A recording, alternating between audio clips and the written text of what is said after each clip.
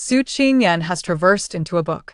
She has become the canon fodder sister of the female protagonist, and she has no desire to oppose the main couple, so she obediently agrees to a marriage exchange. Faced with the affection of her canon fodder in-laws, she cannot help but sigh repeatedly for their tragic fate. To her surprise, they can read her thoughts. Observing her doting canon fodder husband, she muses, "Poor handsome husband of mine, poisoned by his own half-brother, wearing a green hat, raising an illegitimate child, ultimately leading to ruin, alas." Wait a moment, how has the canon fodder husband become a powerful minister? Seeing her kind-hearted mother-in-law, she reflects, "My most wonderful mother-in-law met a most tragic end indeed." Volume 1, Chapter 1. The Green Hat. Su Qingyan finds herself inexplicably transported into a book. Was it not merely a few sleepless nights spent in pursuit of a novel that led to her untimely demise in bed? Even more lamentable is the fact that she has not become the female lead, but rather the prematurely deceased canon fodder sister of the protagonist. Hearing the distant sound of firecrackers, Su Qingyan dons her red bridal veil, supported by a few maids, as she steps out of the Su family estate. At this auspicious hour, let the bride ascend the palanquin. With a resounding call, Su Qingyan's gaze falls upon a pair of long legs ascending the steps, approaching her slowly. Is he not another canon fodder destined for an early demise? Wow! Those long legs are truly captivating. He must possess an impressive physique. Who speaks? Pei Jingchuan halts momentarily, casting a puzzled glance around. It is indeed true that he has but 2 years to live, yet never has anyone dared to utter such words in his presence. What is this talk of canon fodder and captivating? However, as he extends his jade-like hand toward his bride, that peculiar voice resurfaces. Pei Jingchuan's eyes widen this time. He hears it distinctly. The voice emanates from the bride standing before him. Pei Jingchuan. He will wear a green hat and raise an illegitimate child. This cannot be. He is acutely aware that he is marrying under duress from his elders, fully cognizant that this union would leave his future wife a widow. He desires to leave a legacy, a remnant for his parents to hold on to. If he is to support another's illegitimate child, what purpose does this marriage serve? Upon realizing that no one else can perceive the bride's true thoughts, he inexplicably lowers his hand and instead takes hers. At that moment, Su Qingyan feels a weight lift from her heart.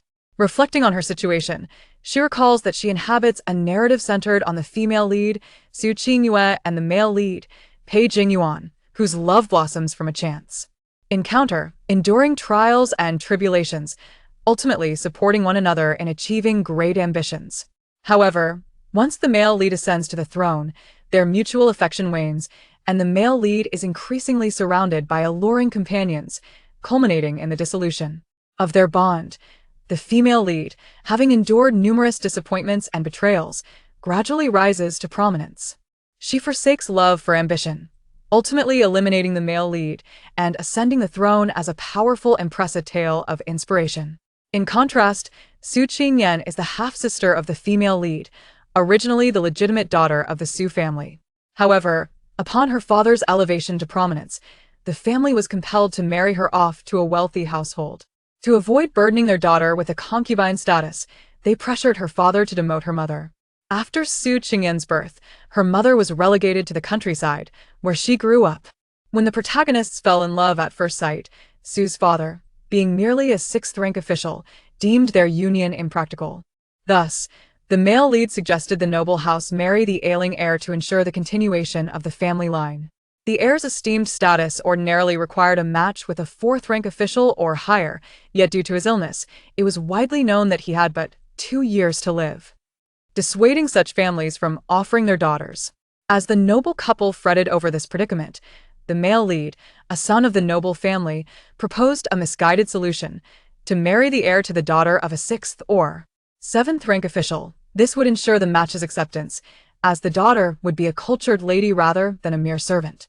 However, they feared that a 6th or 7th-rank official might prioritize their daughter's happiness over offending the noble family. Thus, the male lead further suggested that to compensate, he would marry the illegitimate daughter of the 6th-rank official as his wife. Though he himself was a son of a concubine, having a 6th or 7th-rank official's daughter marry him would still elevate her status, making her family more amenable to marrying their legitimate daughter to the short-lived heir. Su's father was overjoyed, but years of his wife's fierce disposition had left him without other illegitimate children. Thus, he recalled the original protagonist raised in the countryside. The original protagonist was thrilled, yet unaware that the female lead had no desire to marry the heir, fearing it would complicate her secret affair with the male lead, and wished to retain her noble identity. Consequently, she resolved to swap brides on the wedding day. Since the marriage, the male lead had shown no interest in the original protagonist. Over time, resentment grew within her, and upon discovering the affair between the leads, her incessant attempts to sabotage them only served to intensify their bond. Ultimately, she met her tragic end by drowning, branded a thief. Drowning! Just the thought sends shivers down Su Qingyan's spine. She has no desire to perish in such a manner. Thus, she resolves to marry the short-lived heir and, once he passes, abscond with a tidy sum of money. Cough, cough. Madam, we have arrived. As the palanquin comes to rest, Pei Jingchuan coughs a few times before stepping forward to take her hand and lead her into the noble residence. Here it comes, this pivotal moment. I must not reveal the truth. May the forces of fate not compel me to follow the script. I intend to wed the heir, share the bridal chamber, and once he passes, I will become a wealthy widow. Ah, the beautiful life awaits. Just thinking about it fills me with excitement. Of course, I shall mourn him by burning ample paper money and ensuring that his son and I honor his grave each year. Pei Jingchuan. Is my newlywed wife so eager to consummate our marriage? Moreover, she has already mapped out her life after my demise. Other women weep when they learn of their husbands' impending deaths, yet she appears utterly unperturbed, almost gleeful. Pei Jingchuan feels a peculiar sensation in his heart as he leads Su Qingyan to the entrance of the noble residence, where they encounter his half-brother, Zhou Jingyuan, and his bride. Pei Jingchuan recalls the voice he previously heard, instinctively glancing at his half-brother's bride, his gaze inadvertently falling upon her abdomen. She is already with child, sparing him the burden of wearing a green hat, yet the shame shall now fall upon his half-brother. This cannot be allowed to transpire. As he grapples with how to intervene, Pei Jingyuan suddenly exclaims, "Elder brother, do not miss the auspicious moment for the ceremony. We must proceed without delay." He gently pulls his bride behind him and hastily crosses the threshold. Oh, dear. Why does the heir linger? Pei Jingyuan is eager to wed Su Qinghua. Surely he has not realized the bride has been mistaken. At that moment, Su Qingyan's inner voice resurfaced. Volume 1, Chapter 2. Entering the bridal chamber. A family of 3 reunited? Is the child in the belly of the Su family's legitimate daughter actually my half-brother's? Pei Jingchuan was momentarily taken aback, his heart tumultuous like raging waves, struggling to find calm. "Young master, it's time to enter," a nearby servant urged, fearing the auspicious hour would be missed. Pei Jingchuan lowered his gaze, his thoughts heavy as he slowly led the bride into the grand hall. The hall was jubilant and bustling, filled to the brim with guests who had come to celebrate. The sounds of congratulations and blessings rang out incessantly. The 2 couples bowed in the hall, and as the officiant announced, "Send them into the bridal chamber," Pei Jingyuan visibly relaxed. This subtle change in his expression was keenly observed by Pei Jingchuan, who lowered his eyelids, a shadow of darkness crossing his gaze. It seemed he must investigate this matter of the bride exchange thoroughly to discern what his half-brother was scheming behind the scenes and why. As night fell and the guests of the duke's residence departed, Su Qingyan felt a surge of anxiety as she awaited Pei Jingchuan in the bridal chamber.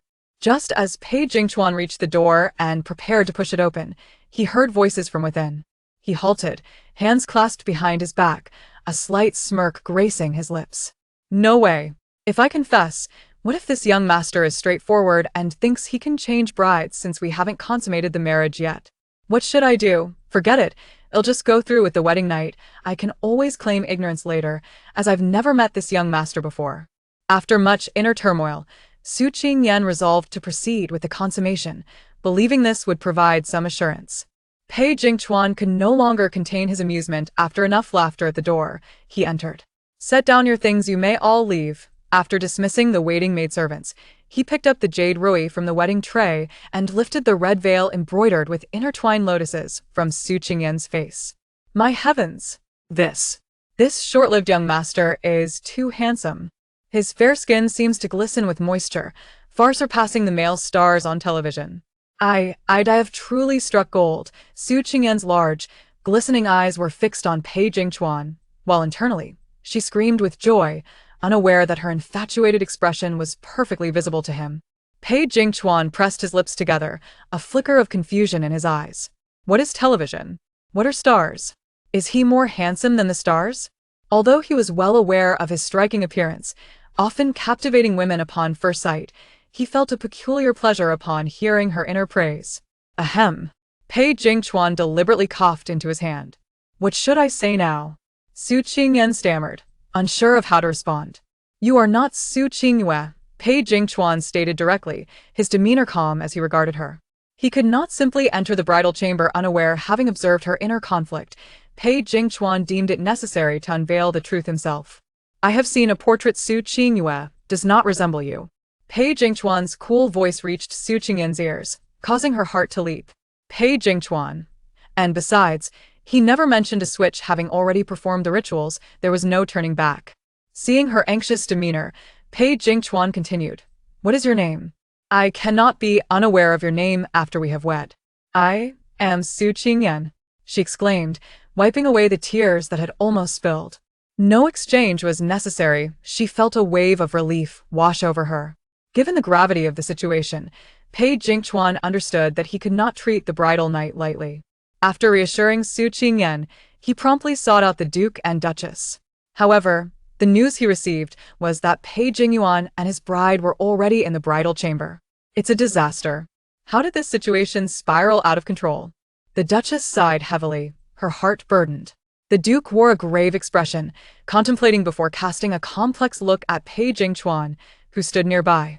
He inquired, Jingchuan, do you have any thoughts on this matter? A sixth-rank official's daughter cannot possibly match your status. I believe if you are dissatisfied, you could demote her to a concubine.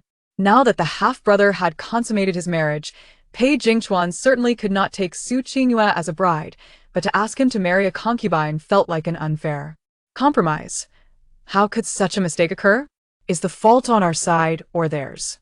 Could it be that this concubine harbors deep schemes too? The Duchess could not suppress her conspiratorial thoughts, speculating if the Su family favored the concubine to seize wealth and status. I certainly sent the portrait, Pei Jingchuan remarked, prompting an immediate realization from the Duchess. The Duke, having caught onto the crucial point, wore a complex expression, understanding that the situation was far from simple. It is late since we have made an error. We shall leave it as is for now. After all, my son does not wish to burden another young lady.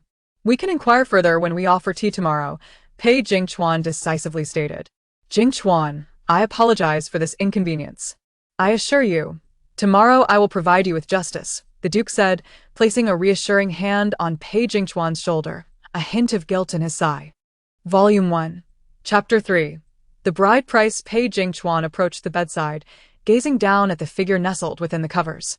Her delicate features resembled that of a porcelain doll, and her long lashes cast gentle shadows upon her fair complexion. Her crimson lips bloomed like petals in full bloom, and in the tranquil silence, he could discern the soft rhythm of her breathing. Wasn't this meant to be the bridal chamber? Yet here she lay, utterly oblivious in slumber. Pei Jingchuan couldn't help but chuckle softly, shaking his head.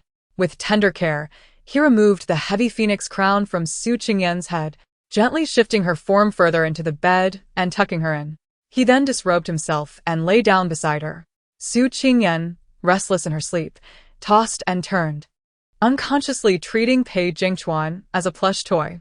She wrapped her arms around his waist, nuzzling against him, her soft lips grazing his neck. In an instant, all fatigue left Pei Jingchuan as he looked down at the delicate woman nestled in his embrace, his breath quickening. It appeared Su Qingyan was dreaming, perhaps indulging in a feast, as she emitted a soft smacking sound. That sound struck Pei Jingchuan like a bolt of lightning, his expression darkening, emotions swirling within his gaze. In her half-conscious state, Su Qingyan emitted a muffled hum, feeling as if she had transformed into a dish being served to be devoured. The warm red drapery, the passionate intertwining of bodies, and the silent glow of the red candles cast a shimmering reflection upon their entangled forms. It was only until the third watch of the night that Su Qingyan finally opened her blurred eyes, fatigue weighing upon her. What is happening? Su Qingyan's heart raced with astonishment as she beheld the handsome face before her, her body aching and weary. She attempted to rise, but with the slightest movement, his actions grew more fervent, overwhelming kisses, leaving her breathless. At that moment, Pei Jingchuan could no longer contain himself. He disregarded her muffled protests until he noticed the tears welling in her eyes, prompting him to soften his approach. The following day, as Su Qingyan dressed, she couldn't help but murmur to herself, was yesterday truly the first time? It felt as though he had no experience at all. I could hardly bear the pain. Surely I might become pregnant this time. I do not wish to endure this agony again tonight. Hearing her words, Pei Jingchuan paused mid-sip of his tea, his expression stiffening. Was she expressing dissatisfaction with him? Admittedly, he had been inexperienced, and from now on, he resolved to be more attuned to her feelings. He approached her gently, saying, I apologize for last night. I will have someone bring you some comfort shortly, and I shall spend the night in the study. You must take care to rest well in the coming days. What a heavenly husband. How considerate he is. I was just worrying he might want to continue tonight. And now he grants me a reprieve.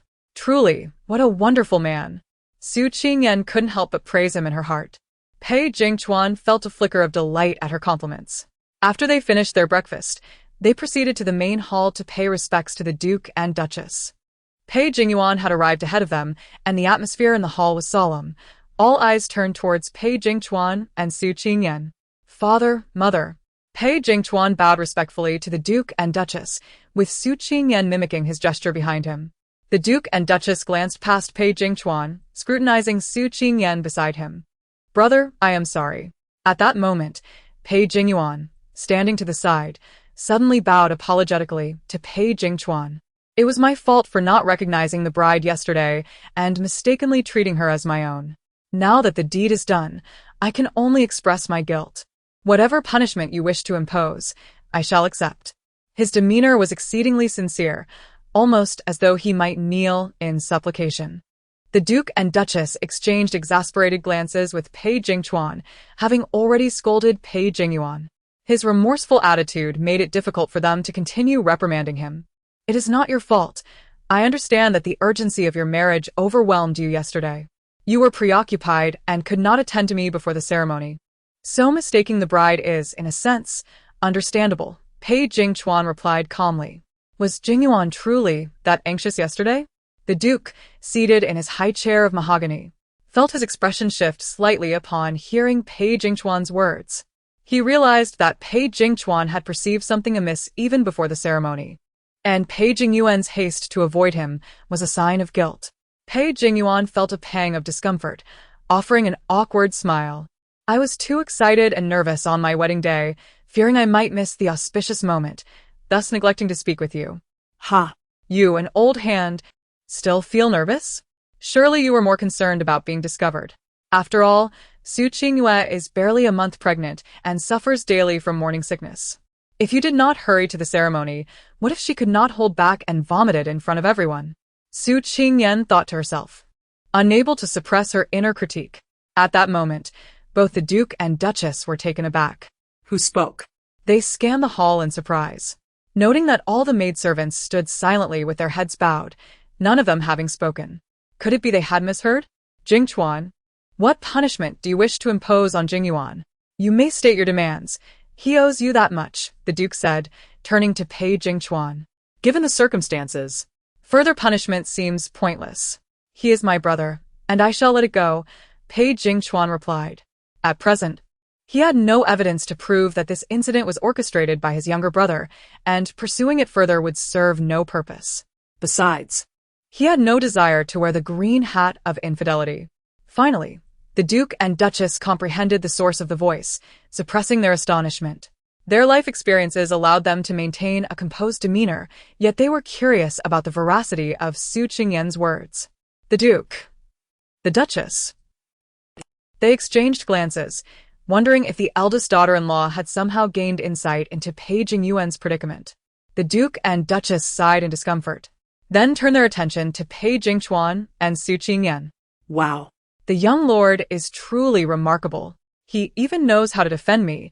He is indeed a wonderful husband. I cannot allow such an extraordinary husband to perish in 2 years. I must find the celestial physician in the book to save him from the poison. What celestial physician? And how could Jingchuan be poisoned when he was merely ill? Could this celestial physician truly save Jingchuan? At this moment, the Duke and Duchess were taken aback once more. Volume 1, Chapter 4. Pregnancy. Pei Jingchuan cast a discreet glance at Su Qingyan, his astonishment profound, rivaling that of his parents. If he were poisoned rather than merely ill. The implications behind it were indeed chilling. Who could possibly have administered such poison without his knowledge? The authenticity of Su Qingyan's claims remained uncertain. Elder brother. That dowry is the personal property of Qingyue and the others, Pei Jingyuan exclaimed, his impatience evident as he turned to Pei Jingchuan. Su Qingyue, equally anxious and unwilling, bristled at the thought of her dowry being bestowed upon a mere concubine. Elder brother, that dowry was prepared by my parents for me. I am the legitimate daughter of the Su family. If you proceed in this manner, it would surely breach propriety, Su Qingyue stated candidly. What? Lord Su is being compelled to demote his wife and remarry?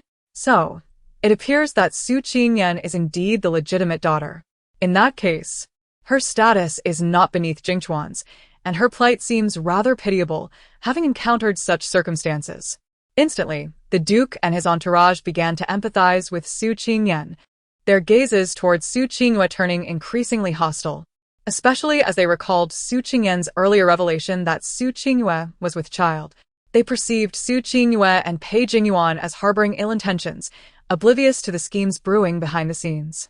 Thus, the Duchess, her demeanor stern, declared, "You seem unperturbed by the improper union and the subsequent arrangements. Let the dowry remain unchanged. Consider it a compensation and an apology to the heir." Su Qingui, chastised by the Duchess, pressed her lips together in discontent, replying, "Yes, mother." Subsequently, a servant presented the round silk handkerchiefs belonging to Su Qingyan and Su Qingyue. Upon seeing Su Qingyan's handkerchief, the Duchess nodded in satisfaction. She exchanged a glance with the Duke and said, "My lord, I wish to summon the family doctor to examine both of my daughters-in-law and regulate their health. After marriage, my greatest concern is the issue of progeny." Upon hearing this, the Duke realized this was an opportune moment to ascertain whether Su Qingyue was indeed pregnant. He concurred with the Duchess, saying, "Madam, please make the necessary arrangements." Su Qingui, upon hearing this, immediately felt a surge of anxiety and glanced desperately at Pei Jingyuan. Pei Jingyuan offered her a reassuring look before addressing his mother. "Mother, Qingyue's health is perfectly fine. She was examined before the marriage, and it was confirmed that she possesses a constitution conducive to conception. You shall soon have a grandchild." "Oh dear, how cowardly." Su Qingyan chuckled inwardly, observing the concealed tension on Pei Jingyuan and Su Qingyue's faces. The Duchess's countenance darkened, and she retorted, "It is merely a re-examination. There is no loss involved. The Su family is one thing, but now we are in the Duke's household. Are you fearful of something? Mother, you misunderstand," Pei Jingyuan stammered, anxiety creeping into his voice. "It is over. It is indeed over. There is no escaping now. Su Qingyue will surely feign faintness. Oh. No, she will pretend to have a stomach ache. She certainly will not allow the doctor to examine her." Su Qingyan mused with glee. The Duchess furrowed her brow, yet before she could speak, they witnessed Su Qingyue clutching her abdomen in apparent agony, exclaiming, "Mother, I believe I overindulged at breakfast. I need to excuse myself." The Duchess thought, "She is surely feeling guilty." Both the Duke and Pei Jingchuan shared her sentiment, their brows furrowed in disbelief, convinced of Su Qingyan's unspoken critiques. It seemed evident that Su Qingyue had been involved with Pei Jingyuan prior to their marriage, and this exchange of spouses might very well be their devious scheme. Having known Pei Jingyuan for many years, they had always regarded him as a dutiful and respectful son. They never imagined he would resort to such treachery. What could his motives possibly be? What was he scheming? Particularly for Pei Jingchuan. His suspicions about Pei Jingyuan ran deeper than those of the Duke. His naturally suspicious disposition even led him to wonder if his own poisoning could somehow be connected to Pei Jingyuan. After all, should he perish, Pei Jingyuan would be the sole heir to the Duke's estate. With the conversation having reached this critical juncture, The Duchess saw no reason to further retain Su Qingyue, convinced in her heart of the truth regarding her premarital pregnancy. After Su Jingyuan and Su Qingyue took their leave, the Duchess called Pei Jingchuan aside. "My dear, your second brother harbors a complex mind. You must remain vigilant. Do not worry excessively about your health, for I shall seek out a skilled physician, and you shall surely enjoy a long and prosperous life." "Mother, do you know something?" Pei Jingchuan inquired. His brow furrowed in confusion as he gazed at the Duchess. Could she also hear Su Qingyan's thoughts? The Duchess met Pei Jingchuan's gaze, and they exchanged a knowing look. "You can hear it too?" the Duchess asked, her eyes widening in surprise. "Yes, but let's keep this to ourselves," Pei Jingchuan replied with a nod. "Since you can hear it, I believe the Duke has also heard it. His expression earlier was somewhat off," the Duchess remarked, recalling the Duke's demeanor. "Father is not merely my father. He may find himself in a difficult position. I shall not intrude upon him with these matters." "Humph. Were it not for him fathering a bastard, we would not be embroiled in such troubles today," the Duchess huffed in irritation. For years, that woman had remained in the back courtyard, behaving modestly and not vying for favor. Thus, the Duchess had chosen not to pursue the matter further. Pei Jingyuan, the illegitimate son, had been well-behaved since childhood. She had fulfilled her duties without bias, yet she never anticipated he would scheme against her own son. "Mother, rest assured, I will handle this matter properly," Pei Jingchuan reassured the Duchess. Volume 1, Chapter 5. Never drink. That country girl possesses a beguiling charm. "Managing to ensnare your brother in such a manner," Su Qingyue remarked with displeasure. She had initially presumed that someone like Pei Jingchuan would be furious upon discovering the bride's blunder, yet it appeared that it had not affected his union with Su Qingyan. It seemed that Su Qingyan's beauty had cast a spell. Although she recognized her own attractiveness, she acknowledged that Su Qingyan surpassed her. The latter had merely been too impoverished previously to adorn herself, which rendered her less striking. During yesterday's wedding, however, with her meticulously crafted attire and headdress, Su Qingyan's beauty was undoubtedly revealed. "It appears the preparations made prior will come in handy," Pei Jingyuan said with a somber expression. "Young master, what brings you here? Did we not agree that you would be in the study tonight?" Su Qingyan exclaimed in surprise upon seeing Pei Jingchuan enter. He observed her astonishment, noting the remnants of pastry on her lips, which he found endearing. He smiled gently. "It is still daylight, my lady. Do I seem unwelcome?" "And no, young master, you misunderstand. I am most welcoming." Su Qingyan hurriedly waved her hands in denial. "At present, you are my greatest support in this marquisate. How could I dare to be unwelcoming? Besides, as a girl without a caring father or mother, I must rely on my husband after marriage." Her eyes twinkled mischievously. "I merely fear you may wish to exert yourself again. After all, no one anticipated that, despite your premature fate, you possess such remarkable vigor. If you were to exert yourself as you did last night, I fear I might be bettered come morning." Pei Jingchuan. Is she implying that he overexerted himself last night? He felt a tinge of embarrassment and replied, "I merely came to inform you that I shall be rather busy in the coming days and may need to stay in the study. You should take this time to rest." He was not unsympathetic. He simply wished to grant her a brief respite. At present, he could not share a chamber with her, for he feared he might lose control. A fleeting blush crossed his face. It was the first time a woman had spoken of his attentions in such a way, and it felt rather peculiar. "Young master, your medicine has arrived," a voice called from outside. "Very well. Bring it in," Pei Jingchuan replied calmly. A young servant, seemingly earnest, entered with a tray bearing a bowl of dark, murky medicine. For the past 2 years, Pei Jingchuan had been consuming these tonics daily to improve his health. Though the effects were minimal, he had never ceased taking them. "Oh, dear. You must not drink that," Su Qingyan exclaimed, her heart racing. "That concoction has been tampered with. If you consume it, even if I demand your attention daily, you shall find yourself powerless, and you will never bear your own children." She recalled reading that on the very day after the wedding, the male protagonist had someone administer a sterilizing potion to Pei Jingchuan to ensure he could not engage with women. Pei Jingchuan's hand trembled slightly beneath his sleeve, and his gaze flickered with alarm at the mention of a sterilizing potion. Who could be so malicious as to poison him in such a manner? Young master, you should drink it while it is hot. The physician has stated that the effects are best when consumed warm. The servant urged as Pei Jingchuan hesitated to take the medicine. The second son had insisted that he personally oversee the young master consuming the entire potion, and the servant dared not disobey. Set the medicine down and leave. I will summon someone to clean up shortly, Pei Jingchuan commanded coldly. Young master, I shall wait until you finish before removing it, to spare you the trouble of summoning someone else, the servant insisted earnestly. Hearing this, Pei Jingchuan grew increasingly suspicious. The medicine must be compromised. Just as he was about to reprimand the impertinent servant, Su Qingyan's voice interjected. It would be futile to dismiss him. If you do not drink it in his presence today, his master will surely have you poisoned again. You might consider feigning consumption. Once he departs, you could induce vomiting, and the effects would not manifest immediately. Pei Jingchuan. Upon reflection, her suggestion held merit. With enemies lurking in the shadows, avoiding today did not guarantee safety tomorrow.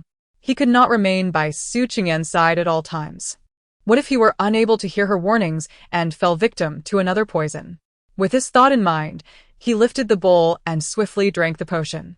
He could sense the servant's relief as he obediently exited with the empty tray. As soon as the door closed, Pei Jingchuan feigned discomfort and rushed to the spittoon, retching.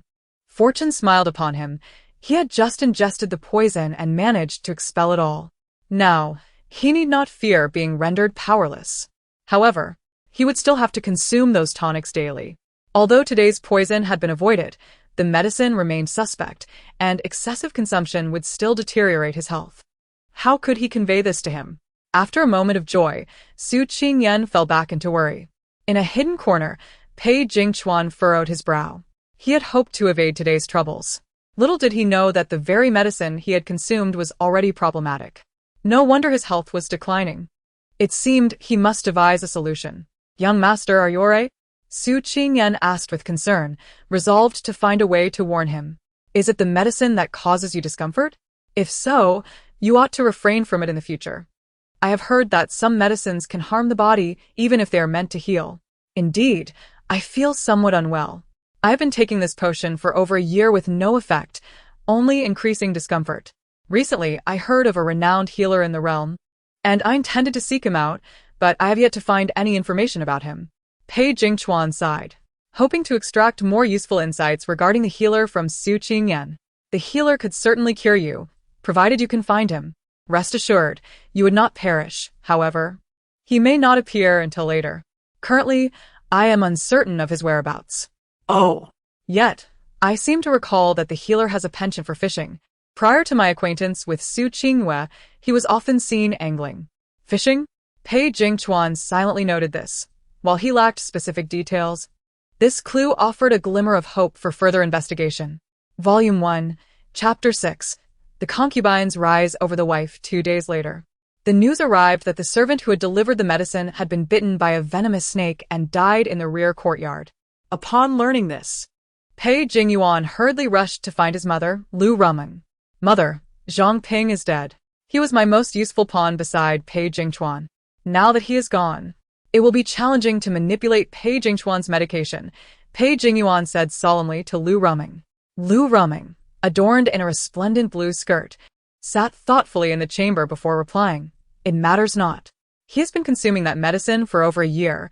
His body is likely already deteriorated. Ceasing the medication now merely delays the onset of its effects.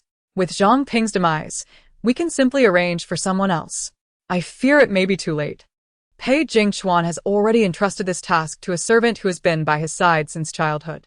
That servant is an orphan with no family, leaving us without any leverage to threaten him. Pei Jingyuan expressed his disappointment. Who says we must rely solely on a servant? No matter how capable that servant may be. Can he rival the influence of a woman? Lu Rumeng smiled slyly. Mother, are you implying? Pei Jingyuan looked at her in confusion. Lu Rumeng gazed deeply into his eyes, chuckling softly. You are already wed. It will not be long before the rear courtyard requires a concubine, particularly for Pei Jingchuan.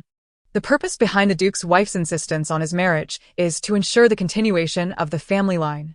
If the young master's wife remains barren, She will surely have to introduce someone into Pei Jingchuan's courtyard. Lifting her teacup, she took a sip and continued, after all.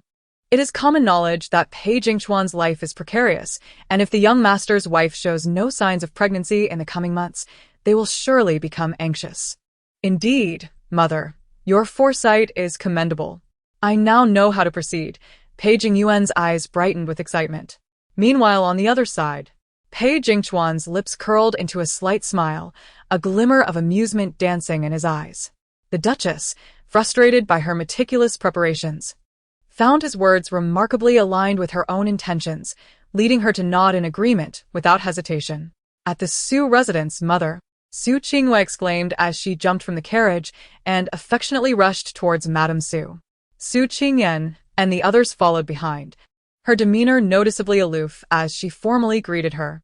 Pei Jingchuan and Pei Jingyuan exchanged brief pleasantries with them. Madame Su, observing the interaction, felt a sense of dissatisfaction towards Su Qingyan. Qingyan, the matter of you taking your elder sister's betrothal is already settled. As your mother, I can no longer admonish you. However, given your lowly status, you must not act too recklessly within the Duke's residence, understand? Do not covet what does not belong to you. Your focus should solely be on serving the young master well. Is that clear? Madame Su admonished with a serious expression. So Qingyan Feigen Gomlian, Vet Ponding. What mother says is true, and offered no further commentary. Madame Su gazed at her expectantly, but Su Qingyan fell silent, causing her mother to feel a surge of frustration.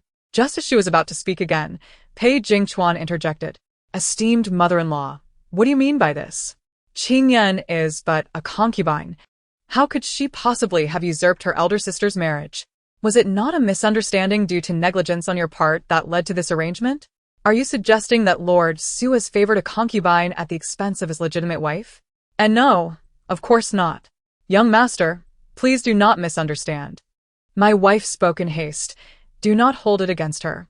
Pei Jingchuan's mention of favoring a concubine left Lord Su trembling, nearly spilling his drink.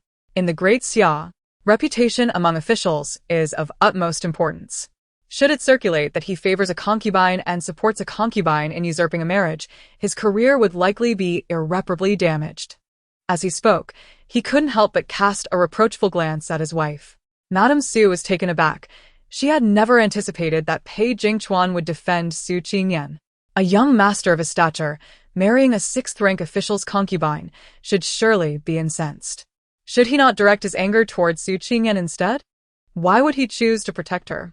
Instantly, a strong sense of resentment surged within her. How could a mere concubine like Su Qingyan dare to usurp her position? Volume 1, Chapter 7. Family discipline. Qingyue was indeed correct. My concern has led to confusion, causing the young master to misinterpret my intentions. I shall take the two sisters downstairs to reminisce while you remain here. Mrs. Su immediately comprehended Qingyue's implication. The two exchanged knowing glances and promptly donned cheerful expressions. Observing this, Pei Jingchuan was about to interject, but Pei Jingyuan preempted him, saying, I happen to have some matters to discuss with my father-in-law and elder brother. Qingyue, it would be beneficial for you and your mother to take a stroll. Upon hearing this, Su Qingyue eagerly rose, grasping Su Qingyan's hand as they made their exit, leaving Pei Jingchuan to halt his intended objection. Very well, I shall find an excuse to step out later. Sister, now it is just the three of us. Surely you do not intend to shamelessly claim the dowry that mother prepared for me? Once in the garden, Su Qingyue's smile vanished, replaced by an expression of haughty disdain directed at Su Qingyan. In truth, Su Qingyan was merely 2 months younger than her. Yet Su Qingyue refused to acknowledge her as the legitimate daughter. In the absence of outsiders, Su Qingyan would not refer to her as mother. Nor did she appreciate Su Qingji addressing her in such a manner. What did you say? Mrs. Su's voice rose in indignation. She had not anticipated that Su Qingyan, this illegitimate daughter, would dare to make such an unreasonable demand. Is your hearing impaired, madam? I requested that you prepare a new dowry for me. Though I am a concubine, I am still to be wed to the young master. Are you not concerned that others might say you are neglecting the Duke's household with the meager dowry you have provided? Su Qingyan spoke Ganli, regarding them with an expression devoid of fear. When she had first arrived, she had been somewhat subdued, aware that one must bow under a roof not their own.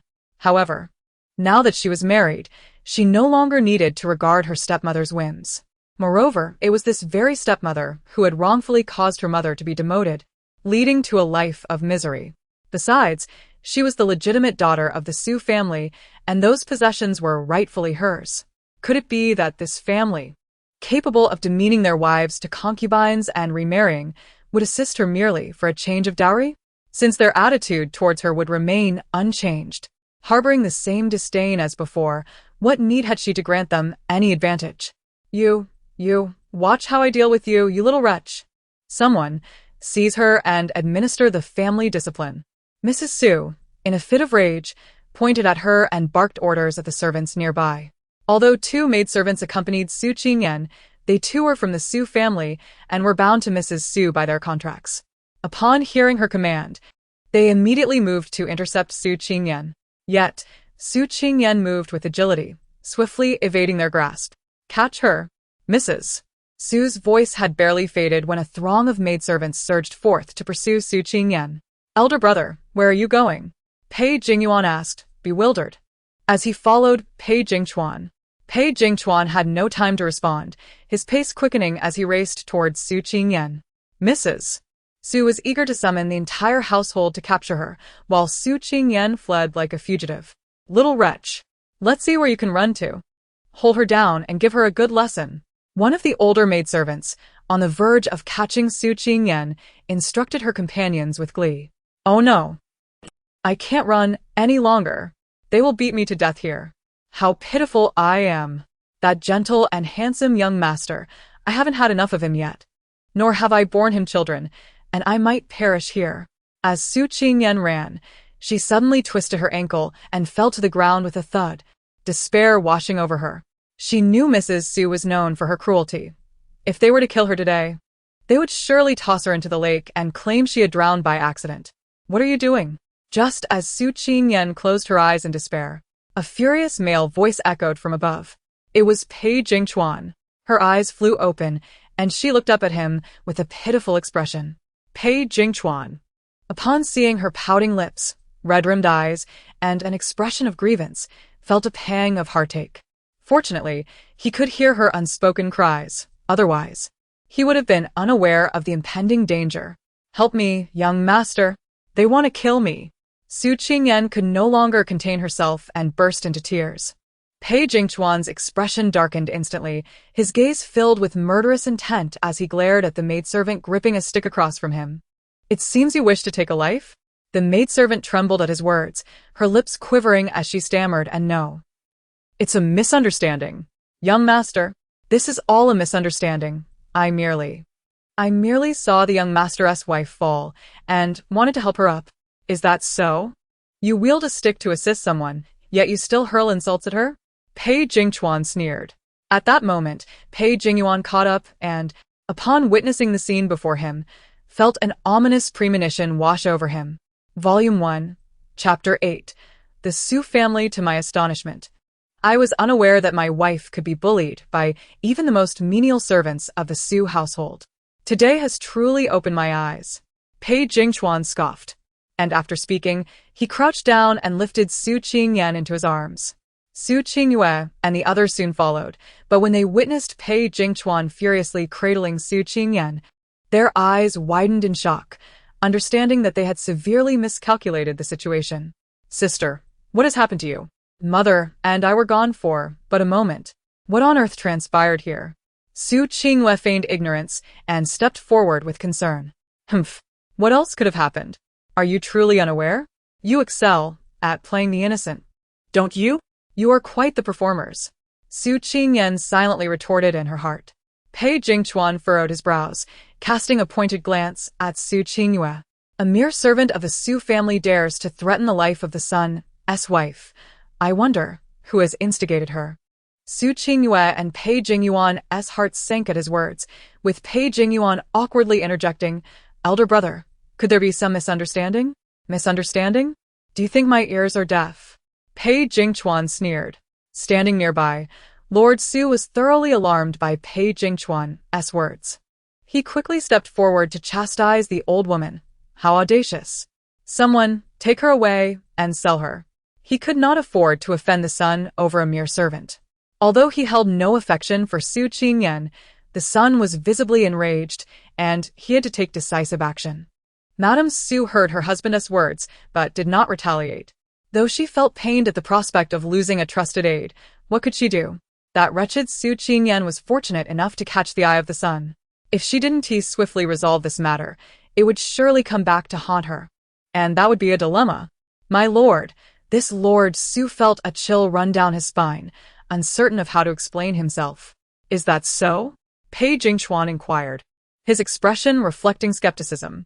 If the son does not believe me, let this troublesome servant explain herself. If she dares utter a single falsehood, I shall ensure her entire family is sold as well. Madame Su forced a smile, while casting a warning glance at the old woman. Upon hearing the mention of her family, the old woman's heart sank. She realized that her fate was sealed today, and if she dared to betray Madame Su, her children would suffer the same fate.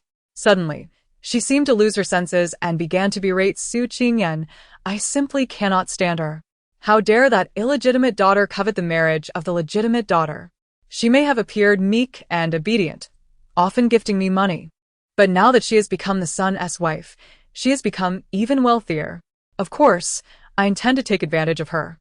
Who could have anticipated that this wretched girl would be so defiant? Before she could finish her tirade, blood trickled from her lips. For Pei Jingchuan had thrown a stone that struck her face. Having overheard Madame Su's threats, he understood that the lives of the old woman's family rested entirely in the hands of the Su family. Today, she would certainly bear the brunt of the consequences. Since he could not take action against Madame Su, he saw no reason to waste any more time. With a cold smile, Pei Jingchuan declared, "A mere servant of the Su household dares to act so brazenly, disregarding the son's wife. It seems we can no longer afford to visit the Su family lightly in the future." "My lord!" Lord Su exclaimed in panic, eager to continue explaining and placating. But Pei Jingchuan swiftly gathered Su Qingyan in his arms and strode towards the exit. "What on earth did you just do?" Pei Jingyuan could no longer contain his anger as he confronted Su Qingyue. Su Qingyue bit her lip in frustration, replying, "We merely inquired about her dowry," not realizing she would become so arrogant now that she is married to the son. Indeed, they had not anticipated this development. Before her marriage, Su Qingyan had appeared timid and meek. They had assumed that pressuring her would yield compliance, but who could have foreseen her transformation? Is she truly unyielding? Does she even fear your mother? Pei Jingyuan questioned in bewilderment. Indeed, she treats us with utter disdain. Mother nearly succumbed to her fury just now. Su Qingui Fu met. Meanwhile, on the other side, Pei Jingchuan placed Su Qingyan into the carriage, gently lifting her skirt to reveal the bruises on her ankle. He retrieved a vial of medicine from the hidden compartment of the carriage, reaching out to apply it to her wounds. "Wu, my lord is truly too kind to me. What a celestial husband, rescuing me from peril and tenderly tending to my injuries. This is far superior to my 2 maidservants. Alas, I have only 2 years left with such a splendid son. I must find that enigmatic healer to ensure his survival." Su Qingyan felt overwhelmed with gratitude at Pei Jingchuan's actions, nearly shedding tears. This was the first time she had felt cared for since entering the story. Hearing her joyful exclamations, Pei Jingchuan couldn't help but smile slightly, but then recalled her earlier mention of her maidservants, prompting him to inquire, "By the way, where are your 2 maidservants? Why are they not here to protect you?" "Their contracts are still with the Su family," Su Qingyan pouted. He had assumed that she held her maidservants' contracts, not anticipating this turn of events. Given the circumstances, it was clear that those 2 maidservants could no longer remain. Let the people of the Su family stay within the Su household. My princely residence lacks for servants, Pei Jingchuan declared sternly. Volume 1, Chapter 9, The Daughter of the Duke's Mansion. Alas, the maidservants let out a cry and fell at the entrance of the Su residence. Su Qingyue and Pei Jingyuan had just emerged from within and, upon witnessing this scene, Su Qingyue's brow furrowed in concern. "Elder brother, please calm your anger." No one anticipated today's events. Who would have thought that such a treacherous maid would exist in the Su household? Father-in-law has dealt with her, and henceforth, No one will dare to treat my sister-in-law in such a manner, Pei Jingyuan reassured him, pulling down the curtain of the carriage as the driver prepared to leave. Initially, he had considered these two maidservants to be the dowry companions of Su Qingyan, thinking that should Su Qingyan fail to bear children, he could elevate them to concubines and secure his own interests. However, given the current circumstances, it appeared that they had already been expelled from the duke's mansion by Pei Jingchuan. Without regard for Pei Jingyuan, she commanded Ingqiu and Chuntao to follow her. Su Qingyan would certainly not be allowed to have an easy time. Upon returning to the duke's mansion, Pei Jingchuan swiftly arranged for two maidservants to attend to Su Qingyan, handing over their contracts to her. From now on, they shall serve you.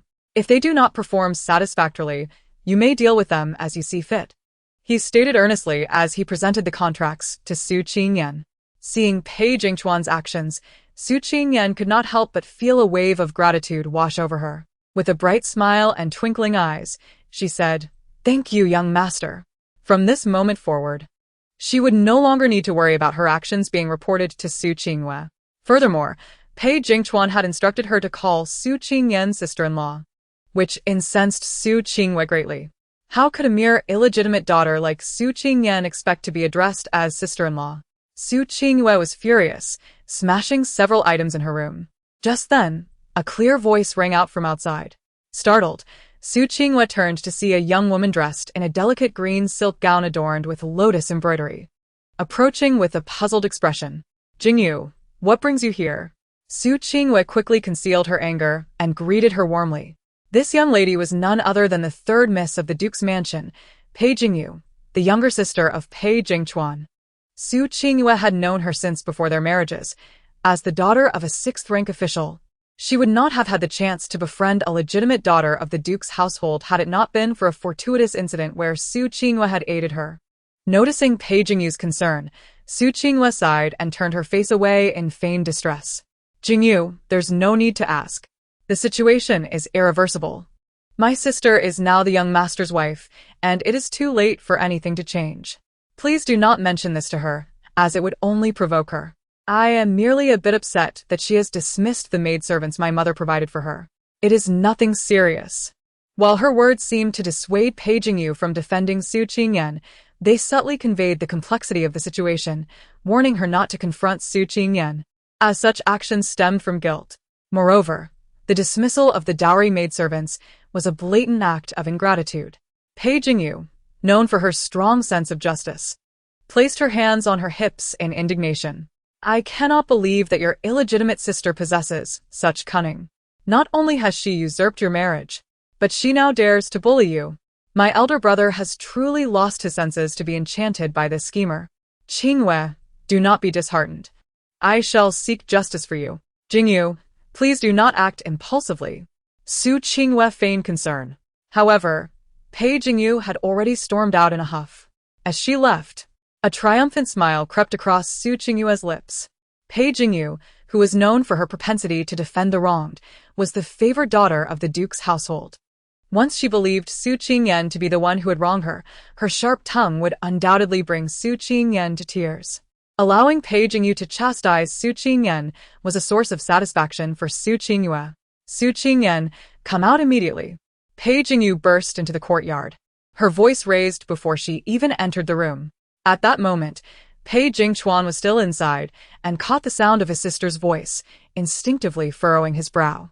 He knew from years of experience that such a tone often signaled trouble. Yet, he was uncertain of the reason behind her ire. "Pei Jingyu, what nonsense are you up to?" Pei Jingchuan stepped out, casting a cold glance at his sister. Pei Jingyu, startled by her brother's presence, stammered, "Elder brother? What are you doing here? Where else would you prefer me to be?"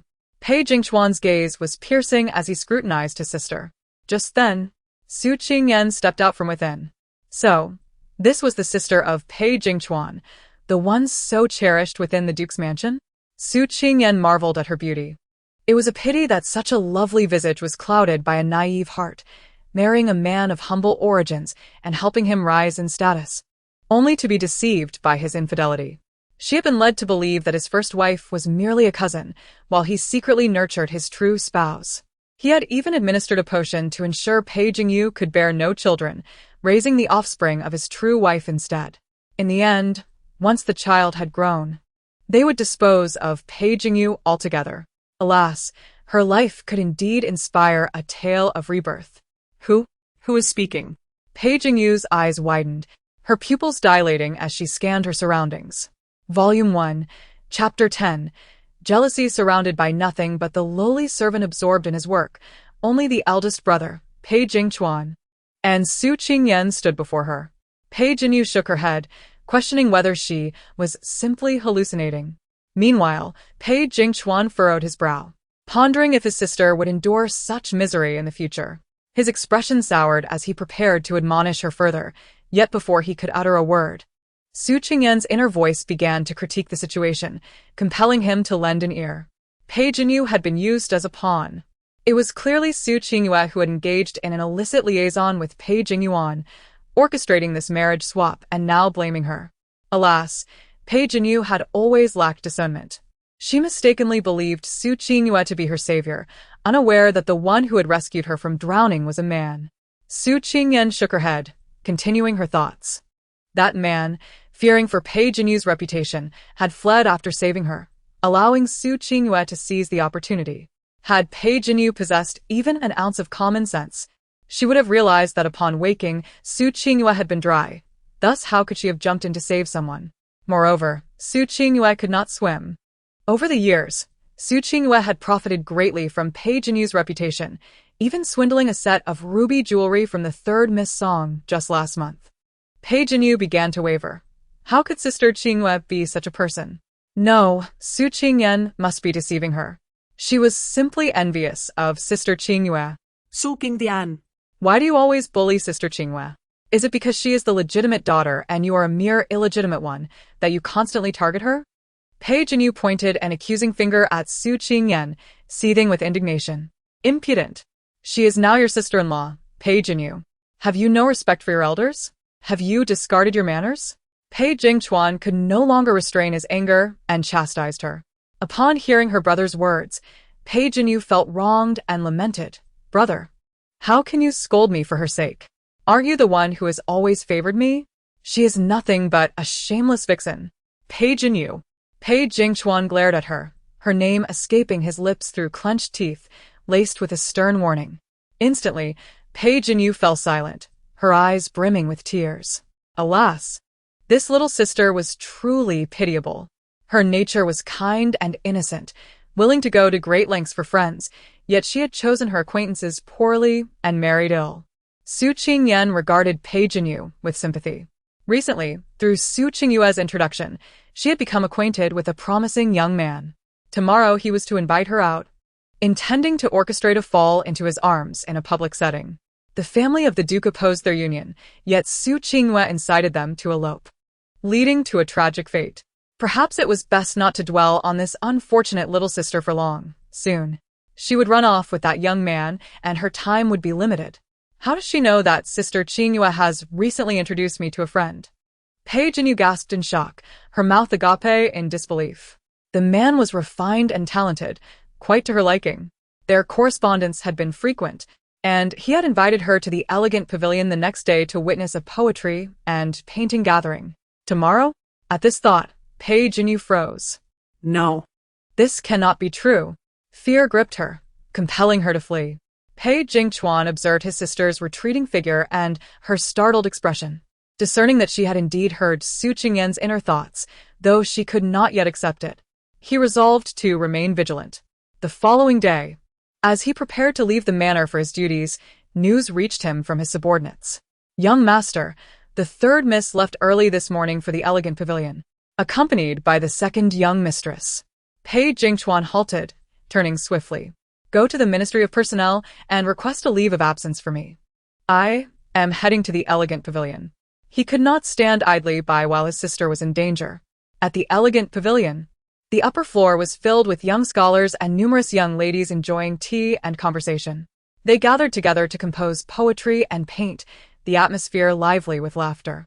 At that moment, Pei Jinyu was captivated by the talent of Lin Yanbang, Su Qingyue's distant cousin, completely oblivious to the thoughts she had heard from Su Qingyan the previous day. Lin Yanbang recited several vivid poems and then began to paint. When his artwork was revealed to the audience, a wave of admiration swept through the crowd. Wow. The woman in this painting is so lifelike. Lin? Your painting skills are exceptional. Skill is secondary. What matters most is the heart. The most challenging aspect of painting is capturing the essence of a person. Without a connection to the subject, one could hardly create such vibrancy. Look. Why do I feel that the woman in Lin's painting resembles someone among us? Really? Who does it resemble? Oh, I think I recall. Isn't that the third miss of the Duke's Manor? Instantly, all eyes turned toward Pei Jinyu, whose face flushed crimson with embarrassment. Please, do not say such things. This is not me. As a young maiden yet to be married, she found it difficult to acknowledge the resemblance. The crowd grew increasingly boisterous, and Pei Jinyu's face burned with shame. Just then, Su Qingyan approached, gently taking her hand. Jinyu, let me take you away from here. As they began to leave, Lin Yanbang's urgent voice called from behind. Jinyu, wait for me. Startled, Pei Jinyu cried out in panic, while Su Qingyan had already slipped away from her side. Just as she feared Lin Yanbang would pounce upon her, she suddenly felt someone pull her back, causing her to stumble momentarily before regaining her balance. Volume 1, Chapter 11. The Authority of the Household Brother. Pei Jinyu cast a glance at the solemn Pei Jingchuan standing beside her and instinctively called out. Pei Jingchuan's brow furrowed. His gaze dark as he glanced at the man sprawled on the ground before turning to fix a cold stare upon Pei Jinyu. If I hadn't pulled you away just now, it would have been you pinned to the ground and kissed by someone. At that moment, I wonder if you would still want to keep that face of yours. Brother, Pei Jinyu felt a shiver run through her, belatedly looking away.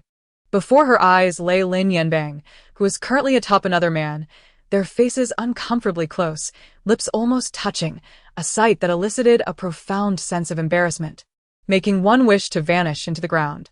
Suddenly, Pei Jinyu realized that had her brother not arrived in time today, she would have been the one in that compromising position. A cold sweat broke out as a wave of unease and humiliation washed over her. Pei Jingchuan, however, paid no heed to her distress, his expression stern as he felt a deep sense of frustration towards his sister, akin to the disappointment one feels when iron fails to become steel. Upon returning home, they fortuitously encountered Su Qingyan, who was accompanying the Duchess of the State to enjoy tea and delicacies in the Flower Hall. Having just endured a scolding from her brother, Pei Jinyu felt a surge of indignation within her. Spotting Su Qingyan, she could not fathom why, but she felt an overwhelming urge to unleash her pent-up frustration upon her. Thus, Pei Jinyu glared at Su Qingyan with her large, expressive eyes and coldly declared, "Humph, you vixen. After deceiving my brother, now you wish to ensnare my mother." Su Qingyan, caught off guard while savoring her snack, looked at Pei Jinyu in utter bewilderment.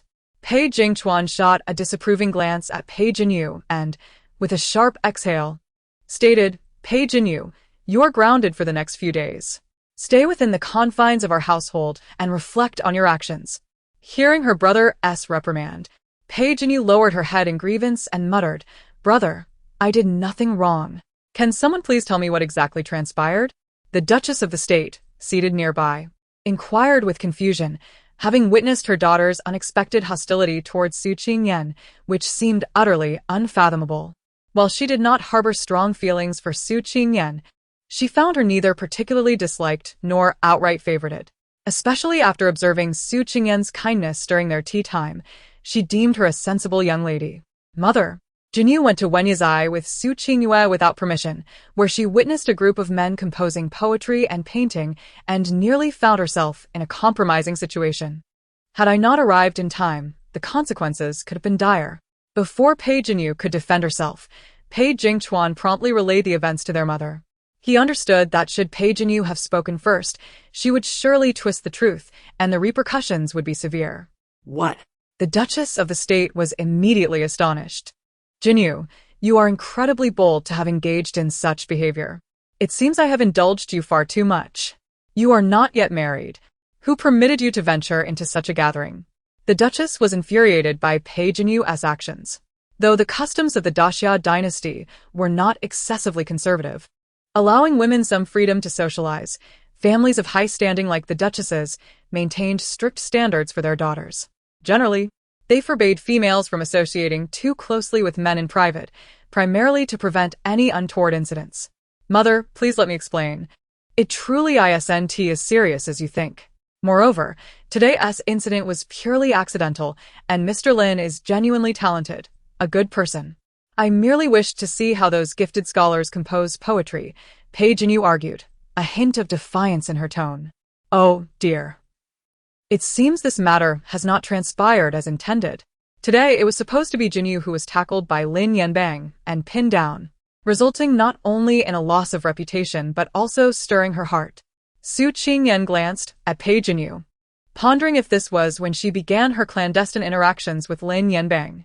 Later, when Lin Yanbang proposed and was rejected, they would, under Su Qingyue's encouragement, find themselves in an inescapable situation, ultimately compelling the Duchess to accept their union.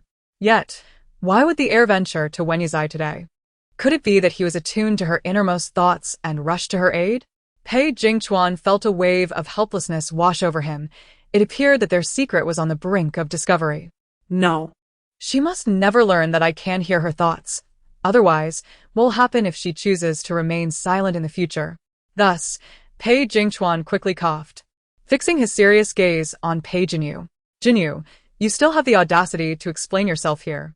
Had I not fortuitously encountered you at Wenyuzai today, your reputation would be ruined, and what future would you have for marriage? Is that so? So it was mere coincidence that the heir found himself at Wenyuzai. However, rescuing her from this moment does not guarantee her safety forever. Today, Lin Yanbang's plot may have failed, but he would undoubtedly devise another scheme. Su Qingyan Mu said. Let me think. Will his next move be to drug himself and then have Pei Jinyu come to his rescue? Indeed, in 3 days, Lin Yanbang will feign an encounter with Pei Jinyu, pretending to be drugged, leading her to take him away, ultimately resulting in her becoming pregnant. What? Pei Jinyu is pregnant. Upon hearing this, it was not only Pei Jingchuan who was astonished and anxious. Even the Duchess of the state nearly fainted from shock. If Pei Jinyu were to become pregnant before marriage, her life would be irrevocably altered. At that moment, Pei Jinyu was taken aback, pondering, could I truly be pregnant before marriage? No, Mr. Lin is not a despicable man. Yet, reflecting on today's events, she shook her head in disbelief. Pei Jinyu found it hard to accept this reality, but recalling Su Qingyan's predictions that had come true, a flicker of fear crept into her heart. Though she harbored some affection for Lin Yanbang, she would never allow herself to be ensnared in such a predicament. Someone, take the young lady away. No one is to let her out without my express permission. The Duchess of the State took a deep breath to compose herself, then sternly instructed the servants nearby. For the next few days, she would ensure that Jinyu did not wander outside aimlessly or encounter that Lin fellow, to prevent any regretful outcomes. Instantly, the Duchess's regard for Su Qingyan increased significantly. She turned to Su Qingyan, smiling as she took her hand in reassurance. Qingyan, you are a good child, and I hold you in high esteem. Jinyu is still young and somewhat naive. I hope you, as her sister-in-law, will look after her. Now, I am entrusting the authority of the household to you. You must learn to manage our estate diligently. The Duchess has entrusted the management of the household to her? Su Qingyan gazed at the Duchess's genuine smile, feeling somewhat incredulous. She thought to herself, just moments ago, I was unjustly scolded by Pei Jinyu without any explanation. Yet the Duchess believes I am sensible enough to be given this responsibility? Oh no, I do not desire this authority over the household. In her previous life, she toiled like a beast of burden, but in this life, she yearned for nothing more than to indulge in daily feasts and revelry, shunning all responsibilities. Su Qingyan fervently shook her head. Moreover, to assume control of the household would be a thankless and exhausting endeavor. If the finances of the estate were insufficient, would it not mean that I would have to supplement the funds myself? I am already impoverished to the point of desperation. I cannot bear to use my dowry to support the Duke's residence. Su Qingyan could not help but mentally voice her grievances. The Duchess and Pei Jingchuan, upon hearing Su Qingyan's inner musings, exchanged glances, both astonished. Shouldn't she be elated at the prospect of wielding authority over the household? Volume 1, Chapter 12. Withholding. In this moment, the room was strewn with shattered porcelain, while the maidservants knelt in trepidation at the side. Su Qingyue, her countenance twisted with fury, sat upon a stool and exclaimed, "Mother, how could you possibly entrust the management of the Duke's household to a mere illegitimate daughter? What qualifications does a girl raised in the countryside possess to oversee the inner workings of the Duke's residence?" Ever since news reached her that the Duchess had bestowed this authority upon Su Qingyan, Su Qingyue had erupted in a tempest of rage within the confines of her chamber. Kneeling nearby, the maid Fangdong, eager to curry favor with Su Qingyue, cautiously remarked, "Madam, please do not be so upset. This future Duchess has spent her childhood in the countryside. Entrusting her with such responsibilities is bound to lead to farcical outcomes. Since the Duchess has chosen to relinquish control, it is clear she will no longer involve herself. If the future Duchess fails in her duties, the authority will surely revert to you." She glanced at Su Qingyue and continued, "Your status as the legitimate daughter, well educated since childhood, far surpasses hers. Simply wait and see as she makes a fool of herself." Fangdong's words struck a chord with Su Qingyue, gradually calming her fury as she contemplated the merit in Fangdong's reasoning. A glimmer of malice flickered in Su Qingyue's eyes as she maliciously declared, "You speak the truth. That rustic girl Su Qingyan hardly knows how to read. I am curious how she will manage such a vast estate. I cannot fathom what mother is thinking by entrusting it to her. In any case, I shall seize this opportunity to relish her humiliation. Perhaps she might even be cast aside by my elder brother." In the study, Su Qingyan wore a furrowed brow, grappling with the responsibilities of household management, as the Duchess had completely washed her hands of the matter, delegating all affairs of the estate to her. Disliking trouble, Su Qingyan opted for a laissez-faire approach, maintaining the existing expenditures and allocations as previously arranged by the Duchess, without making significant alterations. Thus, the various factions within the Duke's household raised no immediate objections to Su Qingyan's stewardship, and she found herself enjoying a leisurely existence, merely needing to review the accounts submitted by the steward each month. Steward Zhou Yi, having learned of Su Qingyan's illiteracy, found himself harboring a sense of superiority, though he masked it well. "I recall that rice is currently priced at only 5 won per jin, while beef, mutton, and fish are merely 30 won per jin. The servants here do not dine on the same fare as the masters. How could expenses be so exorbitant?" Su Qingyan continued, intending only to glance at the accounts, but unexpectedly stumbled upon significant discrepancies. Zhou, taken aback, thought, wasn't it said that the future Duchess is an illiterate commoner? How can she not only read the accounts, but also possess such knowledge of market prices? A cold sweat broke out on his brow. "Madam, the rice and meat at our Duke's residence are of the finest quality, and naturally, they are more expensive than the ordinary. It is not merely the food. Even the pots and pans are of superior quality, hence the monthly expenses accumulate significantly," Zhou explained dismissively. Su Qingji furrowed her brow at this response and, after a prolonged silence, inquired, "I see. Has it always been this way? Could you bring me the previous account books for my review?" Seeing Su Qingyan relent, Zhou felt a sense of relief wash over him, believing he had successfully diverted her attention. He promptly arranged for the previous account books to be delivered. "Steward Zhou, I am rather fatigued today. There are simply too many accounts.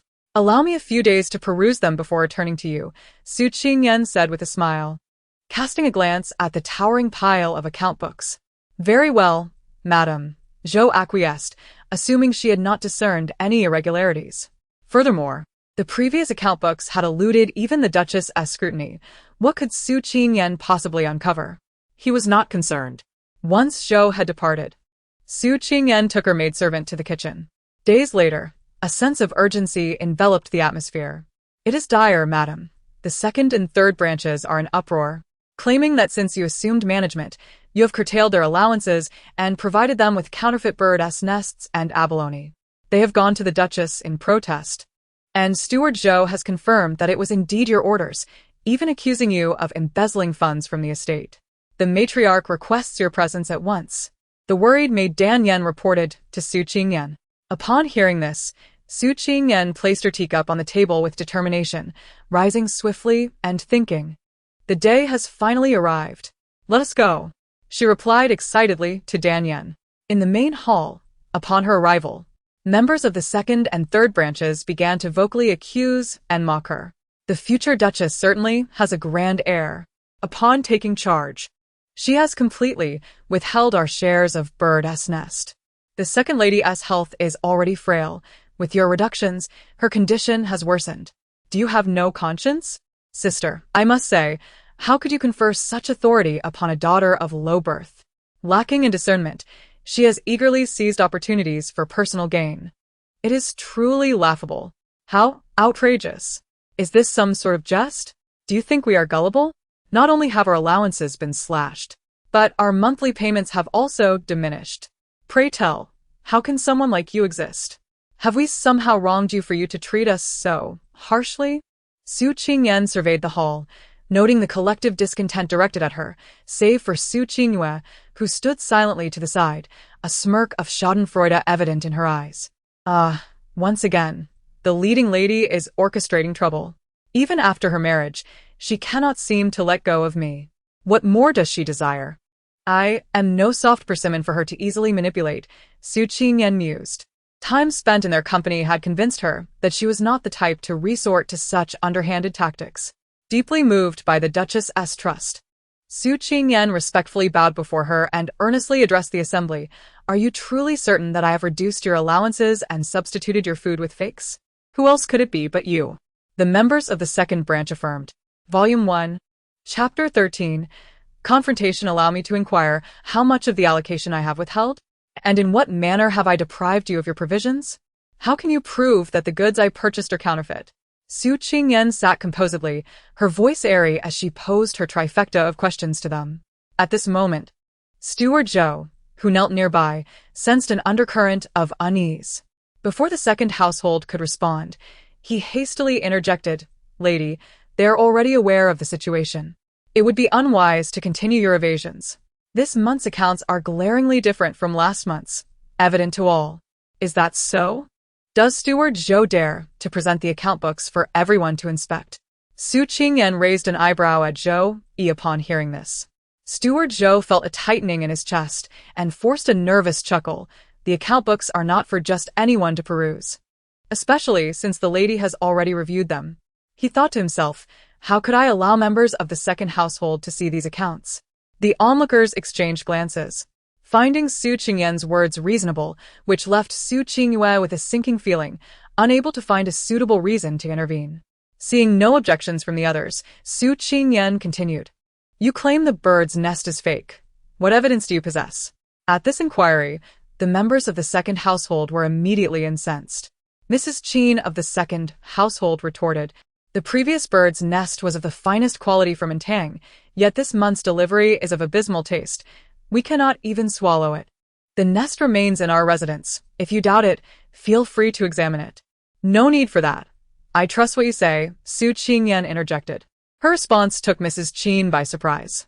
With a serene smile, Su Qingyan approached the Duchess and respectfully asked, Mother, may I have another look at the account books?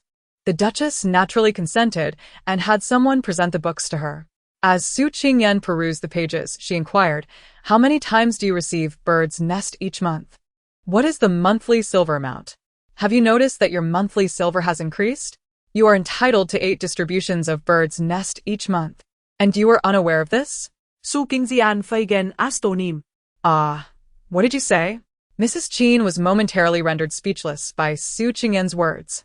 Meanwhile, Steward Zhou was drenched in cold sweat from her revelations. Only then did he grasp the true intent of the lady.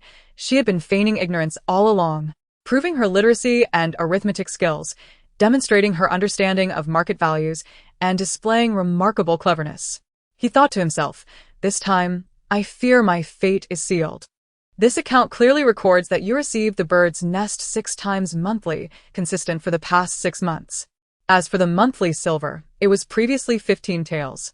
Now it stands at 18, Su Qingyan remarked nonchalantly. Upon hearing this, the crowd was taken aback, particularly Mrs. Qin, who immediately protested, that is impossible. My monthly silver has always been 10 taels. I have never seen 18, let alone 15. And the bird's nest has only been distributed 4 times monthly for the past year, previously just twice. Su Qingyan's lips curled into a slight smile as she continued. This month, I too have only consumed the bird's nest 4 times. Given my previous circumstances, I could not discern quality. However, Steward Zhou has stated that we are from the Duke's household, where our provisions are of the finest quality. Yet, I find this bird's nest quite unpalatable. I have left yesterday's untouched. Bring forth the bird's nest from my chamber for Sister Qin to examine. Could it possibly be from Intang? Before long, a maid presented the bird's nest from Su Qingyan's room to Mrs. Qin. Mrs. Qin took a glance and disdainfully remarked, "How could this possibly be from Intang?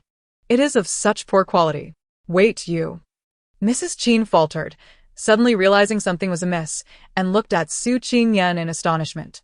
Su Qingyan chúc cờ sốp ti. If I were indeed embezzling as the head of the household, why would I consume such inferior bird's nest? Furthermore, I have only held this position for a little over a month. The irregularities in your bird's nest and monthly silver must have been present long before my tenure. Could it be that you have been misappropriated all along? Her words silenced the doubters in an instant. Who would dare to assert otherwise? The authority over the household had rested with the Duchess 6 months ago, and it was inconceivable that she would engage in theft. If she intended to reduce their shares, she would have issued direct orders that no one would dare oppose. At this moment, the Duchess began to grasp the implications and even contemplated deeper issues. Since assuming her role, few had approached her to voice complaints about food or dissatisfaction with monthly silver. She had regarded the accounts as normal expenditures, never suspecting any discrepancies, and had not scrutinized them closely. She had assumed that the second and third households were entitled to 8 distributions of bird's nest and approximately 15 taels of silver each month, alongside additional benefits, which they had not received. The second household had even believed that having 4 distributions of bird's nest monthly was satisfactory, never realizing they could have received more. If not for Qingyan's incisive observations, they would have remained oblivious. Steward Zhou, having served in the Duke's household for over a decade, had handled these accounts all along. "Spare me, my lady. I was merely momentarily confused. I implore you to show mercy." Steward Zhou begged on his knees, trembling with fear. Her ability to convincingly prove her innocence stemmed from her capacity to comprehend the accounts and detect the anomalies, coupled with her inquiries in the kitchen where she discovered discrepancies, thereby preparing herself thoroughly. Most importantly, she had read books and understood that Steward Zhou was an ardent sycophant of Lu Rumeng, devoted to her interests. Having profited significantly for her over the years, valuing her more than his own life. Lu Rumeng? The Duchess was taken aback upon hearing Su Qingyan's internal musings, realizing that the seemingly unassuming Lu Yinyang was intricately involved in all of this. How utterly unexpected. Volume 1, Chapter 14, A waste of efforts brings Steward Zhou to the Yamen to report to the authorities. Inform the Duke and his family to interrogate him rigorously with severe punishments. We shall uncover the whereabouts of the silver he has embezzled over the years, commanded the Duchess sharply. Since she could not extract the truth herself, she resolved to send him to the Yamen, a place notorious for interrogating criminals. She was confident that the brutal tortures would leave an indelible mark on Steward Zhou's memory. Upon hearing that he was to be sent to the authorities, Steward Zhou panicked. He thought to himself, within the Duke's residence, he could shoulder the blame, believing that the Duchess would show him mercy after his long years of service. However, if he was delivered to the government, he feared he would not endure the consequences. His own demise was trivial, but he dreaded the repercussions it might have on Rumeng. Her life was already fraught with hardship, and the silver must remain undiscovered. In a moment of desperation, Steward Zhou broke free from the grasp of the attendants and hurled himself against a pillar. No. He seeks to end his life. Quickly. Stop him, the Duchess exclaimed, urging her servants to intervene, but they were ultimately a moment too late. Zhou's body slumped against the pillar, blood spilling forth. The attendants, upon hearing the Duchess's command, fell silent, trembling as if standing on the precipice of an abyss. The Duchess nodded in acknowledgement, saying, "Indeed, the parasite has been eradicated. What is rightfully yours shall now be yours." "Oh, how splendid! Thank you, my lady." The members of the second house, led by the Qin family, expressed their gratitude to the Duchess. As she listened to their praises, her gaze fell upon Su Qingyan. With a gentle smile, she grasped Su's hand and said softly, "Your gratitude should not be directed at me, but rather at Qingyan. Had it not been for her, this matter would have left us in ignorance forever. Indeed, we must extend our thanks to the young lady," echoed the Qin family, their earlier hostility forgotten, now filled with appreciation for Su Qingyan. "Qingyan, you have done remarkably well to unearth this long-standing pest in the Duke's residence. Such a feat is no small task." The Duchess, affectionately holding Su's hand, felt increasingly satisfied with her daughter-in-law. Wow. A luminous pearl. Mother, you are too generous. I have never seen a real luminous pearl before. This is a feast for my eyes. Su Qingyan Edgar Lim Zhou Si Li. Meanwhile, Su Qinghua stood nearby, biting her lip in frustration. She had not only failed to undermine Su Qingyan, but had inadvertently garnered the Duchess's favor for her instead. With Zhou's life now lost, she shuddered at the thought of the wrath that would befall her should Lu Yinyang discover this turn of events. The tale of these events swiftly spread throughout the Duke's residence, and before long, Lu Rumeng was informed. She immediately summoned Su Qinghua to her chambers. "You worthless fool! Not only have you failed to achieve anything, but you have also cost me dearly. Do you have any idea how much effort I invested in cultivating Steward Zhou?" Seeing Su Qinghua standing there with a nonchalant expression, Lu Rumeng, in her fury, hurled a teacup at her feet. Over the years, to maintain her lavish lifestyle within the Duke's residence, she had kept a tight grip on Steward Zhou. In essence, he was her financial lifeline. Yet now, Zhou had lost his life while attempting to entrap Su Qingyan on Su Qinghua's behalf, rendering her years of effort utterly futile. Aware of her culpability, Su Qinghua remained silent, standing quietly to the side. "You wretched girl! You are less competent than even a lowly concubine." Lu Rumeng's derision stung Su Qinghua deeply, igniting a surge of indignation within her. Unable to contain herself, she finally shouted. Lu Rumeng cast her a disdainful glance, mocking, "What? Are you upset? Reflect on the events. Do they not illustrate your inferiority to her? My lady, I assure you, I will have Su Qingyan ousted from the Duke's residence. My husband has already administered a drug to the heir, and should Su Qingyan fail to conceive, she will surely be scorned. Besides, I carry my husband's child, which I will soon reveal. At that moment, Su Qingyan shall find herself in an embarrassing predicament," Su Qinghua declared anxiously. "Very well, I shall grant you one more chance. But do not take it upon yourself to dictate matters in the Duke's residence afterward," Lu Rumeng replied, her gaze briefly falling on Su Qinghua's belly, her fury slightly abated. In her heart, Lu Rumeng mused, as long as Pei Jingchuan remains childless, the position of heir will inevitably fall to her son, Pei Jingyuan. No matter how much the Duke dotes on them, he will not allow the Duke's lineage to become extinct. At Qingyu Pavilion, Pei Jinyu had been confined for a full 10 days, and the monotony of her isolation felt like an eternity. She glared resentfully at the lessons for women she was forced to transcribe, feeling increasingly agitated. Copying these texts, what purpose do they serve? I'm nearly bored to death. The previous incident was merely a coincidence. Su Qingyan is no oracle, and she cannot always speak so accurately. I wonder how Lin Gongzi is faring now. She mused, holding a brush, her chin resting on her hand. Mother, are you truly taking me out today? You're not deceiving me, are you? Pei Jinyu exclaimed, springing up from her chair. Miss, it's true. The lady just sent someone to inform you. Please, prepare yourself to accompany her. Xianglan replied, nodding. Wonderful. I can finally go out. A smile lit up Pei Jinyu's face, and after a quick grooming, she excitedly sought out the Duchess. Since the Duchess had listened to Su Qingyan's heartfelt concerns, she had been worried about Pei Jinyu.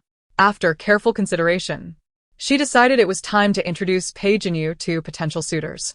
She believed that securing Pei Jinyu's marriage would alleviate her worries.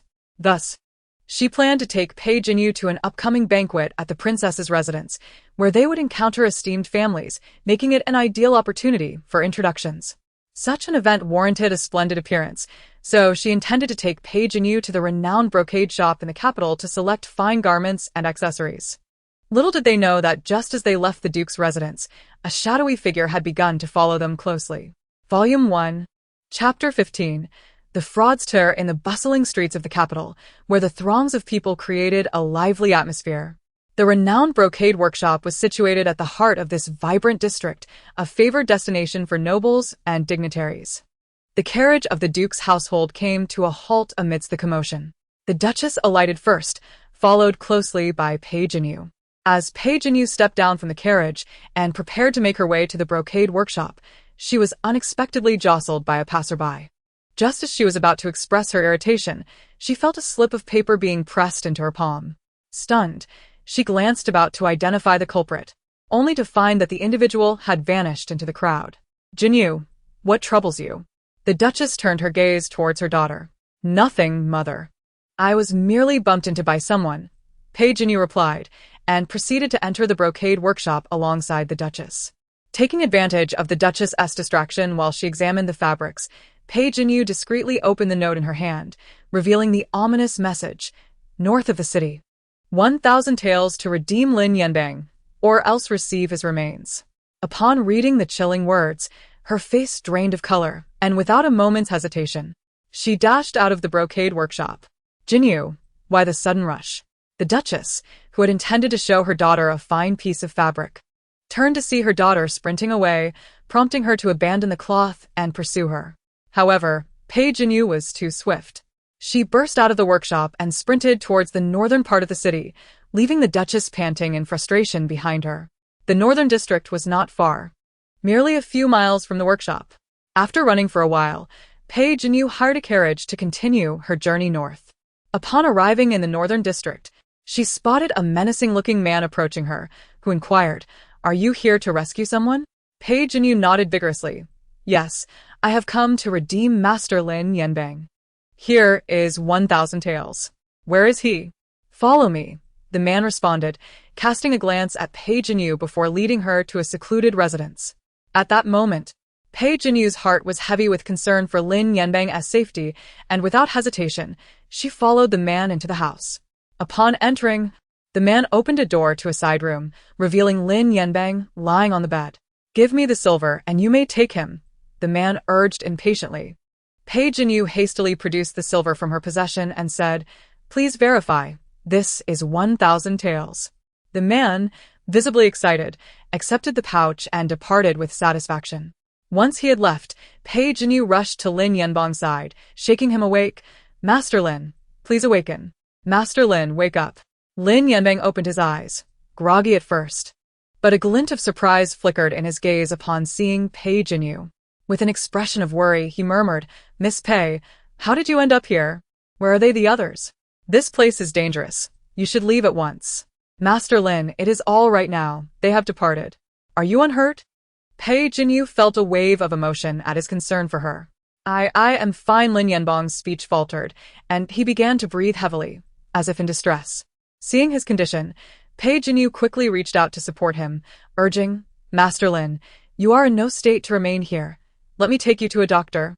"And no, it's unnecessary. I merely..." Lin Yanbang hesitated, appearing reluctant to express his predicament. "What is it?" Page Inu pressed. Avoiding her gaze, Lin Yanbang finally confessed. "They noticed my appearance and forced me to take a drug, intending to sell me to the brothel. I was on my way to take the imperial examination when they captured me.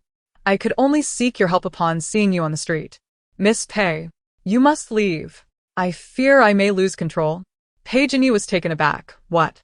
"Master Lin, I shall take you to find a doctor immediately." She resolved not to abandon Lin Yanbang to fend for himself, grasping his arm and leading him toward the exit. Lin Yanbang said nothing further, allowing her to guide him out. Just as they approached the door, he suddenly pulled Page Inu into his embrace. "Miss Pei, I feel I can no longer restrain myself." Lin Yanbang gasped, tightening his hold, his hands beginning to wander. In that moment, Page Inu was truly alarmed.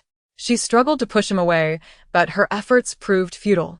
As Lin Yanbang attempted to force her onto the bed, tears streamed down her face in panic. "Master Lin, please let me go." "Don't." "Master Lin, regain your composure."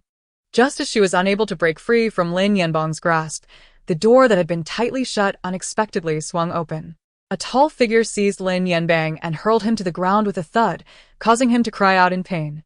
"Brother!" Pei Jinyu exclaimed, startled at the sight of the man who had appeared. It was Pei Jingchuan, clad in a crimson official robe, his expression stern and imposing, instantly chilling the room. Seize him and throw him into the pigsty. Pei Jingchuan commanded sharply. Please, no. Don't throw me into the pigsty. Miss Pei, I beg you, save me. Lin Yanbang, terrified of being cast into the pigsty, sank to his knees in supplication.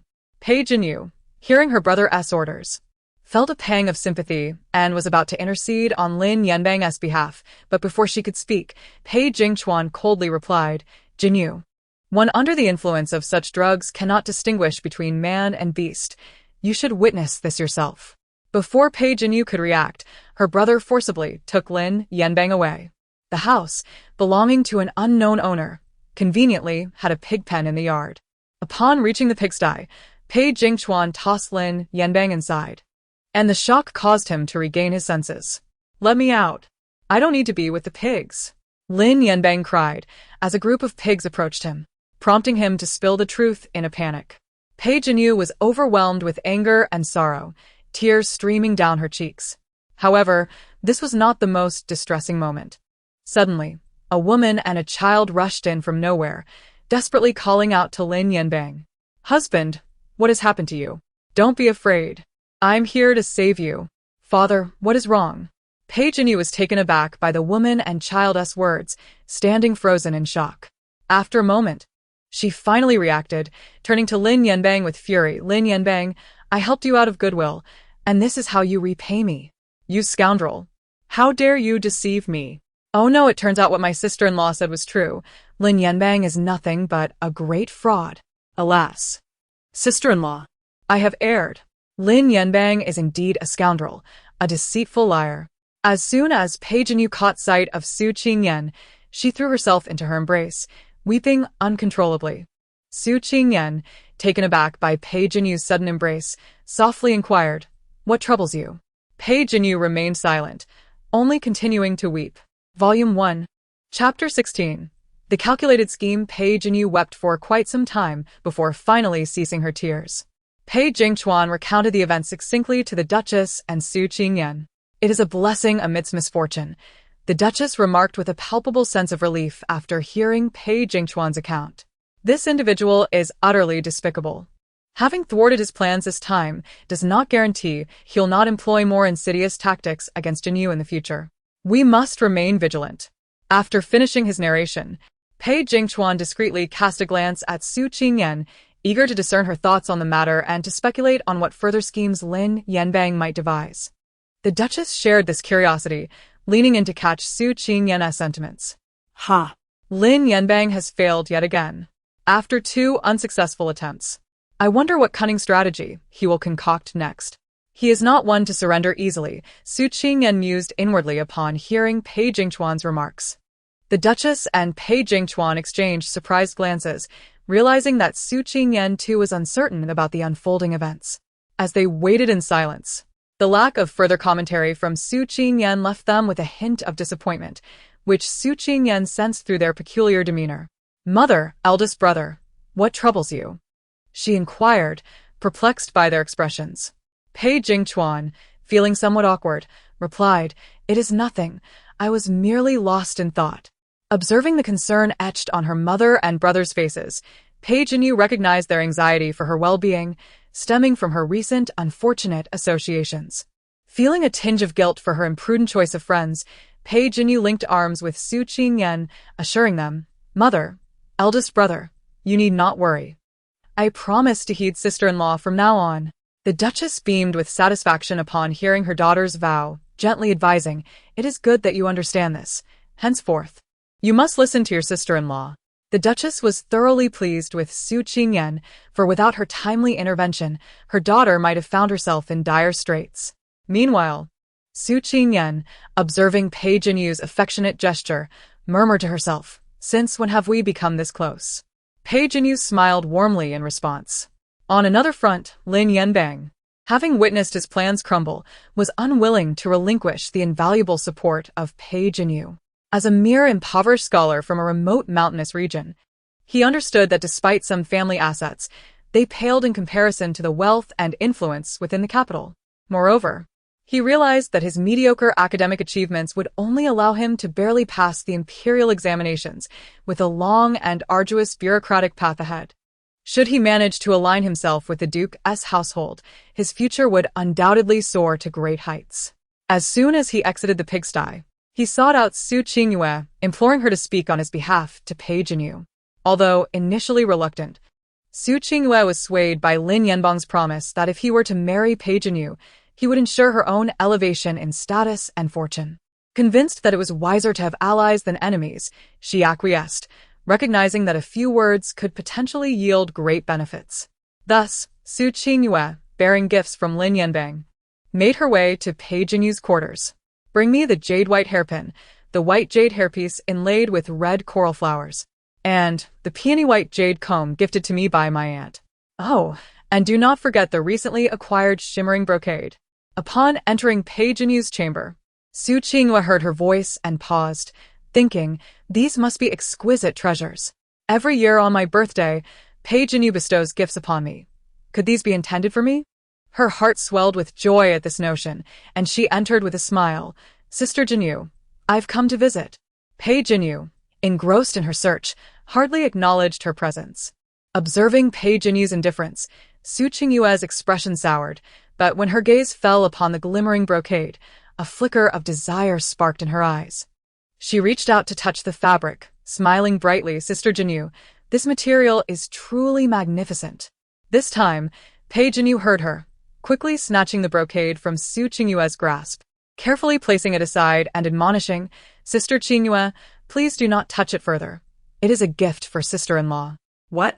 You intend to give it to Su Qingyan?" Su Qingyue could hardly believe her ears. Disbelief surged within her as she turned to Pei Jinyu, questioning, "Sister Jinyu, is this not meant for me?" Pei Jinyu, feeling displeased, responded, "Sister Qingyue, you jest. This is indeed a gift for sister-in-law." Su Qingyue felt as though she had been struck, her mind buzzing as emotions surged within her. Realizing that Pei Jinyu was dismissing her, she stated defiantly, "Sister Jinyu, were you not previously quite disdainful of her? What has transpired to make you treat her with such kindness? Is it because of her?" Upon hearing this, Su Qingyue speculated that Lin Yanbang's failure must have been foiled by Su Qingyan, further solidifying her resolve to assist him. "Sister Jinyu, you have gravely misjudged my cousin. He genuinely cares for you. His marriage was forced upon him by his parents, and he does not cherish her. Besides, the child is not even his. My cousin is a good man. Sister Qingyue, I have witnessed everything firsthand. How can you still defend him?" Pei Jinyu asked incredulously. Initially, she believed Lin Yanbang's actions to be solitary, unaware that Su Qingyue possessed knowledge of the circumstances. Doubts crept into Pei Jinyu's mind as she pondered Su Qingyue's unexpected advocacy. "Sister Jinyu, sometimes what we see with our own eyes may not reveal the whole truth." Su Qingyue sought to elaborate, but Pei Jinyu, feeling exasperated by her presence, dismissed her outright. Recalling her sister-in-law's previous warnings about Su Qingyue's deception, Pei Jinyu's suspicions were confirmed. Su Qingyan, having noticed Su Qingyue, felt a wave of irritation and intended to ignore her entirely.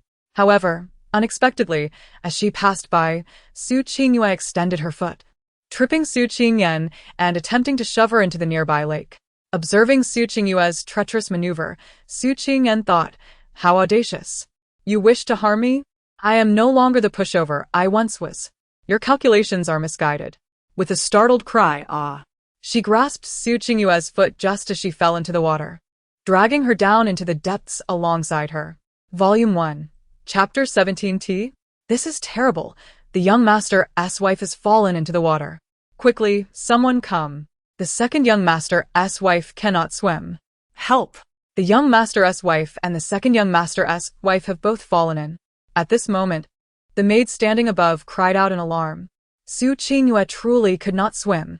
After falling into the lake, she struggled desperately for a few moments, only to see herself gradually sinking. Su Qingtian, however, had no intention of rescuing someone who had deliberately pushed her into the water. She quickly swam aside and then leisurely made her way toward the shore.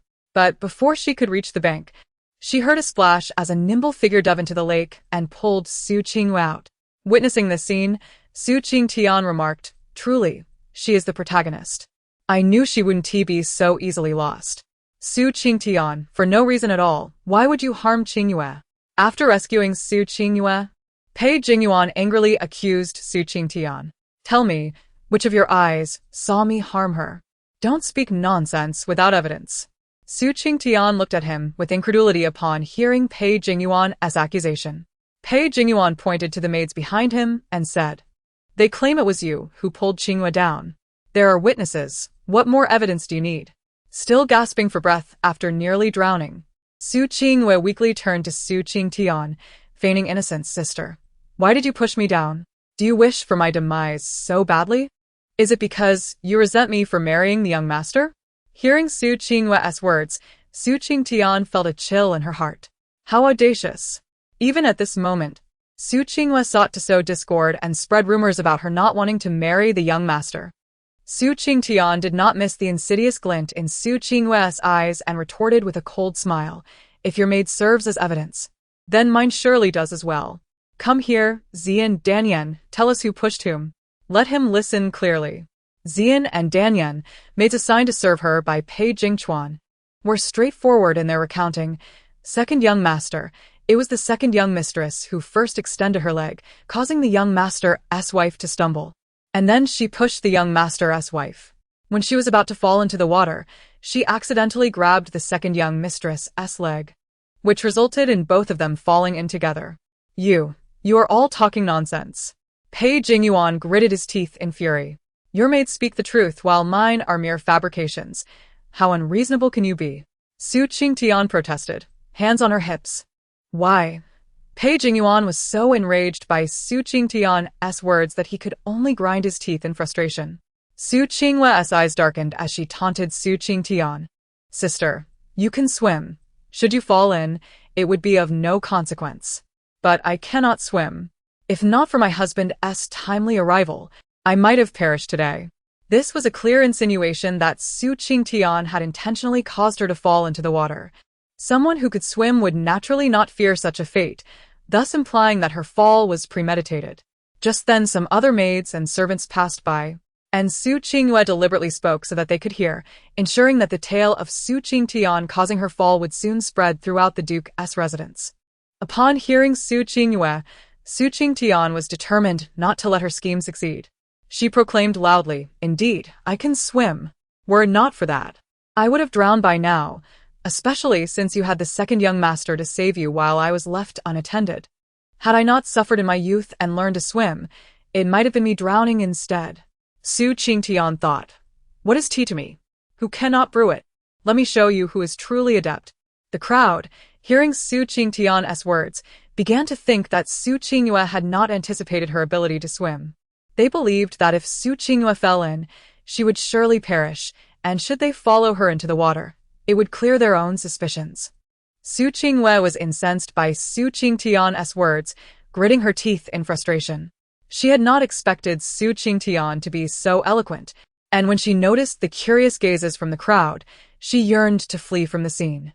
"Husband, I feel rather unwell. Perhaps I've caught a chill. Please find a doctor to examine me." Su Qingyue, fearing that she might be further provoked by Su Qingtian, turned to Pei Jingyuan with a look of distress.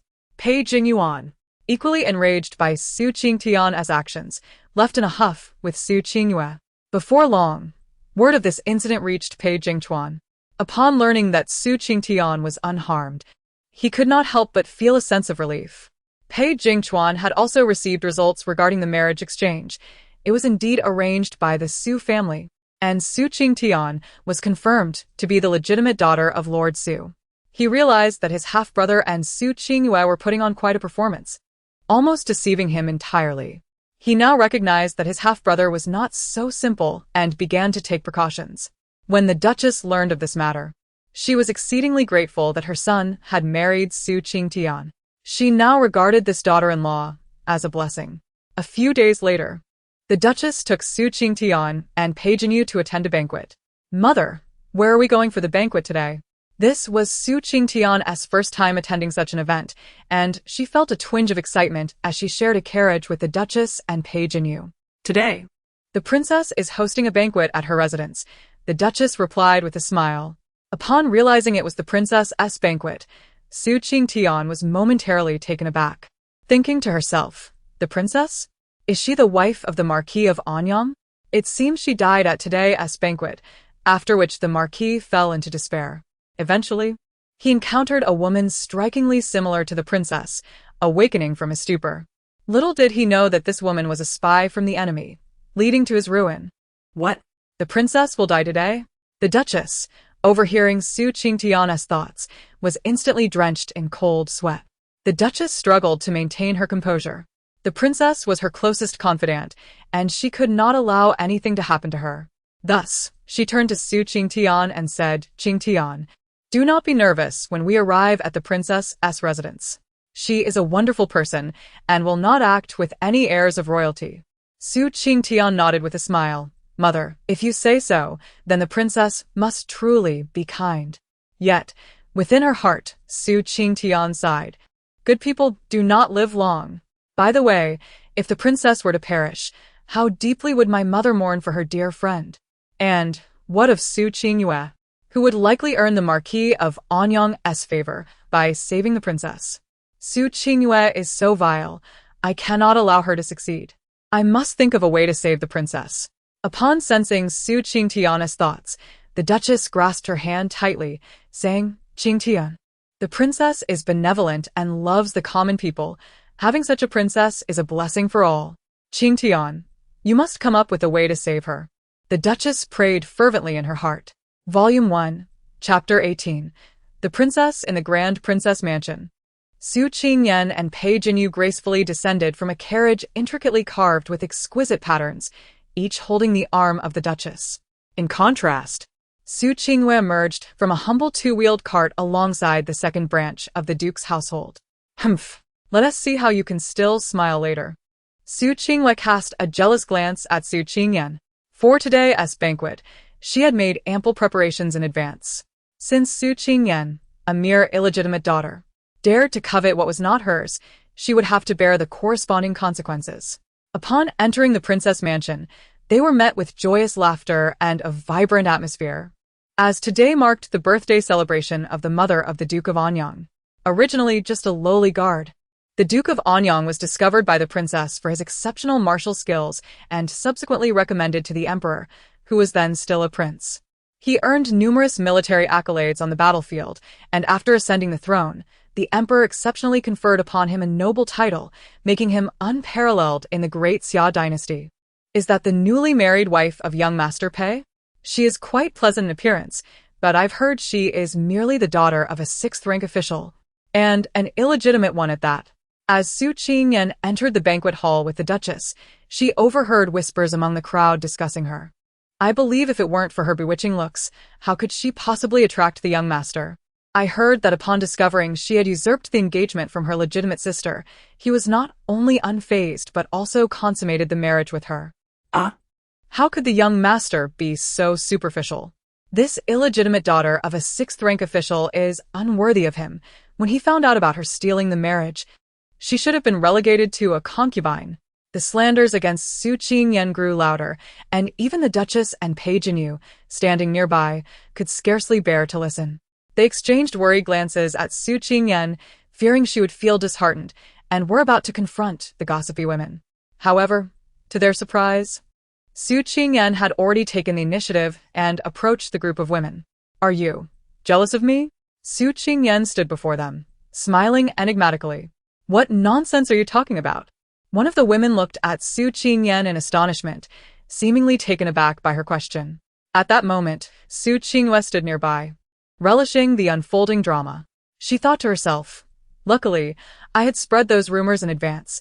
Now everyone believes that it was Su Qingyan who stole the marriage, and her reputation is utterly ruined. Today, she does not shy away from the spotlight, but rather provocatively seeks confrontation with the noble women, effectively weaving her own web of entrapment. I mean, you all gathered here simply to envy me. Su Qingyan reiterated with clarity. That woman scoffed. Jealous of you? You must be delusional. What do you have that we would envy? Of course, you envy me, an illegitimate daughter of a sixth-rank official, for being able to marry the young master, while you esteemed daughters of high families are ignored. Su Qingyan smirked, raising her chin defiantly. She was well aware that although Pei Jingchuan was a fleeting character in the narrative, many noble ladies admired him, despite their parents' disapproval. Indeed, Su Qingyan's words struck a chord with them.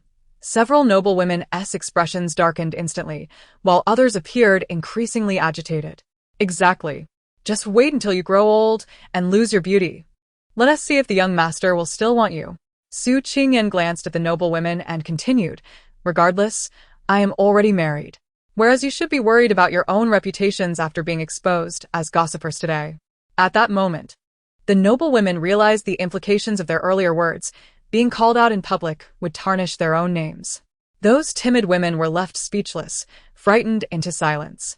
Initially, they had been envious of Su Qingyan's marriage to the illustrious Pei young master, leading them to gossip maliciously, but they had not anticipated such repercussions for themselves. As they noticed the surrounding gazes upon them, they grew ashamed and sought refuge within the crowd. TSK. Do you think hiding will save you? Your futures are all looking grim. Su Qingyan stood aside, reveling in their misfortune. Su Qingyan observed the retreating figures of the noble women and mused. Ah, the one in blue and purple will marry the second son of the Minister of Rights. However, your husband prefers the company of men, leaving you to live in solitude while he has his servants indulge in your bed. And that girl in green? She was originally set to marry a prince as a concubine, but due to her legitimate sister's jealousy, she fell into disgrace and contracted a disease. As she continued to list their misfortunes, the Duchess and Pei Jinyu, who had initially felt angered, couldn't help but sigh. Such wicked people will meet their own wicked ends. The princess, adorned in a resplendent red gown, approached the Duchess with a radiant smile. Embracing her warmly, Jingshu, it's been far too long since we last met. I've missed you dearly. Your Highness, I have missed you immensely as well. The Duchess replied with a smile. The Duchess then beckoned Su Qingyan over, introducing her. Qingyan, come and greet the princess. Your Highness, this is my daughter-in-law Su Qingyan. She is a remarkable young lady. Qingyan, I am honored to meet you. Su Qingyan greeted the princess with a respectful bow. Jingshu, you seem quite pleased with this daughter-in-law. I imagine a woman deserving of your affection must be quite admirable, the princess said kindly, motioning to her attendants, bring forth the gifts I have prepared. Upon hearing of the princess's generosity, Su Qingyan bowed in gratitude, feeling touched. Thank you, Your Highness, for your kind gifts. Wow. The princess is truly wonderful. She doesn't disdain my humble origins and presents me with gifts upon our first meeting. Oh, how fortunate I am to have such a benevolent princess. Su Qingyan thought with a heart full of admiration. Upon hearing Su Qingyan's heartfelt thoughts, the Duchess felt a surge of excitement. Indeed, the princess is truly exceptional. So, Qingyan, do tell, what perils might the princess face today, and how can we ensure her safety? Volume 1, Chapter 19. Caution. The Duchess waited for an extended period. Yet there was no internal lamentation from Su Qingyan. At that moment, her heart was filled with anxiety as she murmured, why is she not speaking? From a distance, a maid dressed in a delicate apricot-colored gown approached, carrying an exquisite platter. It was at this moment that the Duchess heard Su Qingyan's inner scream. It was her. The maid was the one who had concealed a dagger beneath the fine silk on the platter. She intended to stab the princess as soon as the platter was unveiled. However, before Su Qingyan could finish her internal critique, she saw the Duchess suddenly vanish from her side and lunge towards the maid. The Duchess shouted urgently towards the princess. Princess, flee. This maid intends to kill you. With her alarm, chaos erupted in the banquet hall. Su Qingyan was astonished by her mother's actions, perplexed as she questioned, Mother, how did she know the maid was going to harm the princess? She has taken the lead. Isn't that the heroine's role?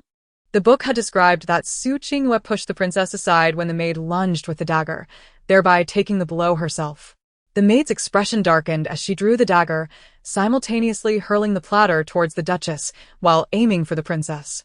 Thanks to the Duchess's timely warning, There were already several guards surrounding the princess, and soon they engaged in a fierce struggle with the maid. As the maid began to falter, the duchess's earlier tension eased. But then she heard Su Qingyan's voice again. Su Qingyan anxiously thought, oh no. Although this maid is close to defeat, she has a backup plan. The true assassin is a venomous snake. If it bites, the princess will succumb to its poison within 3 days, and even the mightiest cannot save her then. Hurry! There's a snake slithering towards the princess in the corner. Upon hearing Su Qingyan's thoughts, the duchess muttered, a snake? Where is it? After searching for a while, she finally spotted the snake, making its way toward the princess. Without a second thought, the duchess lunged at the serpent. Mother, what are you doing? Pei Jinyu screamed as she witnessed the duchess's reckless action. Su Qingyan, drawn by Pei Jinyu's cry, instinctively glanced at the duchess and saw the snake. Heavens! Mother is charging at that snake. She will be bitten. Panic-stricken, she fretted, my mother is a good person. I cannot allow her to be harmed. As the snake drew nearer to the duchess, Su Qingyan made an impulsive decision she had not anticipated. She dashed towards her mother, shouting, Mother, be careful. Just as Su Qingyan pushed the duchess aside, the snake was about to strike when a silver glimmering sword suddenly appeared, cleaving the serpent in two. Looking up, Su Qingyan saw it was Pei Jingchuan who had arrived. He had rushed in upon hearing her warning.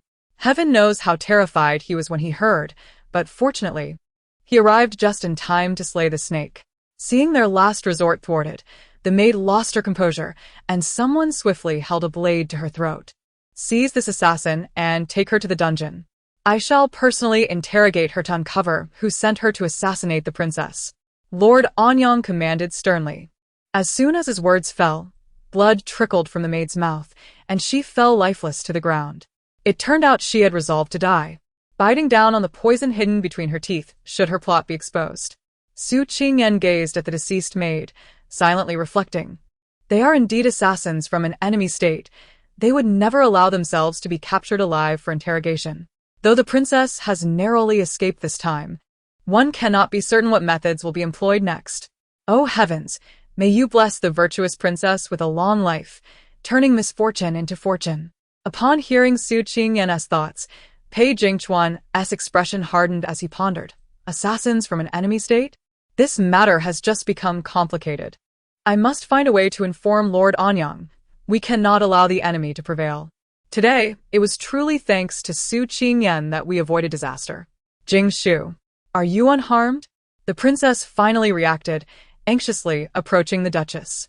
She had witnessed how her dear friend, the duchess, had discerned the maid's intentions and how she and her daughter had thwarted the snake's attack. Had it not been for them, she might have been fatally stabbed or bitten by that serpent. They were indeed her saviors. The princess looked at Su Qingyan with gratitude, speaking softly. Qingyan, I shall reward you handsomely. You, your mother, and the young master are all my rescuers. I will remember this kindness. Su Qingyan, hearing the princess's words, humbly replied, Your Highness, you flatter me. It is only what a subject ought to do. After responding, she discreetly patted her own heart, murmuring, What can I say? Both you and mother are such good people. I cannot bear to see good souls suffer. Thankfully, everyone is safe. Meanwhile, Su Qingyue, standing amidst the crowd, felt her face contort with jealousy as she thought, How could this happen? My husband had forewarned me that the princess would face danger today and urged me to be vigilant, so I could save her at a critical moment. Regardless of the outcome, my intervention would have earned us Lord Anyang's gratitude, paving the way for my husband's advantage. But I never imagined I would have no opportunity to act, as the Duchess uncovered the maid's plot and Su Qingyan intervened against the snake. Why didn't that snake bite that little wretch? How could Pei Jingchuan arrive so fortuitously? Su Qingyue seethed. Her teeth clenched as she witnessed the princess and Lord Anyang regard Su Qingyan and her mother as their saviors. This was meant to be her glory. Yet Su Qingyan had stolen it away. Volume 1, Chapter 20. The impostor Pei Jingyuan wore a grim expression, deeply displeased by the unexpected events of the day. It seems rather difficult.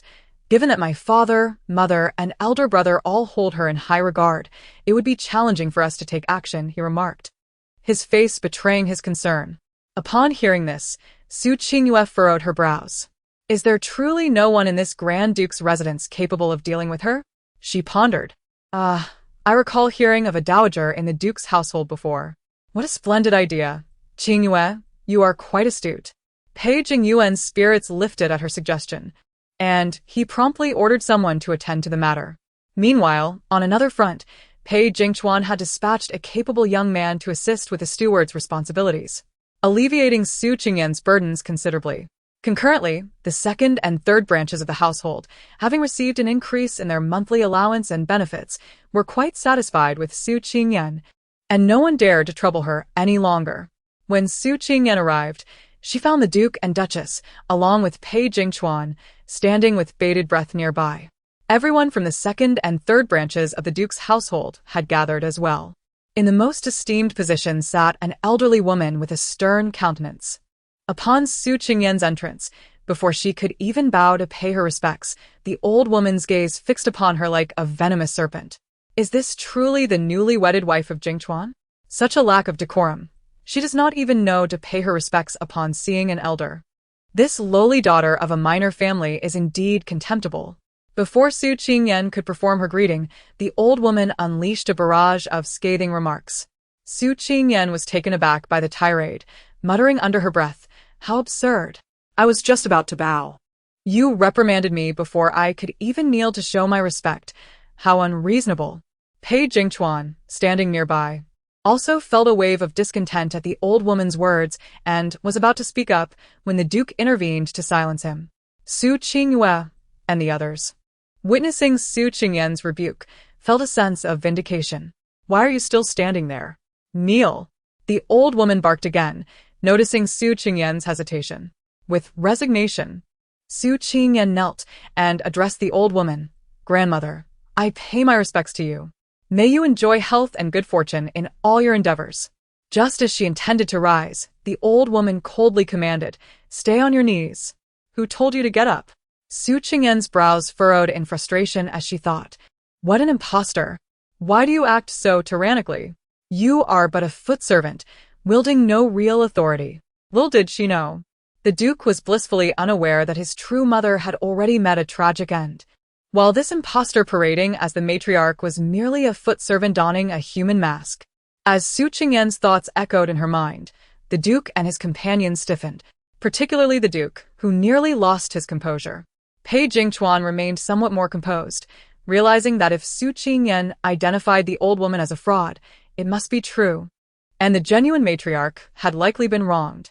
"Grandmother, Su Qingyan sustained an injury while rescuing the princess a short while ago. It would be unwise for her to remain kneeling for too long. Perhaps you could allow her to rise?" Pei Jingchuan suggested, seeking to extricate Su Qingyan from her predicament. The false matriarch's face contorted with indignation, but upon hearing Pei Jingchuan invoke the princess's name, she begrudgingly permitted Su Qingyan to stand. She feared that news of this encounter might reach the princess, who could come to Su Qingyan's defense. However, allowing Su Qingyan to rise did not mean she would escape unscathed. The impostor was intent on confronting her for daring to withhold her allowance, which had left her without funds while at the temple. "You have only just begun managing the household, yet you possess the audacity to withhold my monthly allowance," she accused Su Qingyan. Taken aback by the old woman's words, Su Qingyan replied, "Grandmother, I believe you are mistaken. I have not withheld any allowance. Everything remains as it was before." The Duke and his companions were left astonished by Su Qingyan's response, reflecting, "Isn't the old matriarch supposed to be in seclusion at the temple? How is she here?" They were eager for Su Qingyan to elaborate further, but she suddenly fell silent. The Duke, noticing her reticence, urged softly, "Why have you stopped speaking? Please continue with your account."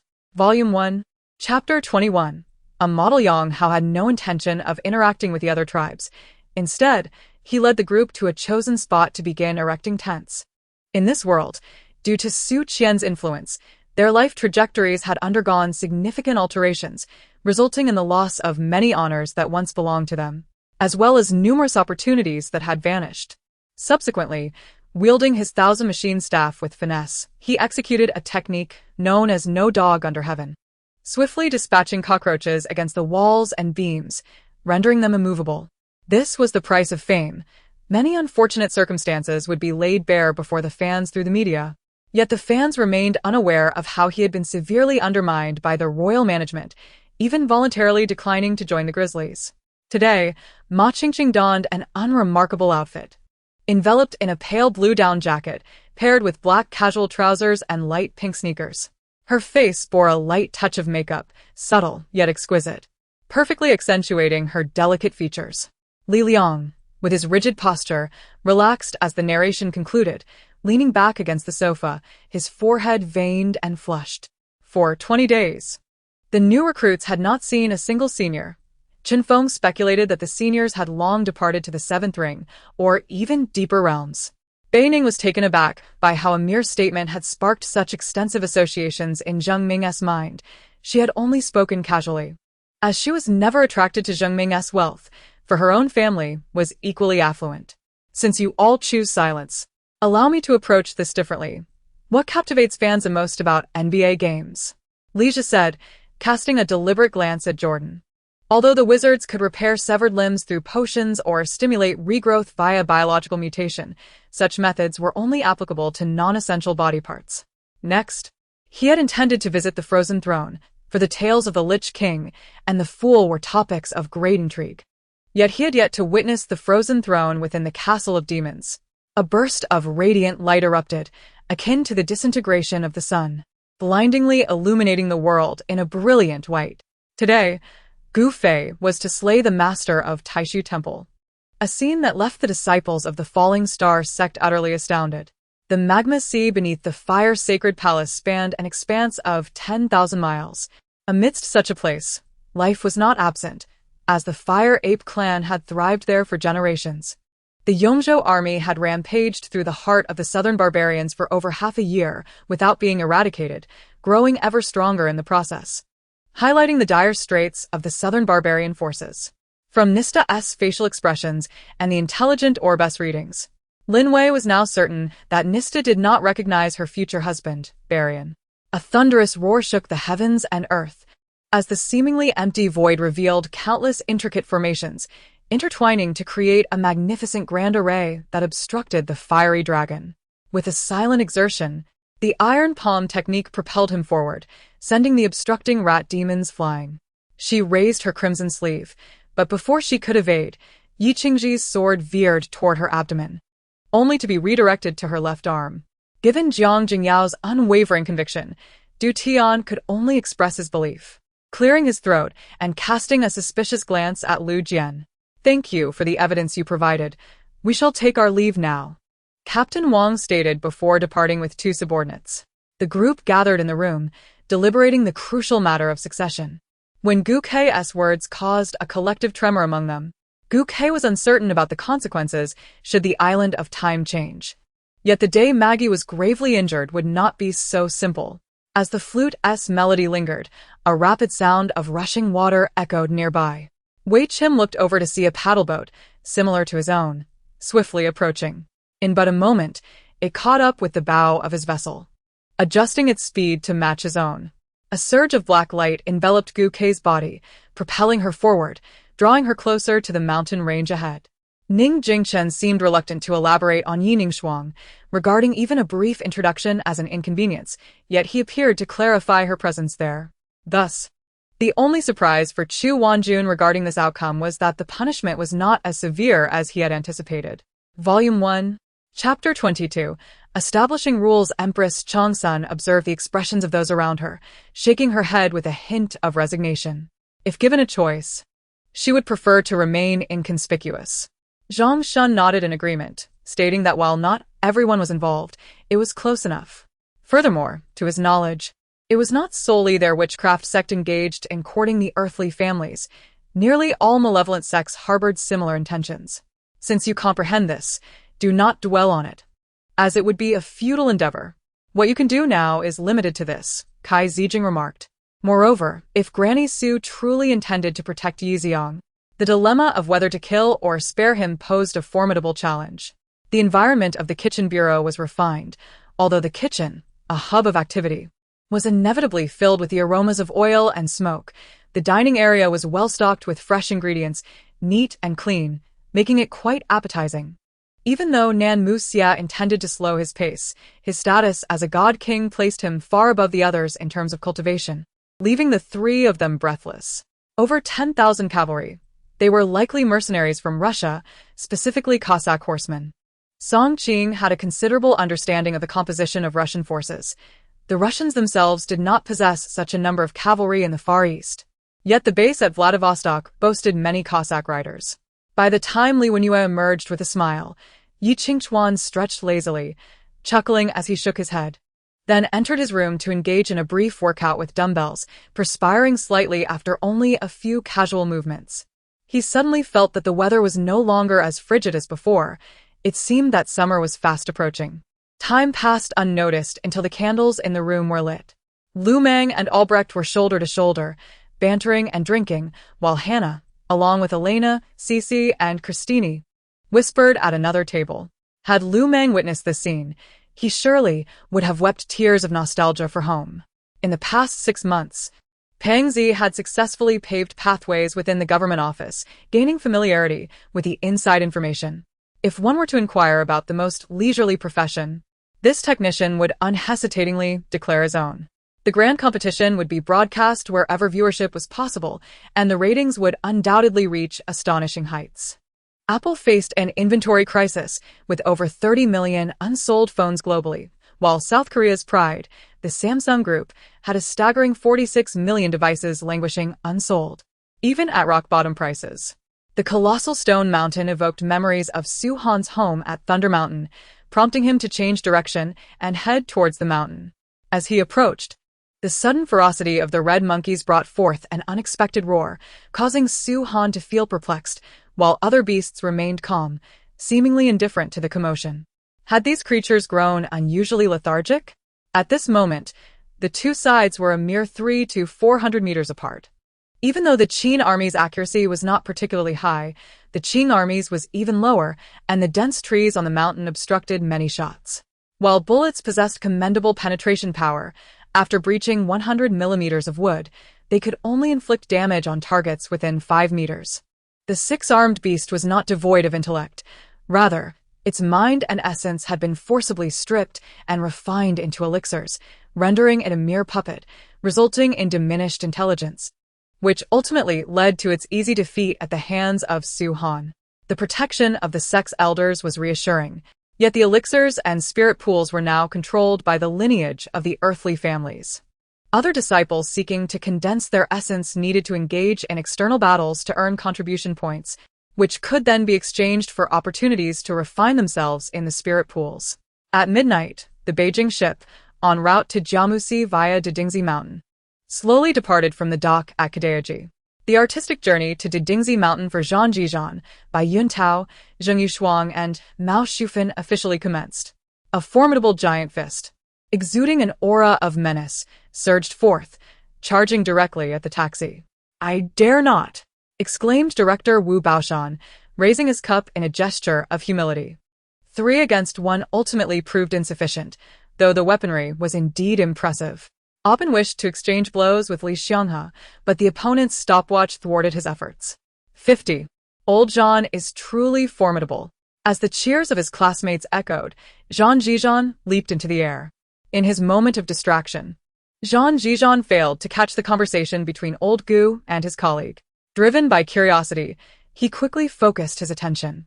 The unfolding tale captivated him, and Old Gu's words nearly cost him his life.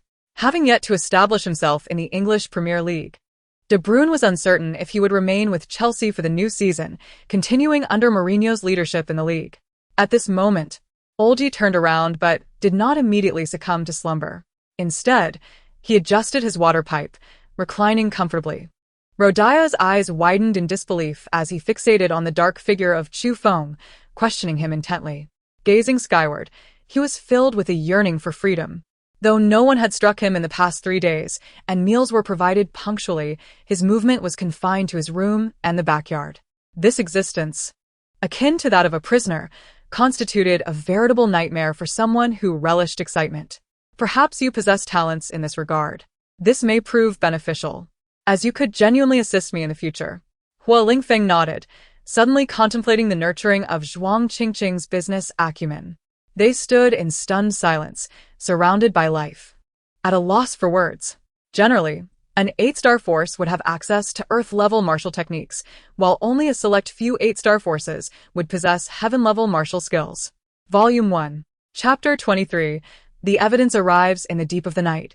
Both individuals had succumbed to slumber. She lay in his embrace, lost in a dream.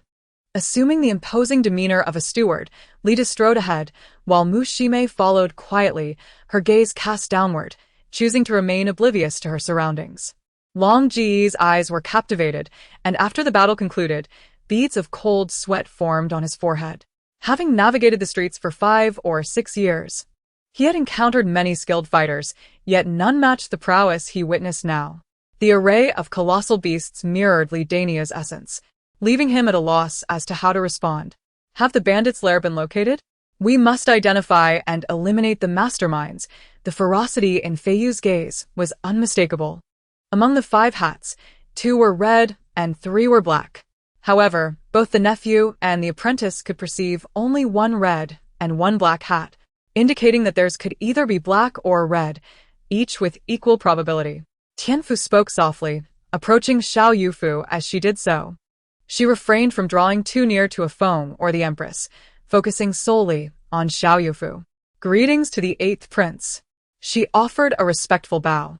In her mind, she recalled the seemingly gentle man before her, whose ruthless demeanor and action rivaled that of the 9th prince. Her respect for the Empress was minimal, for the Dowager Empress held little regard for her, and the Empress was no longer the Emperor's favored one. Within the palace, a mere imperial concubine had managed to capture the Emperor's heart, reflecting the Empress's diminished significance. Ivan noticed the awkward expressions that surfaced on the faces of those around him upon Lov's utterance. When their gazes met, they either quickly averted their eyes or offered Ivan an apologetic smile. Wu Shi, observing that retreating figure, felt an urge to strike him, wishing to convey the irresponsibility of his actions. For instance, how did he discover the Jingyu Company? And what were the circumstances surrounding his acquaintance with Wang Jin during the financing phase? Spirit and intent? The essence of swordmanship? Understood. Zhu Yue instantly grasped the implications. As a titan of international social networking, Facebook witnesses an influx of images daily.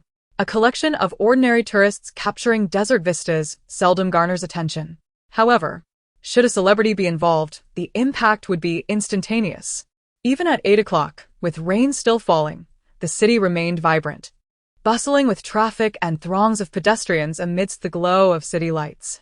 Lu Yaoshi sat by the window, gazing at the swift-moving vehicles and the sparse foot traffic against the illuminated backdrop of the city. Lin Yunheng, now aware of He Ningxiang's relationship with Chu Jing, understood that He Ningxiang remained oblivious to her knowledge of Yi Xiao's true identity as Chu Jing. Thus, she resolved to choose her words with utmost care. Changling's deity held He Tian tightly, taking the lead as he passionately kissed his beloved. 3 elite monsters, alongside Lin Fei and others, launched an assault on the remaining 2 beasts. He lifted his gaze to meet his, and in that moment, a parched sensation enveloped him, emotions surging forth once more. From Pan's performance at the thigh level, such a cry seemed somewhat contrary to the celestial order. Thankfully, Pan remained singularly focused on the match, displaying indifference toward such titles. Severing ties with Li Di marked the completion of her initial plan, allowing her to devote more time to her work. Under mounting pressure, Yi Biyuan had nearly begun to frantically consolidate his followers. Naturally, with over 200 individuals attempting to flee, many managed to escape, prompting Lin and I to pursue the fleeing players with lethal intent. Si Yuzhou, serious and meticulous, fixed his gaze on the scene for a long while before speaking, his voice low and hoarse, reminiscent of the previous night's chaos. This time, she disregarded Li Yi, swiftly enduring the pain to rise, dress, and summon Mingyue, denying him another opportunity. Prince Fu grew incensed, storming to the emperor to create a scene, ultimately compelling the emperor to acquiesce to his request to accompany him.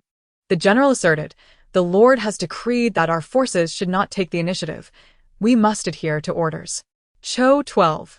Aside from conveying military intelligence, what other matters bring you here? Xu Yi nodded slightly to Feng Yu before addressing the two. Moreover, after being reborn as a dog, they sought out dog traders and even involved the police to deal with me. Had I not been fortunate, I might have already ended up as their meal. At the airport, Mo Xiaodong attempted to dial Yi Li's number once more, only to be met with the same message of disconnection. At that moment, Qin Lang's call came through. However, Andy understood that despite sharing a meal, Bao Yifan still did not propose a luxurious cruise for his mother. I cannot articulate it. It simply feels different. One can tell it is a matter of warfare. The common folk may not discern the unique qualities of the Dingbian army, yet the chilling aura they exuded was palpable. As it turned out, she could only manage 3 bites.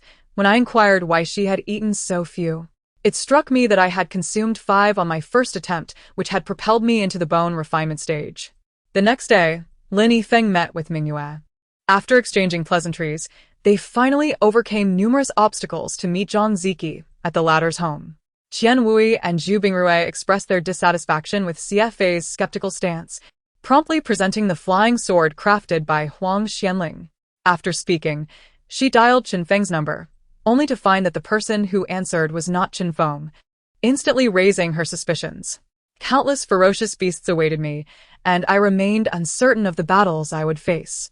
Yet, at the very least, this path would spare innocent children from being harmed. This was the last shred of my conscience, untainted by hatred. Volume 1, Chapter 24. Taking a concubine thus. When the naive and innocent Tong Guai made her entrance, both individuals were filled with joy. Granny Yin eagerly anticipated the day Tong Guai would bear a child. A team of soldiers, dispatched for reconnaissance, stumbled upon a deranged survivor in a dilapidated village. Yan Wanshan, with a deep breath, divulged the entire situation, calmly observing the reactions of those present. Yunze placed Tong Guai upon the sofa, as she had indeed been startled, leaving her abdomen feeling quite chilly. Zhang Tianya cast an approving glance at Lu Jinming, while Qi Feng stood brooding in the corner, fixating on the figure clad in black. Suddenly, with a resounding crash, a massive hole was blasted into the cave's stone wall.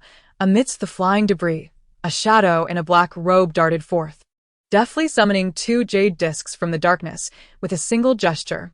Ling Chuan and his companions reconvened at the rear of the main peak, commencing their studies with literacy before proceeding to their cultivation practices.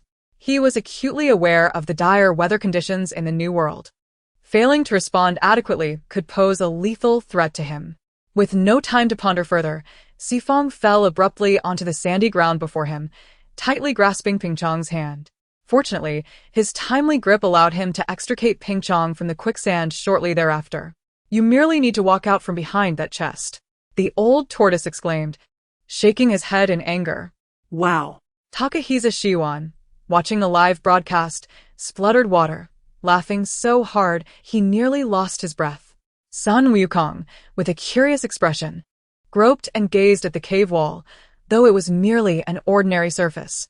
It was hardly surprising for someone who had just discovered an underground chamber concealed within the abode he had occupied for years. Struggling to rise, what was typically an easy task became excruciatingly difficult. The sound of cracking bones echoed through his body, as if every part of him lamented in anguish. Ultimately, they had to rely on one another for support to maintain their stance.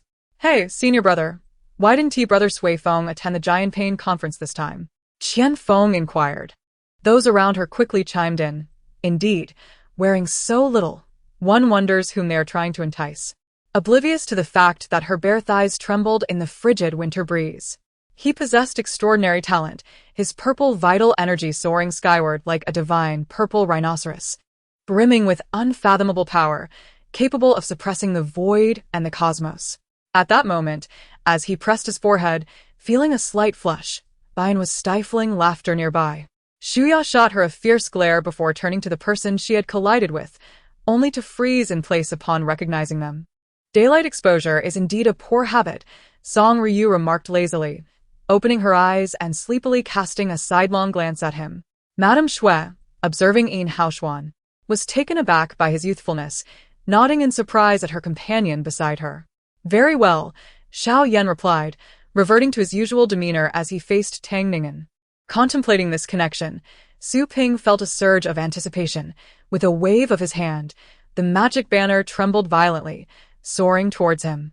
Having unraveled this layer of relationships, Wang Yan's previous doubts were dispelled. Although the rewards for Bei Bei and her companions appeared substantial, they lacked true identity and authority. Even their status could not be publicly acknowledged. The Academy's resource allocation, however, could hardly compare to the level of that disciple, clearly insufficient. Sure enough, when the 999th strike arrived, Minlua's sword came crashing down upon Master Xuanzong's back. So it is, he mused, if he could complete the assigned tasks punctually. Achieving second rank was not beyond his grasp. Do you not disdain our combat prowess? She challenged.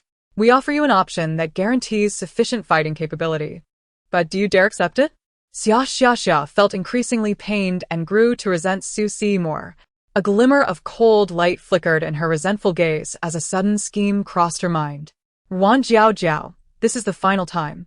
Before our wedding, regardless of your entanglements with him, I can overlook them. However, after you marry me, should you dare to act against my interests, I shall. Qin Yu had yet to devise a suitable method to deal with her. On a wide road, Ji Hanshin's vehicle approached the two, blocking their path not far ahead. As for whether to serve as Yan Jifan's subordinate, the distinction mattered little. Given their current statuses, if Yan Jifan was adamant about her taking on responsibilities, she might find it difficult to refuse. Volume 1, Chapter 25. Regret. Since one perceives the act of casting spells as perilous, why not simply eliminate it? This could also reduce certain costs, for collecting second-hand wands can be quite cumbersome. Gabriel remained unperturbed and remarked, upon joining District 52, "Did you not witness a plethora of astonishing phenomena? There exists a myriad of classifications within it." After hearing Moody's words, Arthur seemed to grasp the underlying implications, subsequently casting a conflicted glance towards Anjuan. Bai Zong turned and dashed toward his brother, who was Neo-Sculpe, knowing he would not stoop to his level, for he was capable of violence. Just as it opened its gaping maw, its sharp, interlocking fangs not yet fully exposed, a delicate fist descended upon it. Anyone who had encountered such an extraordinarily diligent individual would not stand idly by in their moment of utmost helplessness. The master bedroom connected to the bathing area, while the secondary bedroom was linked to the living room, which itself boasted an expansive viewing balcony.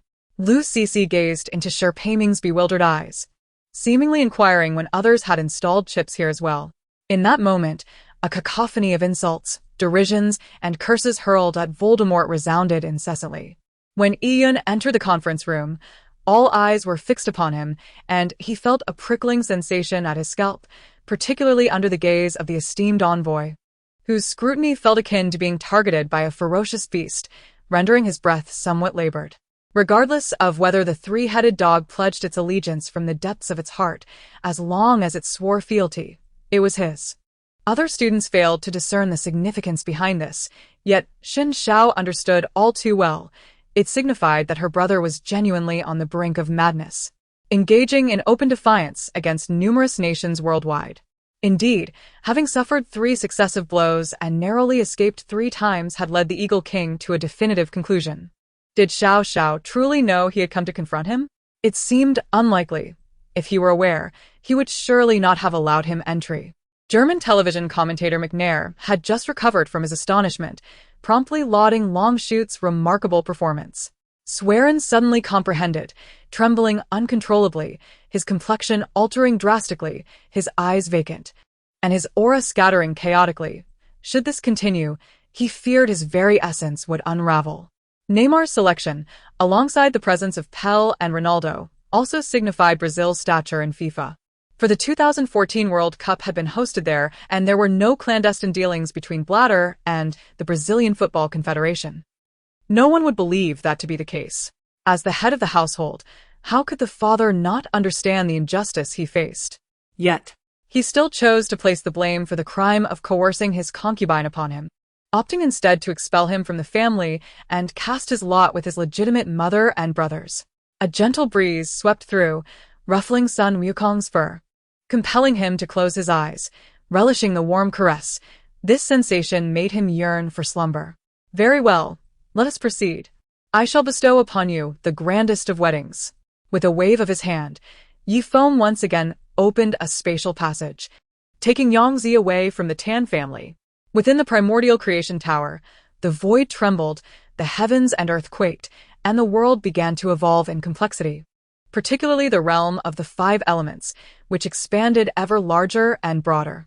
Heir was startled by Yi Feng's words, which were undeniably clear, suggesting he had seen through his cultivation. However, Heir could not comprehend where he had revealed his secrets. His concealing techniques were considered highly advanced even in the central continent, and one would assume that cultivators from the Tianyuan continent could not penetrate them. Qian Wujing's pupils began to narrow into a slit, the distance now deemed quite short. His aura erupted violently, crashing forth from the palace, heading towards the distant Lu Ning to suppress him. This imposing presence was terrifying. In an instant, it caused the entire extreme northern region to tremble ominously. After residing with Shuya for an extended period, Zhou Yan and the others grew familiar and began affectionately addressing him as Grandpa Shui. Shuya was delighted by this appellation, recognizing that these children possessed kind hearts and remarkable talents, and their presence in his courtyard invigorated him. Moreover, they genuinely cared only for the prominent figures detained here, utterly disregarding the safety of the students in the Grand Hall, and armed themselves for entry. At that moment, Yi Meng and Chang'e, under the protection of the laws of time, arrived, witnessing the subservient embodiment of the Tao of Heaven and the primordial spirits of creation, their faces reflecting sheer astonishment. They then looked up to behold Yi Chen, who stood towering above the 9 heavens. I have just inspected the seal of the void outside the Yunko Tree Palace. After 10 millennia, it remains remarkably robust. Yet, with our current strength, united, we may indeed find an opportunity to dismantle it. The light in Bing Yuling's eyes flickered. Volume 1, Chapter 26. Crossing Boundaries with a Single Statement. Xiao Nianxi turned to gaze at Yi Xianling, her eyes trailing to the creases on the exquisite purple brocade that Ji Yangyu had just grasped, a sigh of relief escaping her lips. Jun Moli spoke lazily, uttering merely a single word, yet it carried an undeniable significance. In her heart, Mu Fenghua felt a twinge of remorse towards the First Lady, although she deemed it wrong to deceive her. She had no choice but to steel herself and continue the charade for the sake of the future. The pain coursing through her body extinguished any desire to wash her face, prompting her to discard her shoes and turn off the lights to sleep. The prince discerned the Empress's intent. Rather than displaying any irritation, he broke into a faint smile, a hint of malice emanating from his otherwise gentle demeanor.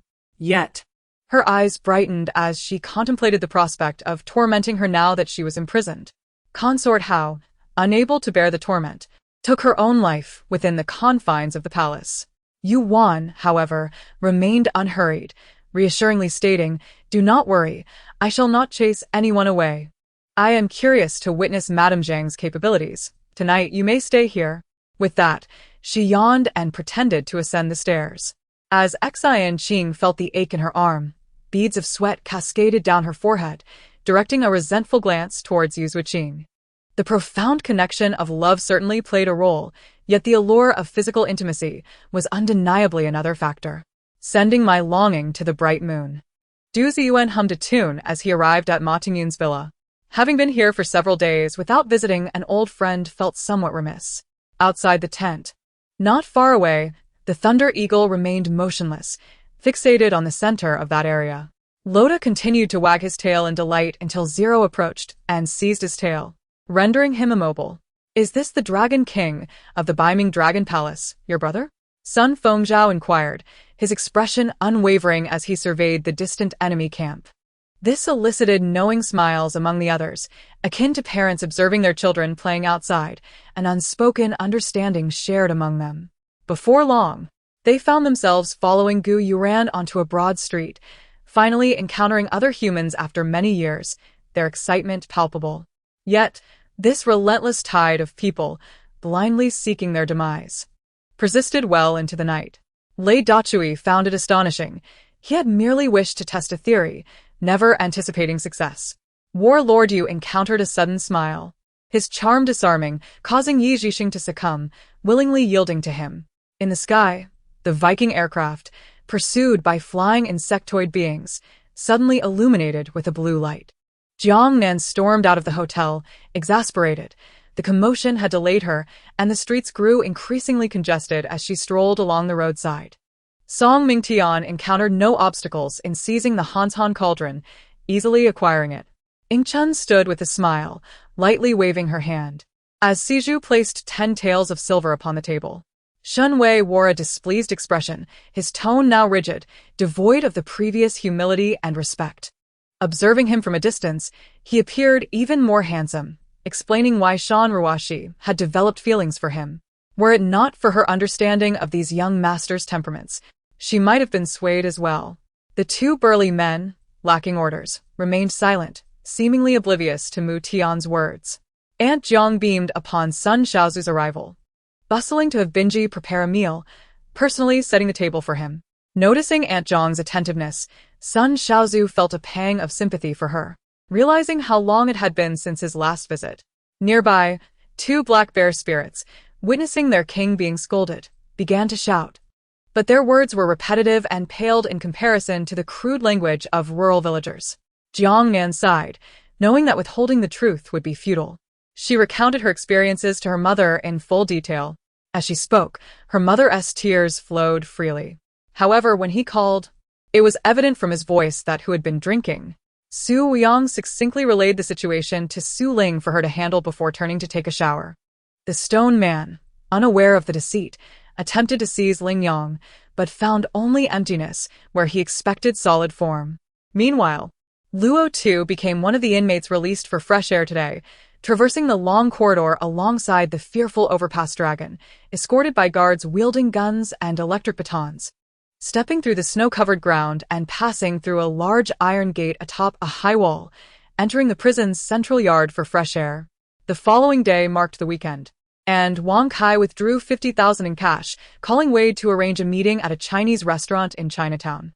As he would not be residing at Su Yuyang's home for long, and given its proximity, Ling Miao packed only a few articles of clothing and toiletries.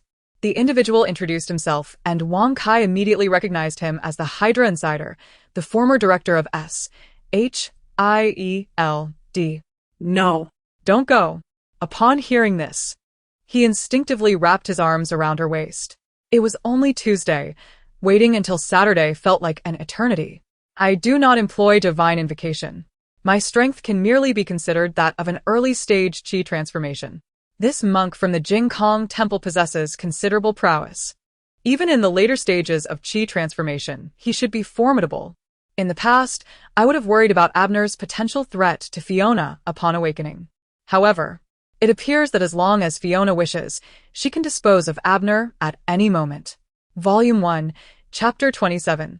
60,000 Tales. Alas, my good fellow, are you embarking on a hunt for primordial beasts? Li Mu approached the Black Crow beast hunting team, inquiring. It is rather late today. The bank has already closed. To investigate Li Yonghui's account, we may have to wait until tomorrow, Ma Jun replied. Upon seeing Tang Shuang's delicate fingers pointing at him, the stout man did not hesitate, striding forth with 2 hefty hammers resting upon his shoulders. Achieving a mastery of 100 in gold refinement will yield an additional 10% increase in proficiency.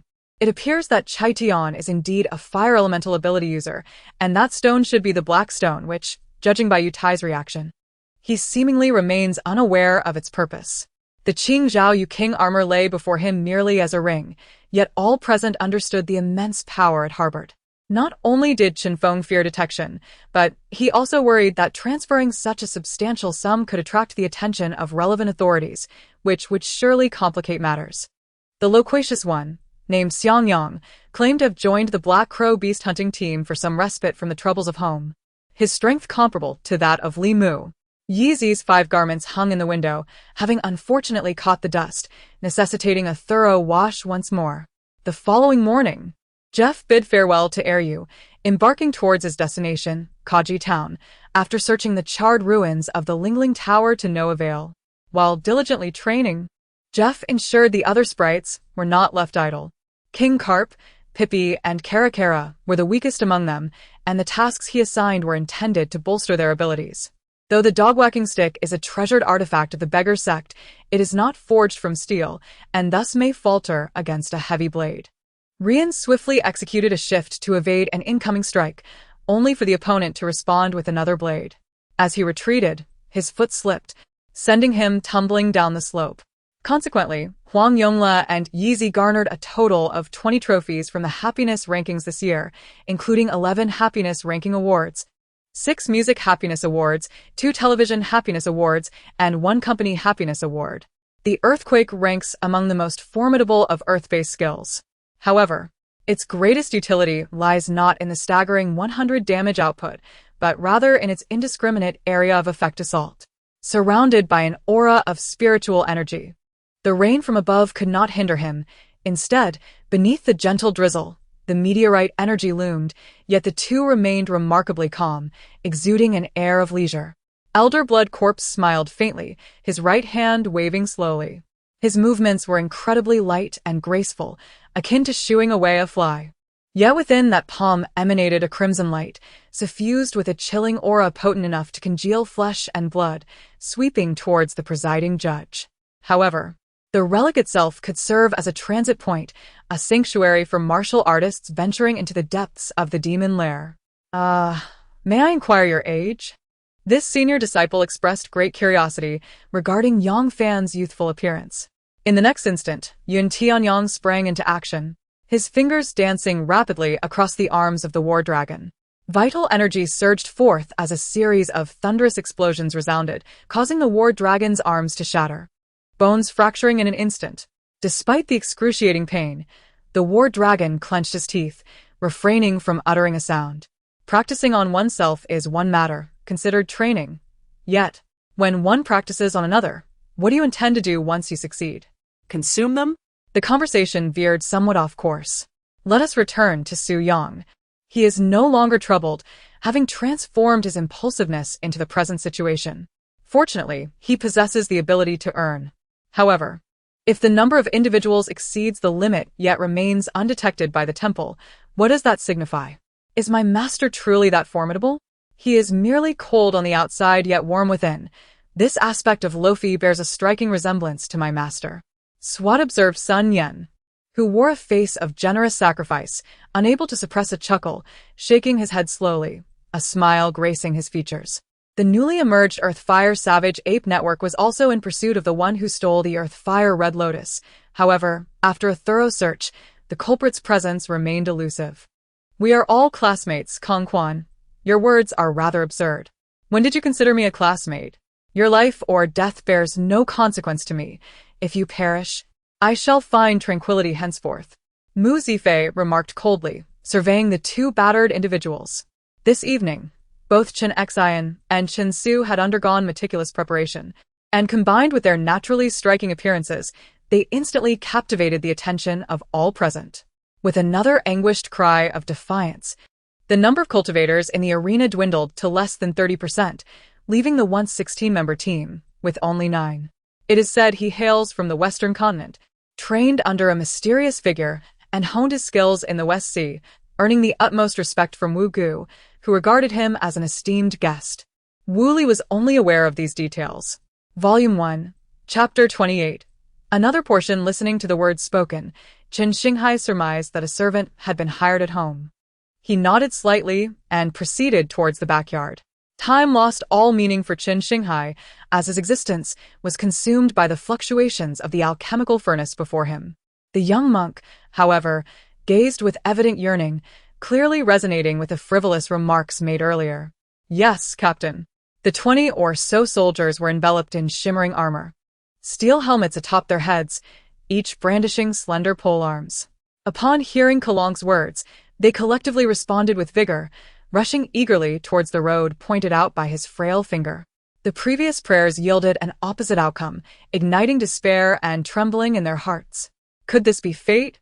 The remaining young prodigies echoed sentiments, their expressions laden with advice and goodwill, as if they were genuinely concerned for the well-being of Lang Hongxiang. Gu Daiyu's pale visage flushed suddenly, and she averted her gaze, unable to meet the eyes ahead.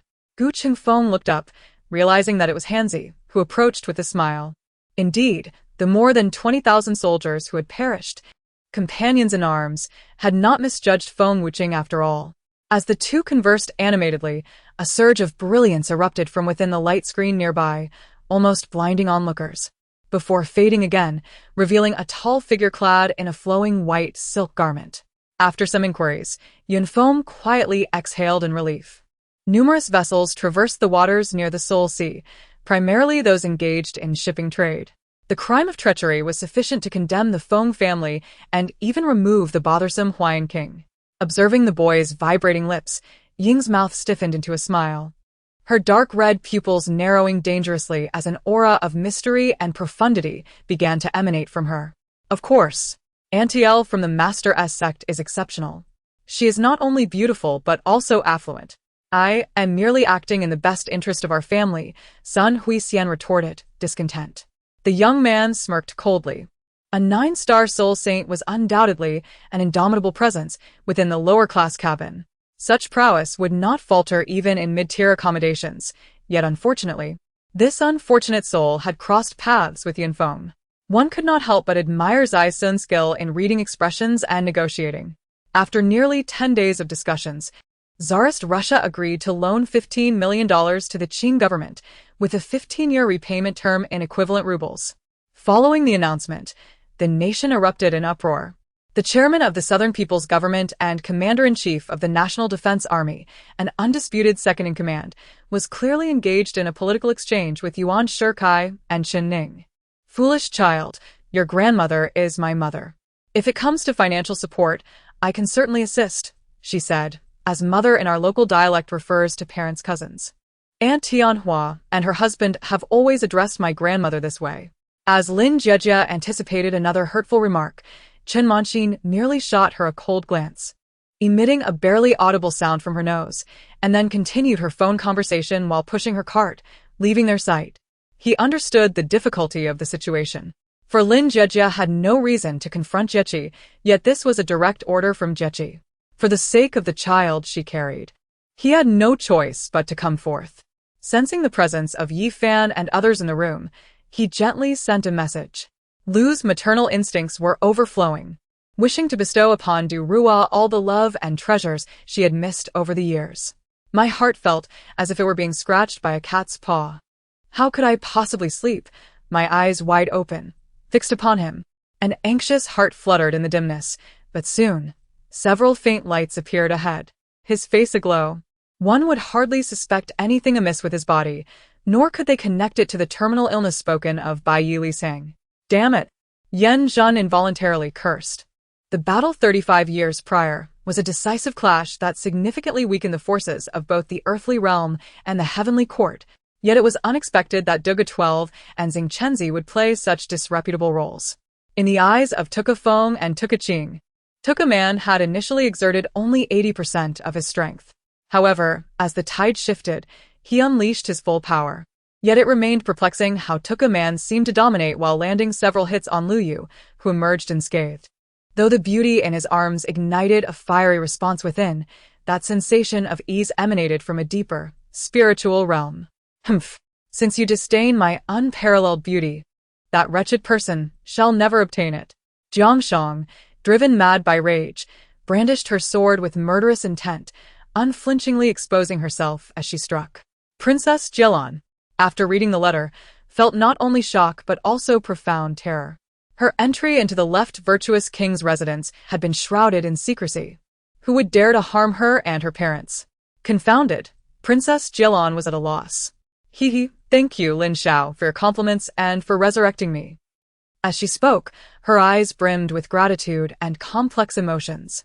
In the boundless depths of darkness, within what resembled a black hole of antimatter energy, Gu Feng's consciousness underwent tumultuous transformation with each passing moment. In scarcely a second, an elderly man with wrinkled skin, appearing almost desiccated, emerged beside Luo Ju, exuding an aura of terror reminiscent of a mere corpse. Volume 1, Chapter 29. Su Shikai and I Duosha remarked, "Old Chui, I shall not hold back any longer." He picked up his chopsticks and began to devour his meal heartily. Firstly, regarding updates, due to unforeseen circumstances in reality. I have fallen behind on updates for an entire week, which can only be described as utterly regrettable. Chao Peng, somewhat puzzled, lowered his head. Indeed, the past fortnight had transformed into a blood-red full moon at this very moment. Qingyi chuckled instead, saying, "Senior brother, you may proceed.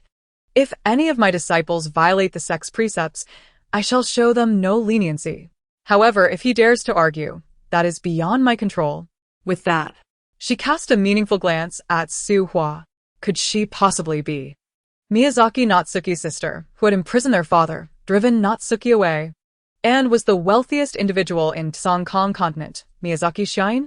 Stepping forward, he stood directly at the edge of the boundary, attracting the attention of many onlookers, who were left in bewilderment, unsure of his intentions. Su Yang, acutely sensitive to murderous intent and threats, instinctively furrowed his brows. He turned to see the Bishan sword that Shangguan Huan had gifted him lying on the bed, and he grasped the hilt without hesitation. Though this fellow had mentioned contemplating my bearing a child to wield Hoffnung, what was he thinking? How could I possibly bear a child? Moreover, expecting me to produce a cavalry unit or something of the sort. What a fanciful notion. The subsequent events unfolded simply. Luja's grandfather, along with his entire family, fled the village under the cover of night, enduring numerous hardships to reach the guerrilla zone and join the resistance. Meanwhile, the rogue who had facilitated their escape was handed over to the Eastern Japanese army by the villagers as the murderer of their soldiers, meeting a gruesome end. In the next moment, the form of the gates of hell underwent a dramatic transformation, shifting from an ethereal haze to a solid reality. It was a temple characterized by a quintessential desert style, its entire structure adorned in hues of desert yellow, emanating an air of tragic heroism. Two long swords clashed in midair, their blades colliding with a force that sent boundless sword energy spiraling outward, shattering the blue bricks beneath the feet of the two combatants. The ability to perceive emotions often proves invaluable at such moments. Before the opponent can truly strike, one can preemptively eliminate them. The newly recruited soldiers were rendered obsolete. Furthermore, the elves had begun to harbor animosity towards humans following the war. Dispatching humans to their territory could potentially escalate tensions, leading to further conflict. is that so? Tang Ruoyun smiled, her radiance akin to that of a blooming flower. Yet, to Lu Yen, her smile invoked a sense of unease. Bai Ruozhu had not heard the preceding conversation nor understood what had transpired with the astrology. Why did the astrologer not inquire about her? Was it because Ao Song had just been beside her? Sun Yu's orders for appointments and dismissals were announced one by one, and Huang Zhong, the veteran general who had followed Chen Mo for over a decade, declared the distribution and assignments of the army. But you have already done your utmost. What purpose does it serve to accompany her to death? Su Wan pressed her delicate hand against his clasped knees, her eyes pleading as she gazed at him. This display of vulnerability sent a chill through her heart, making her feel that even proposing a partnership would likely be futile. The main thoroughfare leading out of Raccoon City had been sealed off long ago, with countless armed officers resembling mountains blocking the way, cutting off the last escape route for the remaining citizens. Do not fear, do not fear. It is the three souls urging the pursuit curse. It will not claim your life, Yu Chan softly reassured him while channeling a peach-colored mystical light. Yet, Miss Chun had been married before and had even borne children, which brought a twinge of bitterness to Zhao Jiruo's heart. The majestic snow-capped mountains stood resolutely, like guardians in a frozen world. The endless peaks soared into the clouds, shrouded in mystery. This is the hallmark of artifacts like the Hunyuan Rui stone. Their weight is as mutable as desired, refined to perfection. They can be as heavy as mountains or as light as feathers, with their transformations dictated by the heart, thus deserving the title of Rui. Su Mu removed his ring, revealing a veritable mountain of treasures within, though most held little value for him. The bright light warriors, ensconced within the realm of immortality, had their eyes transformed into an eerie silver hue, their presence surging upward with an intensity akin to rockets. Zhang Pozi was taken aback, exchanging a glance with Xia Manton, who nodded with pride, confident that with Tianxi's talents, he would undoubtedly succeed. This was the source of his earlier elation. That won't do. I laid claim first. I want to toy with him, to make him my offering. Fiden objected, casting a mischievous glance at Xiang Beifei, already considering him a captured prize. Goodness. Is that the cousin of the clanging great sword? Nan scrutinized the attributes. They were nearly identical to those of the Great Sword. The only difference being that the Great Sword could affect all beings, whether dead or alive. Suddenly, with a thunderous crash reminiscent of mountains collapsing and earth splitting, the direction they were aiming at crumbled, a corner of the city wall shattered by a rampaging triceratops, causing both beastly soldiers and debris to tumble down. The earth dragon's massive had intruded, roaring fiercely while spewing forth toxic, earthen gas that corroded the surrounding stone bricks. Volume 1, Chapter 30. I accompany you upon reflection. He discerned that Wendy's research was evidently still lacking in completeness and seemed to have encountered a bottleneck. The expressions of Yi Lin, Xiao Mo Ran, Li Xingping, and the others shifted dramatically, taken aback by the formidable offensive power displayed by Lubo at that moment. When Luo Shueing grasped Yongfan's hand, she felt as though she had been struck by an electric current, yearning to hold onto it indefinitely. Although the blade did not strike Huashao, it instead cleaved through the historic Yen Ke church behind him, which had stood for nearly 2.5 centuries. The entrance and walls were marred by irregular fissures, with the only regularity being the precise gash that split the entire structure in two. Age, under Tyrion's curious gaze, pinched his philtrum to stave off faintness from asphyxiation, inhaling several breaths of the frigid air to suppress the impulse to remain a rogue at the Black Castle. Sweetheart was overwhelmed by a myriad of complex emotions, yet she remained silent, uncertain if her reticence could be construed as acquiescence. However, unbeknownst to him, in the eyes of the mature woman, Su Chun was the one she most wished to evade, as she had long grown accustomed to the gazes of the others. Mr. Gua, everything is prepared. Chun Daming emerged from the bedroom, his face alight with anticipation as he regarded the middle-aged man.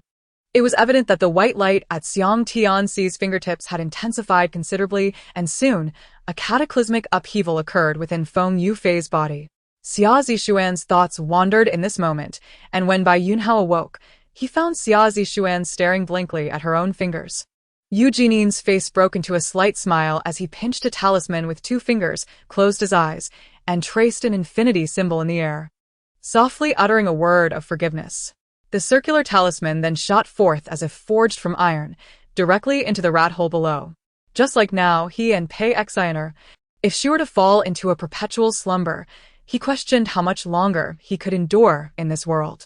Simultaneously, everyone's gaze converged upon a particular direction, yet the one being observed remained completely unaware, calmly meditating in place. Had it not been for Wei Yan's considerable skill, he would have long been forgotten amidst the talented scholars of the Hamlin Academy. Lady Aunt, Pei Anne has come to see you.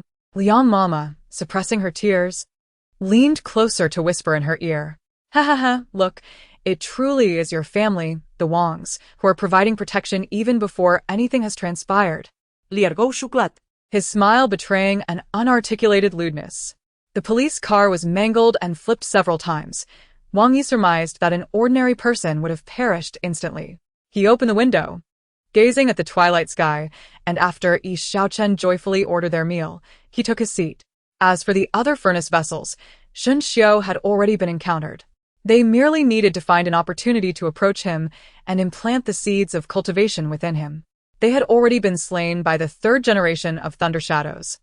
And Yunren hoped to continue negotiations. Ri Zhan spoke hesitantly. Although the title and slogan had changed, he spoke with equal fluency, and no one knew how many times he had rehearsed in advance. She was clearly adorned with makeup, gentle and graceful, her colors understated yet impossible to ignore. It evoked the image of a lotus on the water, elegant yet striking, reminiscent of a summer painting that lingered in one's thoughts. With the assistance of several enthusiastic spectators and the hero Xia Zhu, Wang Duiyu was successfully escorted into custody, fortunately later bailed out by Mr. Jean. The production team hadn't even allowed them to change their outfits. Chu Shaoran thought the recording had yet to commence, entering with a bucket of popcorn in hand. Alcohol. Bring me some. Lu Jai was already showing signs of intoxication but still reached beneath the bar for a bottle of base liquor, only to be intercepted by Csu. Impossible. AI incessantly channeled the lightning chakra within his body, as if attempting to escape from the slug's grasp. My lord, this proposal is unsuitable. I must respectfully decline. Shi Yuan-sun, inebriated yet lucid, firmly refused to relent. If we are to take command, I must first report to the court and seek a formal decree. Ha ha ha. I feel an inexhaustible power coursing through my body, an unprecedented strength. Zagu roared to the heavens, then lowered his gaze, his eyes now reflecting a certain cruelty towards Lin Feng and his companion. Even in later years, Lunan had never donned this particular watch, not due to financial constraints, but because he had always worn the couple's watch purchased at the time of his marriage. Is it not perceptible through your divine sense? Tian Shuzhenren appeared to have anticipated his inquiry all along. To ensure that the spirit beast would pursue him, it was imperative to inflict sufficient damage on the first strike. One could say that the bombing had yielded exceptional results, much to the delight of the pilots and the distant observing officers of the Gue army. Ahem, Liang Tongpan, be mindful of the court's decorum. Wang Xing tugged at his beard, sternly maintaining a serious demeanor. He, my lord, you may deceive others, but you cannot deceive me. You were well aware of yesterday's events, were you not? With that, he fixed his unwavering gaze upon Zhao Yuanzhan, seemingly intent on uncovering his very soul. Volume 1, Chapter 31. Lost innocence, alas, what audacity! Yi Yanqing remarked, and then she truly believed that it must have been Murong Baichi who had harbored such impure thoughts in the cave that day. After all, he had dared to commit such shameless acts before the elders during the tournament. How much bolder would he be in an unoccupied cave? The leader, with a face as cold as frost, bore a scar that stretched from his chin to the crown of his head, giving him a truly menacing appearance. Caught off guard by He Huan's question, she noticed a hint of crimson bloom upon his cheeks, causing her to halt her fingers mid-typing. It was inconceivable that anyone without illness would recklessly kick down another's door at such an early hour. A multitude of humans, dragons, and kunpengs fell to the ground, trampled into a bloody pulp. In mere moments, rivers of blood flowed, and corpses lay strewn about. The sound of bones snapping underfoot was incessant. Dog Egg's mother. You know the men in the village have their designs on you, so why come to me? Luan said, covering himself. After exchanging playful banter that lightened the atmosphere, the two began to read the lengthy guest list. Qingyan town was not too far from the Zhejiang sect, yet under normal circumstances, especially with servants or the ability to fly, it would take Yi Yanqing and her companions about 10 days to traverse the distance. If there were a star on the field, it would undoubtedly be Toddy, along with Buffon. Toddy had long since retired from the national team, while Buffon remained active. All right, you all may rise. Long Tian called out to the gathered dragons. Long Xian, Long Zhan, you three come with me. In truth, Li Xinru was acutely aware that her current appearance was far from admirable, yet she could not concern herself with such trivialities. She yearned for vengeance. And she must ensure that this scoundrel experienced the sensation of half-finished words. The two had been busy selecting a location in the concession. Huang Jinrong directly suggested they reside in the British concession, citing the convenience of constant contact. However, Dui Weshing preferred to find a place in the public concession. Yet, he knew he must keep his intentions concealed. Conti also stood, pacing the coach's box. Astonishingly, despite granting such authority for over 10,000 years, there had never been any record of a noble faction rising in rebellion. During this tumultuous moment, Ji Yuchen unleashed a 5-claw dragon capture technique. The violent force shattered the void, and as golden claws grasped fiercely in the air, the heavens themselves fractured before directing a fierce strike toward Heliang. Dui Weshing remained silent, recognizing the reason in Chen Qimei's words.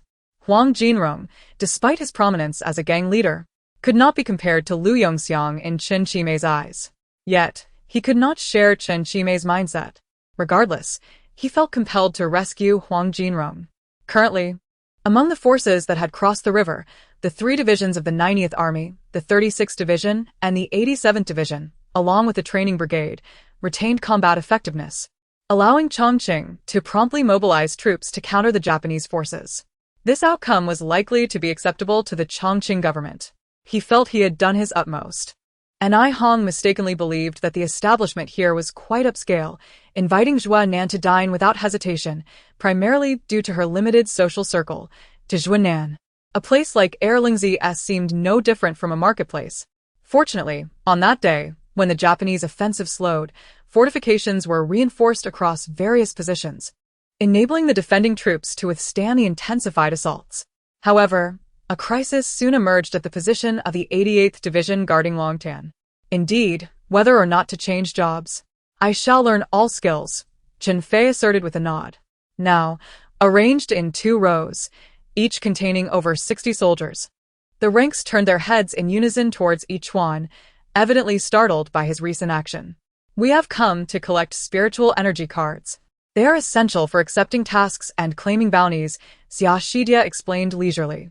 Meanwhile, I pondered the server's words and the peculiar man's demeanor. Sensing an unease even common folk would detect, perhaps he was not here for us after all. Sigh. I have lost. I truly cannot defeat him. The title of God of War is but an empty name, and I am not invincible. Gaia calmed himself, his eyes filled with an indescribable melancholy and sorrow, yet tragically. The innate power of the God of War that once emanated from him was no longer visible. Volume 1, Chapter 32. The 8th Prince. It is said that Wu Meinyang even issued a decree forbidding the keeping of cats within the imperial palace, with a strict order that any discovered would be shot on sight. The old witch smiled faintly, dipping her fingernail into her wine glass, before beginning to carve upon the wooden table. The screeching sound of friction made one's gums tremble and scalp tingle. For instance, the ongoing optimization training method, through the analysis of the corresponding knowledge system, seeks to refine and enhance the existing foundation. In the Song dynasty, the fusion of different martial arts was also based on this principle. Suddenly, Old Li slapped his thigh and leapt from his cushion, hastening towards the window with legs as thin as bones. What is it that you require of me? The Taoist of Song, aware of the superior rank of the individual before him, inquired with an air of calm detachment. As the walls shifted and the corridor transformed, the surrounding space expanded until it culminated in a vast plaza. At the moment of combat, the Hungry Ghost Hall, where Lu Qichao resided, was attacked by golden-bodied puppets. As a senior member of the Hungry Ghost Hall, Lu Qichao naturally rushed to the forefront, engaging in direct confrontation with the golden-bodied puppets. The astute individuals speculated that only Mi Dou understood the recent attack, which was a manifestation of his Blood Dragon Seed's command, shrunk to the size of chopsticks. Unleashing its spirit's assault, an attack from the spirit tool itself, wholly unconnected to Mi Dou. Aside from my 2 friends, eliminate everyone else, Li Yunqing declared fiercely, his voice echoing deep within the array. Spirit techniques are far superior to inferior spirit techniques. At the same cultivation level, spirit techniques can easily leave inferior techniques in disarray. Subsequently, the auxiliary player felt a chill creep down his back. A figure had seemingly appeared behind him, followed by the piercing of a blade into his heart, instantly penetrating his organ. Void. Dragon? A thought suddenly flashed through Zhou Yu's mind, and as he unconsciously voiced his speculation, his expression grew increasingly grave. A clear sound rang out, quickly followed by a thick scent of blood that filled the air. Now, an eerie silence enveloped the scene, with all eyes fixated upon Feng Buhui. At noon, the scorching rays beat down upon the earth, and the crowd gradually succumbed to exhaustion, seeking refuge in a cool stone cave to recuperate. In the depths of Tskinwei Mountain, Gong Ling and Wu Xian exchanged glances, though they had discerned his origins. This statement also indicated that he was no longer a disciple of Tskinwei Mountain, leaving the 2 who had been imprisoned in the illusory realm for centuries utterly baffled. Many matters are inextricably intertwined. Even if one were to sit until dawn, when the sun rises at 7, the entanglements would still remain unresolved. Minutes prior, Song Tingjun finally changed into a new outfit and departed the villa, driving towards Spring River, Flower Moon Night, even though Shiza was adept at disguise. Not a single clue could escape Arthur's keen perception. No emotional connection can endure beyond a quarter. Even if he escapes, others cannot escape such fate. Han Yu was obstructed by her, looking down to see her lips pressed tightly together, her gaze filled with both suspicion and hatred, an expression far from pleasing. The boss had always been gentle with others, his emotions carefully concealed. It was the first time such overt anger had manifested on his face. In the dead of night, Qin Jinyu, who failed to remain indoors for slumber, became the prime suspect. Her focus could only be directed toward her. Yet, despite her idleness, She refrained from contacting Shi Che, fearing it would displease Han Yu. Moreover, she found no necessity to meet given the smooth progress of her experiment. After a lengthy wait, Shi Che finally exited the conference room, with her assistant's office located at the end of this floor. Wei Hanyu, having observed part of the discussion, unexpectedly offered several suggestions. And, astonishingly, some were indeed quite useful. Upon contemplating this, Shiza glanced at her, promptly receiving an eye roll from Huaizhen. The dark magic circle reemerged, prompting everyone to hold their breath as they watched the enormous magic array materialize before the gates of the Dark Spirit Castle. Wang Peng cast a sidelong glance at Hao Shihui, deeming his thoughts somewhat naive, though he refrained from voicing his opinion. Yet, for Luo Qianhan, these matters seemed trivial. They had never witnessed her bloodthirsty side. As they advanced a short distance, an unsettling sensation arose. Several auras began to fluctuate in the air. Slowing down, they scanned their surroundings. Wait, can my mod programming tool even alter the parameters of the paradise? Is such a boon possible? However, they were not entering the game, but rather ensuring their ability to breathe, as they were about to descend into depths of at least 1,000 meters underground. Ha! A signature? Do you even know what day it is? I waited here all night for you. Can you come with a serious demeanor?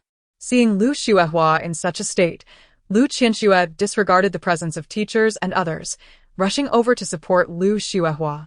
The life and death trial of the previous night, coupled with the heartfelt confession amidst peril, had tightly bound their youthful hearts together, never to part again. Volume 1, Chapter 33.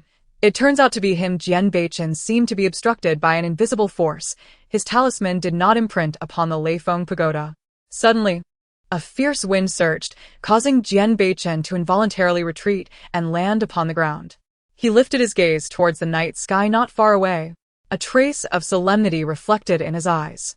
Most of the individuals present were residents of Haiqing, fully aware of Lu Zhua's entanglement in scandal.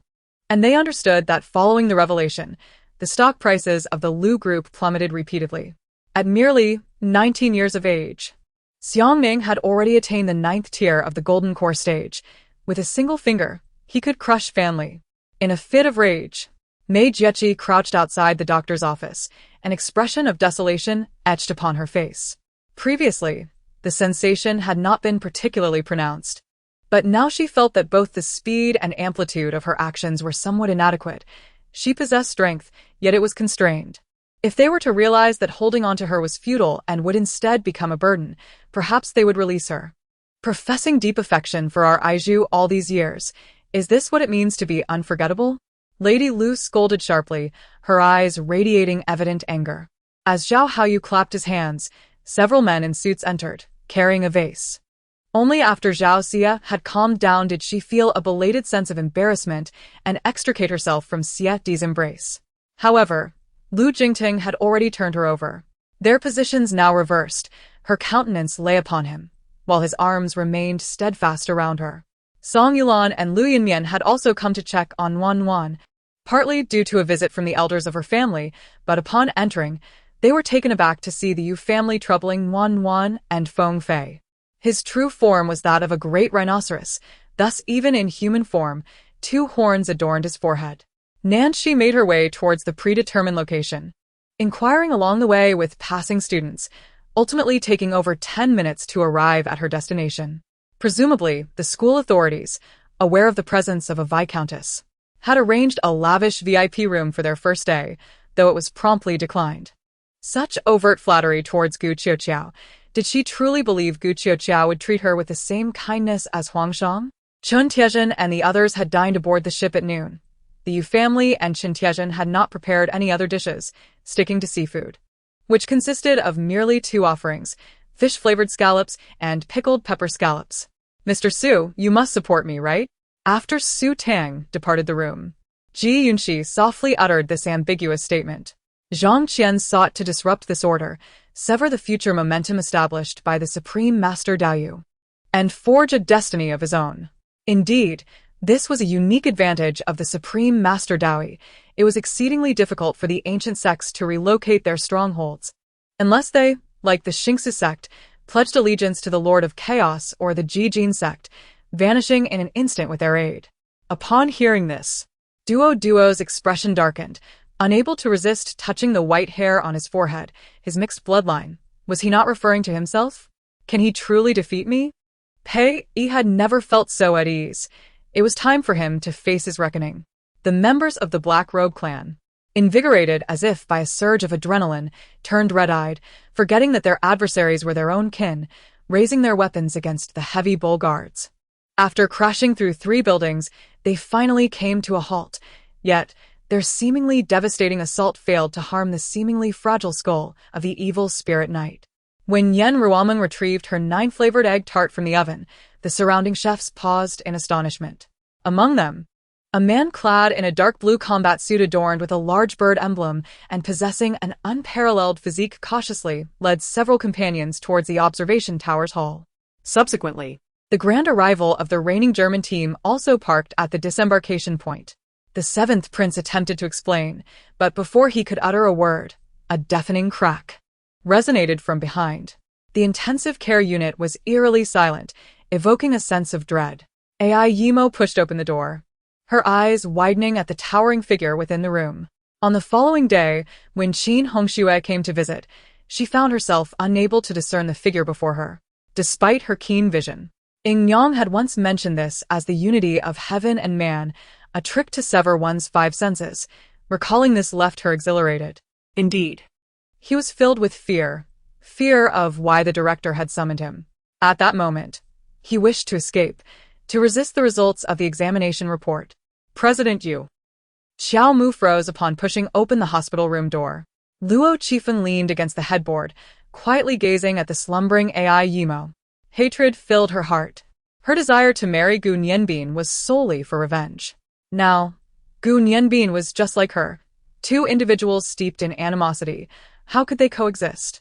He remained oblivious to her thoughts, just as she could not fathom his. Crown Prince, the new emperor, Gu Ding, felt his eyes redden upon seeing the haggard visage of his brother, tears cascading down his cheeks. The 2 paused momentarily, yet in that brief instant, Zimo and Qing Chen caught up, a sword striking down. Has he lost his sense of reason? Lu Haochen squinted, conceding that even if he were unreasonable as the boss, who would dare to challenge him? When his jewelry was seized without resistance, he could accept that. Yet, being touched and still grinning was utterly humiliating. Volume 1, Chapter 34. The women of Miaojiang Lijian's status naturally compelled others to curry favor with him, and within the Imperial Guard, he engaged in lively conversation with those around him. After a considerable time, Lingdang suddenly pounced onto Tang Ning's lap, urgently asking, "Sister, teach me how to earn my own money." She emphasized the last 4 words with fervor. On the opposite wall, another seal was cast, and a dark opening emerged, accompanied by chilling winds. If time could revert, Wang Xingxin would have crawled rather than offer advice to Heir, yet time flows in one direction and cannot be reversed. Once the unwelcome guest departed, Heir felt a sense of relief, especially with the successful promotion of the movable type printing that threatened the foundations of the aristocratic families, coupled with his deep-seated resentment due to the Cui family's refusal of marriage. Both Huo Ran and Ai Yunfei displayed expressions of terror. Indeed, they were frightened. For if they were not, they would not be hiding together in this house seeking police protection. Upon hearing that Guan Yu had spent the day selecting horses, Lu Tianhao's eyes lit up, banishing all traces of sleep. "Ah, this piece of ice is quite remarkable. It is unexpectedly large." Situ Xian approached slowly, the cold ice bed emanating a misty chill, and he crouched down to examine it. "No matter, I anticipated you would respond thus," said Lin Yin as she turned away after speaking. "What? How could we be stranded on a deserted island?" The speaker was not the elderly Su, but rather Su Dong, whose eyes gleamed as he fixated on Tang Yin. Everyone turned towards the source of the voice, and to their astonishment, they discovered Qin Shou, flushed and excited, gazing at Lin Ran as though he had encountered a hero of his dreams. When ordinary individuals face the heavenly tribulation, the thunderstorm invades their bodies, rendering them utterly defenseless. The power of lightning obliterates every cell, and through flashes of electricity, one can witness the charred remnants of bones. Bai Lu was the first to caution them. Indeed, while the ghost had manifested, it had yet to encircle them. making escape the wisest course of action. Laughter ceased as the crowd envisioned a deluge of unprecedented scale, submerging even the highest mountains, a scene of indescribable terror. Liu Bingwu, the head of the Public Security Bureau, who had already colluded with Liao Songmin, was present as well. The guests he had invited had been specifically sought out by him. Qin Feng contemplated ignoring the situation and driving away. Yet the police SUV in front maneuvered to block his path, signaling him to stop. Annoyed, Qin Feng thought, is there no escape? Who dares to stop the vice mayor's vehicle? Upon closer inspection, he discerned a subtle difference. Zhao Xia received a glance from Lu Xiang'er and bravely interjected. However, Lu Ernyang was thoroughly amused by their flattery. Weren't you the one who claimed to have no desire to ascend the social ladder? Who is Yu Shi to impose her will upon you? Hua Yuechan retorted, jealousy and bitterness surging within her. Past grievances and rivalries were swept away.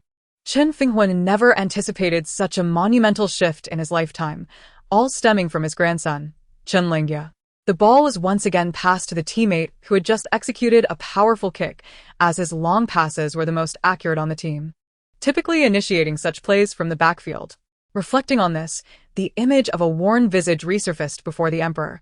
He could tell she had deliberately applied makeup.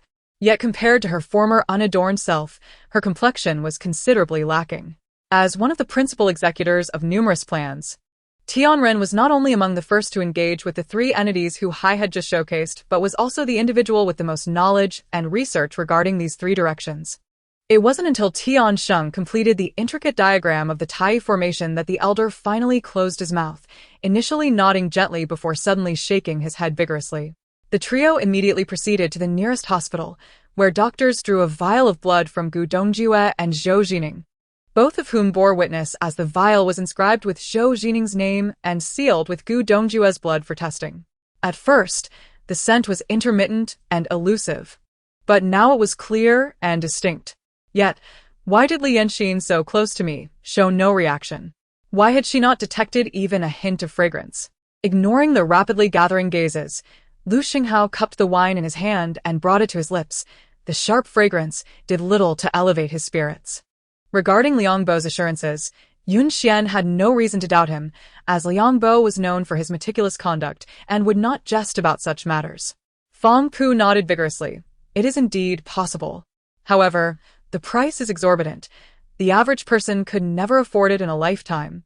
According to Tao Yao, acquiring a martial arts manual or secrets of the human heart required payment of 10,000 taels of gold to the owner of the brothel. Even if I strike first, isn't it rather cruel of you to retaliate with lethal force? Jing Yin questioned angrily. A thunderous sound seemed to indicate something had fallen to the ground. Yet when Lin Yu opened his eyes to survey his surroundings, he found nothing amiss. Just as Lin Yu was about to speak, Tang Yanxue shot him a glare, prompting him to shrug and fall silent.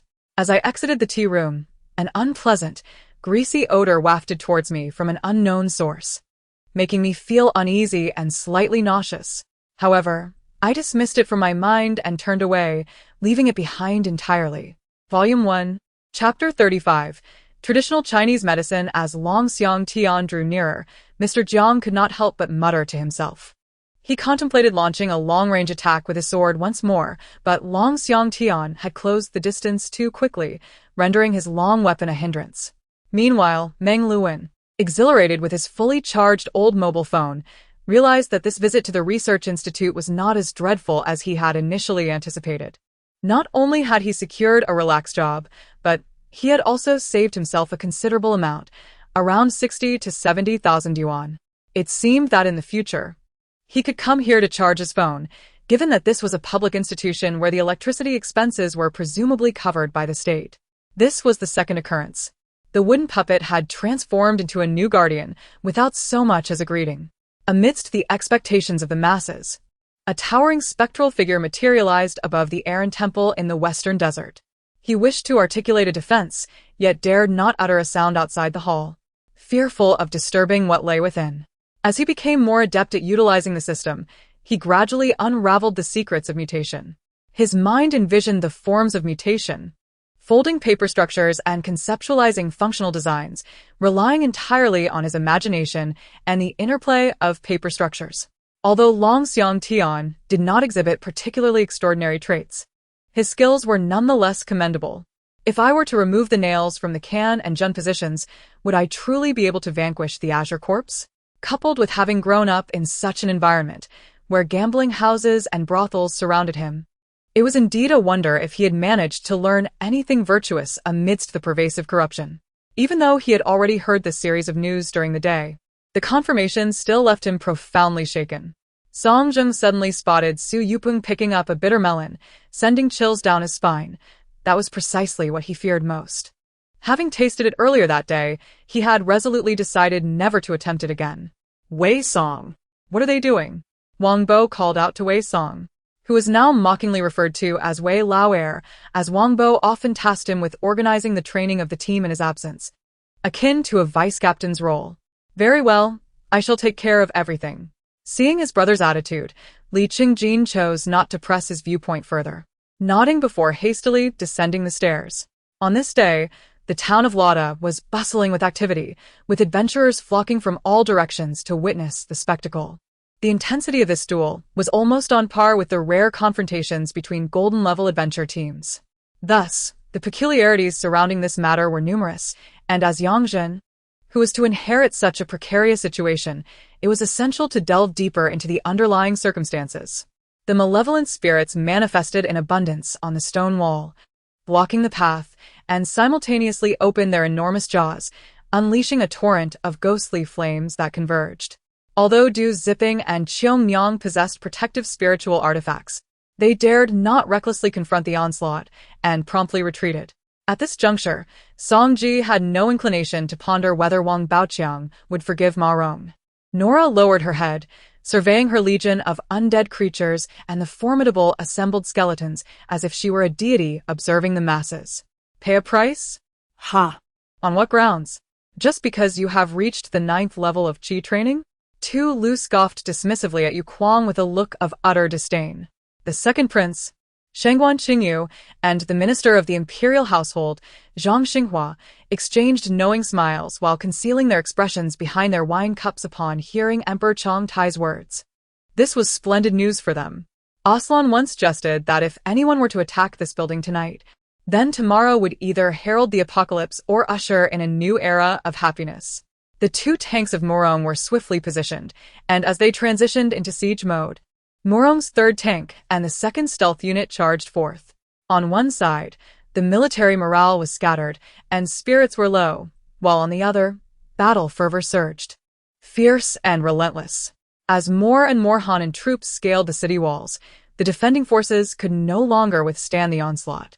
In that fleeting moment when the box opened, Sun Yong immediately discerned the authenticity of what lay within. It was undoubtedly genuine. His tone was resolute, imbued with an unwavering certainty. The chamber of the new emperor, while referred to as a side hall, was merely a few steps from the main hall of Sinang Palace. Ning Yunxiao winked at him, as if to say, "You guessed it, I relish seeing your perplexed expression." Before a plain white screen, an elderly man clad in white sat in quiet meditation, his eyes closed, expression unchanged, with nothing around him save for a long knife resting across his knees. Ning Yunxiao regarded Li Yan with suspicion, sensing that he was not as innocent as he appeared. Having reached his position, she cast aside her doubts, reassuring herself that he would not harm her. As she observed the peculiar tribe preparing to unleash their tentacle strikes, he hastily endured the agonizing pain to withdraw his tentacle, rolling to evade the impending attack. Watching Yi Xian reveal all his cards yet remain powerless, Lin Chongsheng found the scene rather comical. With a thunderous crash, a headless ghost shrieked, instantly obliterated by the lightning, and the room's malevolent energy began to dissipate following the vanishing of the ghostly figure. Volume 1, Chapter 36, The Inhabitants of Shadows, What is this? Yen Shi's gaze was fixed intently upon the wall, where a pale figure within captivated his attention. In that moment of peril, a deep, resonant voice echoed through the air. Immediately, Ao Tian felt a gentle force enveloping him, propelling him towards the Wolf Fong adventure team. While Xiaoya mysteriously appeared in Ao Tian's original position, unflinchingly raising his fist to collide with Yu Jun. Your Majesty, I cannot ascertain the details. But everything within the temple seems perfectly normal, remarked the dragon prince. Upon hearing that fifth brother had arrived in Shijiazhuang, the latter initially felt a surge of joy. For the recent days of enduring hardship had left Wang Xiaojia at a loss for what to do next. However, when he learned that fifth brother was currently at the baccarat table, he nearly succumbed to a heart attack. It should be noted that this was the territory of the Qingyan. Upon closer examination, one would discern that although both individuals appeared fearless, they exerted great effort to avoid targeting each other's vital points during their attacks, lest they inflict harm upon one another. For Matt, Houston had a vivid memory. Even Cole, known for his stern demeanor, spoke highly of Matt, who had even created an extraordinary technique for cultivating fighting spirit. Seventh brother, if you discover something enigmatic, do not hesitate to break it open. After all, it is not particularly valuable.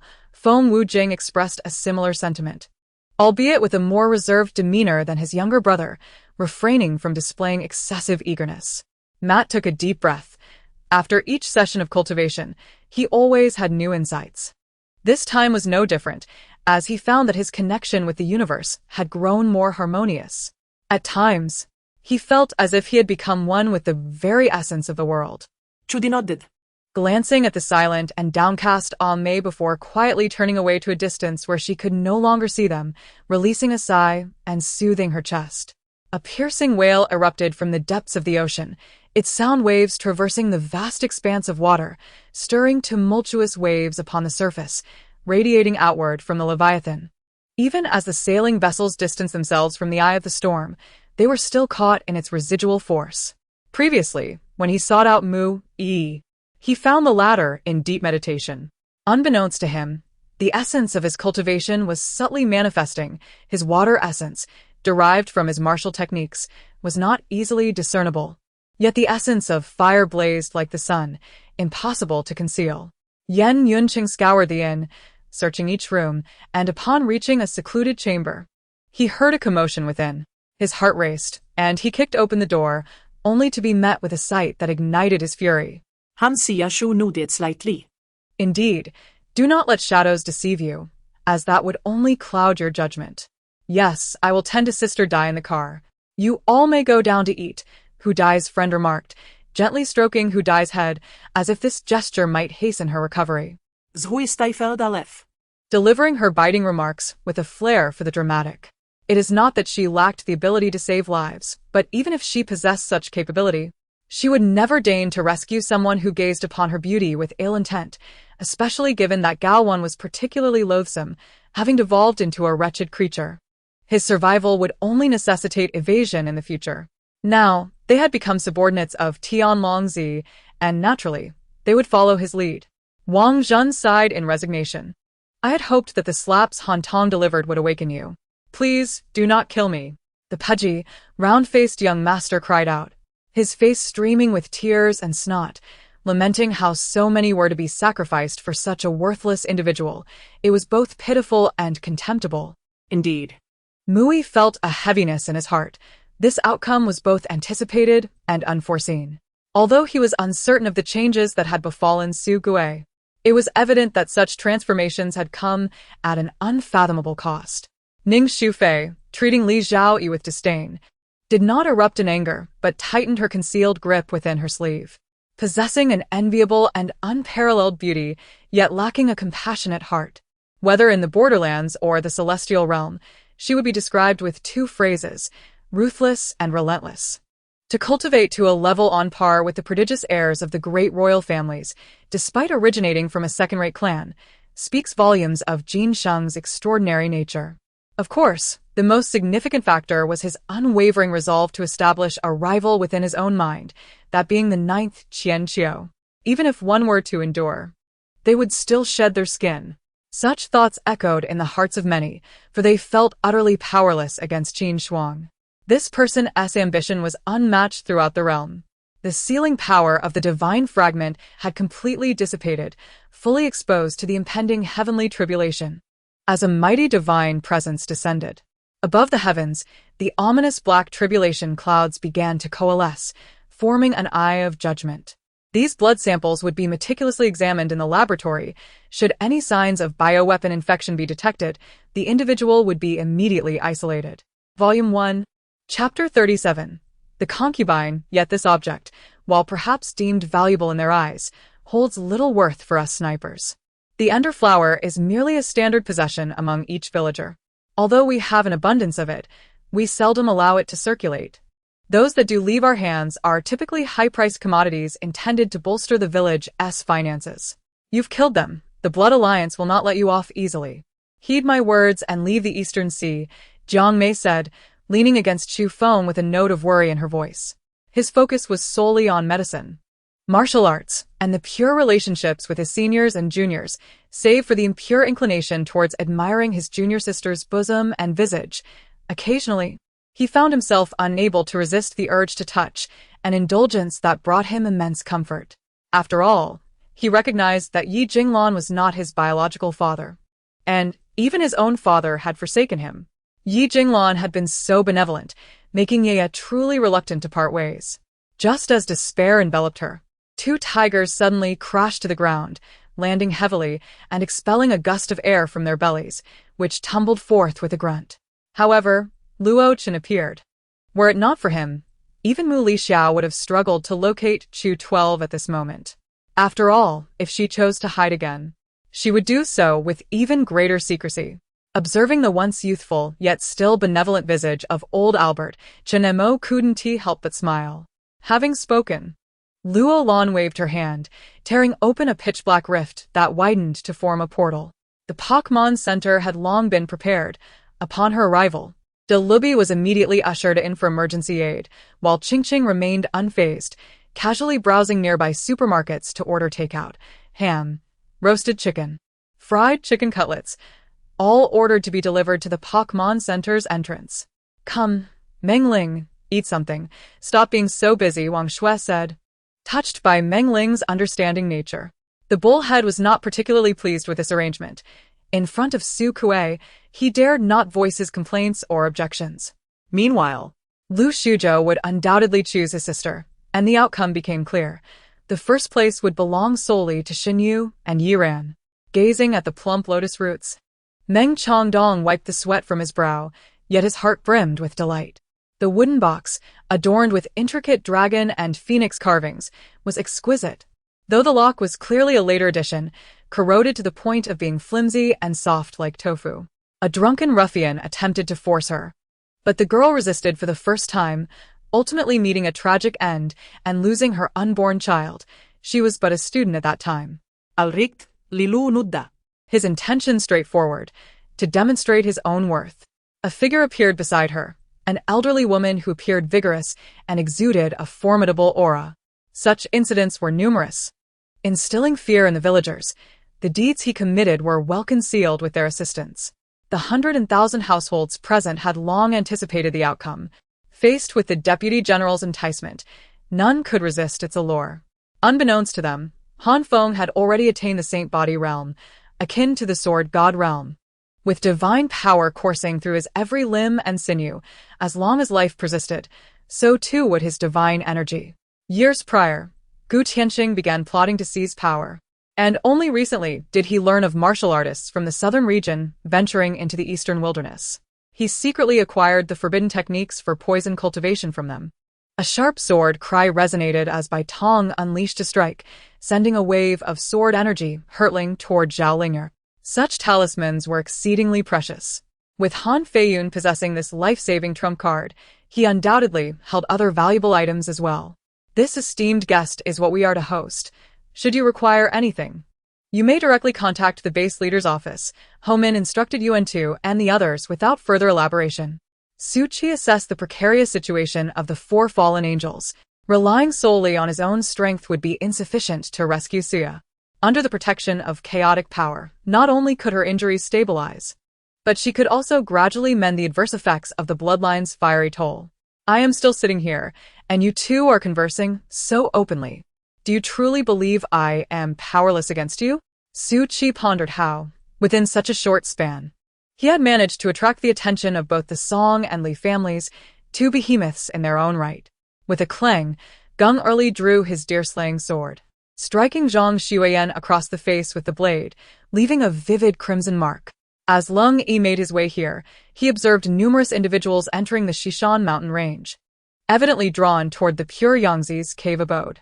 Lin Hanyu realized mid-sentence that she was clutching Wang Kai's arm, her face flushed with surprise as she stepped back in a fluster. Wang's sire was quickly roused from his stupor, turning to see that the other members of the Northern Desert Seven Heroes had arrived. Chu Wuyo patted Wang's sire on the shoulder. In truth, even after the financial crisis erupted, investigations revealed that over 50 of investors suffered severe losses, yet they remained unwilling to withdraw. Many investors expressed their belief that the stock market would rebound. In Qingyan, the family that frequently extended their assistance was none other than the Jiang family conglomerate, the foremost family in the region. The three blood-red characters flickered, dimming as Pei Juanhao leapt from his seat, his complexion pale as he fixated on the door to life and death that was about to open, his eyes filled with hope yet shadowed by profound fear. Volume 1, Chapter 38. The banquet. The essence of the Xianhuang pearl could still unleash its power one more time. Although the intensity of this eruption could not compare to that experienced in the feather transformation array, it was sufficient to deal with an ordinary Foundation establishment cultivator. To his surprise, the boy who had previously bullied Zhang Yuanxia was now weeping profusely over a corpse. Having spoken, Yu Hongzhu swiftly vanished from sight, her cheeks flushed, as the haunting image lingered in her mind. At this moment, Kai Yan finally understood why her husband had brought Diao Chan to the forefront yet refrained from partaking in her. Ma Yinlu, witnessing this, was filled with joy and pressed forward once more, his spear lunging toward Kai's heart like a venomous snake striking its prey. As they ascended halfway up the mountain, Zhang Qiling brushed aside the vines, revealing a dark, gaping crevice behind them. At that moment, another lifeless body appeared ahead, its limbs grotesquely torn apart, seemingly devoured by some mystical beast. In this second tier, there existed second and third-grade elixirs, all exquisitely refined, any one of which could fetch a high price if sold. However, the fact that the dragon vein had been gifted to Bai Yi by Uncle Jiu was something one could not know without witnessing it firsthand. After a bumpy ride lasting over 20 minutes, Meng Yi felt as though a century had passed before finally arriving at the township supply and marketing cooperative. Should that cousin trouble him again, Qin Wei resolved in his heart not to let her off so easily. He had no desire to invite trouble, especially in this unfathomable world, yet this did not hinder his determination to protect his rights and uphold his dignity. Your brother is not dead, so why lament? Although still in great discomfort, he had at least regained consciousness. The sound of Du Haitao's tearful voice only added to his vexation. Did this fellow intend to weep him to death? Moments later, Heir and Jiang Yi approached me, one on each side, both smiling warmly. Yet a shiver coursed through my body, an ominous premonition taking hold. The Master God announced a colossal mission, and this prominent guild in the Master God's realm responded immediately. However, the task they accepted was not related to the box garden, but rather concerning the affiliated worlds beyond it. I have long wished to meet you, I admitted. However, for Wei Yi to immediately accept this long-lost mother, who had vanished for nearly 20 years, and embrace this familial bond was no simple task. Whether it was accepting Catherine or allowing her to understand everything Wei Yi had endured over the years, time was still needed. If it were not for this, how could one explain the expression on Huang Qing's face after his demise? Huang Jun queried, puzzled. Huang Jun remarked, your deduction is generally sound. Yet you overlook that this object fell from a great height. This implies that it likely does not belong to the technology of Earth. One cannot assess its performance based on terrestrial technological standards. No, not everything is a lie. I can assure you that the vast majority is indeed true. However, I am no longer the Yi Mei gazing at herself in the mirror, but rather, I am the Yi who has emerged from the mirror. Yi replied with a bitter smile. Emily, feeling the futility of remaining idle, recalled that yesterday, accompanied by Zhao Yan, he had explored the 20-plus floors of this building constructed from special mechanical materials. Today, perhaps he could wander the streets of Moser. Even Xian remarked that if our door network possessed the capability to compete with those leading figures, we would not have come to Xiangnan City seeking you. Li Lingfeng was astonished to see a faint blush appearing on the cheeks of the two drunken faces depicted on the bottle. To the left was a massage room filled with an array of massage equipment, numbering no less than 10, including 2 massage tables. Igniting a fervor in Yu Fan's heart, Swanli glanced at Qingyan and smirked derisively but refrained from taking action. In less than a breath, solid wooden slats suddenly materialized around Swanli, and before anyone could react, he was confined within a wooden prison. After Elder Qingyan uttered these words, many students felt a wave of reassurance wash over them. Indeed, being in the presence of Elder Qingyan inexplicably instilled a sense of calm. On what grounds do you claim to have healed Christine's wounds? What evidence do you possess? Lu Chunyu struggled to suppress his agitation, gazing earnestly at Lin Yichen. This is no longer of significance. What truly matters is, where is it now? Cynthia interjected, cutting him off. Upon regaining his composure, Feng Yang decided to store away the creature, for it rightfully belonged to him. If it were to be lost, he would feel a pang of sorrow, especially since he was uncertain whether his old adversary would leave him any surprises thereafter. If so, this creature could still serve as a valuable aid. Volume 1, Chapter 39. A life-saving grace. Such matters are neither exceedingly difficult nor particularly simple. They primarily rely on persistent effort. In contrast, the indigenous federals of this world could resolve it in mere moments. However, for the evolved beings who have undergone various bloodline transformations, complications inevitably arise. To outsiders, especially those in the journalistic realm, it seems as though tremendous events have unfolded, instilling a sense of dread. On the other hand, this also appears to corroborate certain claims made by television media. The relentless pursuit of the Black Crow behind left Uchiha Itachi pondering his next move. In truth, a single illusionary technique would render Aki helpless, yet he chose to chase her down with sheer speed. This unexpected turn of events took Wang Kuan by surprise. As the opulent characters of Hua Bao Lu adorned the grand facade of the second-floor street view. With newfound confidence, Lin Tianyang learned that to locate the Qingyan Palace using the 7-star beads, 7 cultivators whose techniques perfectly aligned with the beads were required. He promptly agreed to summon these 7 integrated practitioners to the site. Nevertheless, the presence of influenza in the orphanage did not escape public attention. After all, the term influenza implies a level of threat that cannot be overlooked. Lin Tianyang found a moment to converse with Xiuya, discovering that she had finally advanced to the divine transformation stage over a decade ago. Now that she had stabilized her cultivation, she had received permission from Kai Qingying to seek him out. Wait! The middle-aged warrior gazed at Aki's forlorn silhouette, suddenly filled with compassion, and called out to her. She regarded Wang Heng with a strong suspicion, doubting his credentials as he spoke of experiences that he himself possessed. Was he not also ensnared by the whispers of gossip? After enjoying a refreshing evening, Qi prepared to depart, seizing the opportunity to explore while that scoundrel was absent. Perhaps she might encounter a wealthy and handsome suitor eager to shower her with riches. Shouldn't her cousin defend her against such rumors? It was only reasonable for him to accompany her and lend her some dignity. Of course, she could craft an impeccable narrative to exonerate herself, proving her innocence. Yet, years of life experience had taught her that a single lie necessitates a multitude of others to conceal it. Ultimately, the truth emerges, exposing one's true self. Mr. Jean perused each issue of the newspaper, conversing with Gu Chongsheng about the exploits of Feng Ruohua. As his family prepared to gather pomegranates, he felt compelled to inform Master Ji Ming of her intentions, and judging by her demeanor, it was far more than a mere 2 fruits she sought. Naturally, such words did not astonish Bai Xie. On the contrary, they elicited laughter from her. She intensified her ghostly power, and the left general's eyes flared crimson. With a resounding pop, one eye erupted, blood streaming down his face, rendering him half-masked in crimson. Shi Yan crouched down, affectionately ruffling a Yuan's hair. Yet he was quite curious about a Yuan's change of attire.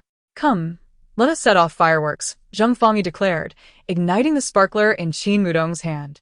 At that moment, Yu Ke finally unleashed the spirit bestowed upon him by Li Yanning as a spiral of radiant colors enveloped him, shimmering outwards. The long brow that had coiled around his arm was released by this kaleidoscopic glow. She understood that the true martial emperor had made his intentions clear. This was indeed a trial. Should she fail to resolve the issues at hand, she would not pass the emperor's test.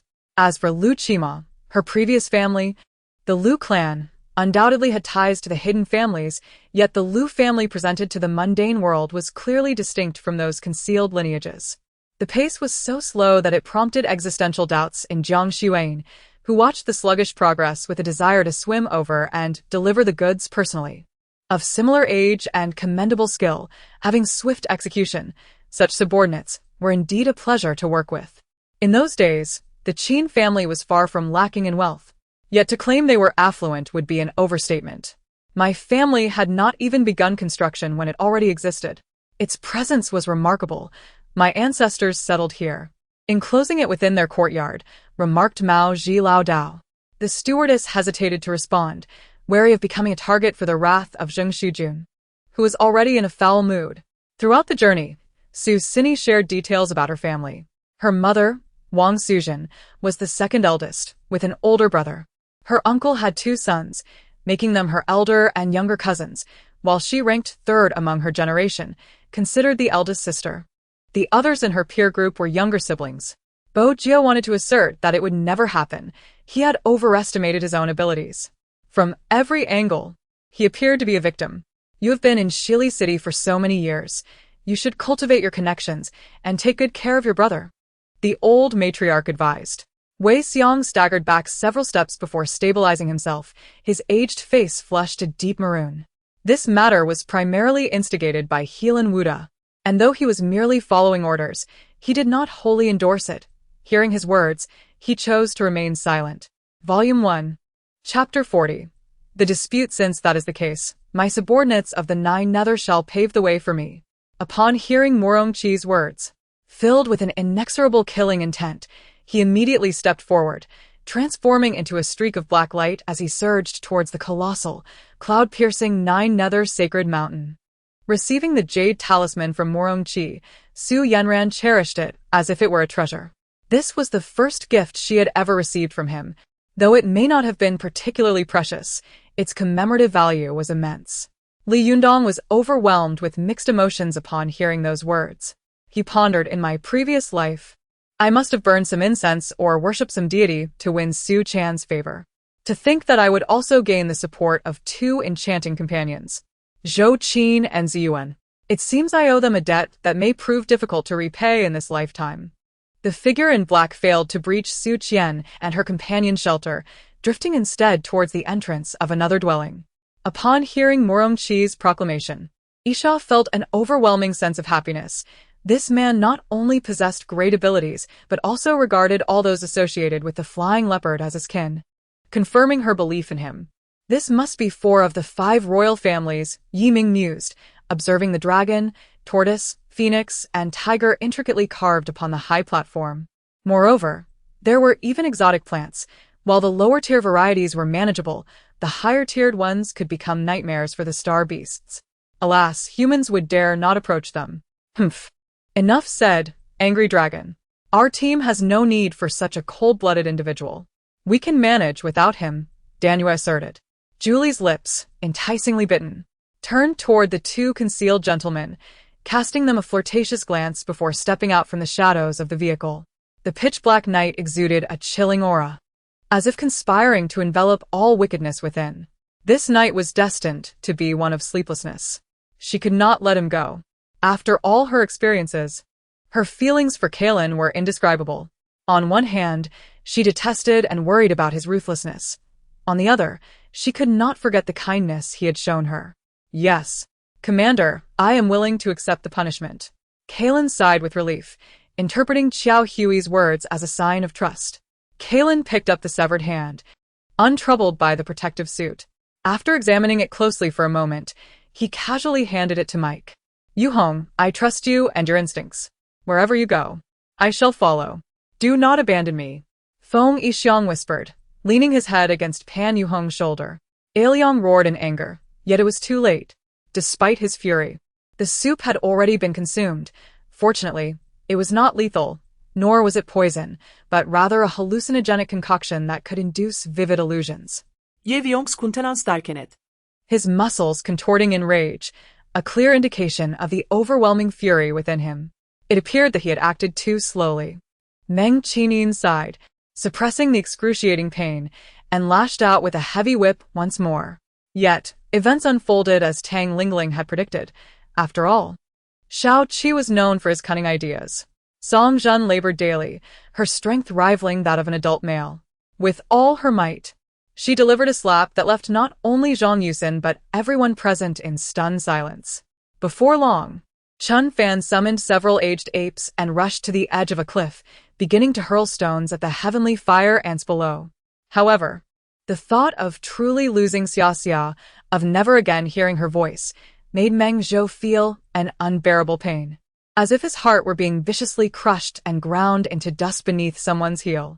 Enveloped in golden Buddhist light, no malevolence could approach her. Discomfort ebbed like a receding tide, leaving her feeling as though she had been purified by spring water, both refreshing and soothing. On the large screen appeared a series of codes, followed by a display effect, ultimately presenting a table showcasing the top 20 countries by global GDP. This did not imply that she accepted all opinions without question. From Lin Tang's perspective, her choices and filtering were executed with considerable skill. Moreover, the divine physician was not a consumable. Summoned, they could remain by one's side, significantly enhancing the survival rate of the soldiers of the Qi army after injuries. Volume 1, Chapter 41. Rumors by Xi was momentarily taken aback, intending to declare herself the chairperson of the Yumei group. However, upon observing the expression of her interlocutor, she opted to exercise caution. Unbeknownst to her, it was already past 4 o'clock. As she struggled against drowsiness, a sound resembling wheels rolling over the ground jolted her awake. It was rare for anyone in the village to venture out at such an early hour, leaving her somewhat astonished. Unable to restrain her curiosity, she tiptoed to the window and peered outside, where she spotted Wang Luhong and Lu Chong pushing a cart onto the bridge. The grain merchants, driven by greed, had created discord among themselves, leading to the disappearance of Qian Zixuan and Sun Jian from the rankings, resulting in considerable uproar. This agony persisted for an extended period, long enough for Su Xinyan's consciousness to teeter on the brink of collapse, plunging him into a state of confusion. This wretched place was not only damp but also devoid of clarity, leaving one to wonder how those ruffians managed to survive. Their continued existence was indeed miraculous. Gao Yipeng brushed the dirt off his arm, expressing his disdain. In an uncharacteristic move, she instinctively wrapped her arms around Lin Xian, burying her head in the crook of his shoulder. Having previously spent time in the countryside, the villagers, upon hearing the calls of Li Manjun and Lu Yan, began to gather spontaneously, bringing along their discarded items and feathers from chickens and ducks. Ling Jun positioned himself in front of Qi Lian, who, undeterred, intended to circumvent him. After observing the pair's clumsy performance, Zhang Jing surmised the purpose of Huang Biao's actions. Yet, despite his unchanged demeanor, his words remained as irksome as ever. Hua Ke let out a cold snort, his irritation evident as his beard bristled. "All right, let's do this." Gan Liang did not refuse. After clinking glasses, he tilted his head back and down the drink. With a thunderous shout, a terrifying sword light, stretching 100 feet, erupted in the void, exuding an awe-inspiring force that struck fear into the hearts of onlookers. It sliced through the air toward Qingyan, causing a violent disturbance in its wake. The blinding golden light enveloped the entire Yulei sect, leaving the city's inhabitants in a state of bewilderment, utterly unprepared for the events unfolding within.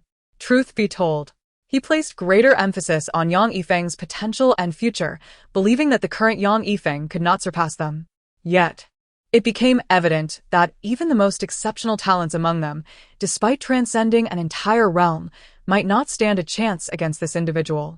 Upon hearing Gan Liang's refusal, the crowd initially presumed he was sparing Zheng Jingren, their leader, from any rebuke. The incident had once stirred the entire county, with a fierce clash involving 50 to 60 people. At that time, I was away on business and did not partake in this confrontation.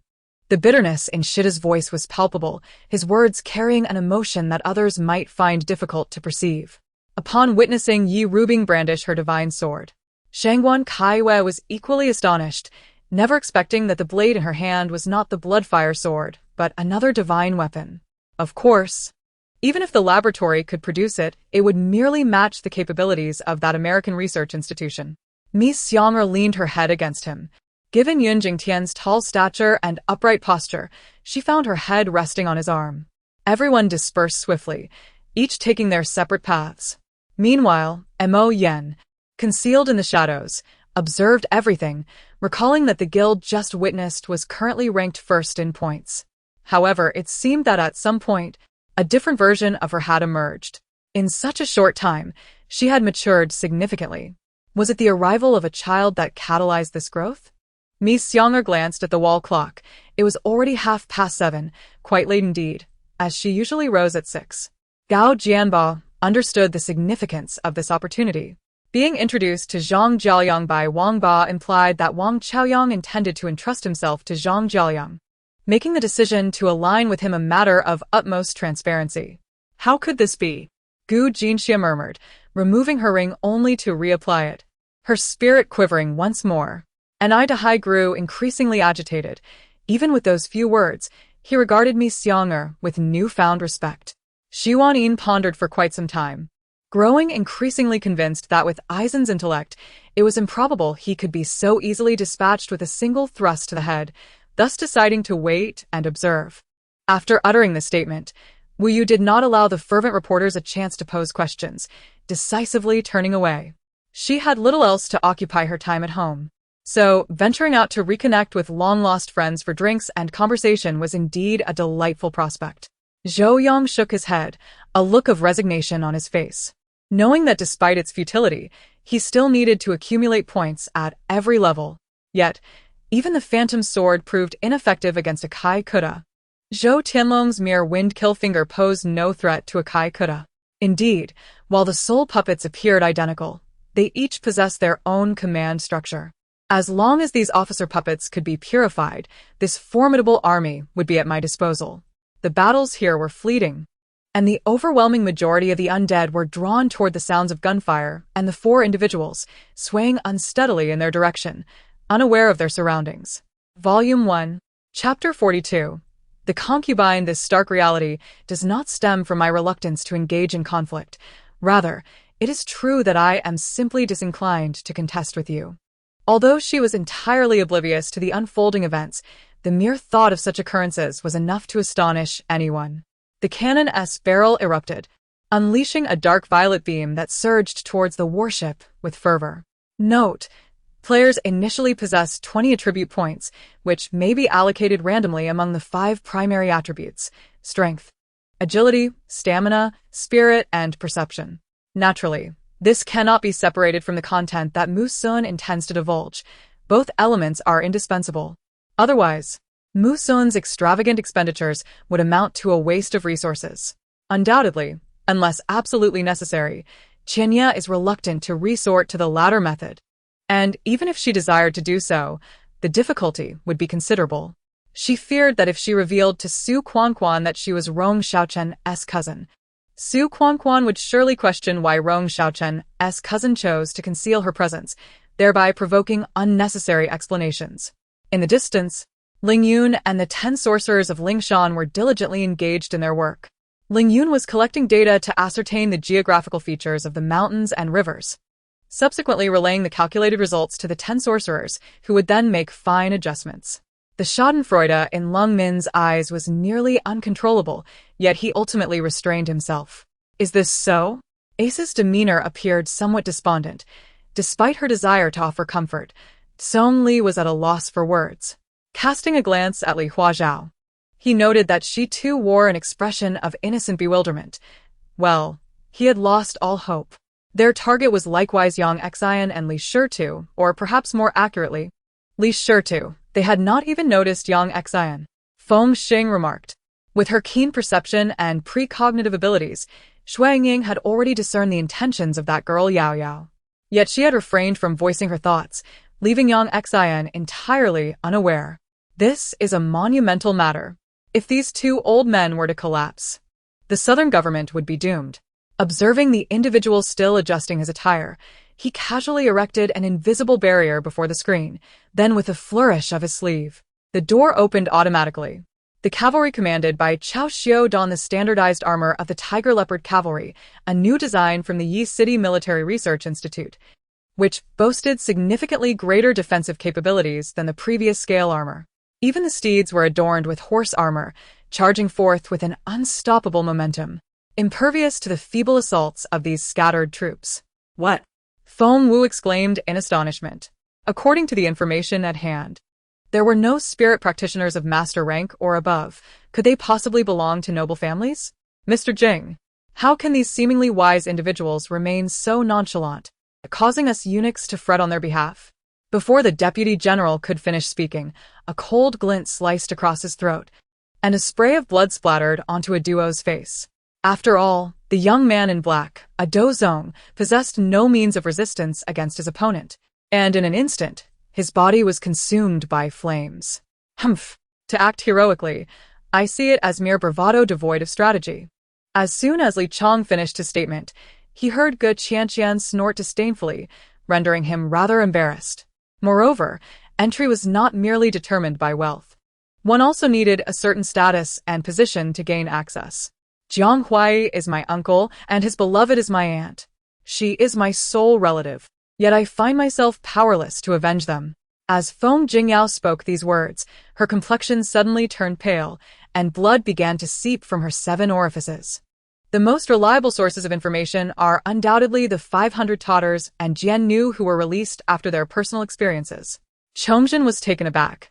He had painstakingly arranged for Huang Han to be transferred from Liaoxi, yet for over a year, the Red Flag Army remained as solid as iron, with even the forces at Shanhaiguan gradually gravitating towards Ningyuan. Do you hold significant influence? Liu Balin furrowed his brow, fixating on Chen Ziming with a cold glare, his gaze seemingly capable of inflicting harm.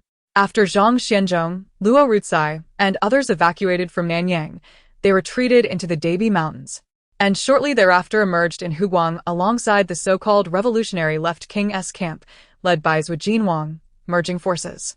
Qin Yini, having gained an advantageous position, was ecstatic after securing an allowance for 3 generals to expand the military within her husband's embrace. The intricately carved bed creaked throughout the night, causing the 2 maidservants, Qin Yin and Qin Yu, to lose sleep, and the following day, they appeared with dark circles under their eyes, visibly fatigued. Yun Yi spoke gravely, noting that the elderly widows had deep connections with Fuyuan, the creator of the Great Hand Seal, and considering that his own wishes remained unfulfilled, perhaps all responsibilities would eventually fall upon Chen Lengya's shoulders. He contemplated and, not wishing to remain at the palace, opted for a carriage to his residence outside the palace. Zhu Jianlian found himself jostled within the bumpy carriage, the dual fatigue of mind and body prompting him to close his eyes, and he unexpectedly dozed off amidst the swaying. Your temporary authorization has been approved. You will be subjected to secondary surveillance while enjoying the privilege of marking targets within the Achilles defense system, requisitioning vehicles, and armed vigilance. The artificial intelligence continued its calm discourse, yet this was hardly a moment for casual conversation. Thus, Wang Qian signed as the principal party, Lele as the first witness, Lu Yun as the second witness, Jin Chuan on behalf of the Academy of Social Sciences, and Chongqing on behalf of the medical center. I intend to procure some food. I have been famished for quite some time. After eating, I shall indulge in a full day of enjoyment. Oblivious to everything, as she waved her hands and set off in pursuit of sustenance. Volume 1, Chapter 43. Responsibility, do not mention it. This is merely my duty. The flourishing development of Wang Village is beneficial to me as well, considering I am the deputy county head in charge of tourism, Zhang He remarked with a smile.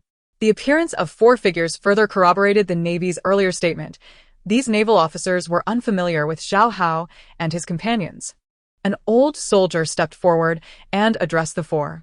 Surely, their relationship extends beyond mere doctor-patient dynamics?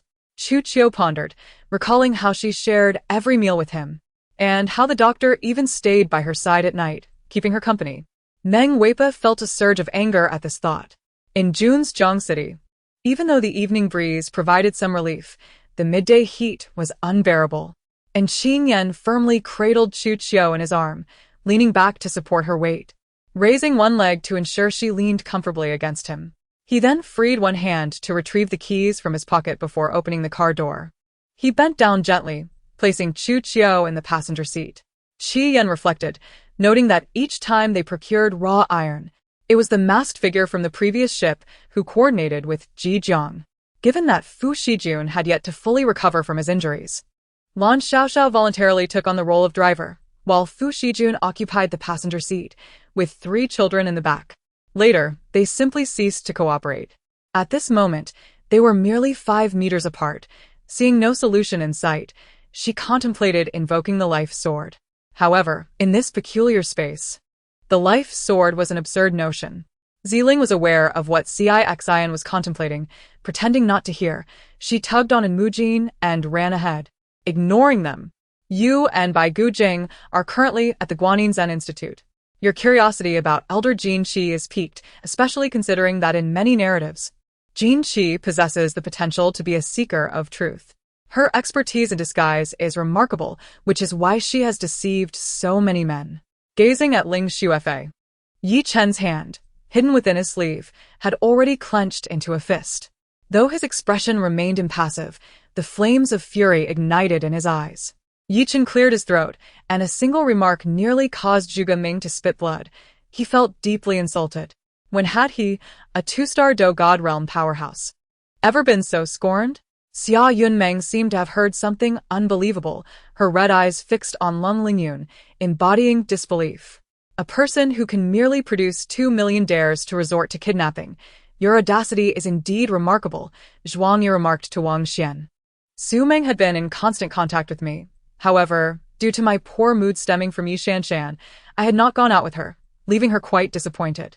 Though I felt guilty, I truly had no desire to spend time with her. He could not comprehend why he felt such an inexplicable sensation, but something felt amiss, though he could not articulate it at present. His strength was quite commendable, yet merely that commendable. Under Yi Chen's assault, the arrows systematically shattered the opponent's mental sea. In nature, all things coexist in a cycle of mutual generation and restraint. Just as spirits inherently fear fire and thunder, these spirit cultivators naturally shun these 2 elemental assaults. Thus, as the ghostly figures approached, Zhao Jiugong resolutely opted to wield the heavenly cloud-measuring ruler. Su Lin stood still, refraining from further introductions, for even in the presence of the wind, the robot could detect the musty scent in the air. Not only that, but a layer of dust had settled on the windows. With arms outstretched and palms raised above his head, Murong Ming unleashed the martial energy he had forced to the pinnacle, crimson flames swirling and coiling, gradually forming a massive sphere of flame above his head. Earlier, he had sensed a vague intention from the ethereal gaze of Yu Kuang. Indeed, Yu Kuang had no intention of harming his sister. The subsequent discussion focused on Lian Yuan's abilities. However, since Nangong Jie had yet to perish, Lian Yuan remained at the pinnacle of the Yunren level. Thus, the description of Lian Yuan's capabilities had become obsolete. With his strength, stirring such a towering water column was not particularly challenging, yet transmitting such a disturbance across this distance was beyond his reach. The 4 disciples exchanged glances, initially believing that their senior sister would arrange for Zhao Jiugong to rest overnight in the guest quarters of the poison sect. However, they were taken aback when she instead brought Zhao Jiugong directly to her own cultivation cave, an action that felt overly intimate. Su Lin raised his mechanical right arm, extending his gaze once more to catch up with the first swiftly moving carriage, penetrating through it to lock onto the human driver. A robust figure. It was not male but female. Seeing this, Dehe let out a sigh of relief, wiping the cold sweat from his forehead. He had just attempted to rob a preeminent powerhouse. With this thought, cold sweat dripped anew from Dehe's brow. Although the malevolent spirits were detestable, and those of the righteous path sought to eradicate them at all costs, the effectiveness was minimal as those spirits were no fools, waiting idly for their demise. The voice was faint, resonating for a long duration without ceasing, yet the window remained closed. "Hello, Officer Huang. I am the prison doctor, named Xiren." The particularly graceful Xiren approached, confidently shaking hands with Officer Huang. "Who is it?" GMO felt increasingly anxious, wondering who could possibly be connected to the protector of the Tianfeng clan and entangled in his affairs. Sun Daming suddenly spotted Li Tianxiu, who had been involved with Seventh Brother that night, approaching the entrance while carrying clothing. He quickly averted his gaze skyward. Han Sanchen's presence here was unexpected for Feng Qian, who had considered him on par with Su Sandao. However, Feng Qian now recognized that Han Sanchen was no ordinary individual, as he had concealed considerable strength. Hong Jie took several deep breaths to compose herself before casually retrieving a cigarette from her pack, igniting it and using the flame to set fire to a note. Volume 1, Chapter 44. Proposal. Observing the man beside her, whose expression was one of profound grievance directed at Lu Ziming, Cui felt her previously softened heart ignite with an inexplicable fury. "Are you seeking Brother Shueisheng?" Yang Zixing interjected hastily upon hearing Mu Su mention the individual he recognized. This was also one of the primary reasons why Jinyang Gate and Shirtu Island tacitly accepted the existence of Qianya Island, a haven for wandering cultivators. Known as the Golden City, Xianguila has now lost all its gold, save for the iconic Golden Bell, which has been taken away by Ma Qiao. He was not a native of the underground city. Although he had briefly heard about its customs and systems from Kardashian, he could hardly claim to understand them. Niangbei. Zhao Jiyu felt a surge of frustration, realizing that after all this commotion, she had unwittingly assumed the role of a personal driver. Cha Zhongjie was taken aback by Tao Yao's swift reaction, retreating several steps in haste, while the mighty earth lion beside him stomped its foot, causing a wall of earth to rise abruptly. What did you say? Jiamu could hardly believe her ears. Just a few days prior, she had been informed of a match for Baoyu with a girl from the Li family, so how could it be that in the blink of an eye, Jia Zheng suddenly announced a change in Baoyu's prospective bride? How could she possibly accept such news?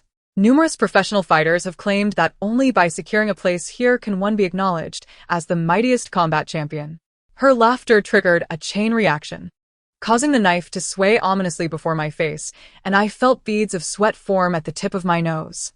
The courtyard was adorned primarily with willow trees, their slender branches casting a sparse shade.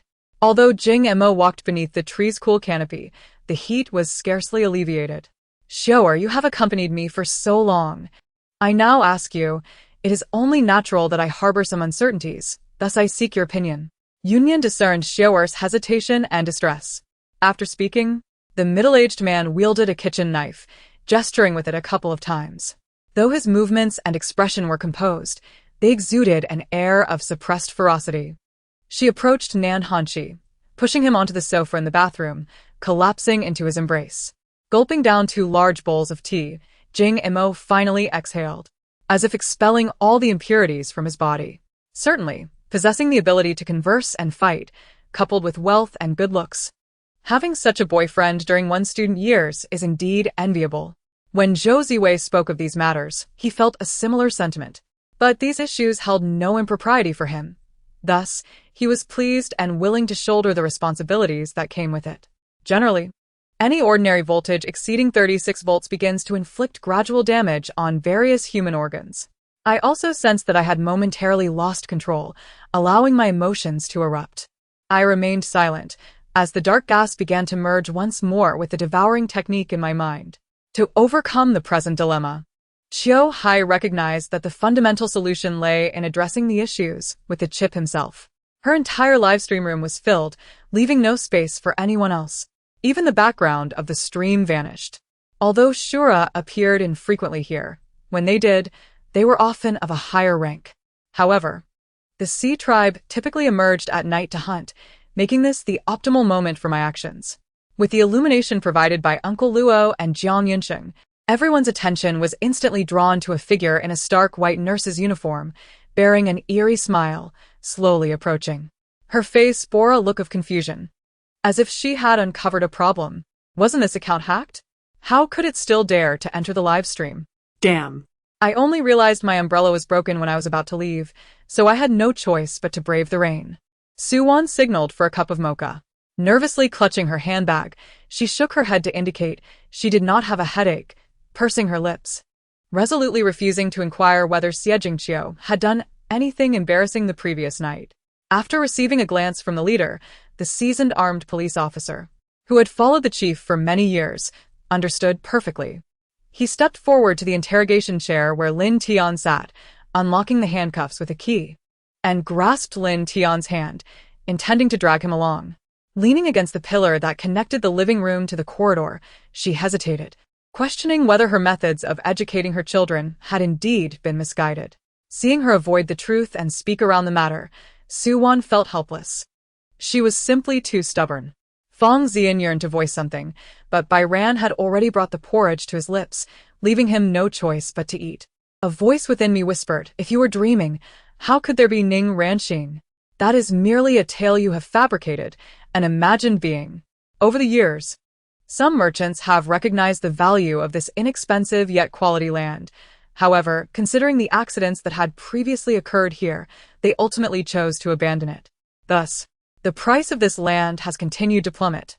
Volume 1. Chapter 45. The token of affection. Guanyin gazed upon the two kneeling figures before him. "For the sake of our army's survival, I implore you, esteemed strategists, do not hesitate." With that, he bowed deeply. The potency of this moment was far mightier than during its initial forging. Yunyu gasped, her expression one of disbelief.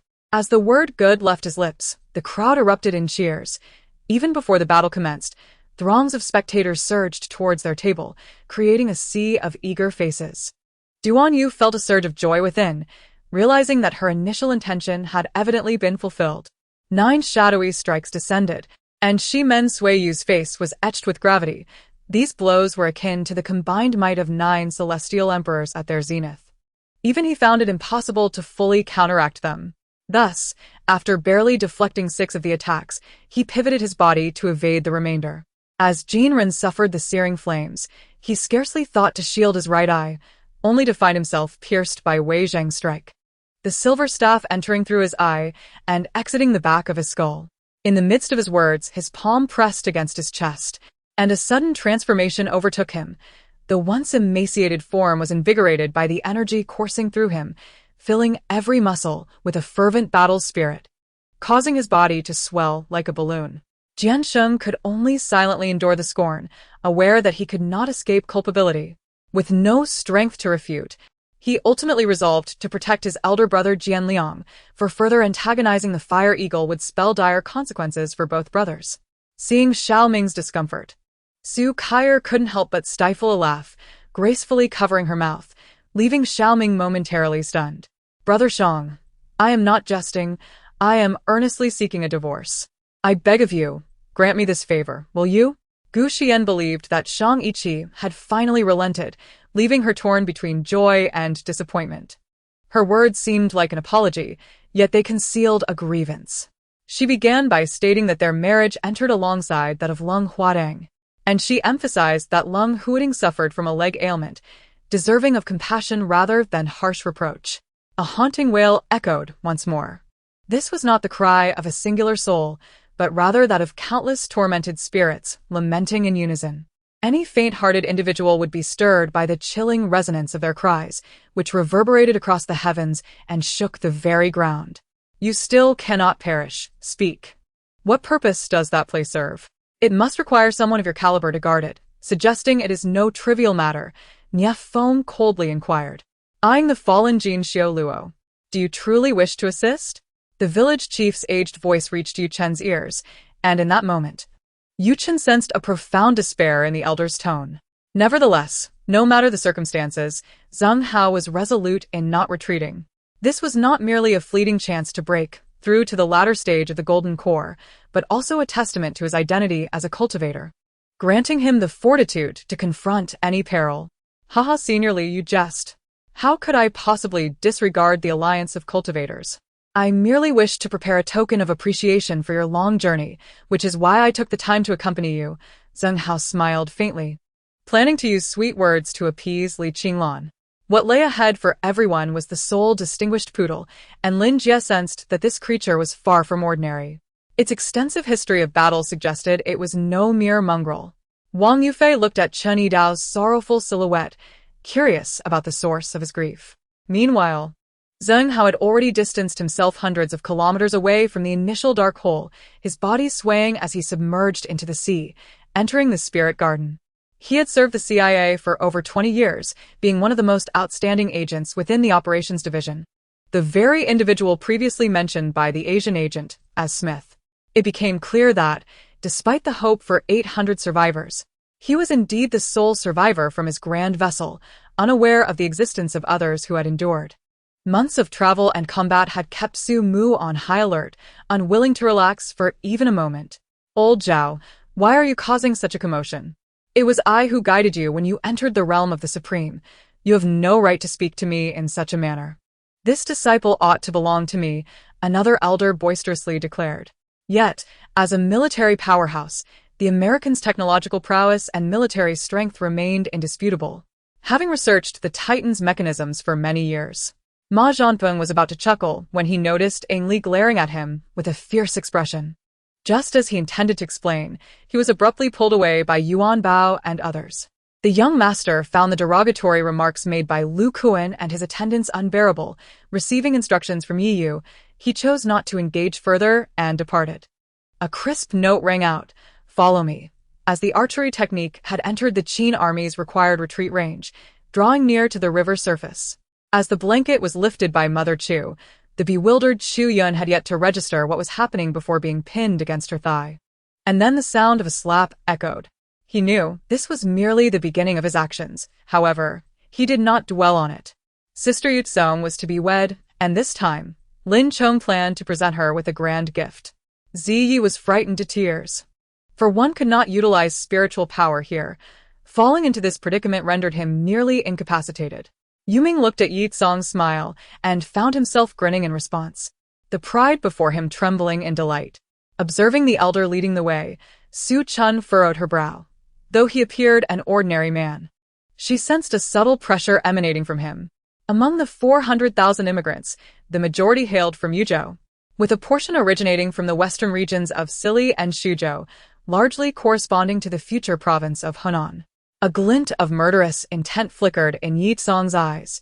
It became evident that she had not betrayed him, but rather that Amy was never truly hers. Volume 1, Chapter 46, Establishing a Persona in the Heat of Battle. Chun Bozong was indeed formidable, not merely jesting. After escorting the soldiers of the Zhongwu camp to their destination, Shun Ku promptly altered his strategy, consolidating all the warships that had been patrolling the river into 2 formations. This test served merely as a rudimentary verification of compliance with requirements, hence no intricate data was involved. Lisa murmured thoughtfully. Rad swiftly severed a soldier's neck, the unfortunate deserter unable to utter a plea for mercy before the sharp blade cut deep into his throat, his head snapping back as if broken. Yet his body remained kneeling. The serpent spirit gazed at Yu Qing, causing him to feel somewhat uneasy. He had never encountered such a lively spirit. So, how could he borrow from it? Lance took a few labored breaths, scrutinizing the entire room as he gradually sheathed his sword. Upon the appearance of Chen Bozong, clad in the formal regalia of the emperor, all present in the Tai Chi hall bowed in reverence. What can I gain from your demonic energy? Am I not equally trapped here? You mentioned a flood. If I lose my demonic energy and am submerged daily, that would not bode well for me. What if I drown? I am not a harmless snake. Occasional immersion in water may be tolerable, but daily soaking would surely lead to my demise. Yagelina smiled faintly, uttering no further words as she stepped into a hidden door, with Xingue following suit. Yu Liang, wishing to express gratitude, found himself unable to do so due to the overwhelming corpse energy within his soul, compelling him to focus on controlling it. Wei Wutong performed an unexpected act, leaping out of the window with Wang Qibing in his arms. The members of the Xianmen Red and Orange teams greeted the armored general with urgency. Although Blue Armor intended to commend them, the mention of the Xianmen caused the words of praise to die in his throat.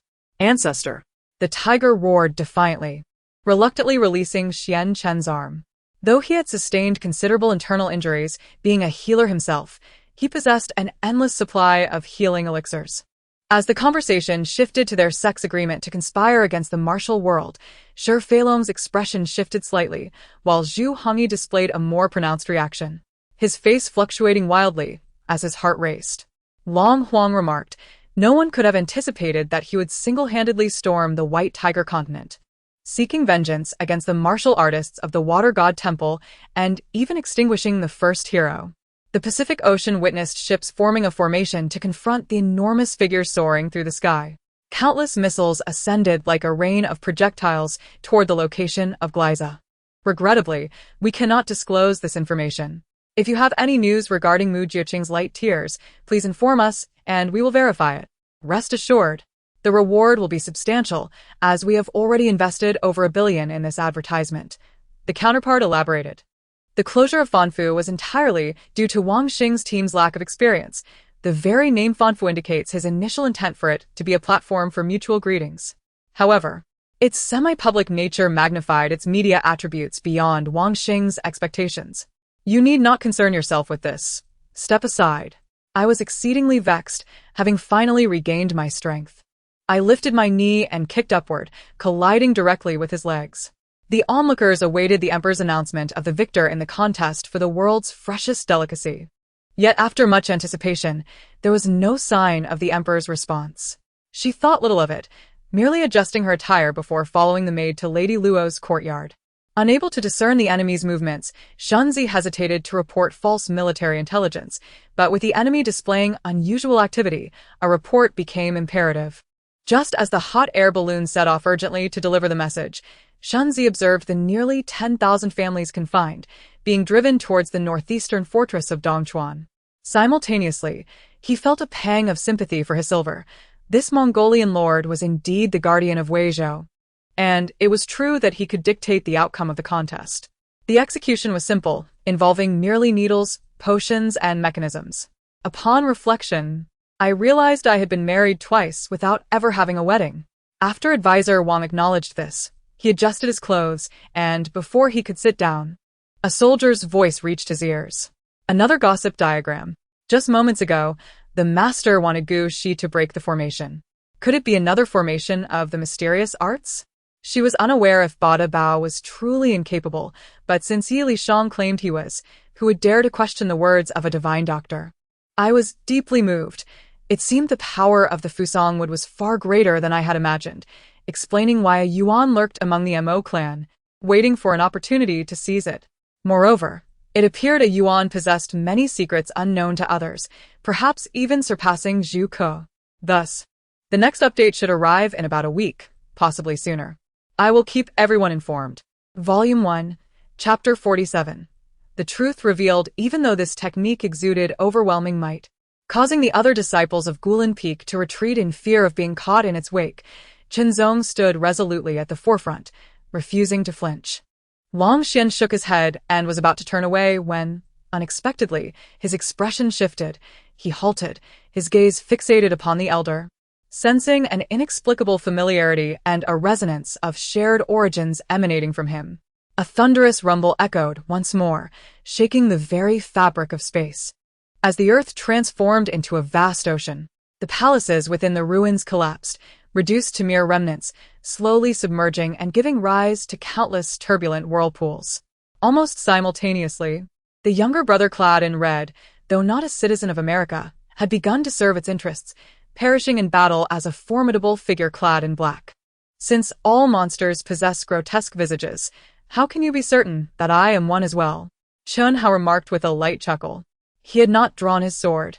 A mere slip of his foot, just a fraction, allowed him to evade the terrifying lethal strike. He recounted the entire narrative of his and his grandfather's journey in Bailing village, from their initial training, body cultivation, and apprenticeship, to the moment when Zhang Shi was rescued by his grandfather's demonstration of the Nine Dragons technique, culminating in the discovery of Li Dafei's remains, wrapped in the scriptures of the Tath Gatagarba. Moreover, what troubled them the most was Lu Huayuan's allegiance to Qin Tian, while Feng Zihuan and Di Qing lay gravely injured. Consequently, Qin Tian's faction now boasted 6 innate realm practitioners, a force twice their own, a situation exacerbated by the deaths of Zhang Chuan and Lu Yu at the hands of Jun Hao. I must take my leave. A surge of revving engines echoed from afar, causing Zhu Jiujiu to furrow her brow. In Yi Ling's eyes, that glimmer of sword light radiated unparalleled strength, as if embodying the very essence of the world's sharpness, unfolding and elucidating within it. Greetings, Hiroshui-han. I am Steve, a special correspondent for the New York City Times. May I inquire if your sole purpose for visiting Fifth Avenue today is to shop like an ordinary person? A short, rotund man with a beaming smile extended a microphone. Furthermore, I wish to emphasize that those skeptical may refer to the annals of F1 history. For most drivers, Defending a title is an exceedingly arduous endeavor, a sentiment equally applicable to other sports. On the 21st, the qualifying rounds for the European leg commenced as scheduled. From the very moment the race began, the top two teams remained locked in an unyielding struggle until the end. From the latter half of their junior year, attendance in classes dwindled as students sought employment, engaged in internships, or prepared for further studies and civil service examinations. Everyone was diligently preparing for their transition into society or for advanced education. "What brings you here?" Anyo asked with an indifferent tone, appearing far colder than the warmth shared with Qin Dao Dao. "Indeed, I comprehend fully. I have watched the live stream. Your extraordinary abilities are well known. Rest assured, I have no intention of coveting your wealth." The restaurant owner suddenly broke into a cold sweat, and as he wiped his face and attempted to say more, Shui Han and the others had already vanished. At that moment, the slightly ajar door was gently pushed open, and Long Jie discreetly scanned the room, noticing she was alone before slipping inside. Upon seeing him, Jia Qianqian was momentarily taken aback, staring at him in silence. "I understand your thoughts, Shaner." Although Lan Fubing maintained a smile, a hint of displeasure brewed within. Not long after sitting, his phone suddenly rang. He glanced at the caller ID, and his heart raced with apprehension. Moved by a surge of sympathy, Nangong Jinghong, rarely benevolent, resolved to assist Fu Jianchen in taking this critical step forward. A blade of wind shot forth from his fingertips, grazing the left cheek of the opposite figure, leaving a bloodied wound and severing a lock of hair, before striking the stone wall behind him, leaving a faint mark before vanishing. Lillian turned to gaze at Liu Yucheng, and had it not been for her ability to perceive souls, she might have doubted the identity of the person before her. After deliberation, it was decided to lower the elevator, placing the various guerrilla fighters at the tower's forefront, thus allowing for a thorough exploration of the tower. Upon reaching the summit, they would confront the executor. He numbly wiped the sticky blood from his face, desperately searching for her amidst the crimson waves, but she had already melded into the scarlet, disappearing entirely. "Mr. Ling, I shan't say more. Please rest in the lounge. I must pursue the suspect," the police officer stated as he walked away. As he passed a room, Ling Feng spotted over 30 body bags neatly lined up on the floor, a chilling sight that sent shivers down his spine. He suddenly thought of Mu Wanyin, feeling an inexplicable sorrow as he couldn't help but wonder which body bag she lay within. The broadcast's urgent announcements, akin to a pig slaughter, did little to convey the gravity of the situation, instead casting a humorous veil over the proceedings. "You possess considerable audacity," the head of the Yu family bellowed as he struck down with his palm, unleashing a wave of energy toward Yu, creating ripples in the air.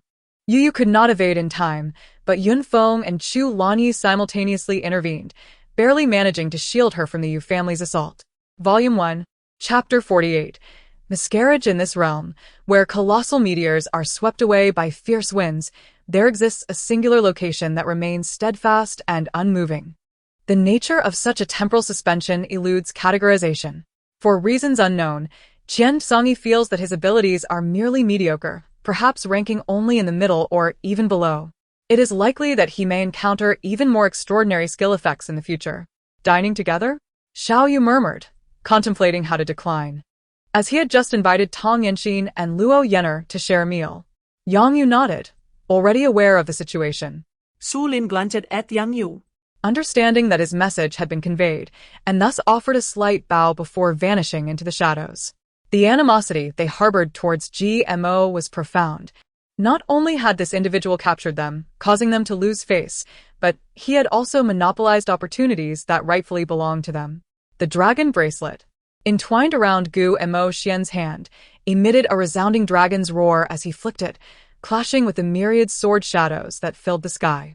Once Karapika manifested chains, he would confirm the extended use of his 5-element abilities before relaying the information regarding the oaths and constraints to Karapika. In a moment of anxious waiting, Yang Yu suddenly recalled something and turned to ask Shirsan, "Where's Dehei?" Almost forgetting that during their capture, the large black dog had stealthily slipped away. It had now been a day and night since he last saw it. Her kick was delivered with great force. Should it connect, that scoundrel Xiao Yu would undoubtedly be left weeping in pain. Note: long ago, there was an immortal, rich in treasures, who is quite lecherous, enjoying travels and indulging in amorous encounters with various female beings. And Ruali pondered this, and her originally pale, delicate face turned a fiery crimson.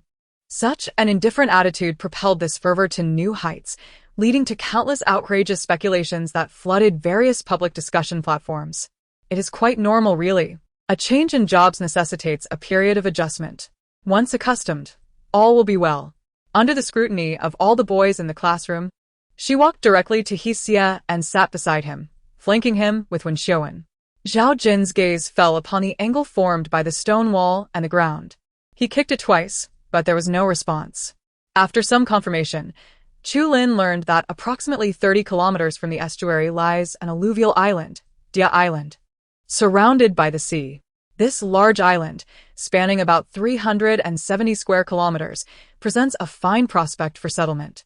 Clearing his throat, he inquired about the situation at the Liu family. Speaking to Xiaoziyu, he indicated that he had instructed her to keep it confidential, as he had his own solutions. Xiaoziyu then replied. Moreover, Chu Lin's unwavering belief in his invincibility grew ever stronger through repeated life-and-death struggles. As he faced the fourth challenger, Jiang Ning felt a surge of excitement. After his recent match with Shi Kai, he had experienced significant changes in his body, enhancing his power considerably. Without a doubt, his strength had increased more than just a fraction. Zhao Qiuyue's appearance instantly evoked cheers from the audience. This was no exaggeration, it was genuine. Zhao Qiuyue's popularity surpassed even that of Zhang Xinyue. This was baffling, leaving many puzzled as to why. However, none found it excessive. If the Cosmic Technology Company were a publicly traded entity, it alone could easily surpass such a market value. Maida raised his hands, grinning foolishly, his eyes narrowing into slits. If one lacked keen perception, they might fail to notice the pair of shifty eyes hidden amid the flesh. Tang Hanlin's expression shifted as he noted that Zhang Rang's aura was commendable, albeit confined to the first level of qi. Listening to his question, Lin Mo suddenly raised a finger to his lips, playfully shushing. Gazing towards the judging panel, Sun Xian felt a wave of anxiety. Yet, she knew she must not reveal her nervousness. She needed to remain composed and relax her mindset. Wu Shisheng had already put away his phone, choosing to keep silent during this moment, as discretion was the better part of valor. The entire competition was based on numerical identifiers. Whether it was the challenge or revival round, none knew each other's names, relying solely on luck and skill. In recent days, Chen Dong had found the most ease, basking in the sun daily, with meals being delivered to him as the clock struck mealtime. In truth, had it not been for the Chaiyang Tavern, the lava sandstorm, and the emergence of the Void Demon King, Song Ming and others would never have managed to traverse the Demon State City. Their survival there was already a remarkable feat, let alone encountering the leader, Yi Shueibua. Volume 1, Chapter 49. Administering medicine in that moment, Jean Luoluo recalled the cool, slippery object she had encountered in the darkness. Could it be the hibernating python? Such a prodigious talent, if discovered, would undoubtedly soar to great heights in the future, Ji Meru remarked, with her eyes gently closed. A faint, enigmatic voice seemed to echo from the depths of her mind. Soon after, a subtle glow appeared and finally, an ethereal void enveloped her. As if all had vanished, Li Tao's actions naturally left Guo La feeling quite embarrassed. After all, Li Tao's blatant disregard for his elders was somewhat attributable to him, and he could only offer an apology to Qian Feng on Li Tao's behalf. The clash of hands and blades resonated with a metallic sound, revealing that the strength of the Qingxing palm was not inferior to that of renowned swords. Why would he report you? Tan Zai Feng Kasu Inquit. There is no love or hatred in this world without reason. Gu Jianpain must have had a motive for wanting to report Han Weicheng. At the moment Lin Yi leaped, the gaping maw of the stone-scaled giant python lunged forth, brushing against the soles of Lin Yi's feet. Chun Chu and the others followed closely behind, remaining silent as they were unfamiliar with the path and could only obediently follow. For the Titan Guardian, energy equated to lifespan. In other words, it was currently expending its own vitality. However, a few years prior, the secretive Theory Society had been declared disbanded, as it could not fulfill its intended purpose. Though unaware of the reasons behind Su Qing and Mumu's visit to the hospital, Zhang Shanshan felt a considerable trepidation at the thought of encountering Su Qing. The blinding light before her was partially obscured, providing her with some comfort. Her eyes, which had been shut, slowly opened to reveal not the endless darkness, but a pristine figure standing before her. In the ensuing days, whispers of pregnancies circulated throughout the palace. As the news spread, his gaze remained fixed on her location, yet she remained composed, devoid of even a hint of jealousy. Let us go outside.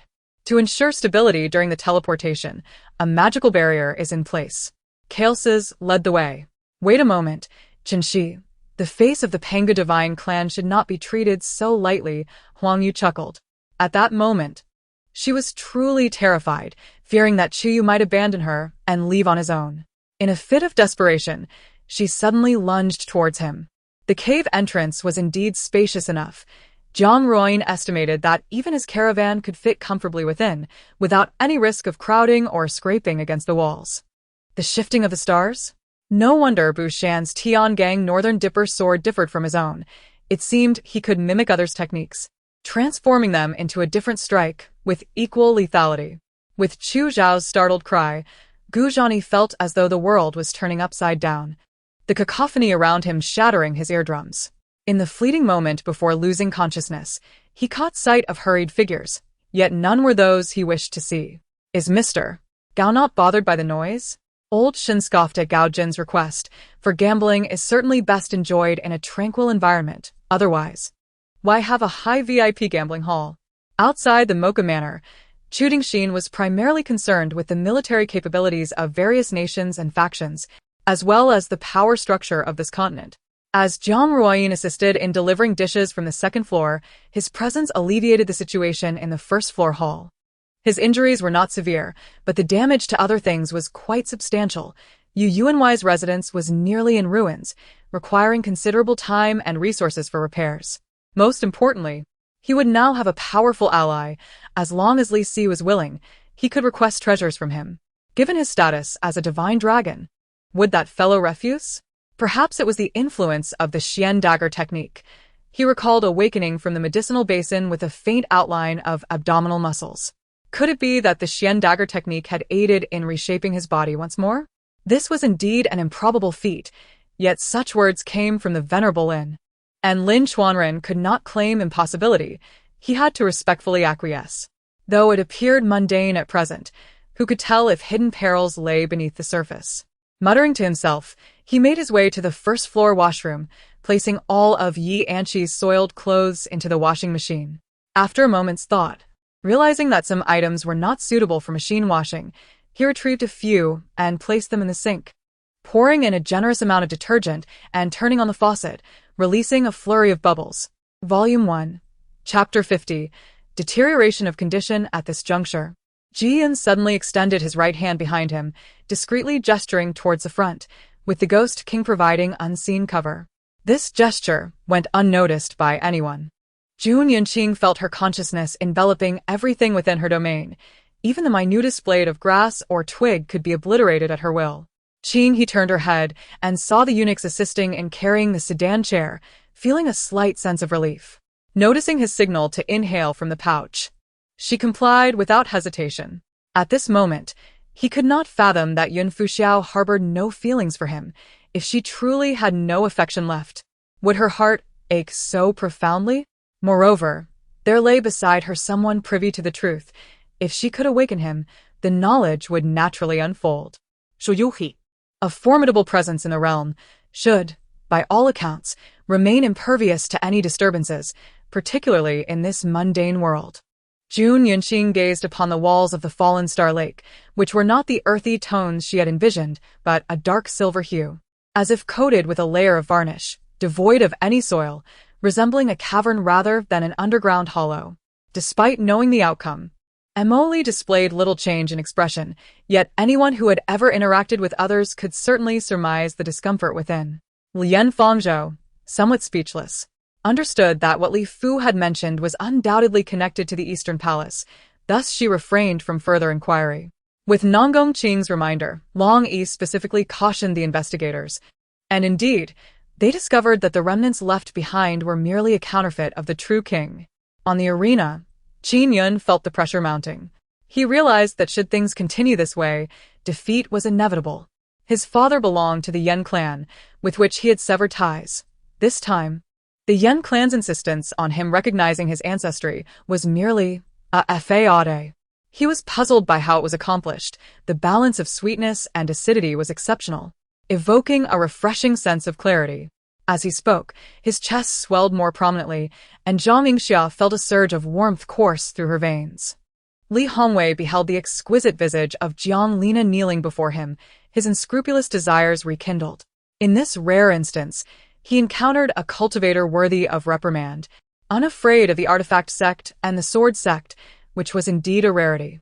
This confrontation was not solely a contest among participants, but also a demonstration of the strengths of the Eastern and Western academies. The instructors and elders placed considerable emphasis on this, yet for the two deans of the West and East Towers, the outcome would not sway their fraternal bond. It seemed prudent to diligently refine the concoction repeatedly, as the process was excruciatingly painful. Once Sun Hao regained some mobility.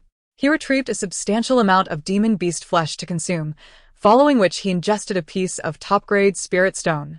After a day and night, his body finally returned to its normal state. It was as though celestial beings had constructed a stage here, observing the ephemeral joys of the mortal realm, the ardent affections, and the ceaseless entanglements of human affairs. The pleas for mercy gradually morphed into piercing cries, which in turn transformed into humiliating moans. The practitioners aware of such entities no longer existed. However, some ancient texts referred to these beings as celestial demons. Sun Fei did not recognize Wang Erda, yet Wang Erda could never forget him.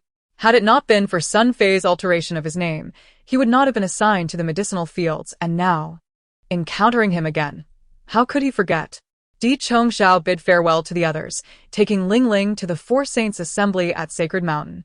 Entering the Zhuke sacred land through the back door imprint, and locating Brother Fish, Kei Kuan, in the lowest tier of the burning Passion Cemetery, from whom he sought a portion of superior unquenchable fire. Last month, a new principal was hired for their kindergarten, an elderly expert in his 50s, seemingly a shareholder of the Jianle kindergarten, known as Qingyan. The northern king of heaven, clad in green armor, stood upon a foundation of gathered gold, transforming it into earth. In his left hand lay a silver rat, while his right bore a precious banner, surrounded by the ethereal shadows of Yikshas and Rakshasas. Di Kong Xiao, whose whereabouts had become elusive, found himself at the ancestral home of the Ren family, seeking an audience with his great-aunt. However, there were no signs that her quiet abode had opened its doors.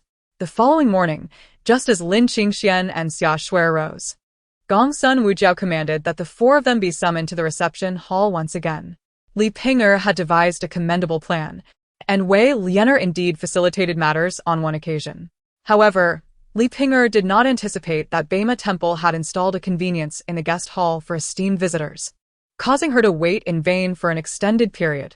The Yoshin Lake spanned thousands of miles, adorned with myriad islands, a celestial tapestry. The Elder Hall, the Academy for Inner Disciples, and the living quarters for teachers were all situated upon the islands of Yoshin Lake. Li Quan simultaneously urged an emergency evacuation of his forces, while commanding the archers of the Yellow Turban Army to retaliate. Upon realizing that his archers were vastly outnumbered by those of the Guoguang Army, he deemed it unacceptable to remain passive. And upon observing the relatively small number of the Guoguang troops, he ordered an assault on the mountain. Volume 1, Chapter 51. Seeking Lingji after Harris departed. Approximately 10 minutes later, the Sky Fortress finally came to a halt thousands of meters above a colossal aircraft carrier. Within a mere 2 hours, the 20 cities within the vortex's reach had all been seized by Luo Mu and his companions. Furthermore, with his cultivation having ascended to the martial sovereign realm, and having refined his divine consciousness, Hongwu gained profound insights into various principles, significantly enhancing his combat prowess, allowing him to surpass the capabilities of an average martial sovereign expert. Tang Feng had always held a deep respect for life, yet this time, the epoch had utterly breached his moral limits. The thought of Qin Dan being crushed beneath a ton of steel caused his eyes to blaze with a crimson fury. At least in the past, Crawford had managed to hold his own against elite fighters like Kobe, Carter, and McGrady, relying solely on his instinctive grasp of the situation. The most unfortunate aspect was his inability to communicate with the captain and the team, relying solely on the veterinarian to relay information.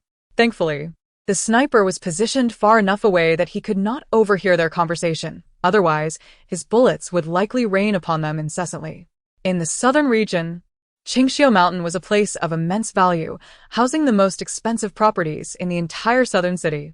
The residents were predominantly high-ranking officials and affluent individuals. Moreover, the twin-star villas were considerably larger than standard villas, with prices starting at no less than 20 million.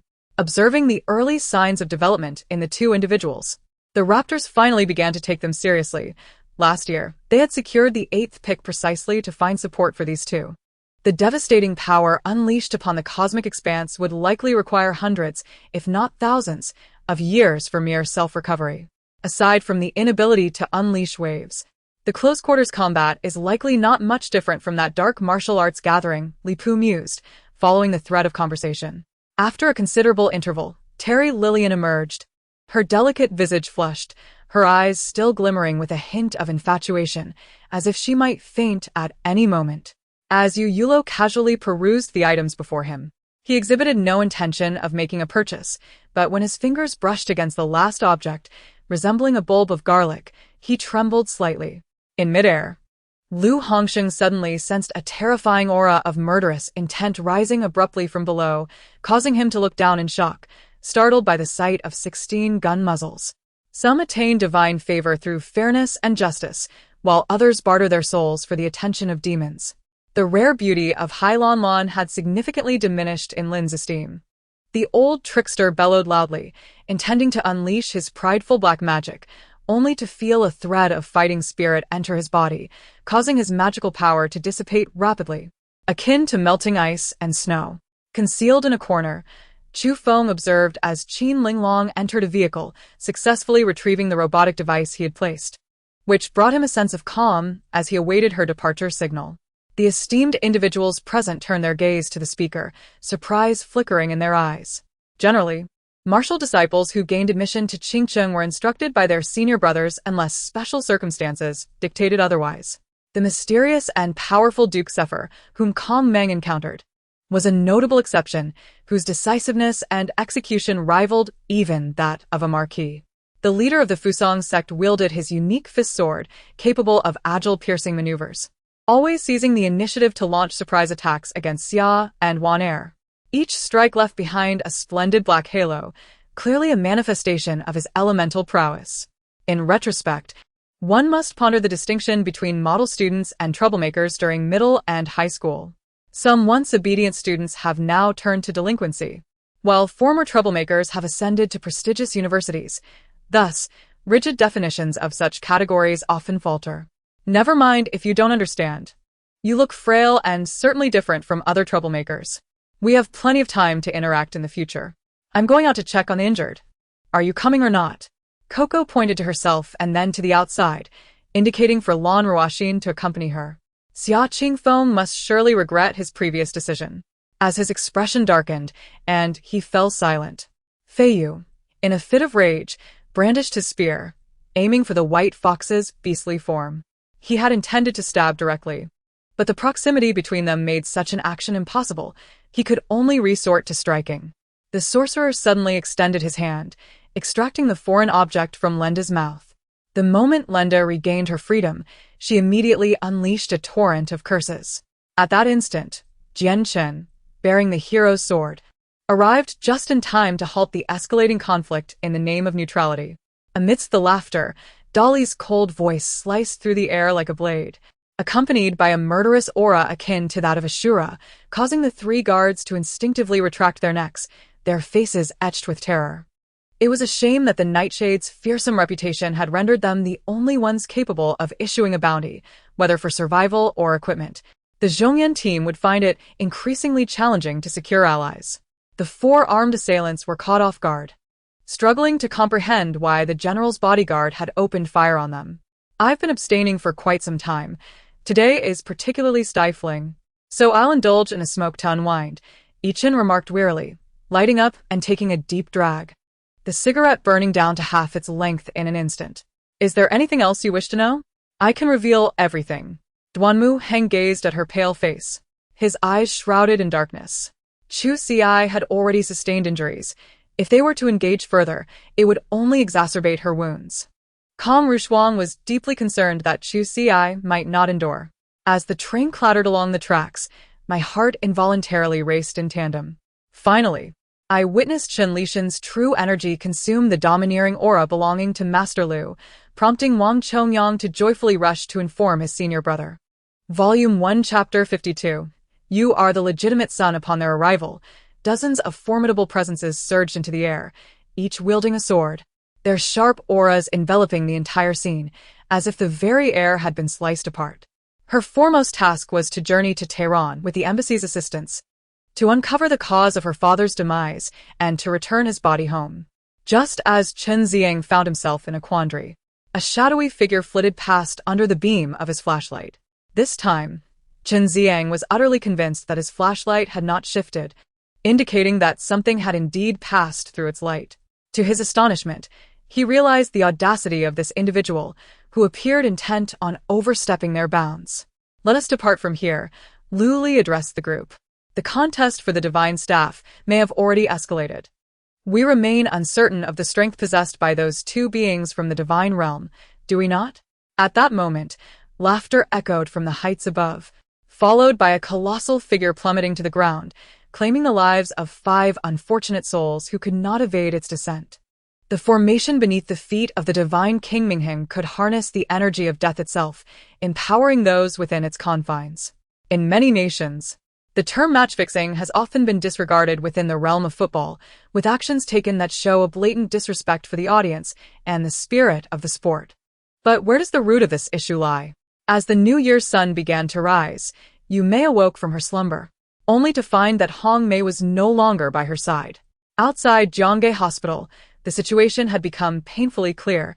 The zombie virus had already spread, suggesting that when the military had sealed off the hospital, chaos had already ensued beyond its walls. Old Wang Kai, in the simplest of terms, imparted a financial lesson to the naive Lu Hua, who gained considerable insight from the experience. Having evaded the flying thorns, the entangled vines unleashed their power, each tendril crackling through the air with formidable force. Upon hearing those words, Qianji rolled his eyes dramatically, while Song Yuan's lips twitched in response.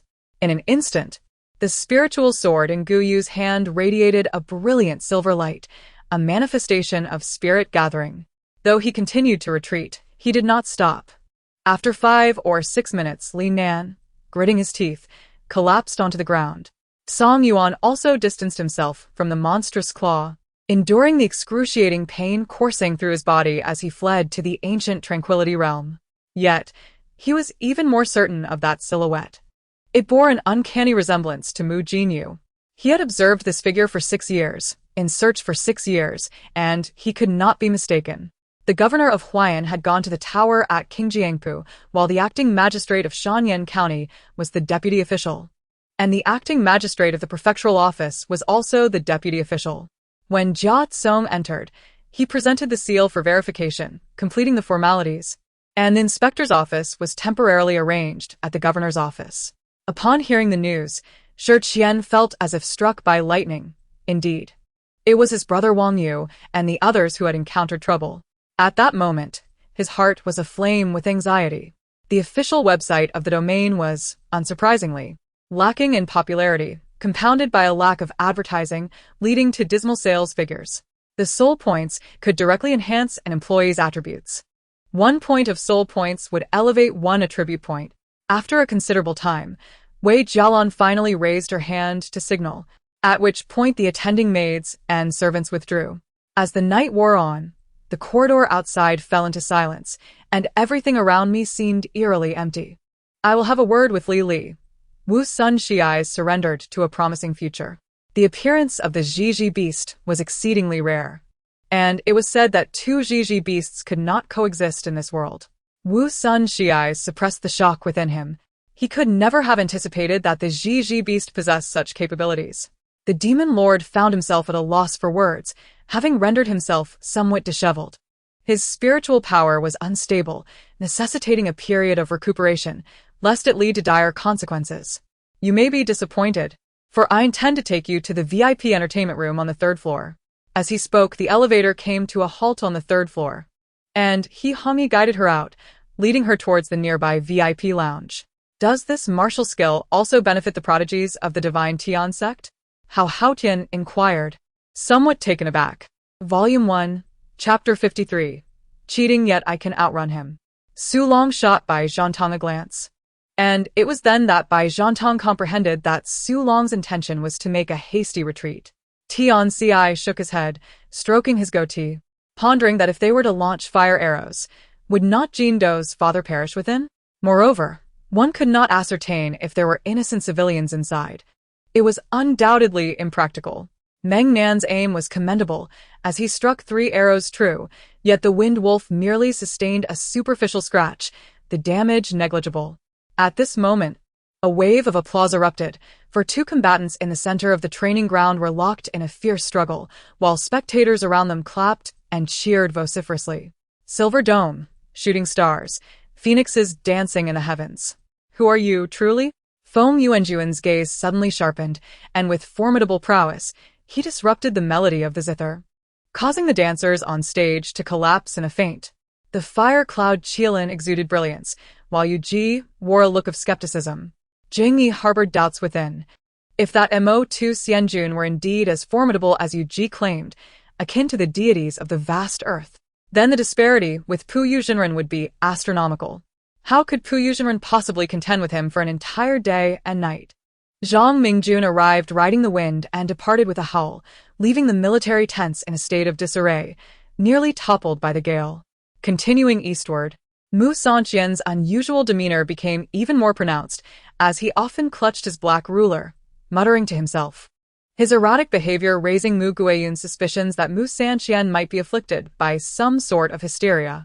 Indeed, it was.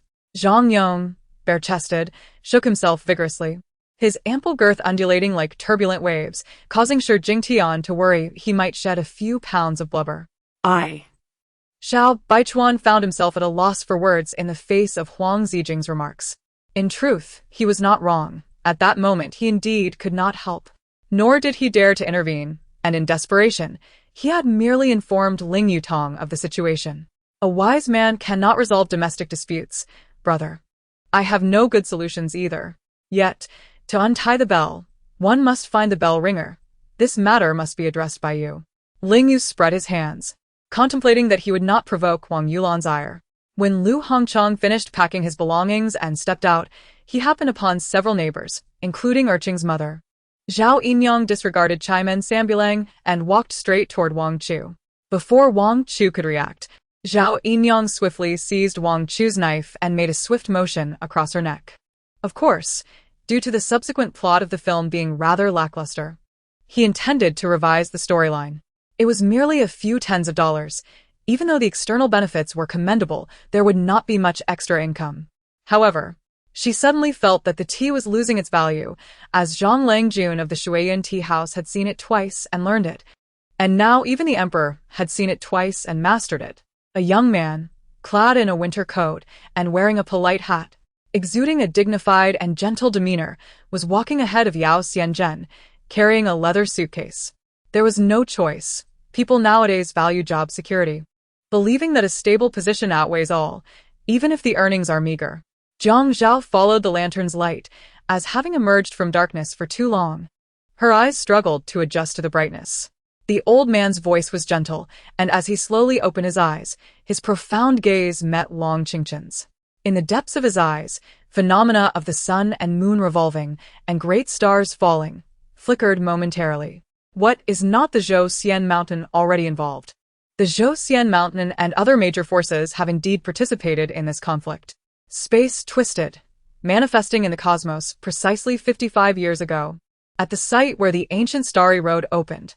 Luo Qingqing glanced at the business card she held. It was exceedingly simple, the front inscribed with shared boyfriend, and the back bore a website. She casually pocketed the card, smiling as she spoke. What's the matter? You are my son. Is it not permissible to tug at your ears a little? Zhang Qinglian chuckled, though her hand eventually fell. The patrons around, mostly common folk, offered warm smiles in response. He traversed the void and arrived outside the star system's defensive array, welcoming the members of the Tian sect, Jiuchong Xian sect, and Daoju sect. As the clone Lu Xiu was designed to be candid, she would answer any inquiry from He Xian without reservation. The astute individuals recognized that the slightly ajar frosted glass door signaled that this statement was directed at them. However, once intoxicated by emotions, even a single request became unnecessary. One could engage in any act when embraced around the waist. As Li Qingxian gradually mastered the 3,000 rebirth flames, the spiritual energy within her surged dramatically. She sought to approach Zhou Shaoi, but with a mere glance from Fu Nianjuan, Ilan and Fangzhu stood defiantly, blocking her path and preventing her from reaching her son. On the following morning, the sun shone brightly, clouds white and winds gentle, the weather splendid beyond measure. Contemplating this, her overly radiant smile brightened further, her eyes sparkling as they fixated on Cui Hanji. Fu Nianjuan pondered. Indeed, the Qian family was quite affluent. Was this gauzy fabric available in the capital? Gigi noticed the perplexed expressions on most faces. Clearly no one had discerned anything amiss, prompting him to explain once more. Perhaps I am overthinking, yet it is unavoidable. After all, this is not a school, and I fear that my words may incite public indignation. The giant suddenly raised an arm and let out a deafening roar, shaking the very heavens and earth as pure energy surged upwards while impurities sank downwards. Mountains rose, and winds stirred clouds. Feeling the spiritual energy surging within her, Ling Bing experienced an extraordinary elation. She sensed that she had reached the pinnacle of the 8th stage of qi refinement, just one step away from entering the 9th layer. Perhaps upon leaving the city fortress today, she would immediately break through. 2 ancient bronze mirrors emitted a clear chime simultaneously, each casting forth a golden beam as thick as an arm. Miss Qin observed the exuberant Mu Yunji, her expression nostalgic, yet her eyes betrayed an unspeakable sorrow. It had been years since she had seen Mu Yunji in such a manner. One burly man shoved me slightly. I ignored him, rising to survey the vegetables strewn across the ground, a pang of sorrow welling up within me, truly uncontrollable. An anxious leopard paced at the door, stroking its chin, brow furrowed in deep thought. Volume 1, Chapter 54. Where is the silver? Yet, when it comes to discourse, one must adhere to the rules. It was agreed that the discussion would revolve around the contents of the Feishue immortal scripture, and thus, it remained within its bounds. With a few utterances, she revealed the profound truths of heaven and earth, transforming her words into a silken white ribbon, each phrase a precious gem, all firmly rooted within the parameters of the Feishue immortal scripture. Young man, while pride is commendable, one must discern the occasion and the audience one faces. Lord Yi gazed at Shijiao with a hint of irritation, noting his indifferent demeanor. By roof, her white garments billowing, exuded an ethereal aura, her enchanting eyes fixed upon an ancient castle as she spoke. Jiang Hong addressed the formidable warriors from the Shadow Gate who had come of their own volition, attempting to conspire together to eliminate Zhao Fan. The Iron Corpse, seemingly unfazed, strode towards the interior of the building. The burly man spat blood, struggling to rise from the ground.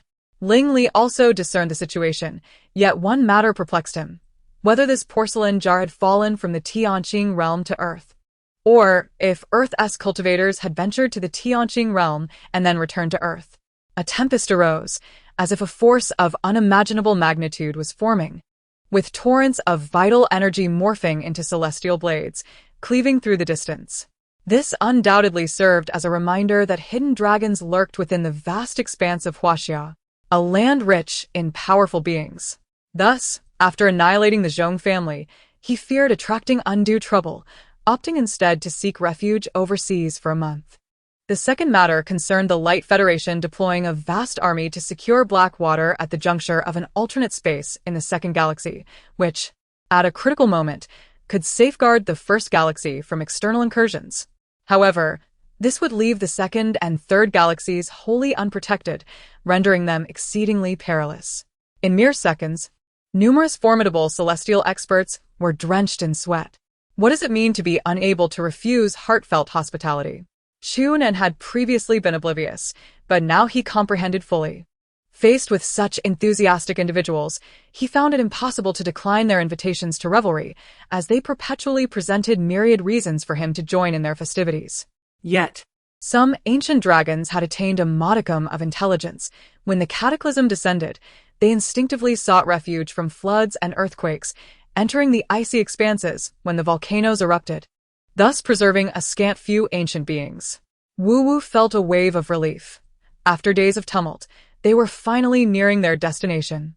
Yet, what was this barrier ahead? Do not delay any longer. Mo Jiaxi nudged Wu, signaling him quietly. Wu promptly saluted Luo Ronkai and hastened out the door. As the super sky Ferrari approached the city wall, two colossal light dragons, radiating a sacred white glow, let out a resounding roar, soaring into the sky to obstruct the Ferrari's path. Wang Mu nodded slightly. Though there were few formalities between brothers, one could sense his gratitude towards Wu Yang. A simple phrase sufficing to convey his feelings. What did the servant say?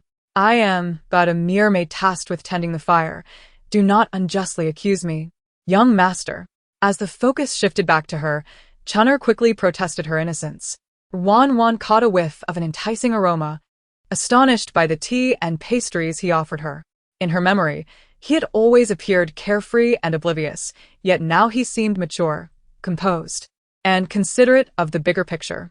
Anger-laden words abruptly ceased, as Luyin stared incredulously at Xiao Chen, convinced she was hallucinating. Brothers Yang. Wan gasped at his words. Startled into immobility, her anxiety palpable as she swallowed hard, fearing he might leap into the river at any moment. Comparatively, what ensnared Huang Yu might be even more perilous. Perhaps it was the walls of fate that kept Chen Jun and the others from departing. The earlier shop assistant kept her head bowed low. Had she known the truth sooner, not even 100-fold courage would have compelled her to act as she had. How could she have known that Wan was accompanying her own boss today? Who are you? Where am I? Zhuge Liang felt ensnared in a dimly lit space, surrounded by a perplexing, incessant voice. This unprecedented spectacle shattered his previously unflappable demeanor. There was nothing amiss, yet an unsettling sensation prevailed. Perhaps it was the lighting. Once shrouded in darkness, everything seemed to take on a more terrifying aspect. I have never witnessed the wind, yet I have felt its power stirring the seas. I have never seen rain, yet I have heard its droplets merging with the ocean. I have never beheld a rainbow, yet I have swum amidst the vibrant corals reminiscent of a rainbow. I have never gazed upon the stars, yet at that moment, I beheld eyes as brilliant as the morning stars. On the third day following the passing of the emperor of the Qi dynasty, Yin Tianxi rode a magnificent steed procured from the Gao Lian military camp, leading a group of idlers for a leisurely excursion outside the city. Before returning within to indulge in some wine, suddenly recalling the gardens of the Qi imperial city. Volume 1, Chapter 55, The Mid-Autumn Feast Regardless of the Circumstances. The underground trading market stands as the most formidable intelligence platform. Such matters are trivial in comparison. Su Mu concealed his cultivation level. Yet, he could not mask the formidable strength of his physique, which had reached the pinnacle of the mid-stage of separation of spirit, an astonishing feat in the eyes of influential figures like Tsang and others.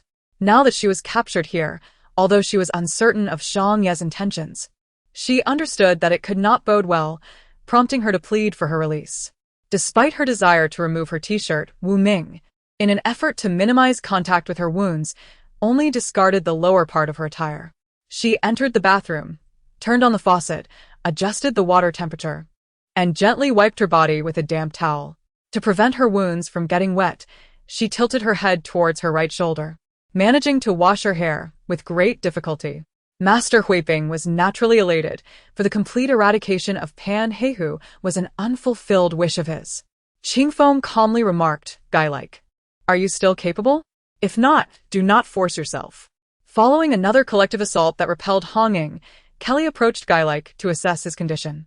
"Then, I shall rely on the commander," Master Huiping uttered, closing his eyes tightly and reciting a mantra in hushed tones. Qingfeng, meanwhile, merged with his disciple Xianyun in advance, waiting for the opportune moment to assist Master Huiping. As the sun dipped lower in the sky, casting shadows through the trees and plunging the pit into increasing darkness, Ruan Fuchen could no longer contain her agitation. Initially, she harbored deep-seated resistance towards the alliance with Shangguan Taitian, and with her junior sister's reminder, her disdain for him intensified. It seemed as though she had no obligations to work and spent her days idly confined to her room, oblivious to her pursuits. "Please, young lady, speak." Gu Changxi's tone remained cool and elegant, unaffected by the prince's abduction. "If anyone dares to touch my sister's man, I shall ensure he suffers a most dreadful fate." Han Yingse deklarert forskjellig. He was aware that his sixth brother would rather perish than contend for the throne with him. Yet he was taken aback to discover that their father had arranged for so many to support his younger brother in securing the throne. "Xianghan, why do you seem as though you've lost your spirit? What troubles you?" Bai Xiao inquired with genuine concern. Nilo's eyes widened slightly, her previous look of grievance replaced by a smile as she watched Feng Miran's image fade from her consciousness. Some could not restrain themselves from leaving frenzied messages. Fully aware that Yun Jinyao and others could not hear them, yet they persistently reminded as if attempting to transmit their thoughts through the barriers of space. Jiang Yejin grew irate, for although they had reached the highway, no vehicles passed by and no one was present. They had been abandoned. Just as she prepared to refuse, she noticed Lan Fei had already opened the rear door and exited the vehicle. Over the past 2 years, her husband's health had been exceedingly unstable, leaving Narain exhausted, forced to relinquish part of her resources, yet this did not imply her naivety. Concubine Dong's attempts to manipulate her as a pawn fell short of her capabilities. Previously, he had not been entirely certain, but upon encountering Li Jinfeng, he realized that the words of the divine elixir were far from baseless. "Commander, what has befallen Laya?" He suddenly grasped Halaman's sleeve with fervor. Observing her demeanor, Yi Sumin understood that she had completely emerged from her senior brother's shadow. A tremendous explosion reverberated through the skies, shaking the earth, as 7 colossal stone swords shattered under Yun Hao's sword and tent, dismantling the sword formation in an instant. The space filled with countless remnants of sword and tent, and the canyon was engulfed in swirling dust, resembling a bleak and desolate underworld. "Speak your mind," she said, not even bothering to glance at the raging man. That was the tale of a specter, capable of extending and contracting at will, transforming from soft to hard. And with a mere flick of its tip, it could instantaneously morph into a spear-like weapon to pierce its foes directly. However, this was not the crux of the matter. It seemed that Chu Xinghan had come to a realization. The power of the Xianzong sect was sufficient to annihilate several first-rate sects, its formidable foundation instilling fear, silencing any mockery directed towards it. Surrounding vehicles were under police control, and as one individual surveyed the scene, they swallowed their phone in despair. By the time the police rushed in to provide assistance, it was already too late.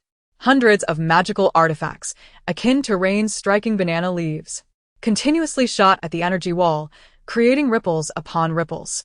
Although he could forcibly reverse the situation using his mental power, this method was merely a temporary fix, unsustainable in the long run.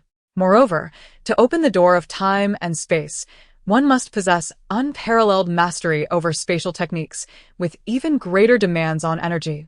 Thus, he needed to convert all the magical energy within his body into chaotic power.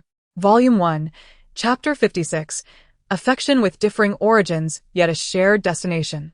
Both sought to overturn the current state of affairs and eliminate Bai Li Chang'an. Such aspirations are trivial. Should Bai Wuchen desire, he could single-handedly confront 100 adversaries. Coincidentally, the overmentioned by Lin Feng earlier refers to the world's foremost intelligence organization.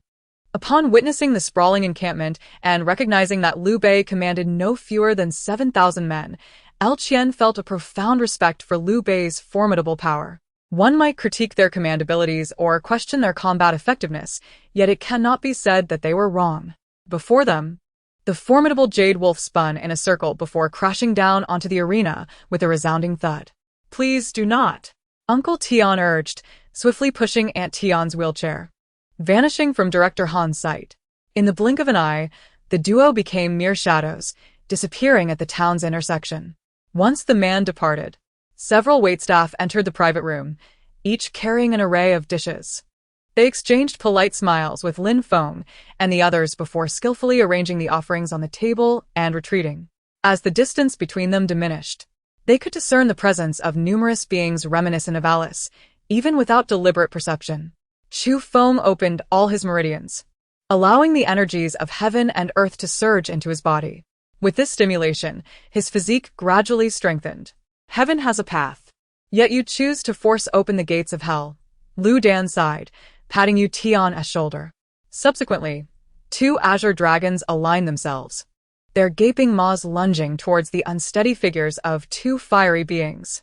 Emolan disregarded the exchange between the two, remaining in the background. Lacking even the desire to raise her head, these two were not adversaries she could provoke, at least for the time being. Cold Lian, Witnessing Bai Li Yu being reprimanded by another, hurried over with a smile, attempting to diffuse the tension. Miss Bai Li, Yu and I were merely jesting. After recuperating, Emolan noticed the Xianyuan clan members brimming with excitement, as if a joyous occasion were at hand. She had long grown accustomed to being manipulated by Song Nian and thus remained unfazed, yet Jike's temperament was not to be underestimated. If Wang Yun were to intervene, considering their shared noble lineage, it was likely that Zhong Yao would have no grounds for refusal. However, Feng Xian remained oblivious to the potential exchange conditions that the Zhong clan or other prominent families from Changsha might propose to enlist soldiers. "Let us coexist harmoniously and foster prosperity," echoed the crowd, kneeling in unison. This was the rallying cry of the holy city, a greeting steeped in democracy and harmony. What shall we teach in our next lesson? Upon hearing this, Bao Rui felt a surge of excitement. After such a long wait, it seemed they were finally ready to display their skills, while Chai Fei, though uncertain, was also stirred by Bao Rui's enthusiasm. All units on high alert. We are under attack by the White Bandits. Sun Xiao shouted upon hearing Sun Xing's warning. Mere minutes after the explosion, as the mist dissipated, the soil had transformed into a colossal crater. The bespectacled man stood dazed for a moment before suddenly snapping back to reality, sprinting toward the acne-ridden youth. Qi Hao had a habit of sleeping with a blanket, thus embracing Qin Yu as he would a quilt, lifting a leg to rest upon her hip. The demonic cultivator. Upon hearing the envoy's remarks, noticed the envoy's self-satisfied expression and quickly showered him with flattery, a smile creeping onto his lips, concealing a barely perceptible delight. This notion had already taken root in his mind, otherwise, he would not have intruded so recklessly. Although the makeup artist jested about Qin Ming's dark circles, her concern for his health was genuine. Even without arrow feathers, crafting this requires considerable effort, Zhou Wutian remarked, taking up the bare arrow shaft the leader had carried. It necessitates shaping wood into these slender rods. Silence. The captor seemed to disdain Guzi's incessant noise, releasing his grip and unceremoniously tossing him to the ground. The abyssal demon remained silent, while the previously howling white-haired elder of the third realm lay lifeless. The desolate valley was enveloped in an eerie stillness, while Wang Long stood as steadfast as a mountain. Yu Fei, filled with disdain, emerged from the room to find Yu Fei adorned in splendid attire, seated on a stone bench in the courtyard, fanning herself with a red handkerchief, exuding pride and arrogance. Yu Lao Heir's bloodshot eyes fell upon his wife. Akin to a ravenous wolf spotting its prey, he seized her arm, spinning her to press against the bloodied pillar, his other hand reaching for her garments. Can you feel it? The voice of the Night King reverberated in Zhao Yi's mind, seemingly clearing the barriers within him, imbued with an unsettling gentleness. Su Imo Qian perpetually felt the chill emanating from the man seated nearby, who resembled a massive ice block, his gaze and aura exuding a fierce coldness that deterred any confrontation. "You are not human." Who are you? Zhao Yi exclaimed, dispelling the blood toxins that had encroached upon him. His current state was exceedingly bizarre. Such formidable healing abilities would likely surpass even that of a dragon. Volume 1. Chapter 57. Beasts in Human Clothing Not Tired, Brittany said with a sunny smile, shaking her head. After taking the towel from Sid to wipe the beads of sweat off her brow, Sid discreetly glanced at the director of the advertisement. Uncle Wu instinctively looked towards Mr. Qian, who nodded at him, prompting Uncle Wu to smile and hurriedly retrieve the keys to the Range Rover, handing them over to Qingyan. Before the hour of Qin arrived, the participants for the first day were already waiting outside the military camp. As soon as the time struck, these participants, comprising the common folk from the two counties, were led into the training grounds by the soldiers. Meanwhile, the military personnel gathered directly from the camp to the testing grounds. Even if they were unable to leave the hotel due to physical exhaustion or the fervor of their fans, the two could still relish their romantic date in solitude. And Miao looked at the two figures ahead, a hint of disdain flashing in her eyes. What could the Queen Mother of the West do? Was she not, in the end, just a mere mortal like us? Yang Biao, hearing Huang Fusong's words, realized his disillusionment with the court. Further persuasion would be futile, so he sighed and went outside to join Dong Cheng in urging the emperor. Fortunately, the relocation plan was relatively successful. By the time Lin Shi and Zhou Tianqin arrived, the number of people accounted for in the reverse group had reached 900 million, signifying that a significant majority had already been moved. At last, the public began to view Lin Shi in a new light. It was only Lin Shi's portal that saved them at a critical moment. While the other crystal holders were preoccupied with their own affairs, the Buddha Emperor spoke with an undeniable authority, and as he did, the 9 heavens trembled, as if his words were the very essence of the Tao. His reminder instantly brought to mind the peaches I had indeed seen earlier, which had puzzled me at the time. Now, reflecting upon it, it was likely that what I had witnessed was the fruit of the peach-thorn sunflower. She hurried to Li Yuan's cave, observing that her master, who had recently been tense due to the discovery of the demon clan, appeared to have relaxed considerably. With boldness, Hua Chu approached Li Yuan, stealing glances at her master for a while before breaking into a mischievous smile. They had never encountered such wondrous siege machinery before. Initially, they had thought it would be just another typical guild battle, perhaps with a few military bows and crossbows at most. Little did they expect that the Heavenly Society would deploy such extraordinary siege equipment. In the present 5 elements, Great Mill, even a Tier 3 ruler could be suppressed and slain, while the Tier 1 angels stood no chance of resistance. As anticipated, when Lin Shuyu descended the stairs for a meal, a familiar figure was added to the dining table. Mu Yan instantly felt an overwhelming guilt. If he had been more attentive, none of this would have happened. She herself was quite annoyed, feeling utterly dominated by Mu Xiao, leaving her with no room to retaliate. Just as he flew past, a powerful being from a celestial kingdom with an illusory palace overhead cast a surprised gaze towards Wang Xian. Li Zhao. You are truly fortunate to have the opportunity to save an inner sect disciple. Do remember that we rarely even get to see one another. Another disciple remarked. However, Bai Lingqing did not notice the fleeting smile on Xia Feifei's face as she departed. At this moment, the Jinghua news agency had yet to open its doors, and the doorman inside mistakenly thought a scholar had arrived for work at such an early hour. Song Duanwu mischievously remarked, his smile evoking a sense of bashfulness in Chung Lulu. The parrot's words, like fingers gently plucking the strings of a zither, effortlessly unraveled the myriad knots in Meng Zhu's heart. Every scene she had encountered with Situ Xiao over the past 3 years played out in her mind like beautiful musical notes, vividly dancing within her consciousness. Yunnan sneered, raising his glass. What is there to regret about this old bone of mine? You underestimate the complexity of the situation. Cheers to your conspiracy success. He downed the entire glass of red wine in one gulp. She had always believed herself to be decisive, yet before him, she felt an inexplicable vulnerability and helplessness. He seemed like a colossal magnetic field drawing her in, and the harder she struggled to break free, the more acutely she realized how tightly she was ensnared. Wang Shi was evidently hiding something, which was the source of Song Duanwu's greatest perplexity. Why would he suddenly run to Shanghai from Wangniu village? There was clearly something amiss. Upon opening her eyes, she realized it was already late, only to find herself still embraced in a warm hold. Looking up, she said, "Exai, it's time to rise. The morning court is upon us." She had never witnessed him lingering in bed. He always woke up early, even after a night of exhausting her. Having concluded their serious discussions, Ling Yu and Tong Yu shared their experiences since their separation. It turned out that after parting from the 3 of them, Tong Yu headed directly to Lego Town, where they lay in wait for half a month to comprehend the internal defenses and operational patterns of the Barrow people, ultimately stealing the hormones used by the Beast King.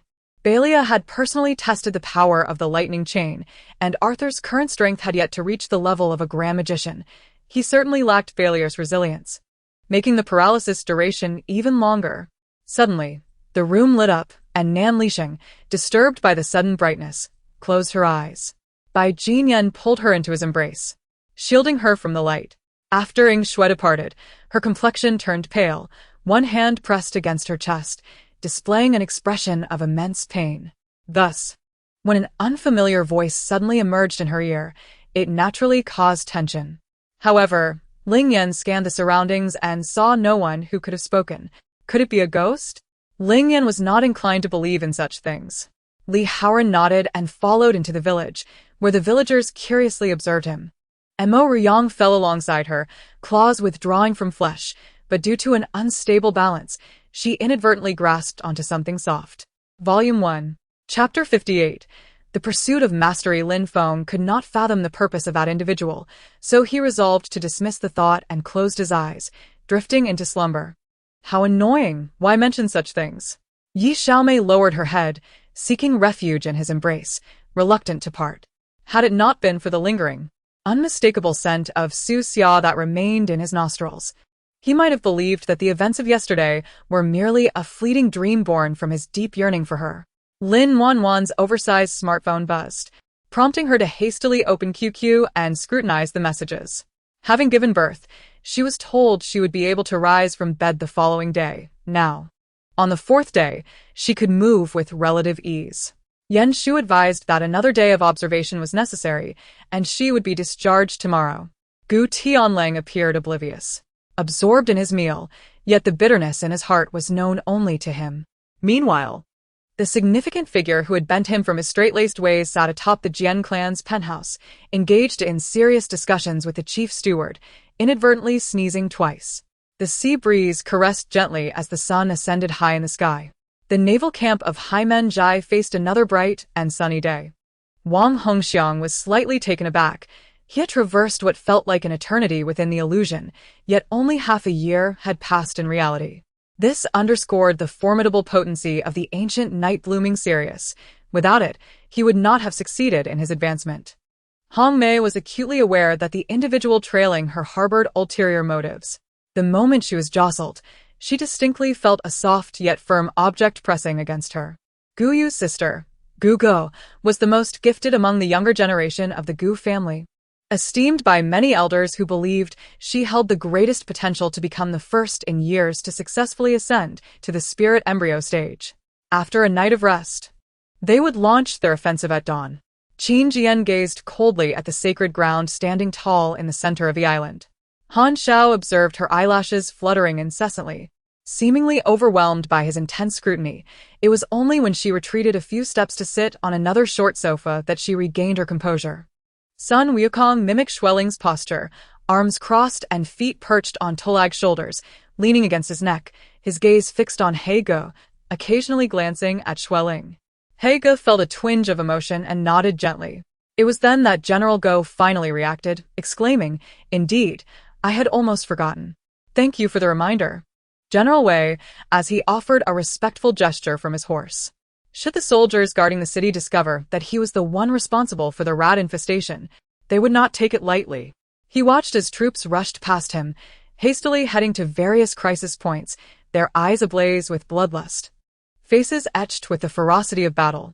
Daoist Jing, Bai Yujing clasped his fists and then looked up at the cocoon within the formation. How is Brother Yao? He had just been cultivating in his cave when he sensed Jing Ziming's aura, knowing he would not leave the cave lightly if he were unscathed, prompting his immediate arrival. Historically, the residences of English nobility adhered to strict regulations, even more stringent than those governing the residences of Chinese nobles. It was only after the 20th century that these rules began to relax. Ban Yihan glanced at Jiang Laozi. He had merely intended to take a stroll. Yet, he unexpectedly encountered such a remarkable talent. However, given that Chen Ge had just wed, it would be inappropriate to discuss Liang Ji's marriage at this moment. After some time, they could arrange a betrothal for him. The vehicle rolled steadily along the road as Qiao Song watched the vibrant neon lights swiftly slide past. buildings in the night appearing like prowling beasts, poised to deliver a lethal blow. She felt a surge of anxiety, instinctively gripping her clothing, overwhelmed by an impulse to flee. Led by Gu Yanzhao, the army finally entered the territory of Miaojing in the evening, arriving at the county where Zhang Zhao was stationed. Yanyu stood outside the floral hall, acutely aware of several piercing gazes fixed upon her, feeling as though pricked by thorns, causing her great discomfort. From the announcement of the acquisition of CBS Records to the purchase of MGM and subsequently the Goober Peters Entertainment Company, this series of transactions exceeding $5 billion captured widespread attention, diverting media focus from the merger of Columbia Pictures and United Artists. Zhao Zixian discerned that in terms of both intellect and skill, Teng Yuanwu far surpassed Lu Shengyilang, not to mention the frivolous Lu Shengtai. Qin Tian was evidently caught off guard by Zhao Zixian's inquiry, nearly choking. Before he could speak, he, along with Zhao Zixian, witnessed the sword god finally regaining his composure. Countless mosquitoes had perished, as Ying closed her eyes and reopened them. Her brilliantly blue eyes unleashed a flurry of azure needles, slender and elongated, swiftly exterminating hundreds of mosquitoes. Isolated from the world, those trapped experienced a significant diminishment of their cultivation, as their connection to the outside realm had been severed. Volume 1, Chapter 59. Disappearance. He thought he was seeing things and shone his flashlight again. Indeed, he was not mistaken. His old classmate had opened his eyes, yet inexplicably, he remained silent and motionless, gazing in terror at the skeleton beside him, ultimately extending his hand towards Yukai with a pleading look. Although Gu Mama was Gu Wangqing's biological mother, she was equally the murderer of his child. It should be feasible. The activation of the skill had been explained, requiring only energy and intent. Yang Fan pondered this. This was merely our conjecture. We remain unaware of the specifics. Since he has departed from the printing factory, let us focus on our own matters, Gao Shu remarked. Should any further mishaps arise from this incident, it would not only be the Zheng family suffering but also the entire populace of Danyang City. Having learned from the betrayal of Nie Qitong, Linglong had to exercise greater caution. Just 5 days after the proud cultivators of Wuming ingested the itchy pill, Chu Sun felt the effects take hold. In an instant, they were shouting in agony, their hands scratching at their bodies until blood was drawn, soon transforming into grotesque creatures covered in black fur, writhing on the ground in despair. In other words, this scripture could only be observed by other practitioners who had acquired it, rendering them incapable of cultivation. Before long, a group emerged from the cellar, carrying a large wooden barrel, one after another. At that moment, the team transporting ice blocks had just arrived outside the inn, lifting the barrel onto a cart and wrapping it in numerous blankets, ensuring it was securely loaded, which took a quarter of an hour. Xuan Wan, uninterested in him, fastened her seatbelt, started the car, and pressed the accelerator to leave. The crow dangled above Su Jin's forehead, flipping him over, and only then did he realize he could not move. This was a lamentable circumstance. It was unexpected that the training of the hawk and falcon began, as if it were a drill. Shangguan Ouyang appeared both surprised and exhilarated. The 9 heavens fiery thunder crashed upon Wei Shanhe's territory, instantly enveloping it in rolling black smoke, rendering Wei Shanhe in a state of utter disarray as he collided with a pillar of iron-like purple bamboo, which collapsed with a deafening roar. Qing Ge had disguised herself, altering her appearance. Her hair was black, her eyes intentionally a haunting green, and one half of her face was adorned with red paint in the style of the otherworldly flower totem. I understand, Zhang Yinbei replied, without uttering a superfluous word, and stepped forward to pursue. She had such unwavering faith in Shuangyang's affection, believing it would endure through the ages. How could such an incident arise? How could Fei Yang Jie be so deeply hurt? It would be better if they died outside. Otherwise, I truly do not know if I would have the heart to slay them myself. Emperor Wei said cruelly, his wide eyes reflecting immense rage. With his left hand grasping Xuan Wan's hand and his right arm around her shoulder, time was still ample. They did not drive but instead strolled leisurely towards Fuji Company. If I were to use these 2 rare treasures to entice the Chu army, which urgently needs medicine to save the dying prince, do you believe it could succeed? Ningyu inquired languidly. Listen carefully. Sister Heir has a kind heart and cannot bring herself to sever your delusions outright. However, if you possess even a modicum of self-awareness, refrain from troubling her further. Xiaoyan declared, her gaze at Zhanlong both challenging and resolute. Knowing that she was the young matriarch of the Yin group, how could she possibly negotiate for this piece of land? Thus, she found herself in a predicament. Therefore, after comprehending these primordial sources, Qi Ji did not pause, continuously solidifying his insights, subsequently delving into the realms of Xianhuang and destruction, attempting for the first time to separate each source of power to grasp its essence. Lucius picked up an apple and took a large bite. I have a suggestion, though I wonder if you mages can even do it, he said, glancing at Adeline. Yu Xinyuo's legs felt as though enchanted, forgetting fatigue and soreness as she wandered in, bewildered. The stone man roared as he burst forth from the shadow's confinement. His central body entirely vanished, yet his head remained suspended above, and several boulders soared up to fill the void of his missing form. As a result, Meng Xingqian seized Yining's hand to check her pulse, immediately finding himself in an awkward situation, with Yining equally embarrassed. How could this happen? But if you are not the culprit, then who could it be? If we could apprehend the criminal, there would be no need for you to take the blame. Would there? Ning Shui gazed at Ningyu, her mind in turmoil. A red phoenix sliced through the deathly silence of the sky, casting a massive shadow upon the vast ocean. This also indirectly proved to the Emperor that the Empress's actions over the years had long been known to the Empress Dowager, who had even been working behind the scenes to assist the Empress. If the morale of the Yellow Turban Army were to falter, the Imperial Army's assault would undoubtedly be easier than before. Those restless Yellow Turbans, witnessing the Imperial Army's fierce advance, might even revolt on the battlefield. At that point, Xuyang City would surely be within their grasp. If one were to claim that his concealment was a complete error, it was based on his unresolved ties with Chu Jiao. Once the maid had departed, Ji Yining dared to boldly sneak past the supporting beams of the house, crouching beneath a window of human height, pressing her ear close to listen intently. It was precisely Master Xie's affirmation that allowed everyone to breathe a sigh of relief. However, at that moment, Old Kong raised his hand to halt the excited crowd. He suddenly noticed that Master Xie and Zhang Shuling's expressions were somewhat off, and they displayed a wary demeanor. Volume 1, Chapter 60. Caught in the Act, Doges. Sui Zilu raised her head, her heart heavy with concern as she gazed at the two dragons soaring in the sky. This was a place I stumbled upon during a time of perilous pursuit years ago. Huashan was acutely aware that he and Yun Tianyang were inextricably linked in their fates. Thus, regarding such confidential matters, he no longer concealed the truth and laid everything bare. Su Yang, clad in casual attire, wandered into the men's clothing section. Frankly speaking, despite trying on numerous garments, none provided the comfort he sought. It was not due to their newness, but rather a complete lack of the familiar ease his own clothes afforded him. At that moment, 16 golden-armored guards abruptly ascended into the air, their bodies erupting with a startling explosion. Instantly, their shattered forms transformed back into the purest essence of primordial energy, surging into his being. Meanwhile, the Star Beast clan was filled with dread. The few beasts lingering at the battlefield's edge dared not confront this formidable force. In such a scenario, they wielded both power and audacity to amass wealth, and even if a few dissenters emerged, those in positions of authority could effortlessly employ the imperial power to quash any opposition. Conversely, the path of escape seemed to him the most futile option. Hualian Sua remained silent, yet a flicker of delight danced within her heart.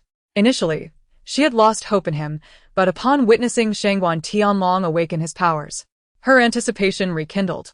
Should Shangguan Tianlong master the might of the Black Dragon, the likelihood of seizing victory in the national competition would significantly increase. As the three were cast aside, the sniper aboard the helicopter finally found his chance to fire, decisively pulling the trigger toward the Pope. Just as suspicion brewed between the two, a flash of lightning illuminated the dim sky, followed by a thunderous clap that reverberated across the land, soon giving way to torrential rain that fell in droplets larger than beans. Yet upon hearing that voice, his face broke into a broad smile. It was Jiang Qian's voice. Sweet and melodious, with a hint of stubbornness that occasionally bordered on obsession. In the Su residence, regardless of status, be it the master or the servants. Everyone rejoiced at the news of Su Yang's reinstatement to his official position. Yang Yan slowly opened his eyes, weary as he surveyed his surroundings. Although he had been gravely injured by Ouyang before being brought here, apart from some lingering pain in his neck, he had otherwise recovered. Perhaps it has been quite some time, Yang Yan murmured as he glanced around. Su Yansong and Pan Guangnian understood that Pan Rongfang's actions were a warning, a stark reminder to them through Shui Ping.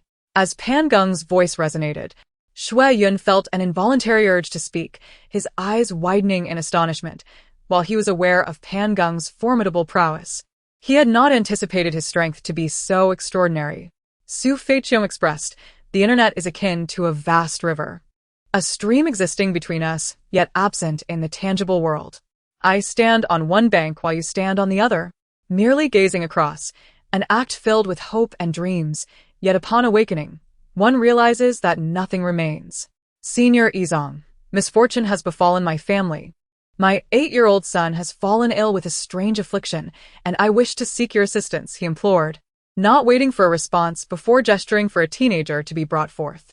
Tensions surged within the camp as many areas heightened their defenses, though outwardly, the atmosphere remained deceptively calm. "May I inquire who your master is? I perceive that Brother Jean possesses an extraordinary demeanor, suggesting your master is of no ordinary lineage," Shi Quan cautiously inquired. This vessel was a gift from him. A smile graced Sunia's face. Ever since they acquired this grand ship, their ability to seek sustenance from farther shores had improved significantly. The innkeeper and staff had long hidden away. To dare lay hands on Qin Xing was to provoke a murderous fiend. A moment of displeasure could lead to a death so swift they would not even comprehend their end. Song Jun launched another assault. A multitude of personnel rushing across the trench bridge, with many ladders ascending the fortifications, soldiers scrambling upward. Though the reasons for Hu Xianu's disregard for Zi Xian remained unclear, the mere presence of Hu Xianu assured them there was no longer cause for concern. "What is that?"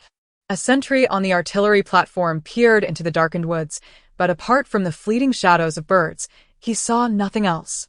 Glancing at the clock, he noted he had 8 minutes until work commenced. Tian Sweet had no desire to climb back to the dormitory only to descend again. Thus, she opted to clock in and head upstairs. After Meng Qi spoke, he felt a sudden disorientation, and the middle-aged man vanished from sight. Meng Qi looked around, genuinely believing he had encountered a ghost, were it not for the mysterious object on the ground.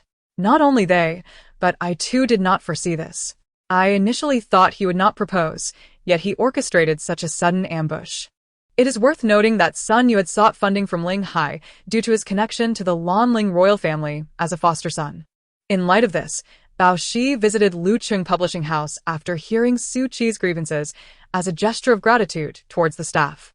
Upon hearing Qin Fang's words, the White Dragon of Xiaobai felt no inclination to engage and dared not to consider any implications. He rose, transforming into a white horse before the crowd. "Truly, my mother will join us for dinner shortly." Observing their affectionate demeanor, "It seems good news is imminent," Lin Qing remarked with a smile. Meanwhile, in the B-level gang battle, the first match at Dream Awakening Peach Blossom Island ended in a resounding victory. Regrettably, apart from Ho Tu, Zhu Rong and others remained oblivious to the underlying circumstances. Only Ho Tu sensed that the destructive magical light was not the work of a solitary individual, yet the specifics eluded her understanding. The hotel had invested nearly $1 to $2 billion in internal renovations. He was keen to ascertain whether such expenditure was justified. As for me, I simply choose not to pay attention. I joined the professional league to play basketball, not to concern myself with how others perceive me. If you genuinely cherish or wish to pursue something, external judgment becomes inconsequential. Volume 1, Chapter 61. The substitute. The repercussions of this significant poisoning incident are beyond imagination. With throngs of onlookers crowding the streets, each pointing and whispering. Night Leopard possesses remarkable deductive abilities. After Chu Yen presented the fundamental conditions, a series of deductions swiftly unfolded. Although not infallibly accurate, they were impressively close to the truth. Within a villa in the West District, the esteemed Black Panther, a prominent figure in the area, sat gloomily in the living room, facing a middle-aged man with an overly polished appearance. As the door swung open, two figures, one tall, the other short, appeared in his line of sight, both disciples of the Tao. The Kunlun sect traditionally emphasizes close bonds between master and disciple. However, under the unique leadership of the unconventional Yang Huang, it has devolved into a more laissez-faire approach. Yang Nan bestowed the spiritual root of the immortal island upon Shui Yunqing, allowing her to cultivate independently while being safeguarded by the four great demon kings, Huashu, Monkey, and Peng. With a thunderous crash, two sword energies struck her simultaneously, and I too suffered a blow from her spear. It was merely a standard attack. Had it been the Shadow Spear Flash, I would have undoubtedly faced grave consequences.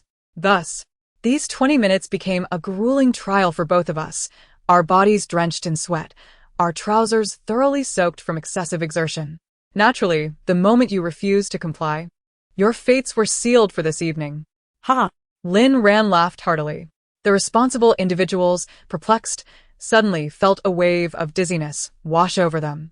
A year and a half ago, the maniac Sun and O Zhenjin were ambushed by the night people at the Lingnan resort, where Long Zihua even attempted to eliminate them. Having discerned their complex ties to the Fifth sect, as Chen Zining greeted her family members, Hua Feng refrained from mingling with them and instead attended to other guests. Among those present was a particularly notable figure, Dog Unfilial. Quan traversed the Lin residence like a walking cesspool, effortlessly knocking on the door of Xianglan residence. The attitude of the Xiao alliance was evidently a matter of concern that a Jean stubbornly clung to. Her words indicated her awareness of the intricate connections between a Huang and a Qing across lifetimes. A burly man's chest was impaled by a steel nail driven into a wooden post, while his feet were surrounded by a swarm of dark scorpions, which began to crawl up his ankles, biting as they ascended. In the realm of the 10,000 swords, a swordsman's overall combat prowess is contingent upon three elements: sword spirit, sword technique, and the sword in hand. In an instant, the previously chaotic crystalline sand particles appeared to come alive, coalescing into a spiky sphere, thwarting the hands that sought to grasp the bamboo tube. At that moment, from a distance, Lu Ernie suddenly rose, calling out to Zhang Jiwei to approach. Zhang Jiwei chuckled, took several vigorous puffs from his cigarette, and then discarded the butt on the ground, extinguishing it with his foot. However, little did they know that the real challenge today lay with Chen Haonan, who had orchestrated countless ruthless attacks in the first half of the match. "What do you mean?" Lin Miaoxiang inquired, as she straightened her posture upon hearing Zhang Longfei's words. Noticing my unwavering gaze upon him, Bo Yin suddenly pinched my collarbone and caressed my face. Yin Yanzhong was startled, quickly grasping his wrist, while the others in the yard gasped in disbelief. Yin Lin remained silent, turning to another source stone embryo, continuing to point his sword, shattering the stones. If the Soviet Union intervenes to resolve the troubles plaguing the general headquarters, it is inevitable that the general, who has been somewhat beholden to the Soviets, will compromise regarding the diaries, thereby rendering the methods of acquiring the second diary even more clandestine. What logic is that? Arthur leaned heavily on the table, his body inclined forward, eyes eagerly fixed on Li Mu, hoping for some definitive news. Yun Qishi found it difficult to decline her kindness, playfully taking a bite. Dan Baozhu smiled with satisfaction, yet her next action left Yun Qishi utterly astonished. Fortunately, Yang Yang moved at a leisurely pace, and with the darkness enveloping the surroundings, they found it easy to follow him. Thus, Ba Yi, usually adept at reading social cues, was unable to grasp the meaning behind the military chief's words atop the mountain, instead fixating on how the chief procured field rations from Chen Shao. Li Huai raised the torch, stepping into the thicket of rocks and grasses, searching for something unknown. Not long after, as if he had found what he sought, he handed the torch to Shi Lai to hold, then pulled a red string from his sleeve to tie a knot. The office contained a private cubicle, serving as Captain Wu's independent workspace, where he brought Quan Kai and Lu Tong. "Yes, Xiao asked me to take care of you. I heard you were shot in the abdomen, is that true?" Su Kan spoke while changing into slippers. In the basin, the natural convergence was the Qi array. As the representative of the Yu family, Yu Qilin, accompanied by 400 or 500 loyal guards, had tightly sealed off the Qi array. The Golden Wolf King overestimated the combat effectiveness of the prairie cavalry while underestimating the formidable manufacturing capabilities of the southern forces. The countless penetrating arrows and relentless stone projectiles from the Shawneen army inflicted severe casualties upon the cavalry. At that moment, everyone was ignited by Guyu's words. Even the rogue trembled. Damn, do you truly think so little of me? The rogue instantly raised his middle finger in disdain towards Guyu. Volume 1, Chapter 62, The Injustice You Have Lost. Mu Yunyi's mental prowess reached a pinnacle, and amidst the dazzling chaos of battle, she discerned a flaw in Xiao Yanru's defenses. With a swift thrust of her long sword, it was poised against Xiao Yanru's neck, the sword's aura having already carved a crimson line across her fair skin. Typically, only supreme divine weapons or those at the golden body level possess the might to obliterate fragments of the great Tao. Mu Yunyi was pulled into a nearby inn by Xiao Linger, and upon ascending to a private chamber on the second floor, Xiao Linger fixed her piercing gaze on Mu Yunyi, reiterating her previous inquiry. He hailed from a cerulean planet, predominantly enveloped by oceans, boasting 7 continents and 4 great oceans. The handsome man, Yao Chujiao, suddenly stood, towering at nearly 6 feet tall. Regardless of their naivety, the intentions of his parents and younger brother, Luo Sinan, were undeniably admirable. At that moment, Wang Pozi and Tong Shuangshuang had arrived in the capital, reuniting with Tong Shuangxi, who had now become a 14-year-old scholar. The ground was blasted into a massive crater, measuring half a meter in diameter, with the surrounding sandy earth collapsing inward. TCH. I refused to continue entangled in this matter with Lele, I thought, attempting to divert the awkward topic, only to find that Lele was unwilling to relent easily. Even the most fervent of welcoming ceremonies must reach an end. As Lori approached the conference room door, facing Song Taiyun, the applause abruptly ceased. It seemed yet another unfortunate soul had emerged. Bei Mang and Mo Beihai couldn't help but feel a pang of sympathy, and they fell into silence. Thus, it indicated that their current capabilities were still insufficient to engage in mutual conflict and harbor animosity towards one another. Although a man was spending the night at her home, her gaze remained clear and composed, her demeanor exuding grace, devoid of any suggestive undertones. She sensed her strength waning, until she could no longer sustain her body and collapsed onto the ground. The crowd looked at Hua Taisui with confusion, evidently taken aback by his refusal to collaborate with so many. As Harold deflected my great sword, he executed a rather ordinary cleaving attack. Yan Anming adjusted his glasses with his middle finger, surveying Su Yunyu, Wan Yulan, and the blonde man in turn.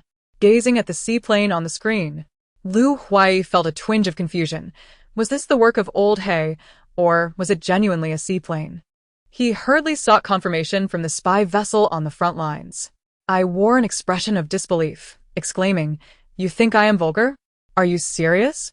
What comes from the waste outlet is merely excrement and waste. Is there any other more refined, profound, or artistic term?" Under the scrutiny of countless lenses, the launch vehicle surged into the stratosphere, enduring intense friction, with its fairing glowing a fiery red. Any spacecraft navigating the cosmos must possess such capabilities. Otherwise, it risks becoming lost in the vastness of space. Lu Xian settled into a massive chair and initiated the operation, prudently securing the open door. At the entrance rested a brand-new sports car. The brand I had seen in magazines, Luo, a vehicle valued at over 5 million. Therefore, for the time being, we need not provoke them, but rather observe the unfolding events, as our understanding of Japan is still quite limited. With a heart riddled with wounds, I trudged toward the dormitory, each step heavy, my stomach twisting in pain, a realization that the heart is indeed connected to the gut. As my heart ached, so too did my stomach. My phone lay on the coffee table alongside a collection of empty cans. Just as I was drinking, someone called, and Su Song, mistaking it for his, snatched it up to answer.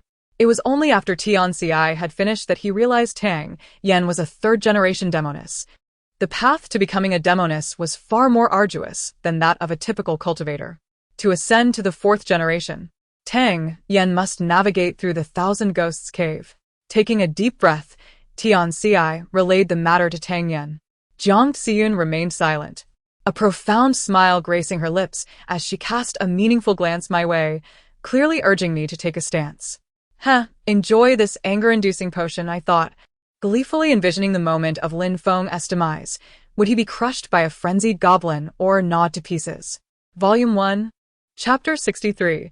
Disregard for norms. The discussion among the various sects was brief, yet the high-ranking officials soon arrived, taking their seats as they privately deliberated on their disciples and those from other sects whom they regarded with favor. Although Li Yue and her companions had not recently participated in any competitions, they found themselves drawn to the event to witness the proceedings. As midnight approached, a chilling wind howled through the open window, rousing Xiao Xiuying from her slumber, only to be startled by the figure standing before her bed. "Let me go. I am merely following orders. Release me." The officer writhed frantically, struggling to escape the grasp of his captor. Gu Jingxin and Gu Qianqian were playing with Ningning in the back garden, while a fox lounged nearby. Gu Qianqian still felt an overwhelming sense of unreality, fearful that this was all a dream. If she awoke, she would find herself without Jingxin, without Ningning, and without all the friends she cherished. This thought filled Pei Zhenyi with profound anxiety, especially in light of the tumultuous events of the morning assembly. Her previously haughty demeanor had been thoroughly shaken. Upon learning the details, Du Guoyang began to suspect that the offer of 100,000 taels of gold for his life was a ruse. Yet he lacked the courage to verify this unsettling truth. As he journeyed towards the disaster-stricken area, the only souls he encountered were a handful of guards. No one else dared approach. Once inside the palace, the queen walked alone to the beauty couch, where the emperor reclined, idly gazing out at the withered branches beyond the window. Upon realizing that Nuanyuan had participated in the college entrance examination alongside Suqiao at the tender age of 13, jealousy coursed through the others, who resorted to bitter remarks to express their envy. In truth, there were significant flaws in this matter. Perhaps it was his concern that clouded his judgment, preventing him from discerning the truth, even failing to see through the gaping holes in the deceitful scheme.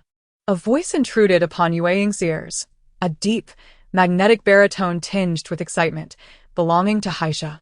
The once boisterous banquet hall fell into an immediate hush, all eyes converging upon Qi Hua, whose crimson eyes radiated murderous intent. After drawing Song Yu into the feast, Qi Hua swiftly inquired about the group's findings from their journey to the City of Light, as well as the implications of Song Yu's earlier words. In the underground transfer station's control room, smoke swirled thickly as Major Qiao Hui lounged, with his legs propped up, his polished military boots resting on the control console, leisurely puffing on a cigarette while observing the multitude of screens. Though the light was dim within the forest, it was still more bearable than the previous darkness, a condition that overwhelmed Ding San, prompting him to shut his eyes tightly. However, it was not surprising that Hua Kanying was taken aback. Moments ago, he had faced an opponent of equal prowess, only to witness a sudden elevation in their abilities. Who wouldn't he be astonished by such a transformation? Little did Yin Hun know that while he reveled in his triumph, his casual glances had already been noted by Qing Hong. Even the dimmest of minds could ascertain the location of the hidden treasure. The thunderous roar reverberated through the air, causing the sea mist to surge violently, resulting in the nearby coalition's evolved warriors and white-clad fighters succumbing to bloodshed from the sheer force of the sound. The terrifying divine power unleashed an overwhelming aura, causing even the heavens to tremble. At that moment, 9527 gradually understood that Lu Lin had indeed attracted the attention of nefarious individuals. He had driven Jizi away out of fear of implicating her. Could it be Athena? This thought coursed through my mind as I grappled with the two warriors, already struggling against one. Facing four was tantamount to self-inflicted hardship. Only Athena could possibly achieve such a feat. This location was the brightest spot in the sea of stars. Gazing upward revealed countless celestial glimmers illuminating the sky with resplendent brilliance, reminiscent of the memories he held dear. Upon seeing Lin Yuan, the individual hurried over to inquire about the situation, beads of sweat dotting his forehead. Lin Yuan chuckled heartily before responding. Warm water enveloped his chest, and a sharp pain tugged at his shoulder. The reflection in the mirror revealed a once handsome visage now marred, cheeks swollen, and eyes bloodshot, a figure of disarray. After his bath, exhausted and in pain, he succumbed to a drowsy slumber. The space surrounding the two began to fracture, and he realized that their time was running short. In the next moment, Lin Yuan abruptly raised his hand, delivering a powerful slap to the figure before him.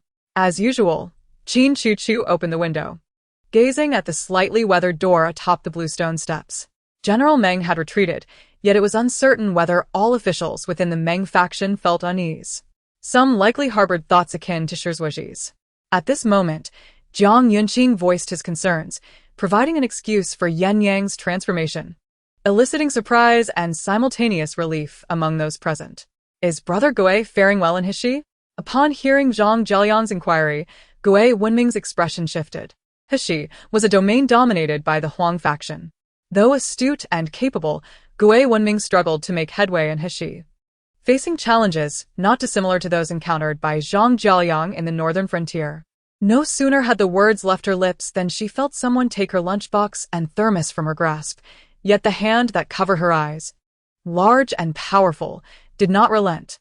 Cousin Huan had yet to select officials, while the two elder brothers of the Song family held positions in the capital and had never received the common people's umbrella, pressuring him to procure one. Meanwhile, those downstairs hesitated to ascend, uncertain why the dragon spear soldier showed no intention of continuing the assault. After firing a few rounds downwards, the two sides remained locked in a stalemate. Yu utilized navigation to locate a nearby amusement park, discovering it was a 45-minute drive away. In the end, the time left for Tom to enjoy was exceedingly limited. Volume 1, Chapter 64. Design. It was indeed perceptible during the previous match that Amazing J exhibited a subtle dominance.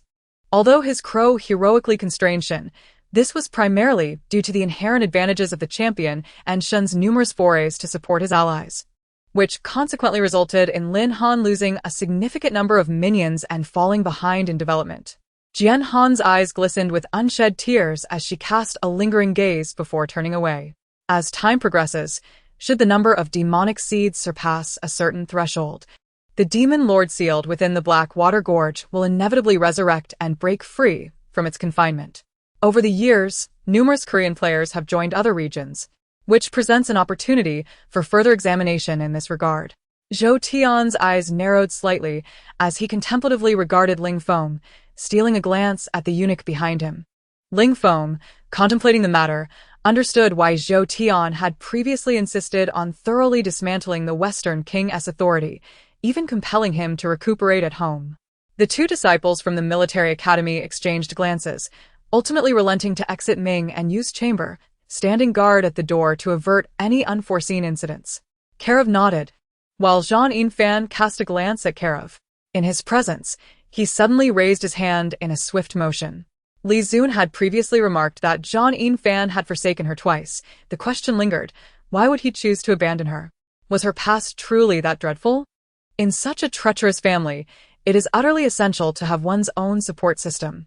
Otherwise, in the face of even a slight counterattack from the likes of Xiaomin and Yisu, one would be left utterly defenseless. Zhang. What on earth are these people doing? They are utterly pretentious, and I feel an overwhelming urge to confront them, he expressed with indignation while observing their retreating figures. Initially, they seemed somewhat reluctant, yet upon realizing that following Chen Gui could grant them access to Huang's energies, their demeanor shifted. As Guanxi contemplated whether to adopt a more brusque approach, he overheard several voices speaking in hushed tones. Once the group entered the stone portal, they discovered themselves in an expansive passageway over 20 meters wide, with depths unfathomable. The walls on either side were composed of granite. Wang Changlong, engaged in conversation with friends, was startled by a sudden tug, causing him to frown and curse. At that moment, another gentleman emerged, casting a glance at Zhang Xiao before lowering his head to wash his hands. Having donned his attire, he instructed his subordinates to prepare the vehicle, intent on searching for Zhen Kaisen and scouring every possible location. While these 4 points were certain, understanding them did little to illuminate the entirety of the situation. Mo Yuqi involuntarily let out a soft murmur, perhaps due to the overwhelming stimulation, or perhaps in reproach of Wei Feng for being too forceful in his affections, suggesting he ought to be gentler with such delicate feelings. The moonlight cascaded upon the earth, spilling into the joyous hall, where outside, it appeared as though a faint mist began to rise, within which a subtle figure could be discerned. Bai Shui could discern from Chu Wushuang's tone that the man spoke from the depths of his heart. Perhaps his need for reflection stemmed from his own justifications. The surrounding atmosphere, in response to a sudden sound, grew dramatically heavier, and while it did not capture Li Sun's form, it caused a brief pause, just as a sharp sword aura surged forth below. Chun Danqing was taken aback to discover that the essence of his spirit was embodied by a black dragon, exuding an aura of profound stillness. Clearly, beneath this mountain range, there had once been a significant dragon vein, though for reasons unknown, it had been severed, devoid of vitality, thereby granting this spirit an opportunity. Su Feng finally took to the court, much to the astonishment of the fans, who erupted in applause and cheers. The players from the Miami Heat embraced Su Feng, with both LeBron James and Dwayne Wade approaching him. Lin Fan shook his head and casually emerged from his seal, casting a glance at it, thinking how naive it was to believe it could confine him. However, the pace he experienced was astonishingly slow. Despite enduring immense pain for centuries, the outcome left him profoundly disheartened. His meridians had only repaired a few centimeters. Anna, who seldom reached out to her, was rather disdainful of her. Why, then, would she suddenly call her now? In that fleeting moment, a trickle of golden blood flowed from the brow of the old dragon. The intensity of the sword energy was terrifying. Within the serpent's flesh, there resided strands of genuine qi that greatly delighted Long Yang, prompting him to circulate his vital energy to solidify the earth Dan he had just refined.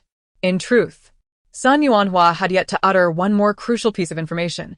The Prince of Heng was also in Qingzhou City.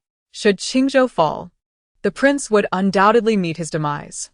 The princes of the court gleamed like luminous gold ingots, visible from miles away. Fleeing now would make it exceedingly difficult to evade the pursuit of others, and thus, unless absolutely necessary, escape was not an option. I once believed the faith of the Church of Light was merely a fabrication. However, given the current circumstances, it may hold some truth, Vera remarked with a stiff expression. Volume 1, Chapter 65, Deliberate Intent Bamboo Garden. Upon hearing these two words, Yun Yao abruptly released Su Xian's hand and dashed out. Lu Xiangyue exerted considerable effort but could not pry his hand away. Thus, she had to endure her embarrassment and assist in clearing the quicksand. You are referring to the demon god's claws and the holy radiance, aren't you? Hun glanced at Fan Yu with a puzzled expression. The countenance of Shen Ji Zhou Yu darkened. He seemed to sense the unusual demeanor of Fan Yu. Accompany us on our journey. It may entail significant peril. Are you truly resolute in your decision? Qing Ko bit her lip and inquired. Very well, Fan Yu, come with me to meet our master. He will provide you with a thorough explanation of our sex circumstances, Qing and I Feng declared, taking Fan Yu's hand and racing forward. Wait. This fellow was previously adamant about quarreling over 110 taels. Yu Pian snorted, her anger rekindled by the recollection of the monetary dispute. Lu Shuang's method of movement was straightforward and conventional, akin to the maneuvers of a novice chess player, yet it appeared remarkably effective. Most importantly, it had left Tang San at a disadvantage. Once the fate hat was placed upon Tang San's head, it became inextricable. The Fate Hat is a unique energy artifact produced by a system exceedingly difficult for external forces to destroy. Qi Qiao crouched down and called out several times. But the elderly man merely kept his eyes tightly shut. After verifying that there were no stones or other impediments around his head, Qi Qiao felt somewhat relieved. Yet she dared not shift him. If the old man had broken ribs, moving him could exacerbate his injuries. A punctured lung would be a grave concern. Another person rushed forward, brandishing a broom to strike Yen Luo. In a swift motion, Yen Luo bent backward to evade the sweeping broom while simultaneously drawing a dagger. Su Yujun speculated that Bai Ai's affections were likely directed towards her elder sister. However, she refrained from disclosing this, as a particular piece of news had caused her to distance herself from the Bai family. With the addition of a new family member, Yen Luo fashioned a makeshift nest beside the sofa using a blanket, providing a resting place for Yen Bao. By the time physician Lin arrived, a fragrant incense had burned down. Dressed in casual attire and carrying a medicine box, he had not been adequately informed by the servants, and upon arrival, he discovered that the Empress was present, suggesting that she was meddling yet again. He was a master of the Spirit Sea realm, Although his martial arts skills were rudimentary, it did not imply he could be easily bullied. Passing by his stall, Mu Chun collected the medicinal remnants and added 10 gold coins, adjusting the advertisement sign accordingly. Seeing no way to refuse, Huzi timidly glanced at his mother, who gave a slight nod, prompting him to express his gratitude as he took his sister by the hand and led her to a nearby room. Zhao Jing, her face flushed from the kiss, could only gaze longingly at the man she adored, rendered speechless. As Zhong Lingyu pondered, he noticed Jean Renan approaching. He discreetly exited the martial extreme society, reminiscent of a dramatic encounter, and they met at the stairway on the first floor. After detailing the military strength of the enemy city facing Min City, Min Shixiang turned to the crowd and posed an inquiry.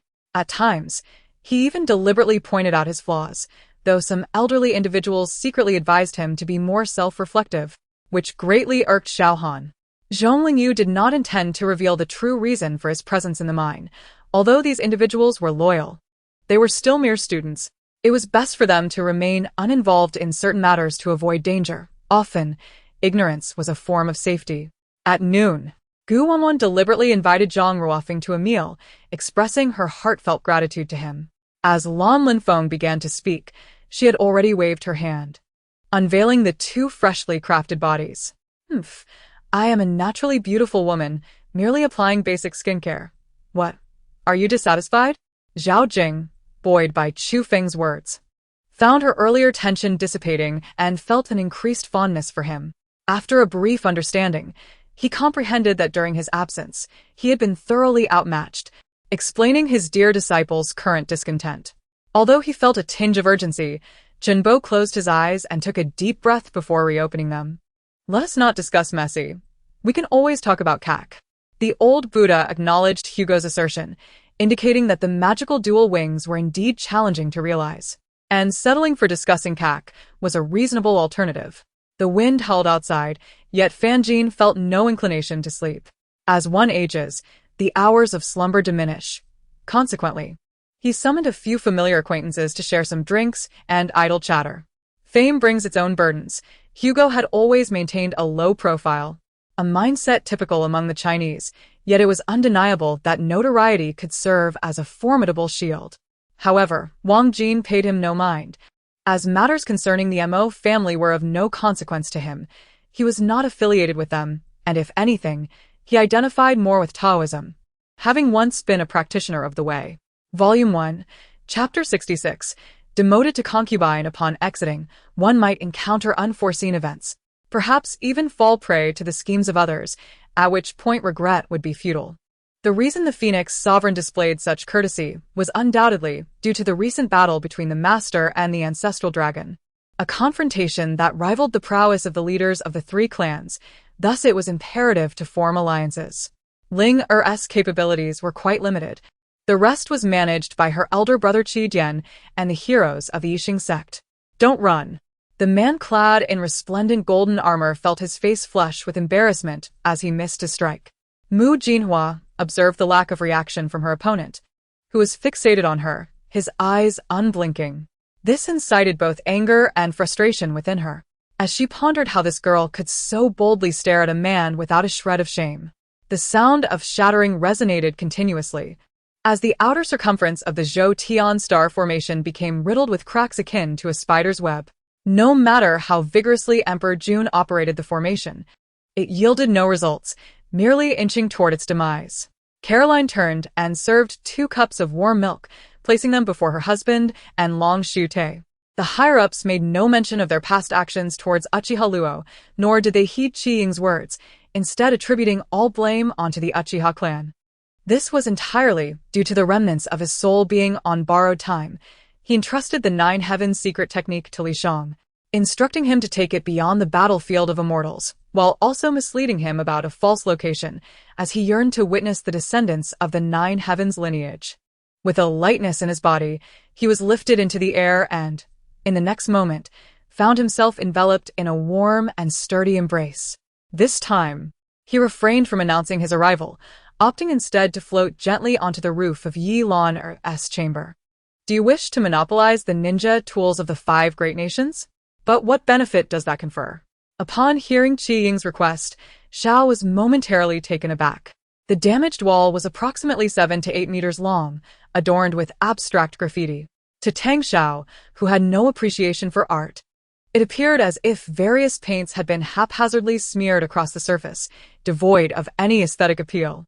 Morong Ku understood that even if Qin Yizhen were to casually speak nonsense, should she genuinely seek an audience with concubine Qi, it would not take long before an imperial eunuch arrived to announce the decree to take Yi Lan away. In her memories, this aunt had always treated her well, yet the numerous suspicions surrounding her were overwhelming. However, no matter how grand and ceremonious the morning was, it could not wash away the sorrow of Wu Yunju. Since the untimely death of the fourth prince, her spirit felt half-absent, despondent as if life had withered away. Daily she would either sit or lie down, clinging to the garments of the fourth prince, tears cascading down her cheeks. I dare anyone to say otherwise. If they knew the identity of that great personage and still dared to utter a single word of dissent, I would call him grandfather. Yu Juncheng declared with extreme arrogance. The machinery whirred to life, revealing a score of over 1,500 points, surpassing the highest score by more than 400 points. No, I cannot allow you to go. It's too late. What if you encounter a water monster? He Qingqing, seeing Chu Yong's determination to investigate the cold pool for her sake, hurriedly intervened.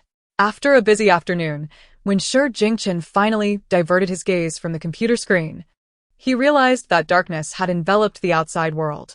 Rather than directly firing upon Ji Xiefeng and the others, the shots were directed toward the empty expanse of the Bali Paradise building.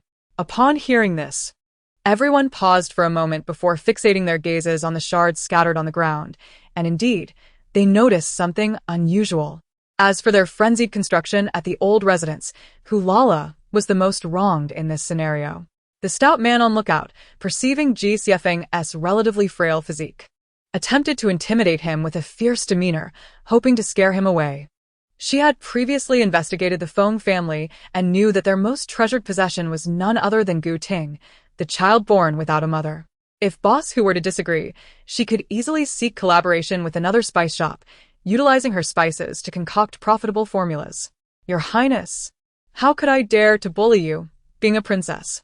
Gu Qianyu spoke with an innocent demeanor. Upon learning this news, He Qingfeng found it impossible to smile, forcing a grin. It was only later that he learned to regard Tianwen as a close friend, taking 3 years to move beyond his secret affection. Meanwhile, Yu Yi naturally took the time to patiently respond, as it was likely that only the creators of the Star Network possessed knowledge of this realm. For the others, it was their first encounter.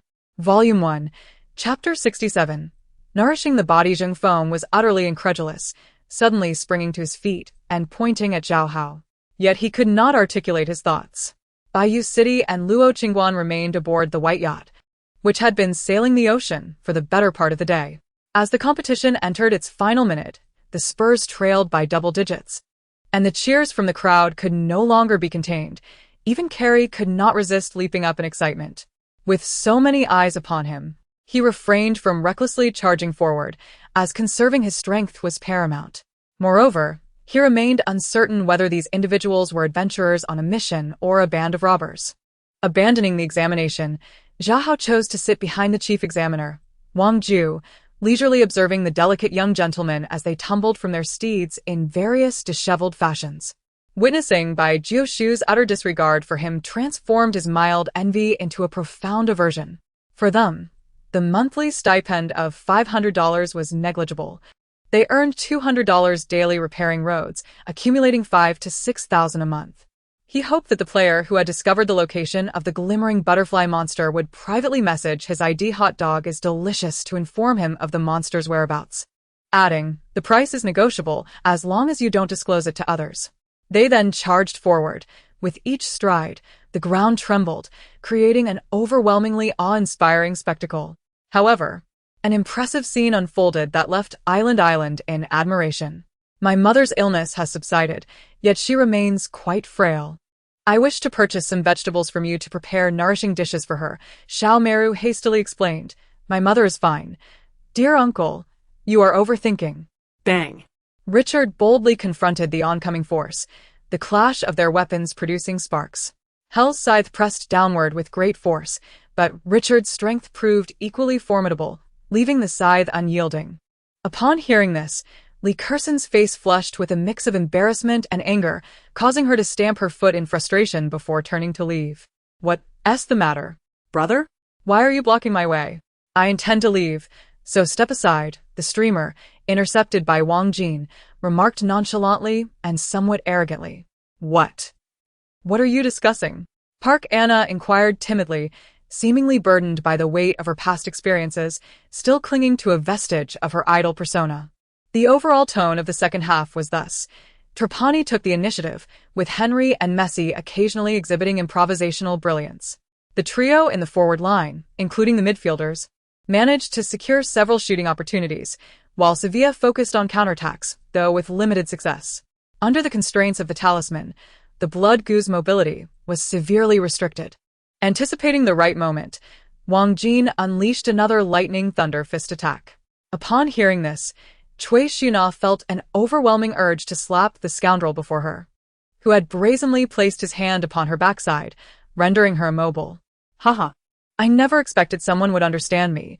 You truly are to my taste, Cluser remarked as he drew his beam sword, charging at Truth when his beam gun proved ineffective.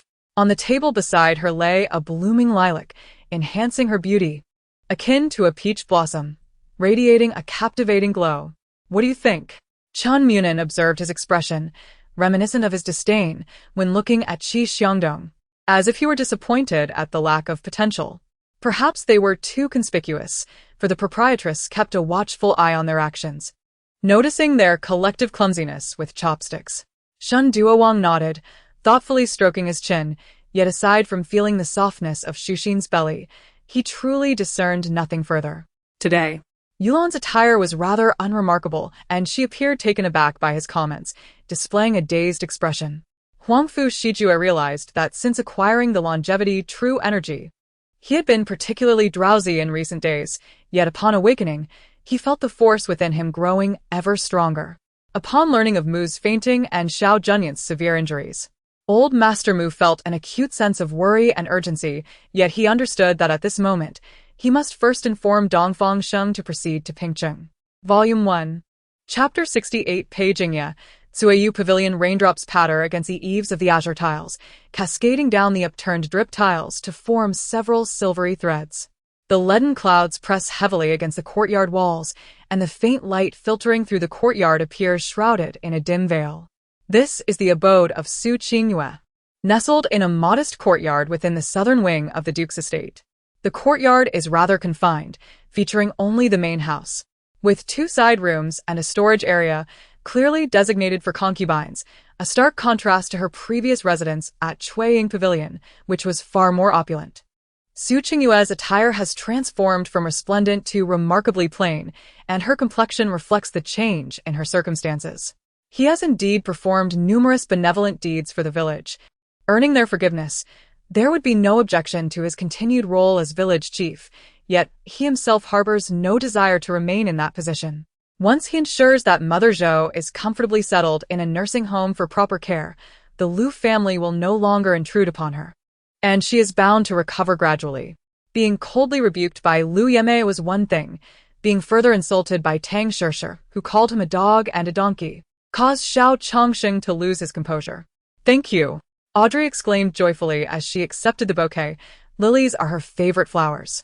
Moreover, when her royal brother was trapped in the southern underworld, it was thanks to Xian Yin and General Cheng Wu's assistance that he could escape safely.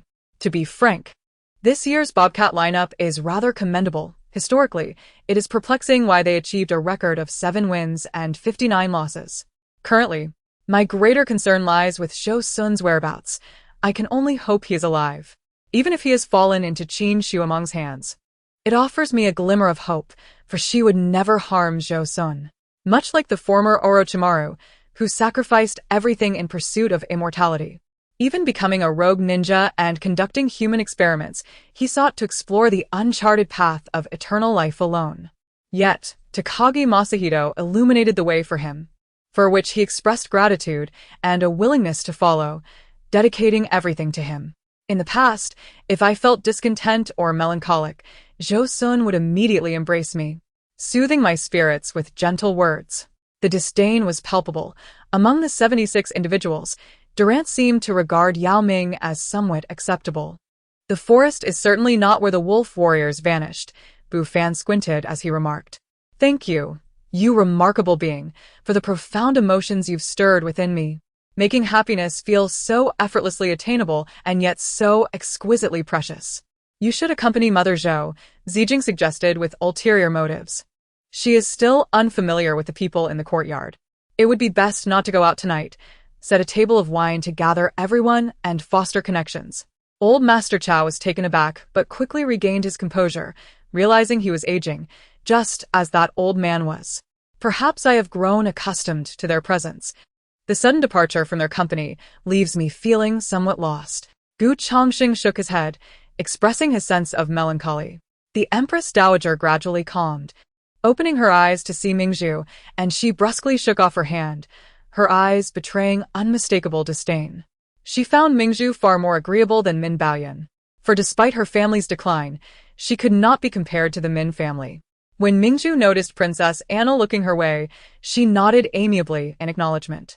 For instance, knowing the danger, he still chose to accompany Bu Fan to meet Li Ming, a figure he regarded as almost divine. Yu Qingcheng estimated that once this place was fully developed, it could comfortably house over 10,000 people. At this moment, even a fool could discern that these individuals were extraordinary. Who among the ordinary would dare command soldiers who appeared formidable and formidable? Not to mention, while I may possess a handsome visage and a kind heart, my eloquence is also quite remarkable. The Heavenly Path Academy and the Shangqing sect faced each other. A peculiar atmosphere enveloping the sky, a fierce battle on the brink of eruption. Xiao Ming stepped forward, instantly arriving before Fu Qingxian. In that moment, Xiao Ming gazed quietly at Fu Qingxian, while the entire world remained enveloped in profound silence. To Zhao Yihan's surprise, Zhang Feng did not join the training. Instead, he walked back and forth with her, gazing at the common folk kneeling in 2 rows and observing the impressive display before her. Lin Zhirant's eyes revealed a glimmer of hope. Mei Xiong roared, erupting with fury, the ghostly blade whirring as it sliced through the air, transforming into a colossal skull that opened its gaping maw, attempting to devour Lin Feng. Time swiftly passed. Over 400 days had gone by, yet Hong Feng remained elusive. Old Wu noticed her persistent melancholy and felt a pang of concern. Hiding beneath the covers, weeping, she felt grateful that she had never fully surrendered her heart to him. Otherwise, the fallout would have been even more painful. It is perhaps better to face the unpredictable nature of life with a nonchalant attitude. Many things have aided him significantly. However, when compared to others, they ultimately fell short. The vermilion bird, the southern tongue deity, known as Dan Lingji, called the Green Rainbow Reflection, is referred to in Taoism as the Red Emperor at noon. As his words fell, the blinding light transformed into a gentle radiance, emanating a sacred aura. Barely seated on the train, Meng Fan received several phone calls. The first was from Buddha, using Ghost 7's phone. Subsequently, Qin Liangyu's lethal strike slowly dissipated into the air, as if it had never been executed. As Tang drew his sword, he poured his heart into each thrust. Each strike was guided by the instinct he felt in the moment before unleashing his sword, causing his movements to flow like the mighty river, relentless and ceaseless, leaving no room for the opponent to breathe. The weather has been mild these days, and Lady Yi felt joyous, thinking that a walk would be beneficial, both for her spirits and to cheer up Chao Liangsa, so she immediately instructed Rui Shi to spread the word.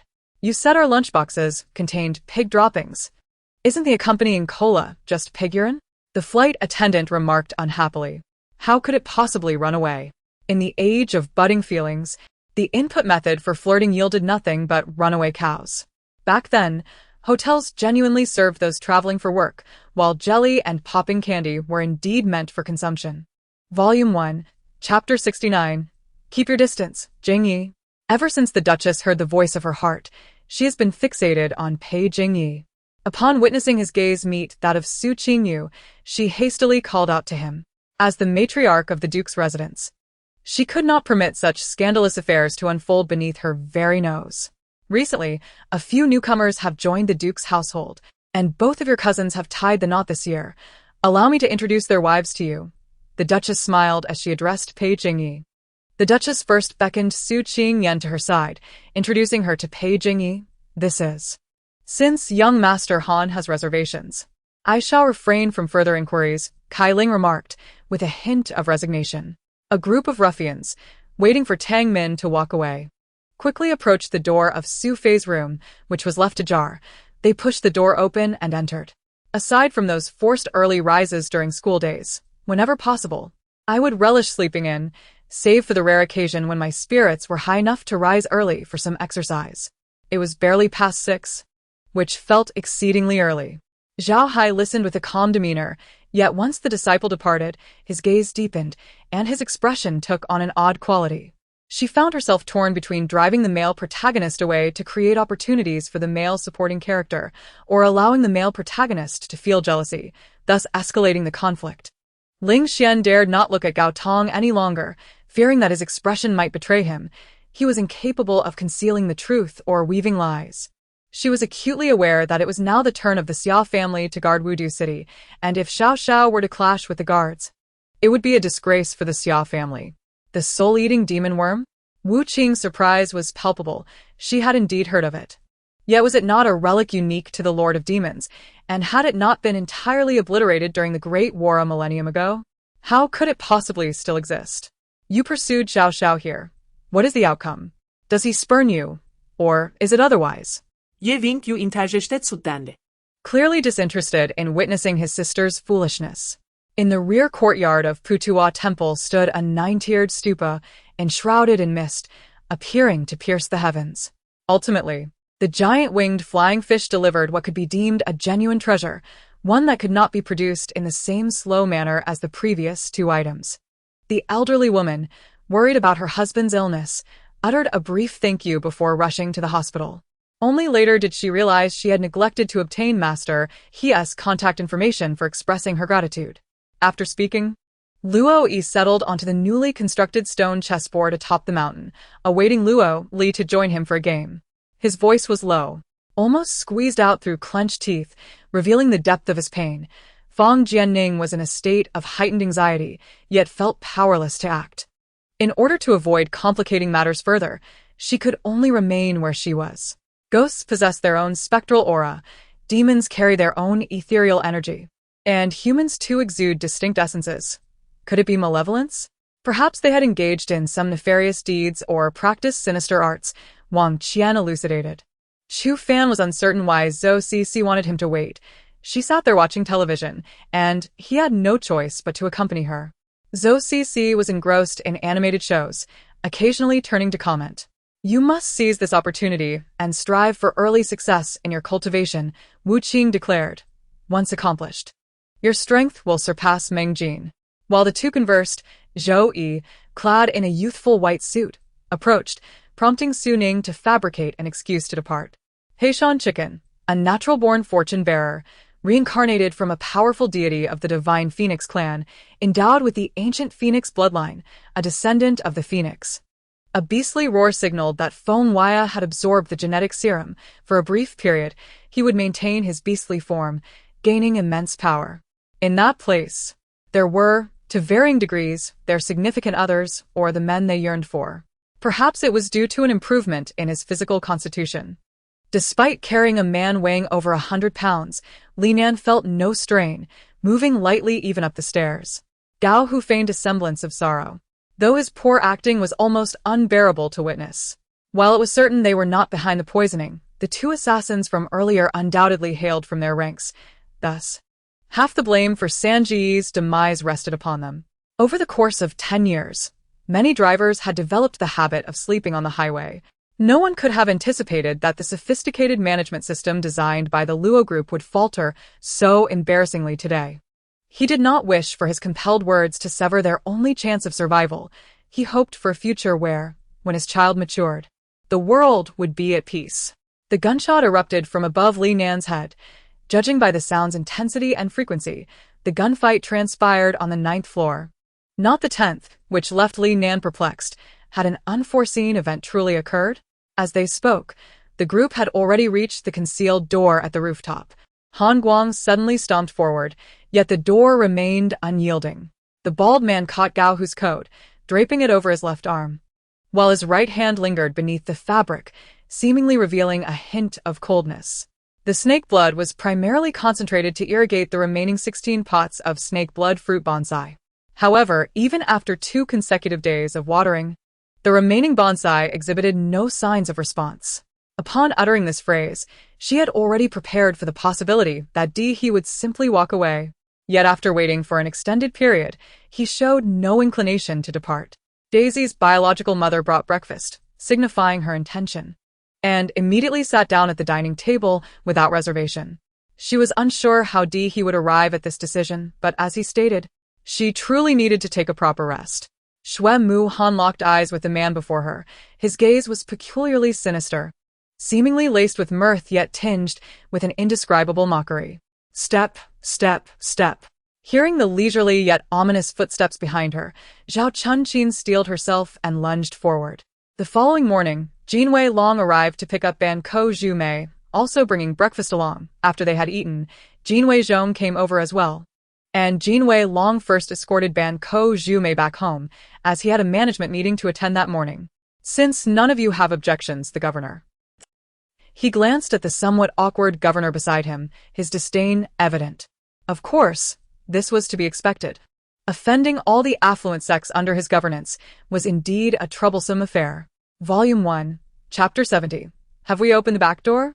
My husband, this is not merely my issue. Even if I attempt to evade him, what if he insists on meeting me? I am but a concubine in the Duke's residence, while he is the eldest son of the second house. If he calls for me, can I truly ignore him? Su Qingwei glanced at Pei Jingyuan with a sense of grievance.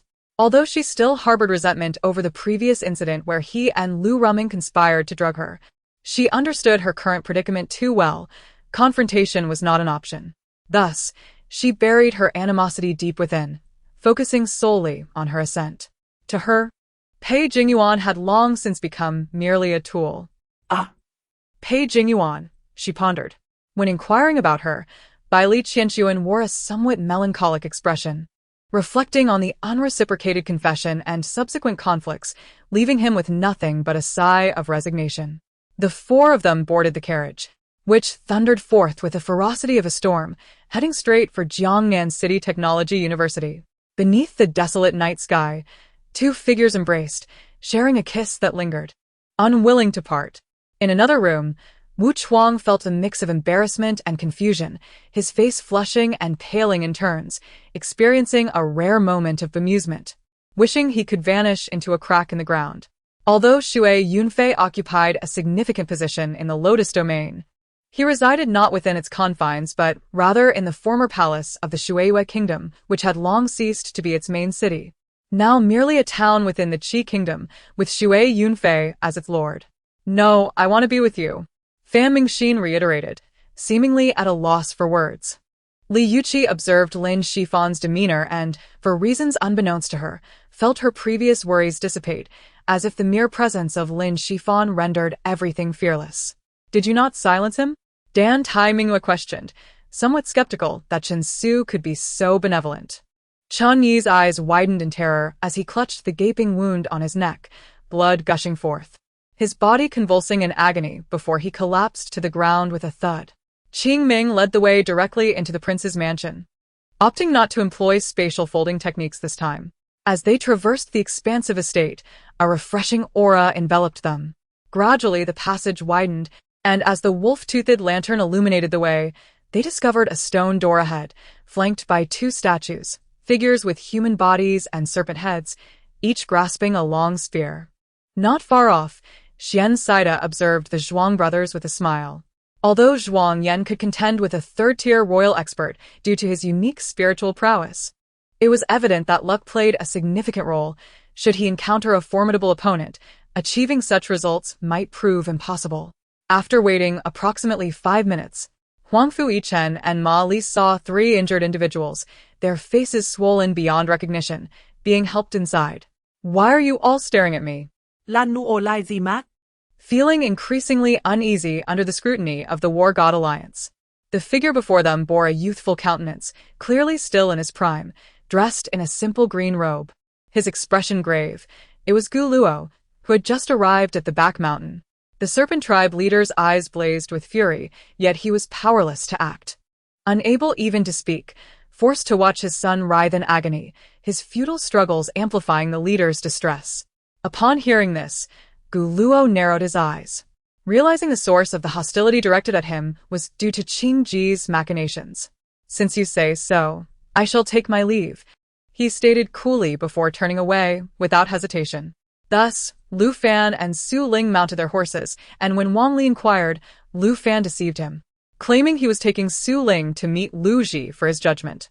Lu Fan cautioned Wang Li that this matter was confidential and should not be disclosed. Bang li akiasa. Jiang Yining and Jiang Yiran bore a resemblance, so none in the Jiang family doubted his lineage as Jiang Weishua's child.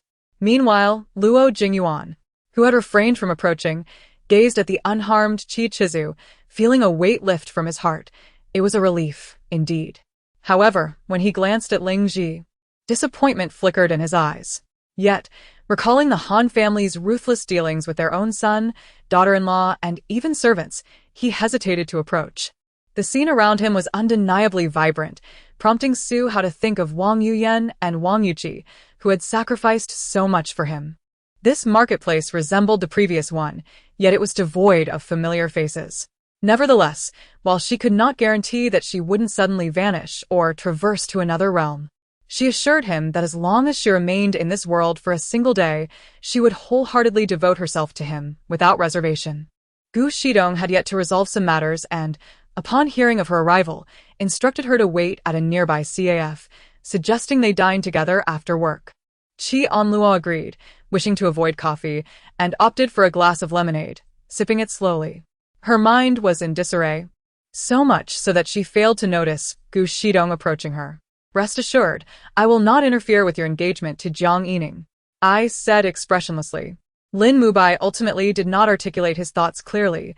Without evidence, his words would be futile. She was not one to engage in gossip. Should she speak, it would be backed by concrete proof. What remained perplexing was that Ning Jianyan's company had not merged with the Ning family, and they seemed to maintain a clear separation. No one understood the reasoning behind this.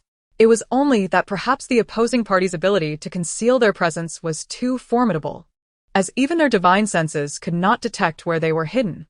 Volume 1, Chapter 71. The bitter strategy in an instant. Pei Jingye's fondness for Su Qingyan surged considerably. A gentle melody resonated, and as he sang with heartfelt emotion, the surrounding crowd of fans gradually fell silent. I overheard someone remark that it was his signature song. Could it be that both the music and lyrics were his own creation? As the meeting concluded, twilight enveloped the sky, perfectly coinciding with the company's evening banquet. On their way to the restaurant, Guan Hongda and Wu Bingshan approached. Time flowed on, and the fierce conflict raged relentlessly. Approximately 15 minutes later, the dynamics of the battlefield transformed entirely under the orchestration of both sides. When did he place the call?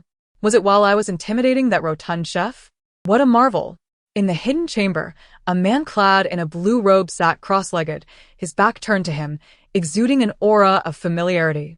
Yet, back then, Wan Qi had clearly spotted Yuan Shua outside the examination hall and had even departed early. Logically, the cooking time should have been roughly the same.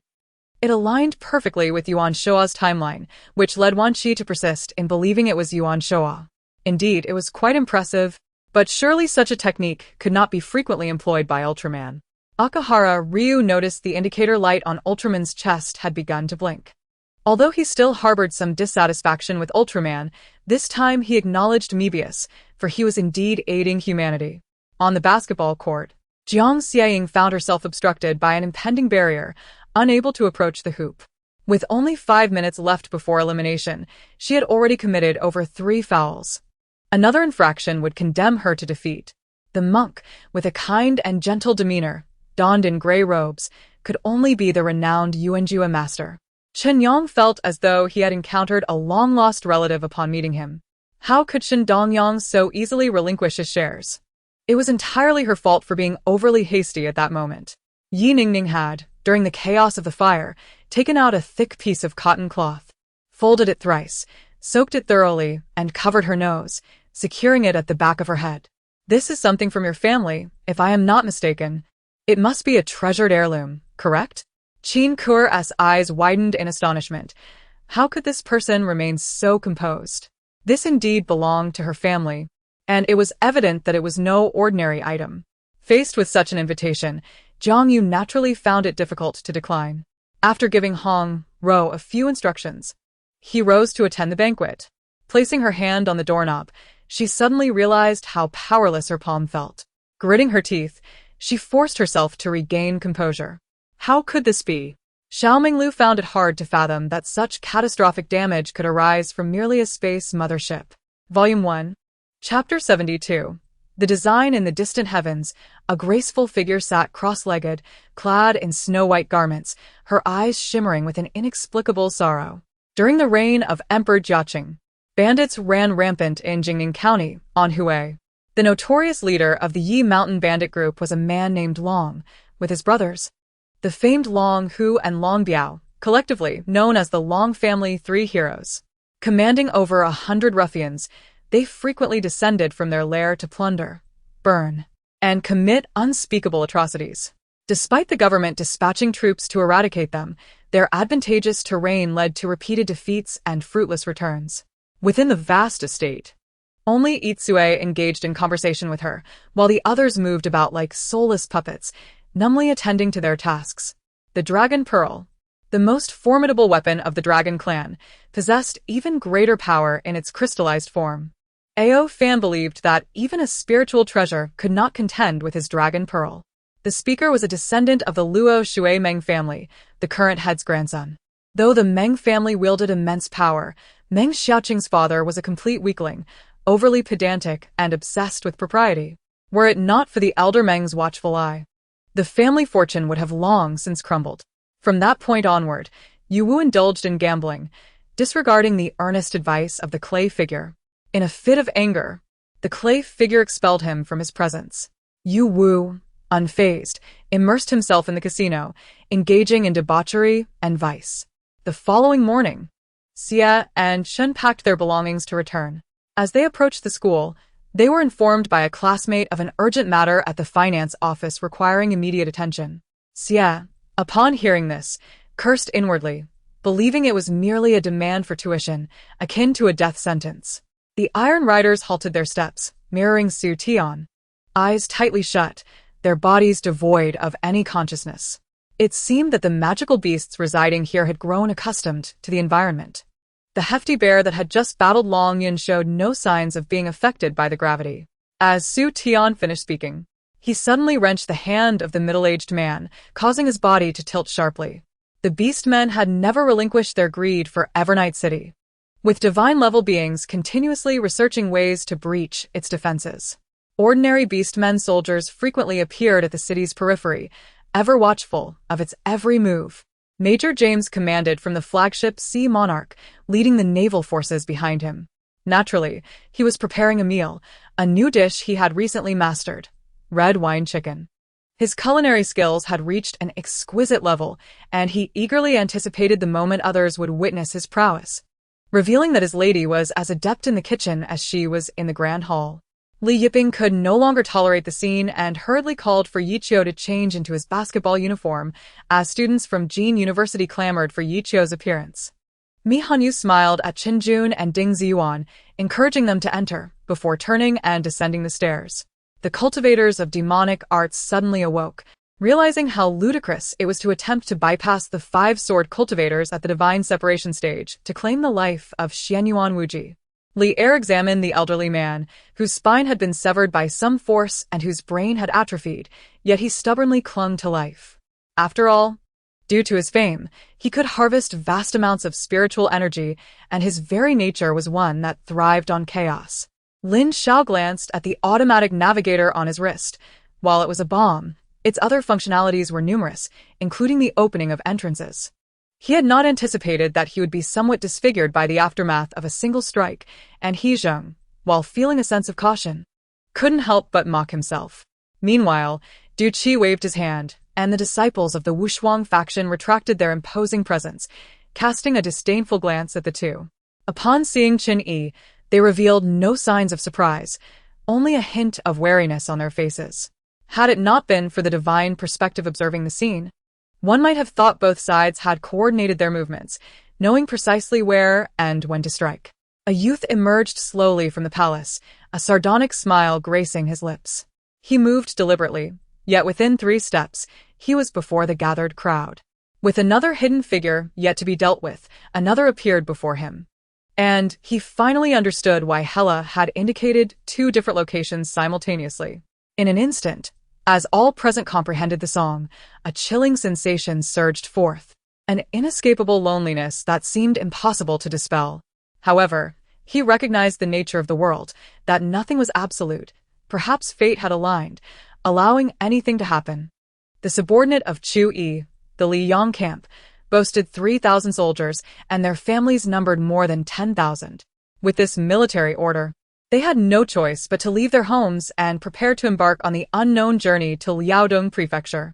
150,000 taels of gold tasted the exquisite fruits laid before them, speaking without lifting their eyes. At that moment, Xian Baiming received an urgent alert from the Huashan sect, a rare occurrence, for not only he had received the news, but all disciples of the Huashan sect were informed as well. Suddenly, a note sounded, followed by the prelude of the piece. The marshal, wholly absorbed, resumed discussing the composition, and Soren bowed respectfully, understanding that the marshal was not inclined to converse. However, for such a prominent figure to aid someone as insignificant as him in restoring his dantian would undoubtedly require a steep price. Otherwise, he would not have promised to establish his legitimate second son, Prince Han, as the heir when he marched south years prior. When Pan Yuhong saw Meng Feifei approach, he sensed impending trouble and swiftly turned to offer what he believed to be a suitable smile. Huashi gazed intently at the silent Mu Jianhe, his aura thickening with tension as he sensed the approaching footsteps, shouting at him. "Bai Yi, have you finished your 50 strikes?" The calm silver eyes slowly lifted, as Qing Hong merely cast a glance at Xu Fei before shifting his focus to Heir. "Yet I would show no mercy." Hua Kening observed Qing Hong's silent demeanor, a surge of unfamiliar emotions swelling within her heart, akin to thousands of ants gnawing at her soul. A sensation both sweet and tinged with discomfort. At that moment, Tang Tang was by the pond, feeding the fish, dressed in a pink palace gown. Her long hair elegantly styled, her face free of makeup, surrounded by 24 dragon guards, who formed a protective circle around her. Volume 1, Chapter 73, Rescuing Su Shikai. Why should my father rely on his grandson for care? With 3 sons and 5 grandsons, he shouldn't be lacking in support. You truly have too much time on your hands to fret over such matters. Hao Fin chuckled, remarking on Hao Feng's meddlesomeness. He's sure, with her hand covering her mouth, wept silently. They had already been imprisoned, and with the new emperor's ascendance, it was declared that the late emperor had only been dead for less than 100 days, making further bloodshed inappropriate. Everything would be determined after the mourning period. What more could be said? The charge of altering the will was still a grave one. The guillotine was merely a matter of time. "Father, please do not be angry. I have brought this ginseng soup for you, having witnessed your struggles with the memorials," Gong Qianzi said calmly, approaching the emperor with a tray in hand. Yizong Tian and Mu Huang exchanged glances, both surprised. This matter had never been mentioned by Heir, despite being one of the 5 phoenixes. Regardless of whether the events in the great wilderness mountain were of your doing, today you are but a lifeless body. Yizong Tian's expression darkened ominously, and as soon as he finished speaking, the sound of a sword pierced the air. Aimed at Ximenya. What? You mean those extraterrestrials do not intend to leave? Zhou Xian exclaimed involuntarily, his surprise evident. Initially, when absorbing the energy from the wind pool, Yizong Tian merely felt a slight enhancement to his physical form without any significant effect. Yu Xianji's grip on the sword hilt tightened instinctively, the sound of her bones creaking audible as the veins in her alabaster hands throbbed. "They may have already anticipated our thoughts," Meng Dikong muttered. Yet, he was aware that this reasoning was rather flimsy, hence he refrained from voicing it aloud. "Senior Muyu, in comparison to the sword of slaughter and the sword of indomitable will, which is mightier? Yi Tian pondered whether the sword's might was indeed tiered, but he remained uncertain about which was superior, thus he inquired. Han Baiheng could no longer afford to be sympathetic. This was the final chance his brothers had carved out with their lives. Without hesitation, he drew his pistol, brandished his knife in one hand, and swiftly charged forward. Teeny looked on disdainfully, of course. Otherwise, why would I shield that scoundrel Lin Yan from the bomb? It was merely a miscalculation regarding the weight of that table that caused the injury. In but a moment he entered, holding a sandalwood box, and opened it beside fourth uncle. Upon arrival, the stage was already bustling with people, and with the appearance of Qin Shao, the crowd erupted in excitement. Zhao Zhishan stroked his mustache, wearing gold-framed glasses, his sharp eyes glinting with intelligence. His figure was well-proportioned, and he donned a suit, exuding a scholarly air rather than that of a street boss, resembling more a businessman. Yet he soon thought the crown princess had sent Ningji to test him, already suspecting him. If he showed even the slightest sign of unease, he would be handing her a weapon against him. The more he contemplated, the angrier he became. Glancing at the bearded man beside him, with a resolute heart, he signaled the bearded man with a glance. Su Yifei was taken aback that Yi Chun possessed such a video. He shot several furious glances at the man who had taken out his phone, clearly harboring vengeful intentions. Qin Tian undoubtedly discerned the veiled threat in Mingda's words. Clearly, Mingda had long established hidden stakes within Xianyun's sect, secretly serving Emperor Mingda for years. It turned out that the evil thought San Tu altar was originally an incomplete product. On that day, Chun Chongsheng had been in a hurry and had no time to properly manage these starving spirits. Thus, he carelessly tossed them into the hell path. Gazing at Su Jianqing, Lan Qixin and the others were at a loss for words, staring at him blankly. What sort of luck would allow one to obtain such an extraordinary item? Even divine artifacts would pale in comparison to the treasures within. Su informed him that Qingyan Si had taken her green gourd. Although Chun Chongsheng firmly believed that her character would not lead her to theft, Su's insistence made it difficult for him to dismiss her claims. What would happen next? Even Su Jianqing felt uncertain. The only solace he had was the profound feelings accumulated over the years through their mutual cultivation practices. Who is afraid? I am merely concerned. Dante's temper flared immediately, seemingly ready to clash with Yi Yan once more. On the opposite side, the families of the elder uncle and second aunt looked utterly astonished. Having just been shocked by the prices of the two packages, followed by a rather embarrassing exchange between Xiao Chong and the fourth. Although, logically, this should have occurred after Bai Suzhen married Su Xian, who could predict whether the possessed Fahai would lose his mind and capture Su Xian first. Do not worry. He is merely coming for me. I shall handle this. Vermilion remained composed while fending off Shinedo's attacks. Qing Yi had a foreboding feeling that something significant and negative was about to unfold. With a swift motion, she dismounted her horse. Goodness, what generous actions! Many spectators had never witnessed such a bounty of gold coins in their lifetimes. The narrow-minded bandits lacked any strategy or decisiveness, even if they harbored adventurous thoughts. Bai Fort Village was not a suitable target. Although the night watchmen were weary, other regions were lax in their patrols, making them even easier to prey upon. Then, Lu Bing and Lan Jichen felt a beam of light enveloping them, and the blue bubble they inhabited began to float away. Yun Sheng remarked, I was merely speaking offhandedly. Had I suggested becoming the head coach of Real Madrid, would the system have devised a way?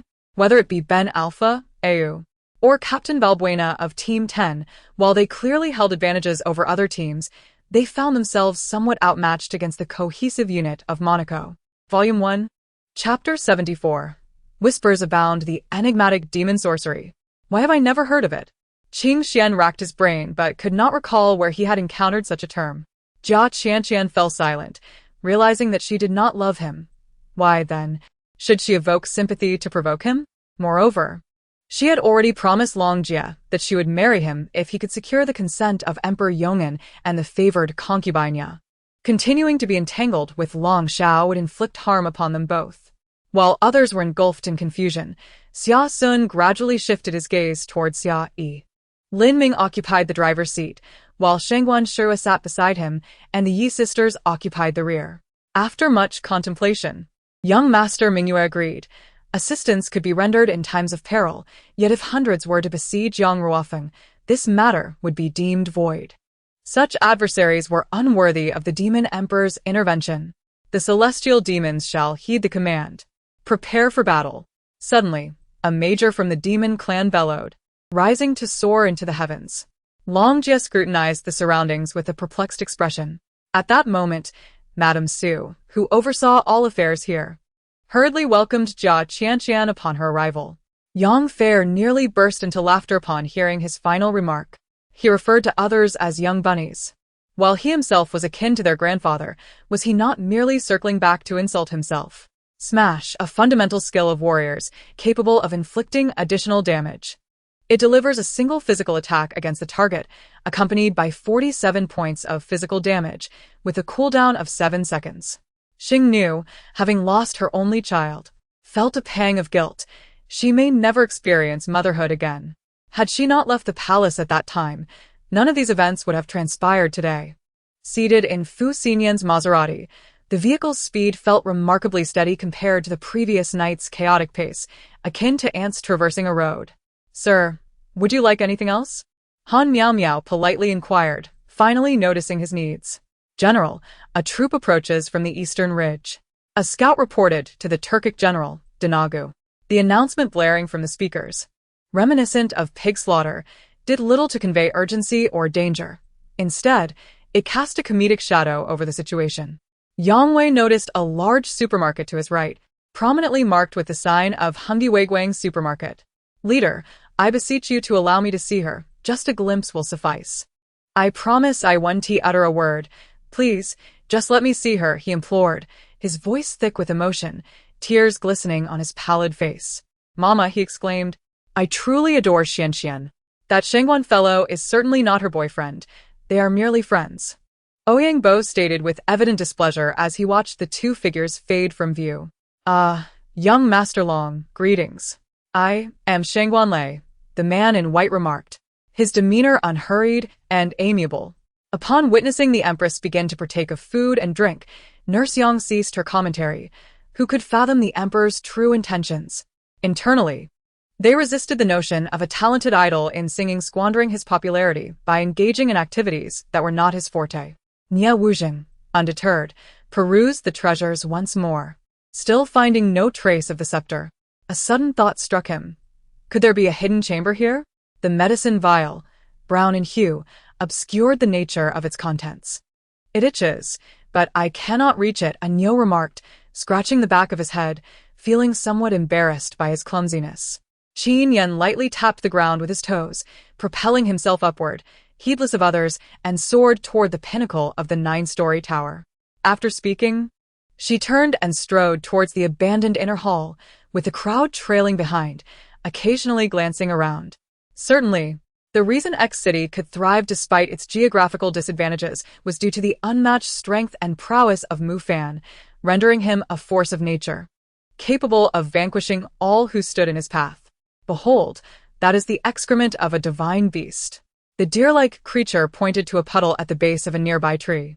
As he lamented, the previously unconscious individual abruptly opened his eyes, cold and fierce, launching an attack towards Qin Wan's throat. Just as the ethereal sword released by Guaziliu drew near Zhang Qinghe, he abruptly flicked his arm, entwining a thread of lightning around his hand, accompanied by a faint crackle, radiating sparks and brilliance. "Come, let us drink. A drunken slumber shall suffice."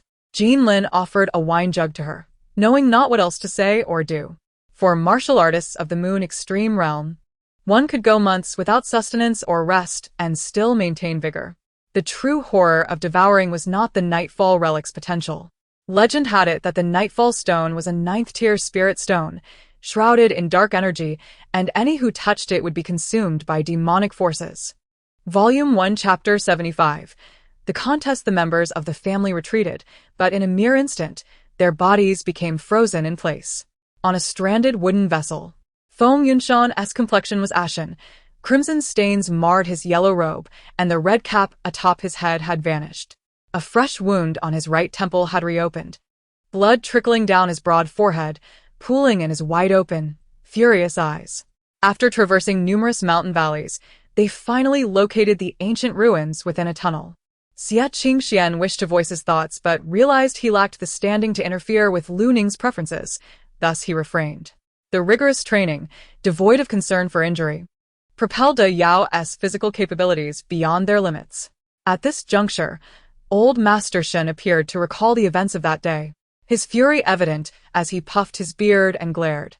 Ling Hanxing cleared his throat. Ahem, traditional martial arts also encompass balance training.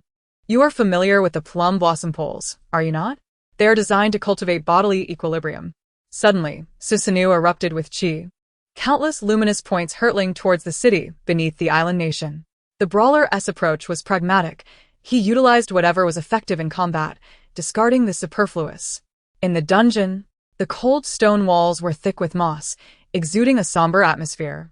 Zihua's hands were tightly shackled, her frail body still radiating a tenacious glimmer in her eyes.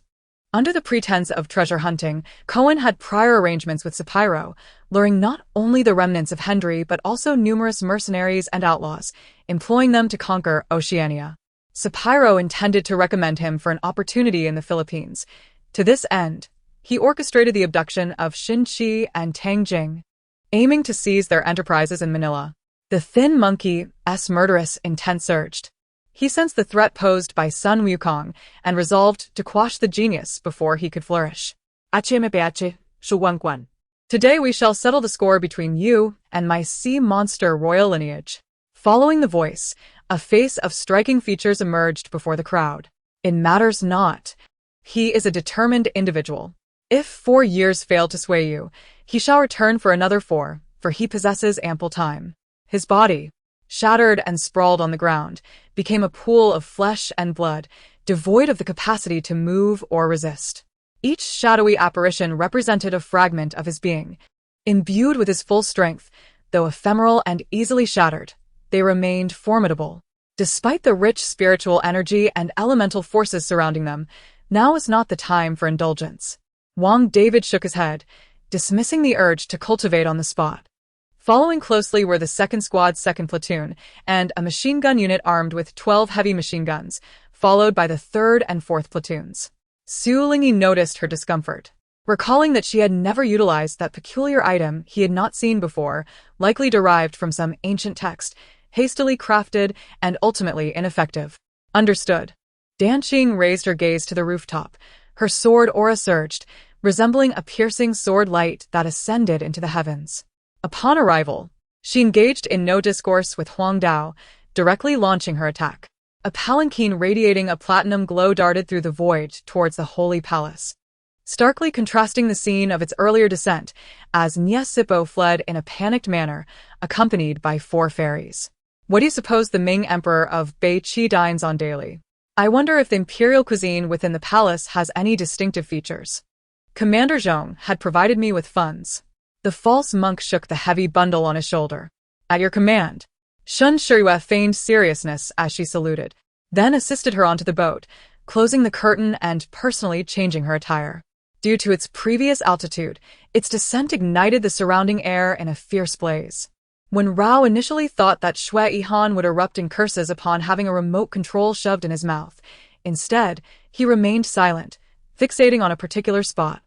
When Rao lowered his head, realizing where his gaze was directed, and scolded him while pressing down on his head. In this critical moment, Yen Su tightly cradled the child in her arms, her back crashing heavily against the ground, her head striking backward, causing her to lose consciousness. Lin Xiao seized young Master Ao and unceremoniously tossed him into the carriage compartment. Young Master Ao's head collided with the carriage wall, producing a resounding thud as he fell silent, unconscious.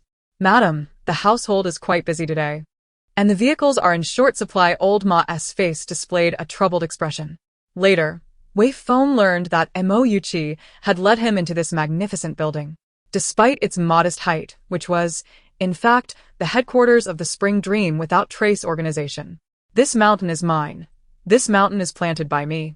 If you wish to pass through, bring food. The cocky chicken coop leader proudly raised his newly acquired, multi-barrel shotgun, a prized possession he had obtained through significant sacrifices, including selling 2 children and making his wife accommodate the arms dealer.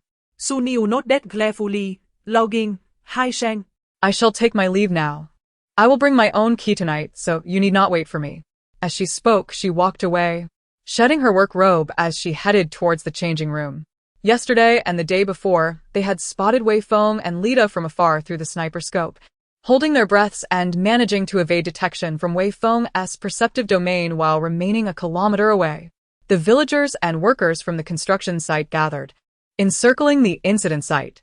However, the large crowd proved futile, as only a 20-centimeter-wide crevice allowed them to stare helplessly.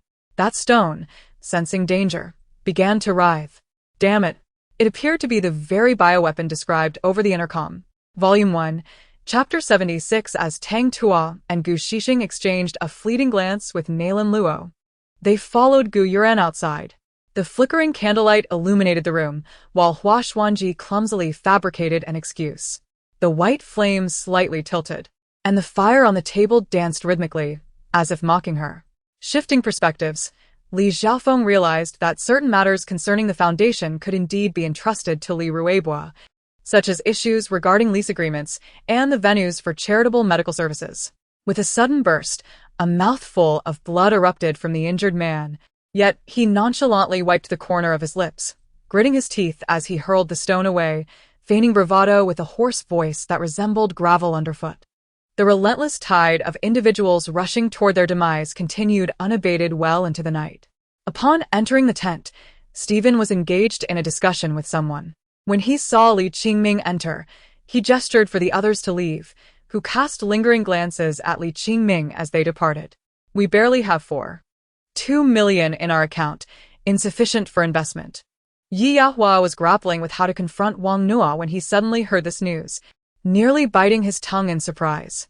The night was eerily quiet, with the wind rustling outside, and the velvet curtains swayed at my feet, sending a tingling sensation through my body.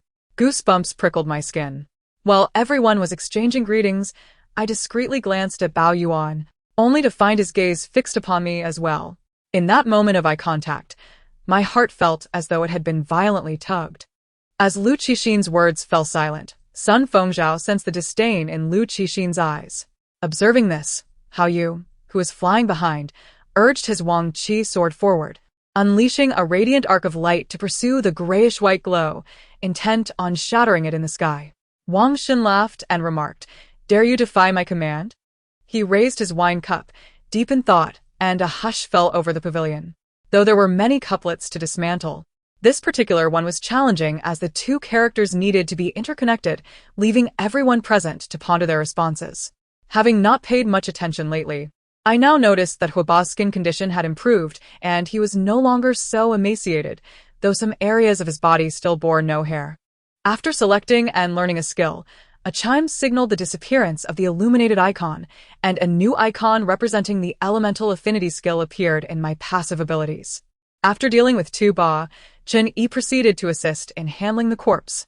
A fiery ember fell upon Tu Ba's remains, and in the blink of an eye, it turned to ash, leaving only a pile of gray remains.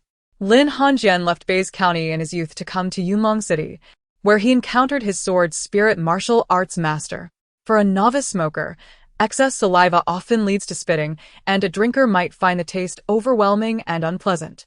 However, as the throat acclimatizes, the flavor becomes extraordinary, leading to an unexpected addiction. Since the day Zhang Gan was detained, requests for his release flooded in. Zhang Cheng paid them little mind, doubting that Long Fei would truly resort to violence.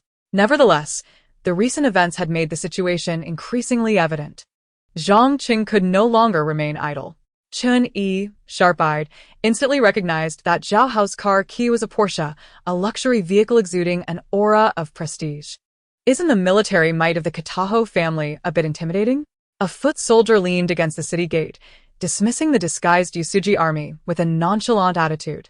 Beside him, Mingren fixated on Qi Shangjin's hand movements as he began to cast a spell, eager to witness his teacher's remarkable yin-yang techniques. Baiming Xuanxue remained silent, while the aging coachman, chuckling, tossed aside his whip and leapt from the carriage. As this righteous energy radiated, a bizarre, ghostly wail echoed from within the tower. You, once rendered speechless by Chao Gai's remarks, found Su Ding's position rather precarious. Although he held authority, Xingmi was, after all, the second son. As Qi Xiangjin stepped into the tomb passage, a massive stone sphere suddenly fell from above the entrance. Though it did not injure him, it effectively blocked the retreat, seemingly a precaution by the passage's architect against any thoughts of retreat from those who dared enter. Lord Su then exchanged a few words with the masters of various sects before respectfully bidding them farewell. Be cautious, there is an exceedingly fearsome formation here, warned a nearby formation master, fully attuned to the magical fluctuations of the array, frequently reminding Lung Feng. Musa was left astounded by Ma Xiaoqian's actions, unable to fathom how such unimaginable feats could be accomplished so effortlessly by this man. The two alternated throughout the night, during which a flicker of flame drifted outward, severing the connection above. He intended to release countless sparks, allowing the flames to conceal themselves within the thick fur of the gorillas. Volume 1, Chapter 77. The Street Mouse. In the end, Su Shikai was sentenced to 3 years in prison for fraud, stripped of his scholarly title, and forever barred from holding office. His future was irrevocably shattered. He would no longer have the opportunity to ascend to the court and become the infamous minister who wielded power with impunity. Su Qingyan exhaled a sigh of relief at this outcome. How wonderful! A formidable threat that could have tormented her was decisively eliminated. Su's mother, donned in luxurious silks, exuded an air of nobility. Peng Tong remained silent. In regard to that incident, he had fortuitously developed a remarkable physique and rapid recovery abilities after suffering from a peculiar ailment. However, whenever the matter arose, a hint of sorrow shadowed his thoughts, for it inevitably reminded him of events in Anding County. The Rome family had always maintained a single line of descent, and it was already a rare feat that their lineage had not been extinguished. Yet, the journey had been uneventful. It seemed merely a matter of following someone. Xiao Yao paid it little mind as he proceeded into the Kaibin Hotel. It was said that Lin Qingho had cured Aunt Wang's mental disorders and deafness, which elicited gasps of astonishment from those present. Lin Xiangnan glanced sideways at Tang Luoyan before heading to the temporary dormitory arranged by the school, changing into casual attire before leaving the campus. The police officer nodded in understanding, beckoning to his companion as he approached the firearms bag. He swiftly seized a bag, opening it to reveal a gun handle. A flicker of excitement crossed his face as he gripped the handle, seemingly savoring the feel of the weapon. Before long, both men began to feel an increasing chill. Even their spiritual energy and consciousness started to grow cold, a sensation that Qi Xingtong had experienced before, though he could not recall where. Li Shigao, clutching the dragon's claw, surveyed from above, noticing gaps appearing in the lines, likely the work of those from the underworld, who were secretly letting down their guard. A dagger for self-defense. I will have the blacksmith craft one for you another day. Ding Jiushi produced a clean dagger, realizing that it was indeed prudent to prepare one for Ding Shichen for protection. The desire for sleeplessness re-emerged, echoing the ominous power that swallowed the moon. Yin Bewley, with a resolute demeanor, brandished his sword, ready to confront the malevolent forces of the forest. At that moment, the leader's expression turned quite grim, uncertain whether it was due to fear or something else altogether. Look at how frightened you all are. This is my son, Hua Haoshuan. Come, greet your uncles, Hu Jingran said, holding Hua Haoshuan in his arms and raising the boy's hand in greeting. Did Ji Ziming truly not comprehend, or was he feigning ignorance to embarrass him? From the moment Jie stepped into this house, his intentions had been too blatant. If Ji Ziming remained oblivious, it could only be interpreted as a deliberate provocation. Behind Anna's name was the notation of half-vampire, which offered Hu Yi a slight sense of reassurance. Third sister, you ought to provide the crown princess with a reason. After all, we must uphold the dignity of the general's residence. Regardless of the rationale, you must ensure the crown princess does not lose face. She has publicly praised the skills of the eldest sister, Ding Jiushi remarked to Su Peixin. Yin Yang listened intently, her expression grave. In a moment of distraction, Mingyi even felt that she was genuinely beginning to harbor different feelings for Lianshan. The tunnel was long, and he had initially feared for his life. But after landing safely, he found himself embarking on a thrilling adventure. As a father, he held unwavering confidence in his son. Indeed, His hatred for the Tartars was no less than that of his son. However, Su fucking currently lacked the means to personally avenge himself against them. Yet now, Jiang Yang had indeed spotted an enormous head amidst the rubble, a head unmistakably resembling that of a Rugao people, towering over 20 meters, adorned with a pointed cap and a bushy beard. It depends on my esteemed nephew's intentions. If you wish to bury the hatchet, I shall grant him 1,400 coins to ensure temporary peace, should you desire to eradicate the threat. At this point, Huazuiyu's tone turned icy as he fixed his gaze upon Zhao Yujun, falling silent thereafter. Meanwhile, as the leader of the Killing Heaven Alliance narrowly evaded an attack, Xiao Nua solidified his thoughts. What a coincidence to find you here, just the person I wanted to ask. Where is Tuanzou? Sasuke inquired of Duan. As soon as he summoned his will, a piece of wood appeared beside him, momentarily hovering in the air before gently descending to the ground. The ninjas of Konoha silently observed the raging fire, waiting until it had burned down sufficiently before extinguishing it with water techniques. The grove had been utterly transformed into a barren wasteland, the corpses of the mist ninjas unrecognizable, indistinguishable from charred remains. Having finally seized the opportunity of this banquet, they, relying on their noble status, obtained invitations and ultimately encountered the envoy after the festivities.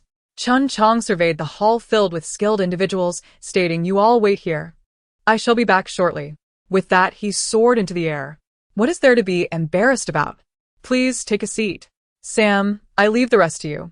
Chun Chong smiled. A colossal entity suddenly stirred, as if breaking free from a cage, causing the palace to tremble violently. Today marked a significant day for the Dragon Hall. And as the current leader of the Dragon Clan, the guard had to undertake the task of securing the venue. Each hallmaster was permitted only 2 attendants, and all 12 hallmasters were to be collected by representatives from the main hall. Kailong Manor was decidedly a place of secrecy, and even so, no relaxation of vigilance was permitted. A series of damage indicators floated above Lu Lin's head, yet the majority appeared as misses, leaving the players attacking him bewildered. Was this fellow a hidden boss? The setting sun cast its dying rays upon the stitched wound on his forehead. The traces of smoke and oil transformed his skin into a bronze hue. After this fierce battle, Lu Yu was astonished to realize that he seemed to have matured overnight, having witnessed far too many partings and reunions. who knows what he means to you? Besides, his current cultivation is merely at the golden core stage. Encountering a master would surely spell disaster for him, the Peach Blossom Fairy remarked. Are you suggesting we establish a terrestrial trade caravan specifically to promote our fine goods from Dajin to the neighboring countries of Xiliang and Dezhou? Can mere promotion truly undermine their economy? This was precisely what the Crown Prince was anxious to clarify regarding Qingyan. Volume 1, Chapter 78. A feigned fall becomes a genuine collapse. Upon hearing this, Pei Jingya involuntarily slowed his pace, his heart filled with trepidation. Surely, this cannot be true? It was evidently his second cousin and sister-in-law who had come to seek his guidance in business. How could his cousin possibly allow his sister-in-law to seduce him? Such a notion is utterly absurd. However, Jingchuan's wife does not strike one as malicious. Why then does she harbor such unfounded suspicions regarding Jingyuan's spouse? Cousin, Where are you headed? I was just thinking of seeking you out for a game of chance. If it is convenient for you, Pei Jingchuan called out, having overheard Su Qingyan's unspoken thoughts. He certainly could not bear to stand idly by. The following day, having risen early, Linda had prepared breakfast. I entered the dining room to find Mu Zihan already seated at the table, her slender fingers dancing over the keyboard. Upon noticing my arrival, she smiled at me, a faint blush gracing her cheeks. Alas, this will not do. Luo Tian felt the pressure of the elixir becoming unbearable. It seemed his endeavor would end in failure. Abruptly, he withdrew all his true energy and collapsed onto the ground. This way, he might mitigate the damage from the impending explosion, though he remained uncertain whether the alchemical furnace could withstand such force. The calamity of heaven and earth was upon them. With a unified shout, the banners descended, enveloping a vast expanse of land. Little did he know that Du Zipping's advancement in the dragon-slaying secret technique would take a full 9 days, during which he absorbed the sharp essence of the 5-metal ore vein. Upon hearing the loud call from Gawat, Marama gradually regained consciousness. Today marked the first day of the competitive mode, and many players, forsaking level grinding, flocked to accumulate points. One could even spot figures like Mo Ilong and Mo Yenshi in the main city. Subsequently, Chu Xiangshan outlined various points of caution for the outer sect elders, along with the benefits they would enjoy and the obligations they would bear. After listening to these instructions, Du Ziping took his leave.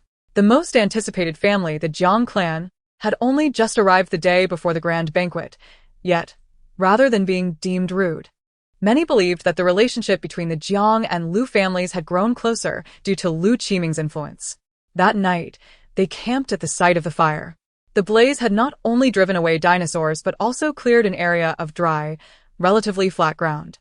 Additionally, it was not far from the riverbank where the Spinosaurus once hunted, allowing everyone the opportunity to procure some water.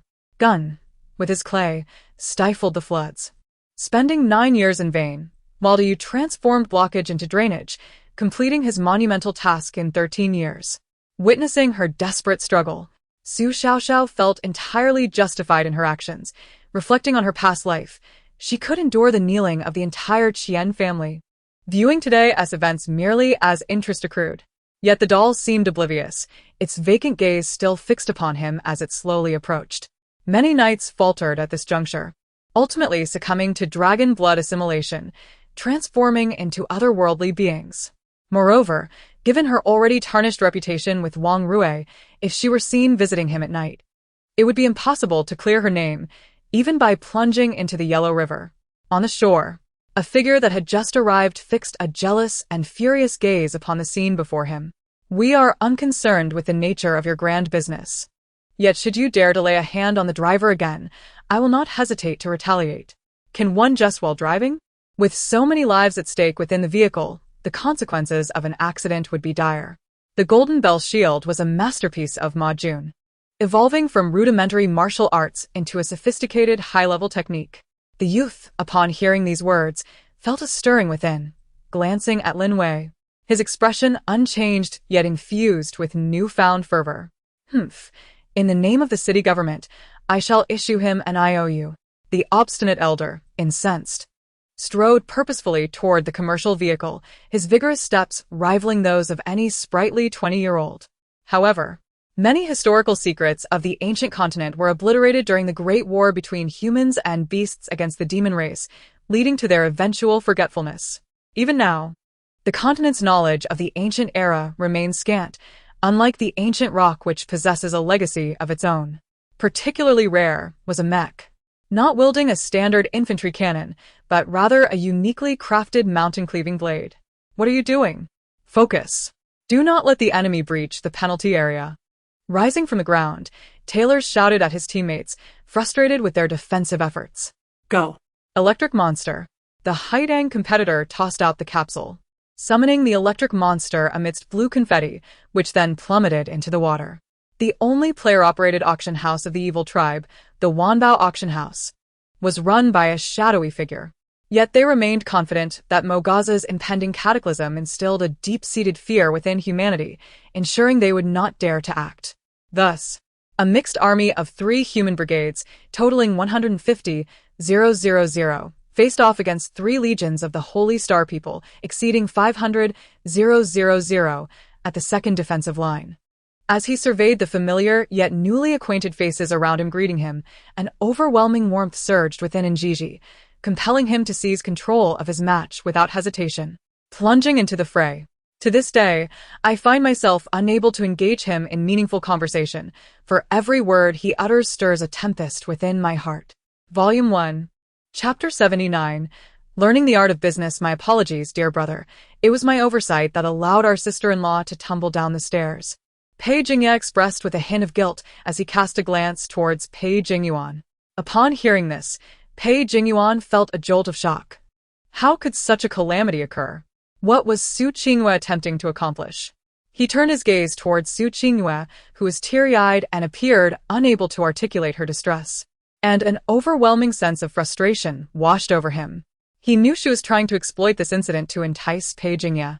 Years prior, He had easily bested the mediocre He, but that one-sided dominance, reliant on age and cultivation, dissipated as he matured. The Golden Guards, alongside their comrades, swiftly seized their weapons, encircling Yi Chong and the others, their vigilance heightened against the onslaught of water bandits. Noticing Pierce's grim expression, Yi Tian sensed that the American military was likely up to some mischief again. This predicament involved the stipulations of an agreement. In essence, if Nintendo or Sega had not integrated the protocol supporting such COB encapsulated cartridges into the console, it would render these cartridges utterly unusable. With numerous testimonies from classmates, the security guard glanced at Wang Yan, who had just ended a call, and was now directing her attention towards Yi Tian. "Longqi, did you not take a leave today? Why have you returned to school at noon?" asked Band Yoshiyuki, perplexed. Upon observing 2B silently regarding Yuri after she spoke, Pascal felt a stir of anxiety. Would a confrontation ensue? Higher life forms enjoy extensive lifespans, and time is in abundance. After all, at Shija Academy there is no escape. If not this year, then the next, and if that fails, what is a few more years in the grand scheme? Eventually, those who have transgressed will be held accountable. There is no rush. It must be said, the newly assigned personnel adheres strictly to the rules. Had it been the seasoned veterans, they would have released him without hesitation, even granting him access to the palace itself. The deeper one delves into the research, the more one realizes the daunting challenge of capturing the grandeur of the electronic era in writing. Linbin picked up a martial arts manual. His swordplay had evolved to the point where he often employed flying swords, and when the sword left his hand, it transformed into an empty weapon. Particularly in recent battles, his unarmed skills had proven invaluable. The water level in the river reaching the alert threshold does not imply that the levee is in immediate peril. There remains a safety margin at the alert level, and as long as there are vigilant guardians, a temporary rise in water levels can be tolerated. The news was not novel, yet amidst today's headlines, a particular name caught her attention. Gazing at the image of her parents on the screen, Lu Yu fixed her eyes upon it, wishing to engrave every smile and frown into her memory, never to forget. Minister Zhang exuded an air of authority that commanded respect without anger. Zhang Zihua trembled slightly under his father's scrutinizing gaze, which grew increasingly cold as he noticed his son's disheveled appearance. Before Fang Ao could refuse, the master of Lingshu vanished from the room, leaving Fang Ao in a haze. Though he vaguely understood the significance of his esteemed identity, the gesture of the Mount Shu leader offering such a precious item to win him over left him perplexed. The wind, charged with a foul stench, swept in as Chu Xiongfei gathered green energy in his hands. In no time, two colossal orbs of energy, each 10 meters in diameter, materialized. If you believe yourself strong, prove it by vanquishing the thugs of Nan Village, the village chief stated with a stoic expression. Within his consciousness, Jiang Zhen's spirit roared in anguish. After absorbing the divine blood of the fire god and breaking free from his icy prison, he found himself tormented as the opposing forces of water and fire clashed within him, subjecting him to both chilling and scorching sensations. Stepping out of the private room, he requested a pot of tea from the waiter, discreetly slipping a pill into the teapot. Lin Feng chuckled, shaking his head, and with a swift kick sent Yi Ziming crashing to the ground. The head bore a strange smile, its eyes fixated on the ancestral tablet of the Nan family. From the outset, when Tobarama instructed Orochimaru on how to become Hokage, their discussions evolved into strategies for achieving that very goal. Should a conflict arise, it would be even more intriguing, as the rift between Jiang Zhen and Yi Chuan was well known. Jiang Zhen had previously severed Yi Chuan's arm and pierced his dantian, and no one would believe they held no grudge. Deflecting the attack from the tree demon, Zijing swiftly leaped backward, creating distance before the other tree demons could encircle her. Anyone daring to infringe upon the friends of Emperor Xiong would be deemed in open war against him, irrespective of their strength or identity. Even from afar, they would be pursued relentlessly.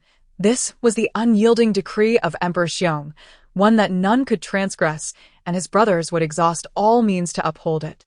Oh heavens! In a flurry of chaos, she obscured her face, inadvertently revealing the half that had remained hidden beneath the mask, presenting it flawlessly before the onlookers. Even someone as unrefined as Xue Xingying sensed the unusual nature of today's events. Self-aware of his lack of finesse, he opted to remain silent. "I have no interest in your convoluted logic. I wish to reiterate my demand," Yang Shizhong declared, locking his gaze with Han Ling's, enunciating each word deliberately. Volume 1. Chapter 80. The distinguished guest. Half a month later, the Su residence welcomed an esteemed visitor. Su's mother, shedding her previous despondency, adorned herself with grace and dignity, seated in the main hall, smiling as she gazed at the mother and daughter beside her. Fengping, you must be of age to partake in poetry and prose now. Selecting a suitor in this capital will undoubtedly offer better prospects than in Qizhou. As your aunt, I shall gladly offer my assistance. It was not the cult of the corpse. Xiong Muquan, his body weakened, found it increasingly difficult to speak. In the face of a formidable foe, he had concealed his frailty. But now, having received the blessing of the palace, perhaps sensing that the danger had passed, he relaxed, and his body could no longer withstand the strain. Mu Feng's stamina began to wane, his reactions dulled significantly, and numerous wounds marred his body, blood seeping from his garments.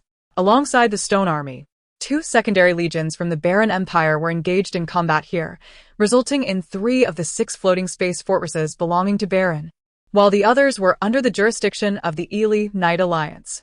Mu Feng, you have performed admirably, and you have safeguarded your friends, have you not? Remarked Si Feng with a smile. Most noteworthy was the exquisite wine, 100 flavors, heavenly fragrance, brewed from 100 different fruits and herbs, concealed within icy mountains, volcanic craters, beneath deserts, and in meadows for over a millennium. Its entrance was both fragrant and refreshing, yet simultaneously fiery and bitter, reminiscent of the myriad experiences of life. Earning widespread acclaim, a pair of elemental dragon horns, subtly emanating the power of storms, manifested upon the forehead of the human form of Balha Hink. The young man fiercely grasped Mu Feng's head, leaning in closely to meet his gaze. With homes destroyed and lives shattered, what significance did injuries hold? Xiong Muquan shook his head in sorrow, his words emerging with great difficulty, manifesting his profound agony. The earlier bravado dissipated like mist, as if he had aged a decade in an instant.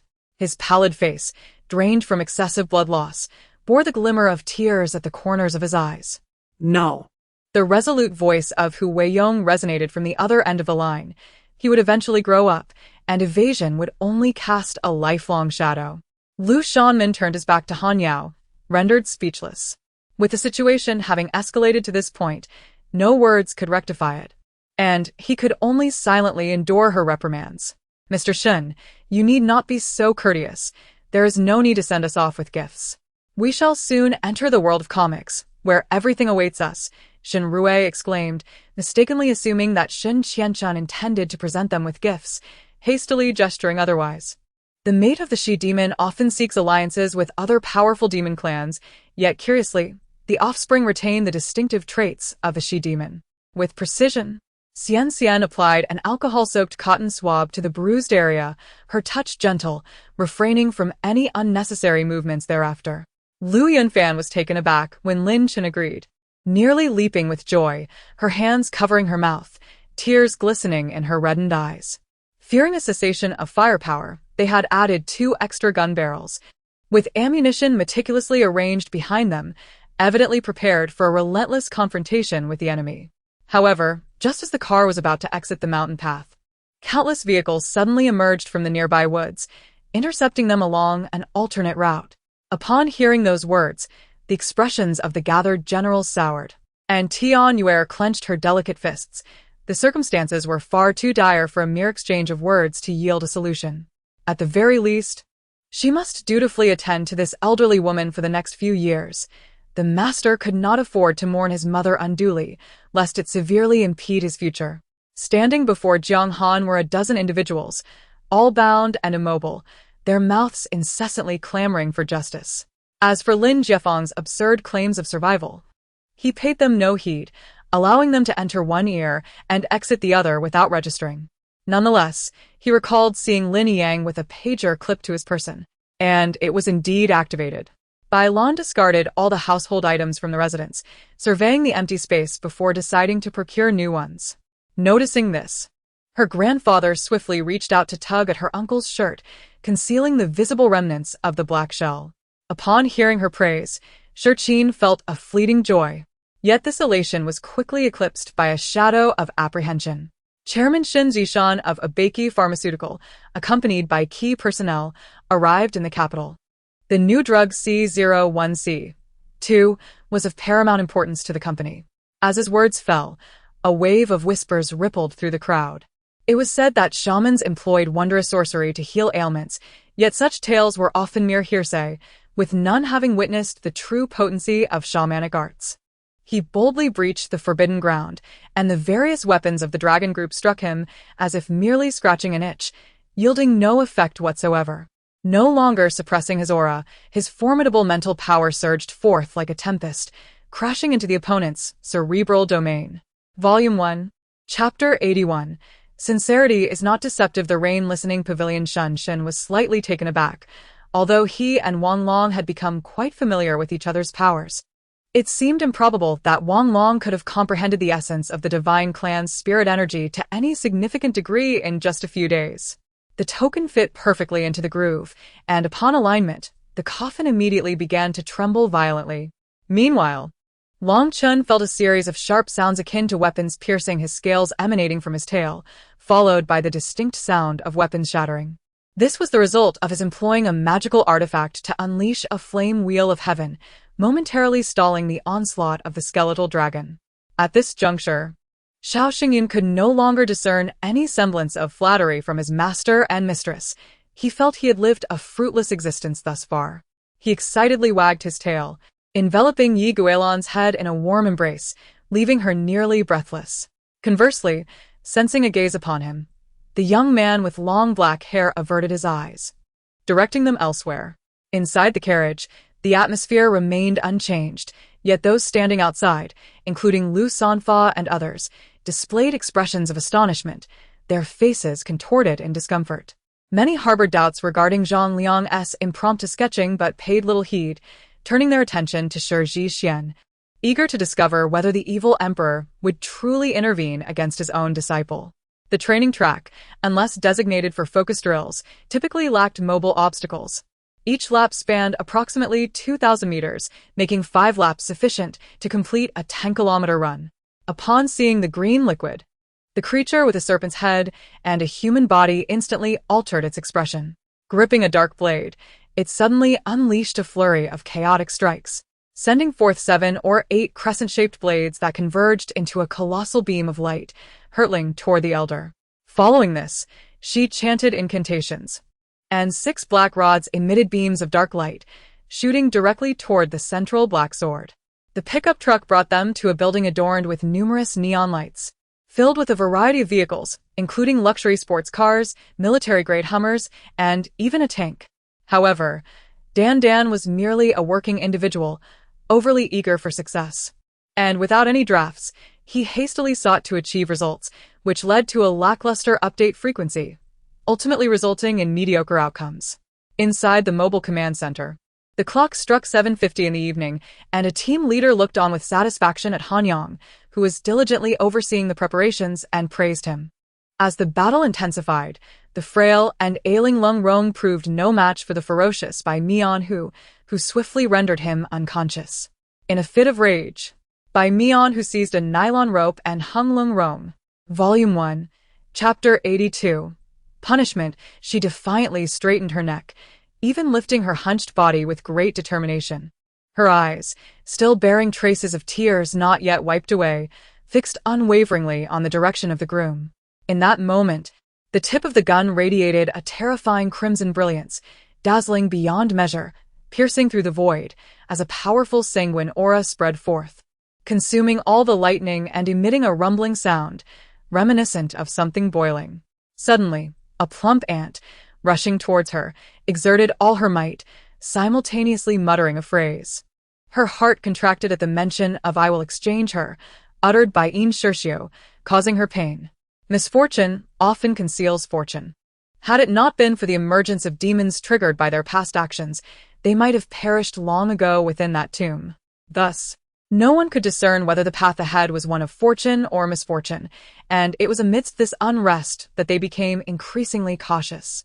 "Father, Miss Shiryao is injured," I fear this may dampen your spirits, she interjected, compelled to voice her concerns upon hearing the perfume and the emperor's words. The first question is regarding the dragon veins buried within the 9 holy islands. You had already laid the groundwork, leaving a trace of your consciousness at the final stage. Had you not? Qingyan inquired, a realization dawning upon him.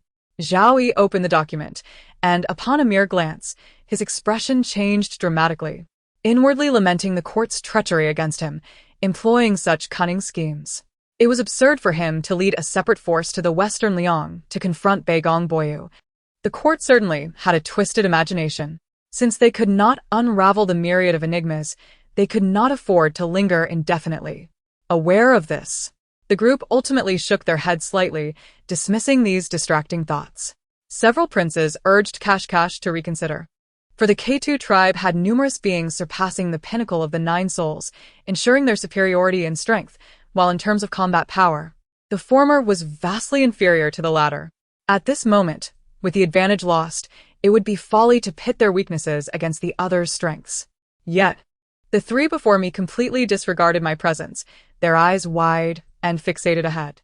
He had never endured such humiliation. His nephew had been slain, and even now, the murderer remained at large, brazenly claiming this as a badge of honor, mentioning his name alongside that of the Grand Elder of the Falling Sky sect. Upon completing a set of crane form exercises, the other 5-star elder nodded in agreement, their faces reflecting anticipation as they awaited the bestowal of treasures from the Posa King. The silver-armored nation, overstepping its bounds, sought to marry the princess of our golden-armored nation to their king, thus igniting the flames of war. The golden-armored people suddenly found their fear dissipating, furiously declaring their indignation.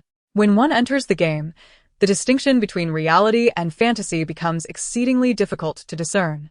Aside from the differing eras and characters, many players perceive the world of Immortal and Demon Chronicles as a veritable reality.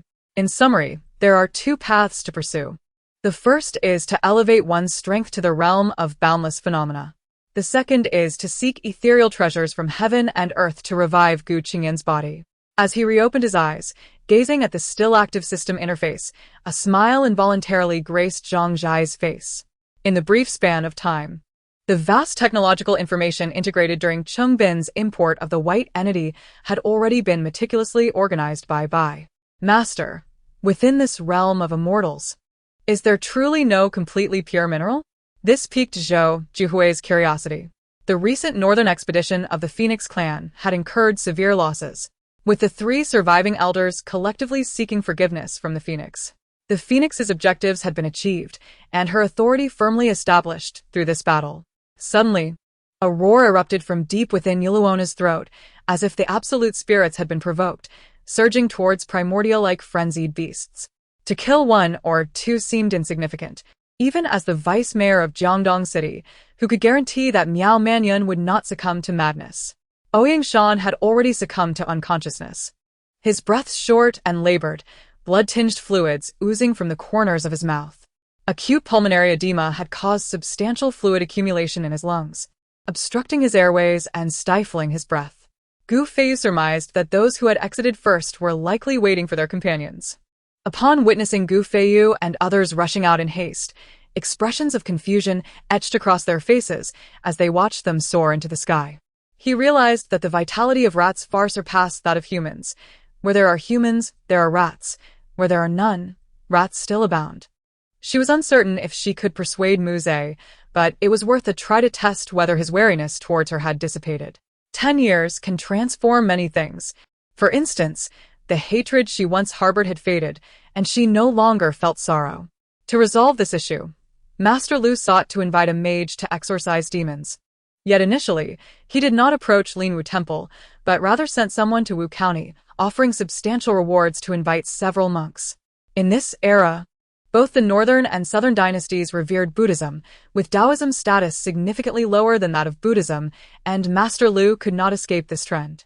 Volume 1, Chapter 83. Distress. Wu, are you alright? Why are you sweating? I inquired with a hint of concern as I released his hand. The atmosphere fell into a hushed silence only when he Xiaohua appeared aboard the gambling ship, accompanied by a venerable Western elder with a head full of white hair. We had become inseparable. Katerina extended her hand and nestled in the embrace of Yagami Iori, her actions merely a fade to deceive the onlookers, diverting attention from her beauty, for even the most exquisite flower has its owner. No, this child must not be lost. You may set any conditions. As long as you do not force me to abandon you, I will agree to anything. This child must be born, I implored fervently. You must realize, killing you would be but a blink of an eye. What's the point of all this effort? Luo Xiao cast a glance at Tosaka Tokiomi, whose boundless killing intent struck like a crimson wave, causing even the profoundly powerful Tosaka to collapse onto the sofa. The ancient tomb lay underground, shrouded in darkness unless illuminated by the everlasting lamp. Now that the connection had been made, it signified that the exit must lie beyond the door.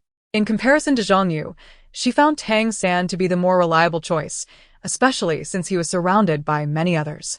People often harbor a sense of false security, subconsciously believing that with so many present, misfortune may not befall them. It is worth noting that the cow demon is an awakened user of the animal system devil fruit, known for its thick skin and resilience in battle. Ever since Capone Beach entered the New World, he has sought to carve out his own legacy.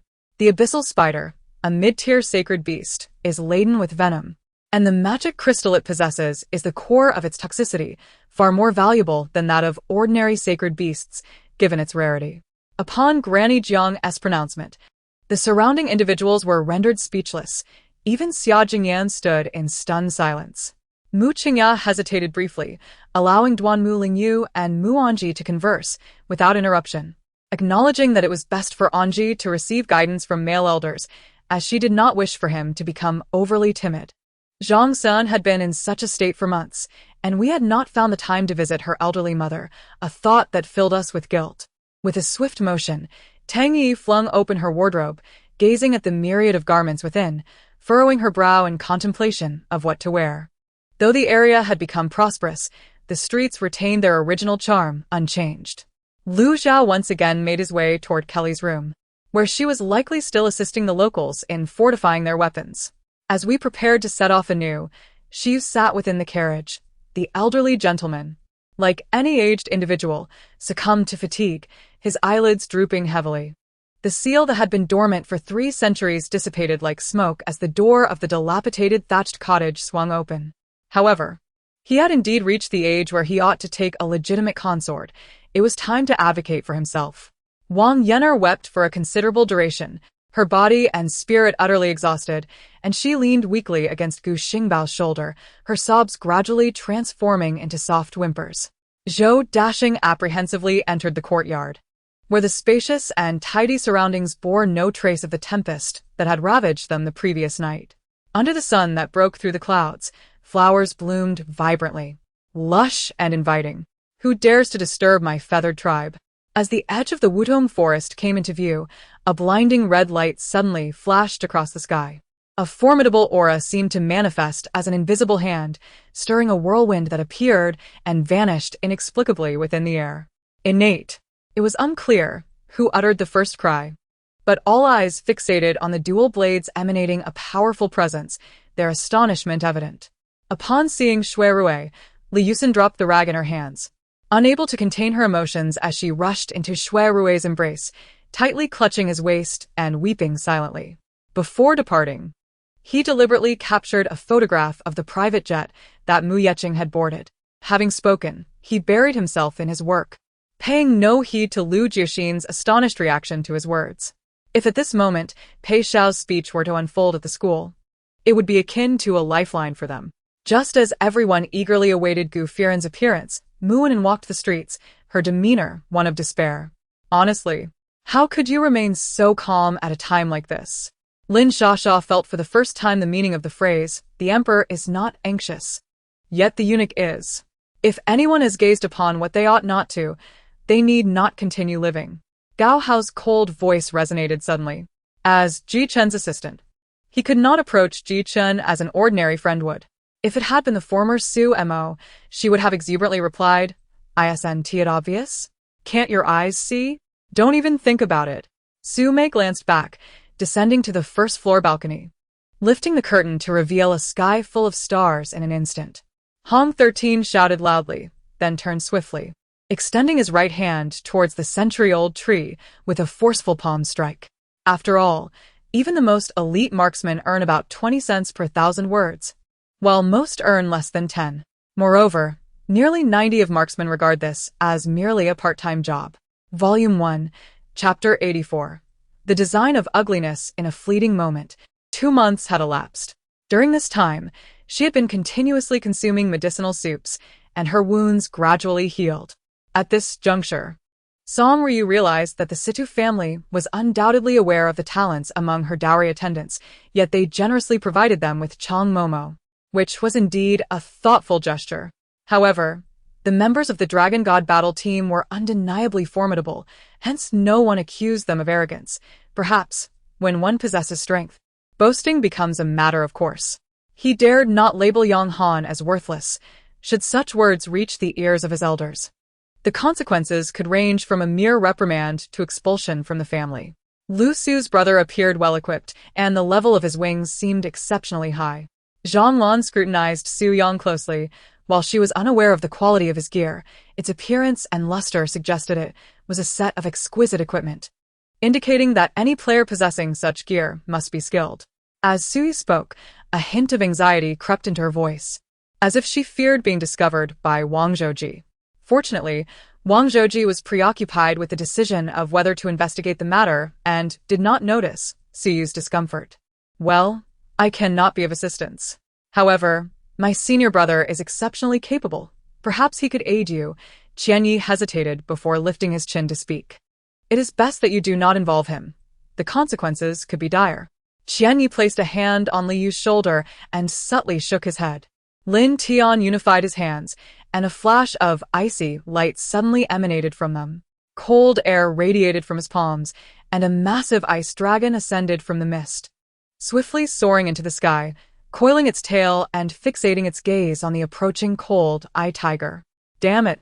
The wretched newspaper is entirely in traditional characters and printed vertically. It becomes a blur after just a few glances. Song Wan bellowed, struggling desperately. It was undoubtedly the most fervent struggle since his arrival. Yet, no matter how he fought, the ropes binding him would not yield, rendering his efforts utterly futile. Song Wan let out a low, anguished roar, but it was to no avail. The genuine issue of an extended battle line and strained logistics lay with the left flank. If one were to trace the left flank back to Xiangfan, the convoluted front line had extended over 1,000 kilometers to the current forefront of the Ming army in Shaanxi. The final 200 kilometers lacked railroads, relying solely on vehicle transport. Nevertheless, these children appeared remarkably resilient. Even in the face of adversity and exhaustion, they persevered, resolutely clinging to this rare opportunity without a thought of surrender. Song Li had always been unyielding in the face of power.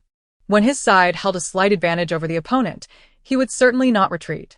The celestial beings of the angel race proclaimed, "My lord, that place is the gathering ground for the cultivators of the 9 provinces." Absolutely not. You cannot deceive me.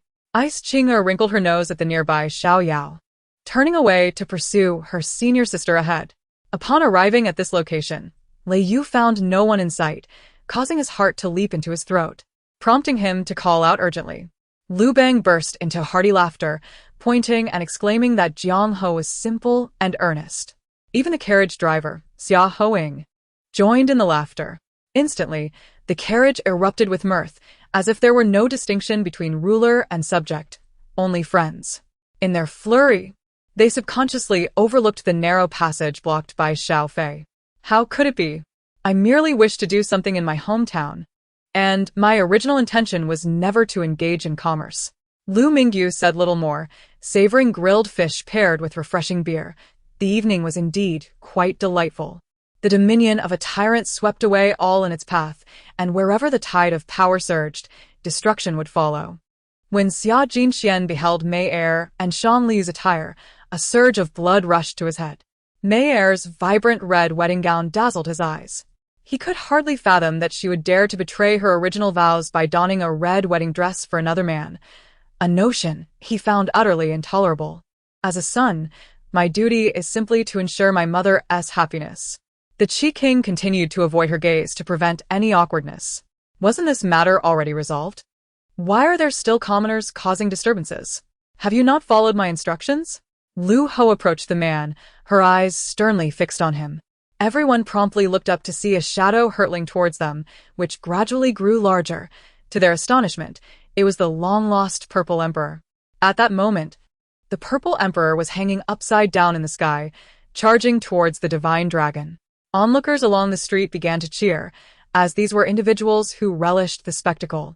Witnessing several large men assault a motionless figure on the ground paled in comparison to a beautiful maiden besting several large men, which made for far more engaging tales to share. Since you desire it so much, name your price. The elder spoke with a voice laden with age, resigned. Old Jiang was left speechless, quickly kneeling once more with his son and wife, exclaiming, "The celestial being has arrived! The celestial being has arrived!" Chen Yuan and others hastily helped him up. Zifeng and Jin Wuqiu shouted in unison, simultaneously raising their shields. Flames enveloped Zifeng, while Jin Wuqiu shimmered with golden light. In contrast, the Purple Emperor looked on in astonishment, his eyes wide with wonder at the sight of the two. Volume 1, Chapter 85. The human skin mask Mo Ziqi could naturally sense the intense gazes of those around her. In the past, she would have sought to hide away. But upon catching sight of Bai Yusheng's calm demeanor, an indescribable feeling surged within her, prompting her to cease her evasions. It was only when she settled beside Han Jiang that she let out a deep sigh of relief. The comments had astonishingly exceeded 3,000. Lin Wan clicked to take a look. The initial remarks were filled with envy, but as she scrolled further, she encountered fresh commentary. Fong Mu's script was not unworthy of production. Numerous film companies thrived on such content, and he was certain that some players would begrudgingly admit that the outcome was passable. Otherwise, what could be done? Without encouragement, there would be nothing to view. Wang Luo felt as though he was being scolded, yet upon reflection, he reasoned that such sentiments were likely non-existent in this world, thus it was still within the bounds of normal cordiality. Struck by the 100th blow, Thor's body was marred with fissures, blood spraying into the sky as his health plummeted by 50. Not only did his breath descend into a legendary realm, but his body also staggered into a half-kneel upon the ground. After the scene, Lin Dong, feeling somewhat drained, shook his head with a wry smile. He had once thought acting was effortless, but only after stepping into the role did he realize his own limitations. Upon Li Bing's entrance, Lin Wan rose and proceeded towards the studio exit, leaving the crew in a state of perplexity. Xia Amlin had intended to address this matter, but was pleasantly surprised when Huanyan spoke up first. She had explicitly stated that she wished to celebrate the Qixi festival before departing. Could it be that she desired to spend the occasion together? That so-called brawny yet simple-minded individual merely inquired, with no one more proactive than he. Each time she felt herself on the brink of fainting, an ominous presence within her seemed to invigorate her senses, jolting her into clarity. Not to mention, the perpetrator of her classmate's demise was now alarmingly close, transforming the night breeze into a leather cloak. Yang Fan steadied himself, realizing he had misjudged the situation. Could it be that this voice was yet another figment of his imagination? Moments later, the front desk called to inform him of an arrival, to which Su Chen nodded in acknowledgement, permitting entry. In that fleeting moment of closing his eyes, a figure rolled forth from the inferno, still ablaze, with singed hair. If the other party had approached with civility, they might have considered sharing a room. He and Su Chen, as two men, could easily cohabit. Checks and balances were not merely the purview of a singular elder. Following a series of appointments, Qin Lai brought trusted subordinates from the Yuan Lian realm, securing a third of the military's future positions. Soon after, Xia Qiru's gaze fell upon the man clad in a suit, prompting her to exclaim, without reservation, "We are certainly incompatible. Therefore, there is no need for dialogue. Brother Xian, have you ever seen two rivals getting along?" Ziqiu remarked earnestly. However, the sincerity in Si Qiyu's expression only served to amuse Yu Chu Xian further. Moreover, the enhancement of the innate star pulse's strength allowed for the celestial essence to harbor more divine mandates. These valiant spirits who perished in battle would serve as the optimal candidates for Liang Ji's divine enshrinement. After enduring the scrutiny of the Securities Regulatory Commission, Chun Man realigned her professional stance, preparing to embrace a lifetime as a researcher, devoid of any passion for her work. It was only when her footing faltered that Hua Xuanji realized she was on the verge of falling. Her instinctive reaction was to clutch her abdomen, at which point a chilling hand suddenly grasped her wrist, halting her descent midair. Qi Bao certainly wished for her to depart sooner, after all. Only then could they clarify matters between them. In Zhou Minghai's office, Wang Nuo sat on the sofa, sipping tea while observing Hai Go on the phone with Hu Maoxiang. Madame Fu contemplated for a moment, agreeing with this notion, and summoned a servant to guide her, taking Ji Manru to seek out the Lin family. Subsequently, the clan maneuvered their airship to launch several more assaults, ultimately eradicating the sixth-tier void mirage demons within the abyss. With my grip around her throat, Ji Manru was immobilized, her breathing constricted, leading to a flush upon her cheeks. She struggled desperately against my hand, occasionally clawing at me with her nails, her dark, glistening eyes glaring at me as though they sought to unleash venom upon me. Lu Qingyi rushed to the prisoner transport, gripping it tightly. She could scarcely fathom that her earlier fears had materialized.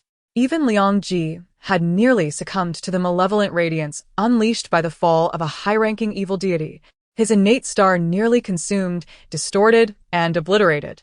A commoner, upon entering the palace, managed to thrive. It was evident that either there was someone backing him, or he possessed extraordinary prowess. As the bidding commenced, Xiang Qin's words resonated, and from the commoners section, a middle-aged man raised a bid for number 199. In this clash, due to Li Chaoran's diminished strength, Fang Yuan maintained his own, allowing the latter to gain the upper hand. Lin Shan once remarked that when Lin Yun engaged in discussions with others, her gaze often radiated sincerity that was difficult to refuse. Yet, at that moment, Lin Yun had not divulged a particular detail to him. That the same phenomenon was present within Lin Shan. Yet, this ring was exceedingly precious. Bei Lily noted, recognizing its considerable value. A sharp pain gripped his neck. In disbelief, he clutched it, retreating in shock as he gazed at the female before him. Zhao Su secretly berated herself for sleeping in so late, certain that she had left an impression of arrogance and laziness on the old lady and the personnel of the general's residence. Though her words were directed at Tang Su, everyone could discern the deep affection laced within her tone. However, Mi Yuning would later realize that all of this was merely due to someone behind the scenes providing them with subtle cues. No one in the film crew could afford to ostracize her. The photographs had been taken some time ago and had become somewhat unclear. Yet he could still vaguely recognize that it was indeed himself. This annihilation cannon was equivalent to the full-force strike of a practitioner at the peak of the Star Extreme realm, yet it failed to breach the defensive barrier. The commander of the Mars Vanguard was left astounded. After the meal, Su Ning proactively washed the dishes, leaving Zhao Gu feeling immensely content. Volume 1, Chapter 86. Guessing flower names. It seems to be the same this time, if it were not for Xiao Xiao's insistence on seeking employment. Her parents might never have envisioned a day when she would depart from their side. However, with so many present, and given that Xiao Fan had rescued Wang Yuyan, he must certainly exhibit proper decorum. Selecting a girl of a lower status should pose no significant issue for someone of his caliber. A genius ranked among the top 30 nationally in the art of puppetry. Although Dong Zhuo did not activate his protective aura, he merely let out a low grunt and staggered back 2 steps, shattering the floor beneath him. By the lakeside, a grand vessel lay anchored, adorned with intricate carvings and exuding an unmistakable royal elegance. At this point, Yu Ning glanced at the other members of the 2 instruments sect around her. All had ascended to the 9th level of qi condensation, yet none had broken through into the lower profound realm. Nevertheless, as a distinguished elder wielding a sword and a formidable spiritual practitioner, it was one thing to indulge in wine, but should she be caught feasting on common grilled meat, it would surely be a source of great embarrassment. When you have the time, do speak, remarked Chu Qing, her demeanor softening somewhat, as she recognized her role as the manager of her own child. This level of cultivation had already placed her on par with the top young talents of the 8 sects, excluding the lesser sect leaders. Fists clashed in the air, producing a sound that sliced through the atmosphere. Bang, bang, bang. With each collision of limbs, a searing wave of energy surged forth.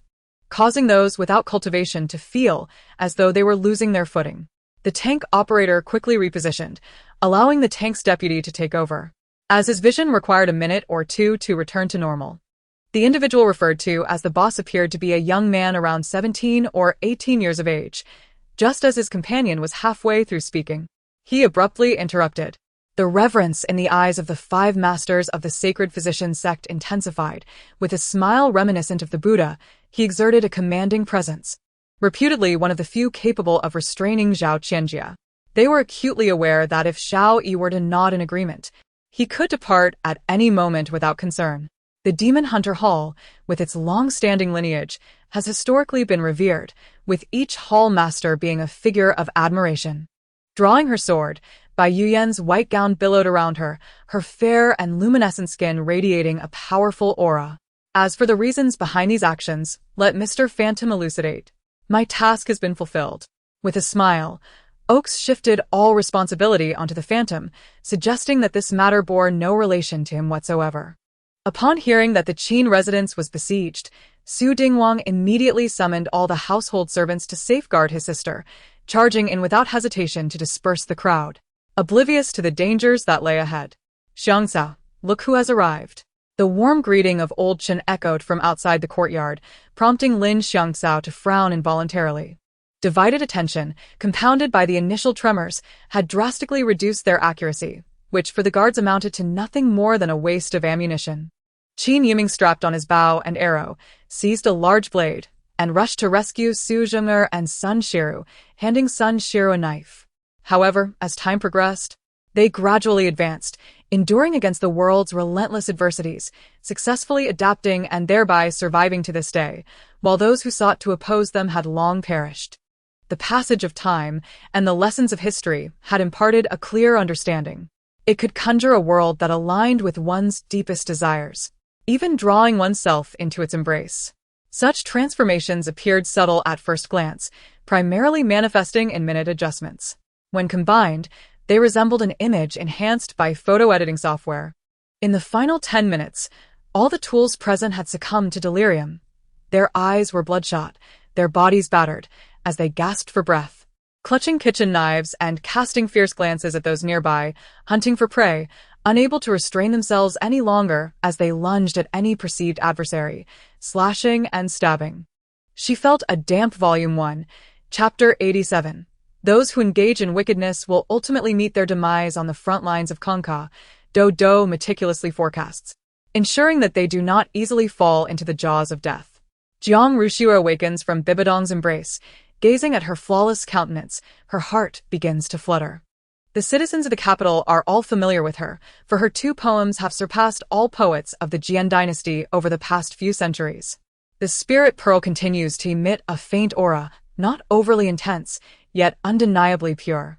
As the fiercely growing swordsman and shield-bearer rush towards him, Yi Nan swiftly turns and weaves through the crowd of 200.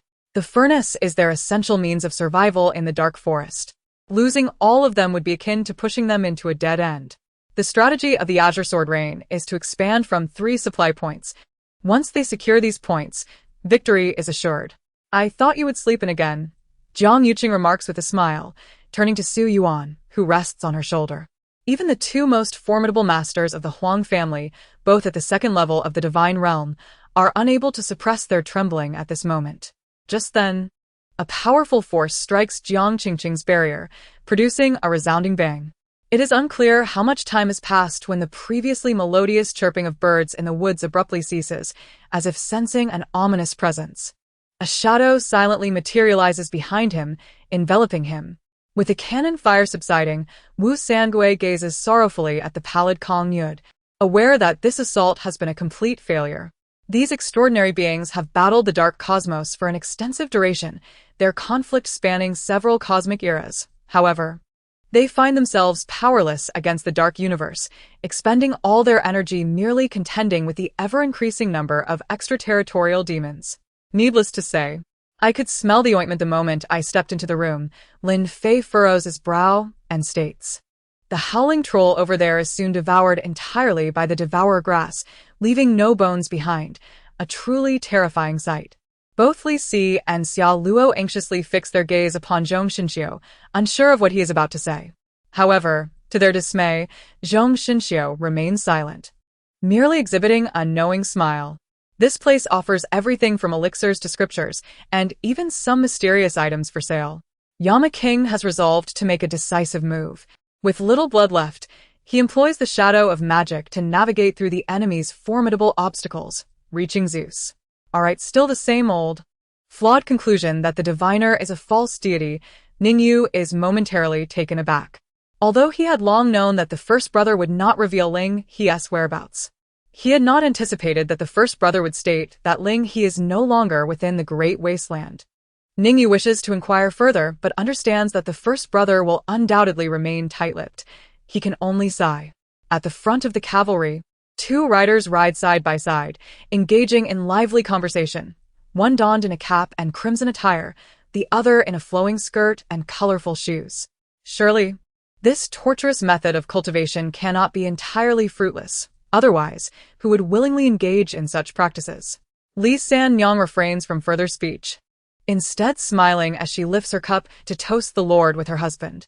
Just as the young man is entirely enveloped by the dark energy, his long blade absorbs the black particles, and the nameless youth in black suddenly rises, his crimson eyes fixed upon the babbling brook before him. The slender blade behind him abruptly rises, its tip pointing downwards, hilt upwards, soaring vertically before him. Li's intention to deliberately expose the Qingyan bag stems from a deeper motive, to make contact with such cultivators. Even Lu Yun himself feels a tinge of frustration. This tale is far longer than he had anticipated. He knows the ending and is aware that tomorrow he shall enter the final level, the 107th tier of the Eternal Tower, his last hurdle before qualifying for the 108th tier, which he must conquer alone. Employing both hands, Lu Yun repairs the broken stool, restoring it to its original state in a matter of moments. Even he, who first undertook the repair, cannot help but be astonished at how his skills have become so proficient. The blade's radiance, akin to a bloodthirsty beast, swiftly devours every remnant of Yang Tianlong. The middle-aged man does not immediately enter the house. Instead, he gazes at Xiao Yu with astonishment, slowly uttering, You are. Xiao Yu? His expression betrays incredulity. However, the stone forest cannot be traversed merely through high armor. It would be wise to prepare additional evasion potions. Lin Xian reflects, recognizing that the stone forest is a level 20 dungeon, rather challenging to conquer. The equipment is not particularly impressive, and he had no intention of farming it. Nevertheless, completing it would yield several gold coins, which is quite rewarding. Master, I encountered that scoundrel who had cornered him. I happened to pass by and saved him. Wu Qiming gathers her composure, her teeth clenched at the mere mention of Mo Yang. With a push from Gu Shi, Qiu Ruoxue is unexpectedly sent sprawling to the ground, prompting an involuntary gasp. Murong Yin furrows her brow, saying, These are the people of the Chu family. She glances at Fan Tianluo, expecting her to add to the conversation. But to her surprise, she merely sits down, leaving the three men puzzled. Volume 1, Chapter 88, Joy. Prince Albert's countenance was equally grim. The vanguard suffered devastating losses, with his central army in the Ghost Valley also decimated by over 1,000 men, and the rear guard fared no better. As they departed, he did not hesitate to drag Meng Yin into the fray, insisting on her landlord status and forbidding outsiders from staying over. Li Jiayan, upon becoming busy, felt a warmth envelop her, rendering her unable to bear the fox fur cloak. Coupled with the nature of my relationship with her, many found it difficult to speak sternly. Prompting an assistant to inquire about my opinion, the necessary actions had been taken, and now he could not deny his accountability should she demand reckoning later. He could only acquiesce. Jiang Yu poked at the noodles on her plate, her heart in turmoil. Words lingered on the tip of her tongue, yet she hesitated to voice them. Further back, there were photographs from his university days. He appeared considerably more composed, still maintaining a stoic expression but no longer wearing all his emotions on his sleeve. Do not let the seemingly tranquil demeanor of Lu Ziki deceive you. Every subtle move from Sun Xin Miao could elicit significant reactions from him. The 8 Directions spiritual treasure pavilion of the 5 Elements sect was teeming with masters. Yet they were annihilated by this calamity, with not a single soul escaping. Typically, in such circumstances, those with the capability would preemptively extinguish danger in its cradle. Those of lesser ability would loot and flee, while the least competent would simply abandon everything. Although this was an exceedingly troublesome affair, some matters are unavoidable and cannot be shirked. Observing the fierce struggle between them, it was evident that they would not relent without a resolution. Spending money to buy happiness. To put it bluntly, many could hardly comprehend why he would spend so extravagantly in an obscure bar. Ruan Jia, heavily intoxicated, could not grasp Xiao Ju's words but obediently consumed the medication and drifted into slumber. Leaning back in his chair, a look of profound satisfaction spread across his face. At this moment, Lu Mei appeared much improved, his countenance radiant, with a gleam of vitality shining in his eyes. This remark elicited a light laugh from Guanan. Was it not a good thing? What was amiss? Did that person perhaps have a family? Lu Jianyang was not the type to commit such foolishness. However, he was astute. With a moment's thought, he understood why Li Xingyi had chosen to flee. Sharp-tongued and quick-witted, Xue Hanshuang was acutely aware of the endless sarcasm in Li Xinzi's words. Yet she was powerless to retaliate. In both medical skills and martial arts, Li Xinzi had long surpassed her. Words still echoed, yet they had parted ways. The azure dragon, white tiger, vermilion bird, and black tortoise, the legendary four divine beasts, each guarded their realms, immortal in essence. When the cloaked figure attempted to eradicate the other three brethren with flames and a barrage of crossbows, it was perhaps expected that the endeavor would not proceed smoothly. "Old man, is there anything else?" Yi Yu asked, puzzled as to why the elder had called him. In the front of the hall, the law elder observed the scene with growing ire. Such open combat in the assembly hall of the sect undermined the very rules of the Zodiac sect. Lin Yan glided through the icy mist like a specter, pleased to witness the embryonic form of the frost domain taking shape. One of its primary functions was to thwart enemy assaults, and within it, Lin Yan thrived like a fish in water. Suddenly, the air seemed to transform into a shade of purple, and Dongfang Zhao's figure vanished without a trace. Two brilliant beams of light emerged within the violet haze, strikingly radiant, and at the terminus of those lights was the previously absent Dongfang Zhao. Under the furious glares of those nearby, a questioning classmate dared not speak too boldly.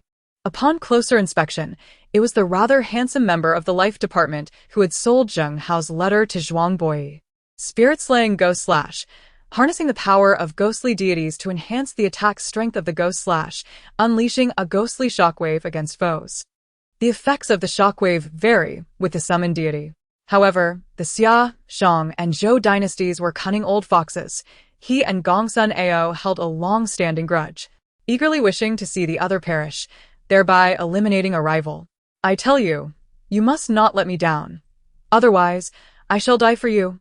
Lin Xuexin's words resonated in Yi Yu's ears, causing him to pause and turn to her, noting the hint of grievance in her eyes, which stirred a twinge of guilt within him. He reached out, drawing Lin Xuexin into his embrace once more. Yet he was merely a prince, not a king, so his gestures of apology were deemed sufficient. With a crack, a dull ache shot through my left arm, rendering it immobile. The sound of the palace gates opening accompanied the sunlight's descent, the man's tall figure appearing increasingly elegant as golden flecks of light danced amidst his dark hair, momentarily resembling golden armor. Volume 1 Chapter 89, Poisoning. Consider this. Could it be that someone in your family has offended someone in business or some other aspect, thus seeking revenge through you? Yi Linghan pondered this notion, and it appeared to be the only plausible explanation. 2 decades prior, the old man had barred Heir from entering, leaving her to kneel outside the door with her swollen belly throughout the night, while he remained at the threshold, stubbornly holding his ground. Eventually, Heir finished, And the old man scoured the city thoroughly, yet he dared not approach the well, fearing the grim possibility of a double tragedy. However, Chao Yuchen had little time for such reflections. He raised his cane, unleashing a fierce gust as he swung it forward. Upon hearing Shi Jingtian's words, Zifan poked his head out from the shed, nodding vigorously. Indeed, he had lost considerable weight, and his eyes bore traces of fatigue. His heart raced even more than Yi Lingan's. He longed to establish the laboratory and factory within that shipyard. Immersing himself in relentless research, this was what he truly wished to pursue. Zheng Shifeng, sensing the precarious situation, quickly distanced himself from his opponent. Yet, enveloped in flames, the man in the jacket moved with a speed that seemed almost instantaneous, reducing the distance between them to mere inches in a heartbeat. Never tense, Gao Gao Fao No Zoi. He summoned the military aristocrats, urging them to mobilize their familial resources to continue supplying food and troops to the front lines. Recruiting soldiers to support Chao Ren's forces in the north, aiming to sweep through Hedong and eradicate the power in Qingyan in one fell swoop. Blood flowed across the ground, and corpses accumulated in front of the church square, forming an altar-like structure. The armored man extended his palm, crimson threads streaming from his fingertips. Boom. Emer merely blocked the Ashura seal with one hand, and Xia Tong's formidable combat skills failed to even slightly unsettle his adversary. The consumption of poison techniques was immense, and when fueled by spiritual energy, the toll was even greater. Excessive damage to the soul could lead to disastrous consequences. On that day, it was Zhou Mingmei's birthday, and she had reserved a villa for the celebration. In the evening, when Xiaoheng attempted to bully her again, she used Rong Xian as a shield. Just as she was about to call him, she suddenly recalled what Xiao Zihua had said. He could not be awakened from his nightmare. Presumably, it was yet another of Yu Jiajia's minions, but even knowing this, they had no means to counter it. Chunyu sighed and spoke. However, today she witnessed them in a compromising situation in bed, and after being scolded by Ji Molan, a surge of frustration filled her heart. There should still be about 1,000. The host had genuinely relied on herself to save others. To speak of it, the host's earlier actions were truly remarkable. The flattery from System 1203 flowed ever more smoothly.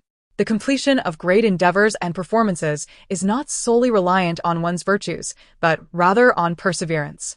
Thus, in an attempt to please his wife, the husband deliberately requested the waiter to book just a single hotel room, all in the name of saving money. But could she truly indulge in reckless speculation? What kind of person did she think he was? Lu Yunqian felt quite wronged, throwing up her hands in resignation. Hua Tong supported Long Yujing, placing one hand on his back to infuse him with profound energy. "You must let me see you," echoed in Long Yujing's mind, and in the next moment, the mental connection with Hua Tong abruptly severed. Oh heavens, what day is it today, that all manner of strange beings have emerged? He lamented helplessly. Although he understood that it was quite natural for a typical high school student to venture out to the commercial street during their break, was it not entirely reasonable? As he fought his way through, Lu Ming's target was none other than the head of the entire church, Pope Anderson. At that moment, Anderson was engaged in a fierce battle with Warren, who found himself at a disadvantage, having existed in a spiritual state for nearly a decade, which significantly affected his prowess. "Who said you were an intern? Your current treatment is on par with that of a full-time employee. All benefits are the same," they remarked. As he drew closer, Yi Huang discerned that this child possessed large eyes, albeit shadowed by a faint hue of blue. With murder in her heart, Lin Ruyan radiated blood-red light, surpassing even the blood clouds in the sky. "In truth, I do not possess my mother's beauty." She finally spoke, her voice carrying a chilling tone. Regardless of whether Lu Li acted due to Yen Yisin, she felt equally grateful. Had it not been for his and Yen Yisin's encouragement, she might not have had the confidence to produce so many design sketches. Having stepped outside, Feng Sheng noticed the usually non-smoking Feng Yi now puffing on a cigar from the table, prompting him to approach. A drop of Ming Lan's blood could sustain for quite some time. At the very least, the room for the whip could continue to be utilized, and the lesser-used items were even less of a concern. Ming Lan had lost considerable blood in her efforts to save her mother, and her father was well aware that she needed recuperation. Yet, despite this knowledge, he insisted on her shedding blood, indicating the urgency with which he required those stones. Almost there, it is merely a matter of differing customs. Otherwise, there is little distinction. It is all part of the human world, so what difference could there be? Dong Xia pondered silently. At that moment, the nearby screenwriter provided insights, and the guests became aware of the significance of the first prince's favorability. As actors, regardless of how one appears off camera, One must always present their best selves before the lens. No sooner had Lu Qin posted that tweet than inquiries flooded in beneath it, questioning whether she had truly signed with Tang. They merely needed to issue commands, and those below would execute the tasks, subsequently reporting their findings back to them. Volume 1, Chapter 90, Apology. Deng Hong, adorned with an elegant cap and dressed in scholarly robes, appeared particularly spirited.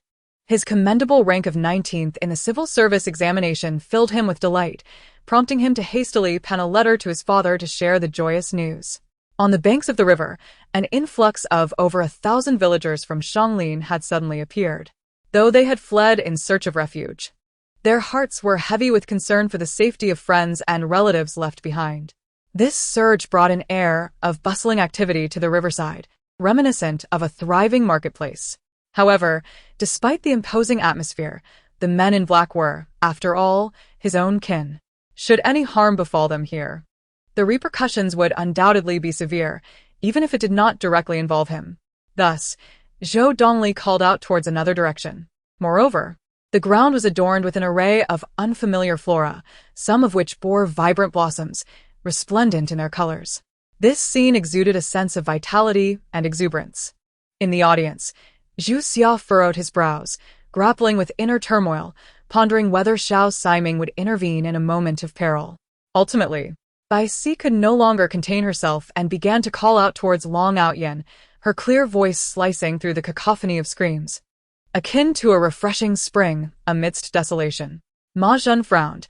When Zhang Yuba initially proposed the treacherous plan of deception, he instinctively believed it was a ploy devised by Chen Han, who feigned illness to avoid Huaiyang. As one scheme faltered, another was set in motion through Zhang Yuba. However, his thoughts had since shifted. They truly did not dare to offend Fan Tiangang and his associates. It was this very individual who had trained them to the point of exhaustion, a memory that had lingered painfully for decades, forever etched in their minds. In the front row of the inner hall, the first figure clad in white leaped forward, soaring like an eagle, and swiftly reached Chen Hua to intercept him, casting a fierce glare at Biao San. The ominous clouds in the sky seemed to resonate with Yang Xiaotian's disdain, gathering ominously, the pressure of the heavens intensifying, heavy as a colossal mountain looming over the hearts of the onlookers. Chen Lang was not one to dismiss the opinions of his commanders. He listened attentively to Wu Liqian and Qi Sheng, considering their counsel seriously, as they were both loyal to him. They harbored a mutual disdain for Fang Mo, and should an opportunity to capture him arise, they would not hesitate. Upon reaching the stables, the horses had already been released. Chen Juda mounted his steed and departed with others from a different route, leaving Mu Xuesheng alone. He had initially feared execution awaited him, but to his astonishment, he was not killed outright, and Wu Lihan still wished to see him, piquing his curiosity. At that moment, both of them were terrified, hardly able to focus on the menacing entity, hastily checking on dearest's condition. To the husband's surprise, nothing unusual was found within her, despite the absence of any abnormalities. The completely refined medicinal essences floated before him, shimmering in a multitude of colors, as translucent as liquid crystal, captivating in their brilliance. Upon witnessing Chen Hao successfully complete the first phase, even Mo Jun could not help but exclaim in admiration. They placed their gifts upon the table, and Fu Jincheng guided Gao Yunjin to sit in the living room. 3 years prior, they had intended to remarry, but her brother's marriage had delayed their plans once more. After speaking, Shen Bing turned to leave, refraining from persuading Leng Fifan. He had always regarded Leng Fifan as a formidable rival, understanding him even better than he understood himself. Though he did not agree at present, he was certain that in a few days, Leng Fifan would appear punctually at Xishan. Moments later, Qing Shiji was teleported out, followed closely by Chu Heng, Zhao Bin, and Mo Lu. Ultimately, 7 individuals passed the test. Lan Ruer had either given up or lacked the strength to succeed. However, this could be considered a special circumstance. Just days prior, Li Erlong had worked tirelessly, and today, with a rare respite from labor, Lu Hohat wished for her son to enjoy a moment of rest. The path of cultivation is eternally solitary. Some find anguish in solitude, while others derive joy from it. There are no innate invincibles. Rather, triumph hinges on one's diligence. Just like Gu Jinyu, though clad in coarse homespun, He bore none of the appearance of a mere commoner. At most, he resembled a fallen noble, his rough attire unable to conceal his inherent nobility. In a brief moment, the monstrous heart demon found itself engulfed in profound agony, relentlessly battering against the Laojun furnace, emitting terror-stricken howls. The yellow turban warrior bowed in acknowledgement, and the original figure waved his hand dismissively, his form flickering and vanishing from sight, the yellow turban warrior following suit. For those without guilt, revealing one's true self when faced with scrutiny is sufficient. There is no need for indignation. Thus, Lu Yong engaged in all that he could manage, hoping to gather as much as possible, for it was better than watching the crops wither in the fields. This land, due to its proximity to the brick kiln, was frequently scorched, resulting in meager harvests after a year of toil. Chu Linner, filled with indignation, could hardly believe that Lin Hai would obstruct her from vanquishing the one who had humiliated her. Volume 1, Chapter 91. The Hongmen Banquet. As the discussion of serious matters was about to commence, there was no entertainment in the form of song and dance. Instead, they proceeded directly to dining and drinking. However, having already accepted this task, it was evident that Chen Jin's eagerness for him to undertake this responsibility was merely a test. No sooner had the words left his mouth than he soared into the air. Upon witnessing this, Long Chongsheng gritted his teeth and engaged in a fierce struggle with him. More critically, Doa's subordinate, Moira, possessed an extraordinarily high level of control over time throughout the universe and had already utilized this authority to initiate an infinite reboot, thereby sealing NAR. Suddenly, drones circling above began to ascend, and several spherical, grass-green iron orbs plummeted to the ground. With too many projects and insufficient funding, many had been abandoned midway. Thus, he aimed to consolidate these projects and focus on two key areas. When Ailey could no longer endure, he had no choice but to administer a pill to her, channeling dragon essence into her body to assist her in continuing to cast ice spells and cool the three of them down. Chun dimly rode ahead, clearing the path, while Xiao Chen noticed that, in anticipation of his arrival, half of the townsfolk at the market had been cleared away, leaving only a few non-obstructive vendors. Upon the entrance of his carriage, the remaining townspeople knelt in welcome. Su Guanjia's eyes rolled in disdain. Although he felt defiant internally, his expression remained impassive.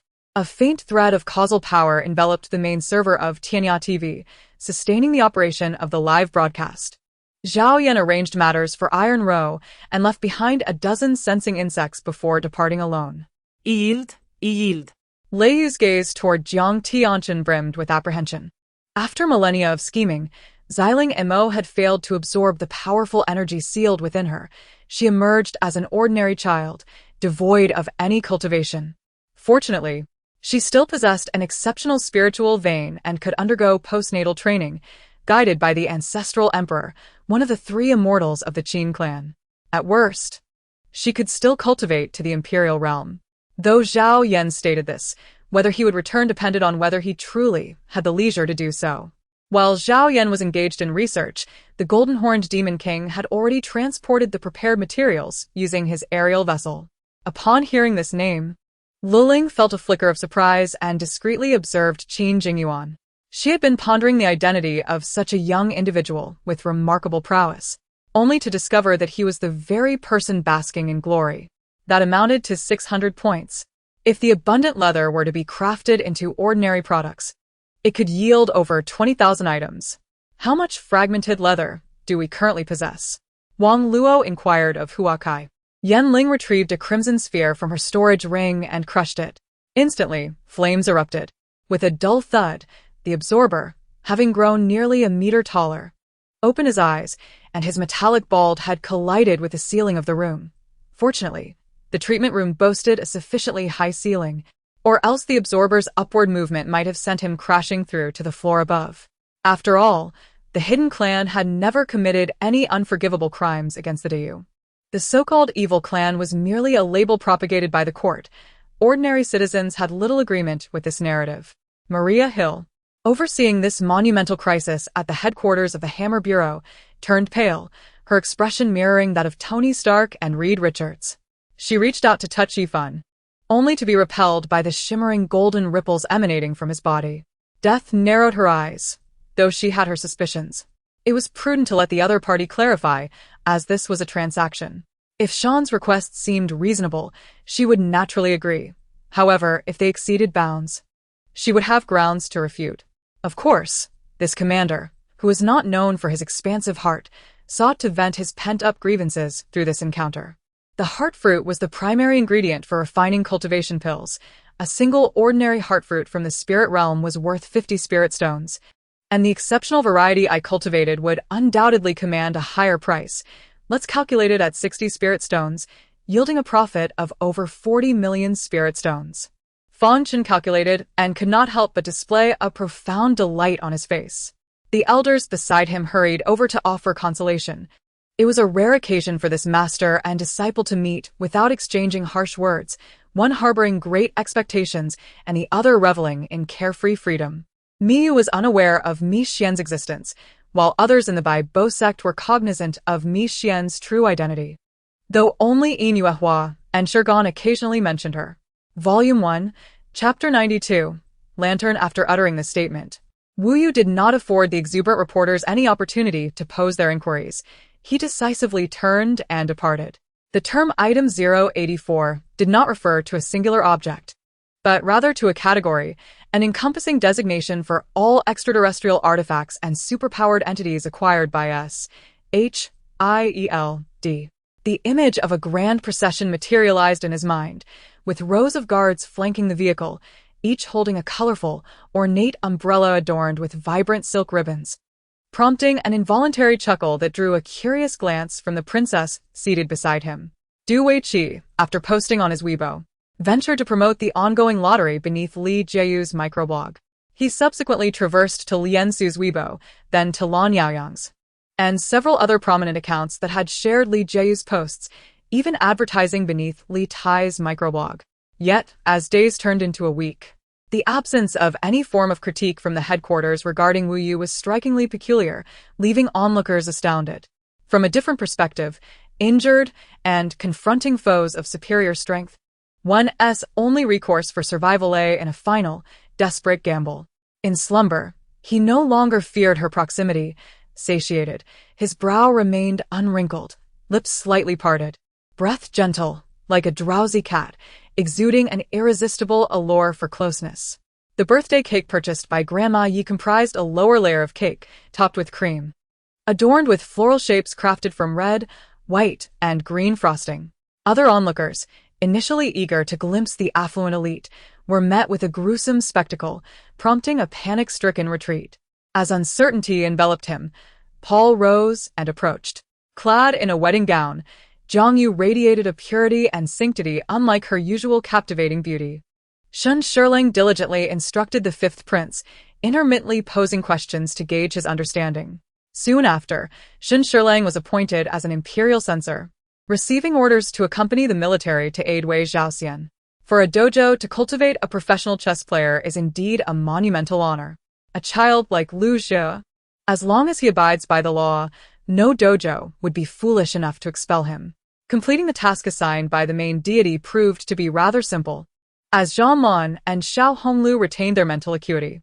Zhang Lei mentioned that he would commence his internship post-New Year, aspiring to join the Provincial Go Association. As he was destined for a career in the Go industry, becoming a professional player was no longer feasible, leaving him with no choice but to pursue a role as a Go worker. Like Chun Tian, he too had secluded himself for 7 years, having not made an appearance since the martial arts realm was dominated by the Jiang family, even neglecting to attend Jiang Beishan's wedding. I have acquired a treasure from my father, a universal key that unlocks space, smiled the fifth prince of Tianqi Kingdom. Did you not hear me? Turn left, Yu Yuan urged as she clung to his neck, enduring the pain in her feet while striving to remain alert to the path ahead. Sheng Jianan grasped Li Weiwei's phone, his fingers trembling, the chill dissipating, replaced by an overwhelming sense of desolation. Su Mu indeed felt that his use of the magic crystal no longer augmented his strength. The intangible barrier he sensed was merely the threshold to a new realm, awaiting his breakthrough. Mother, I am unwilling. I refuse to surrender so easily. I demand an explanation. I do not believe he lacks feelings for me. I must fight for myself. Mother, Please assist me. You always told me to strive for what I desire. Zhuang Yi implored her mother.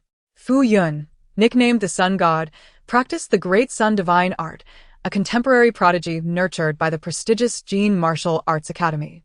Behind him unfurled two crimson bat wings, while a triangular-tailed appendage swayed behind him, an infernal demon, a high-ranking fiend adept in fire-based skills. Here, everyone was constrained, perpetually on guard against the threat of heavenly lightning.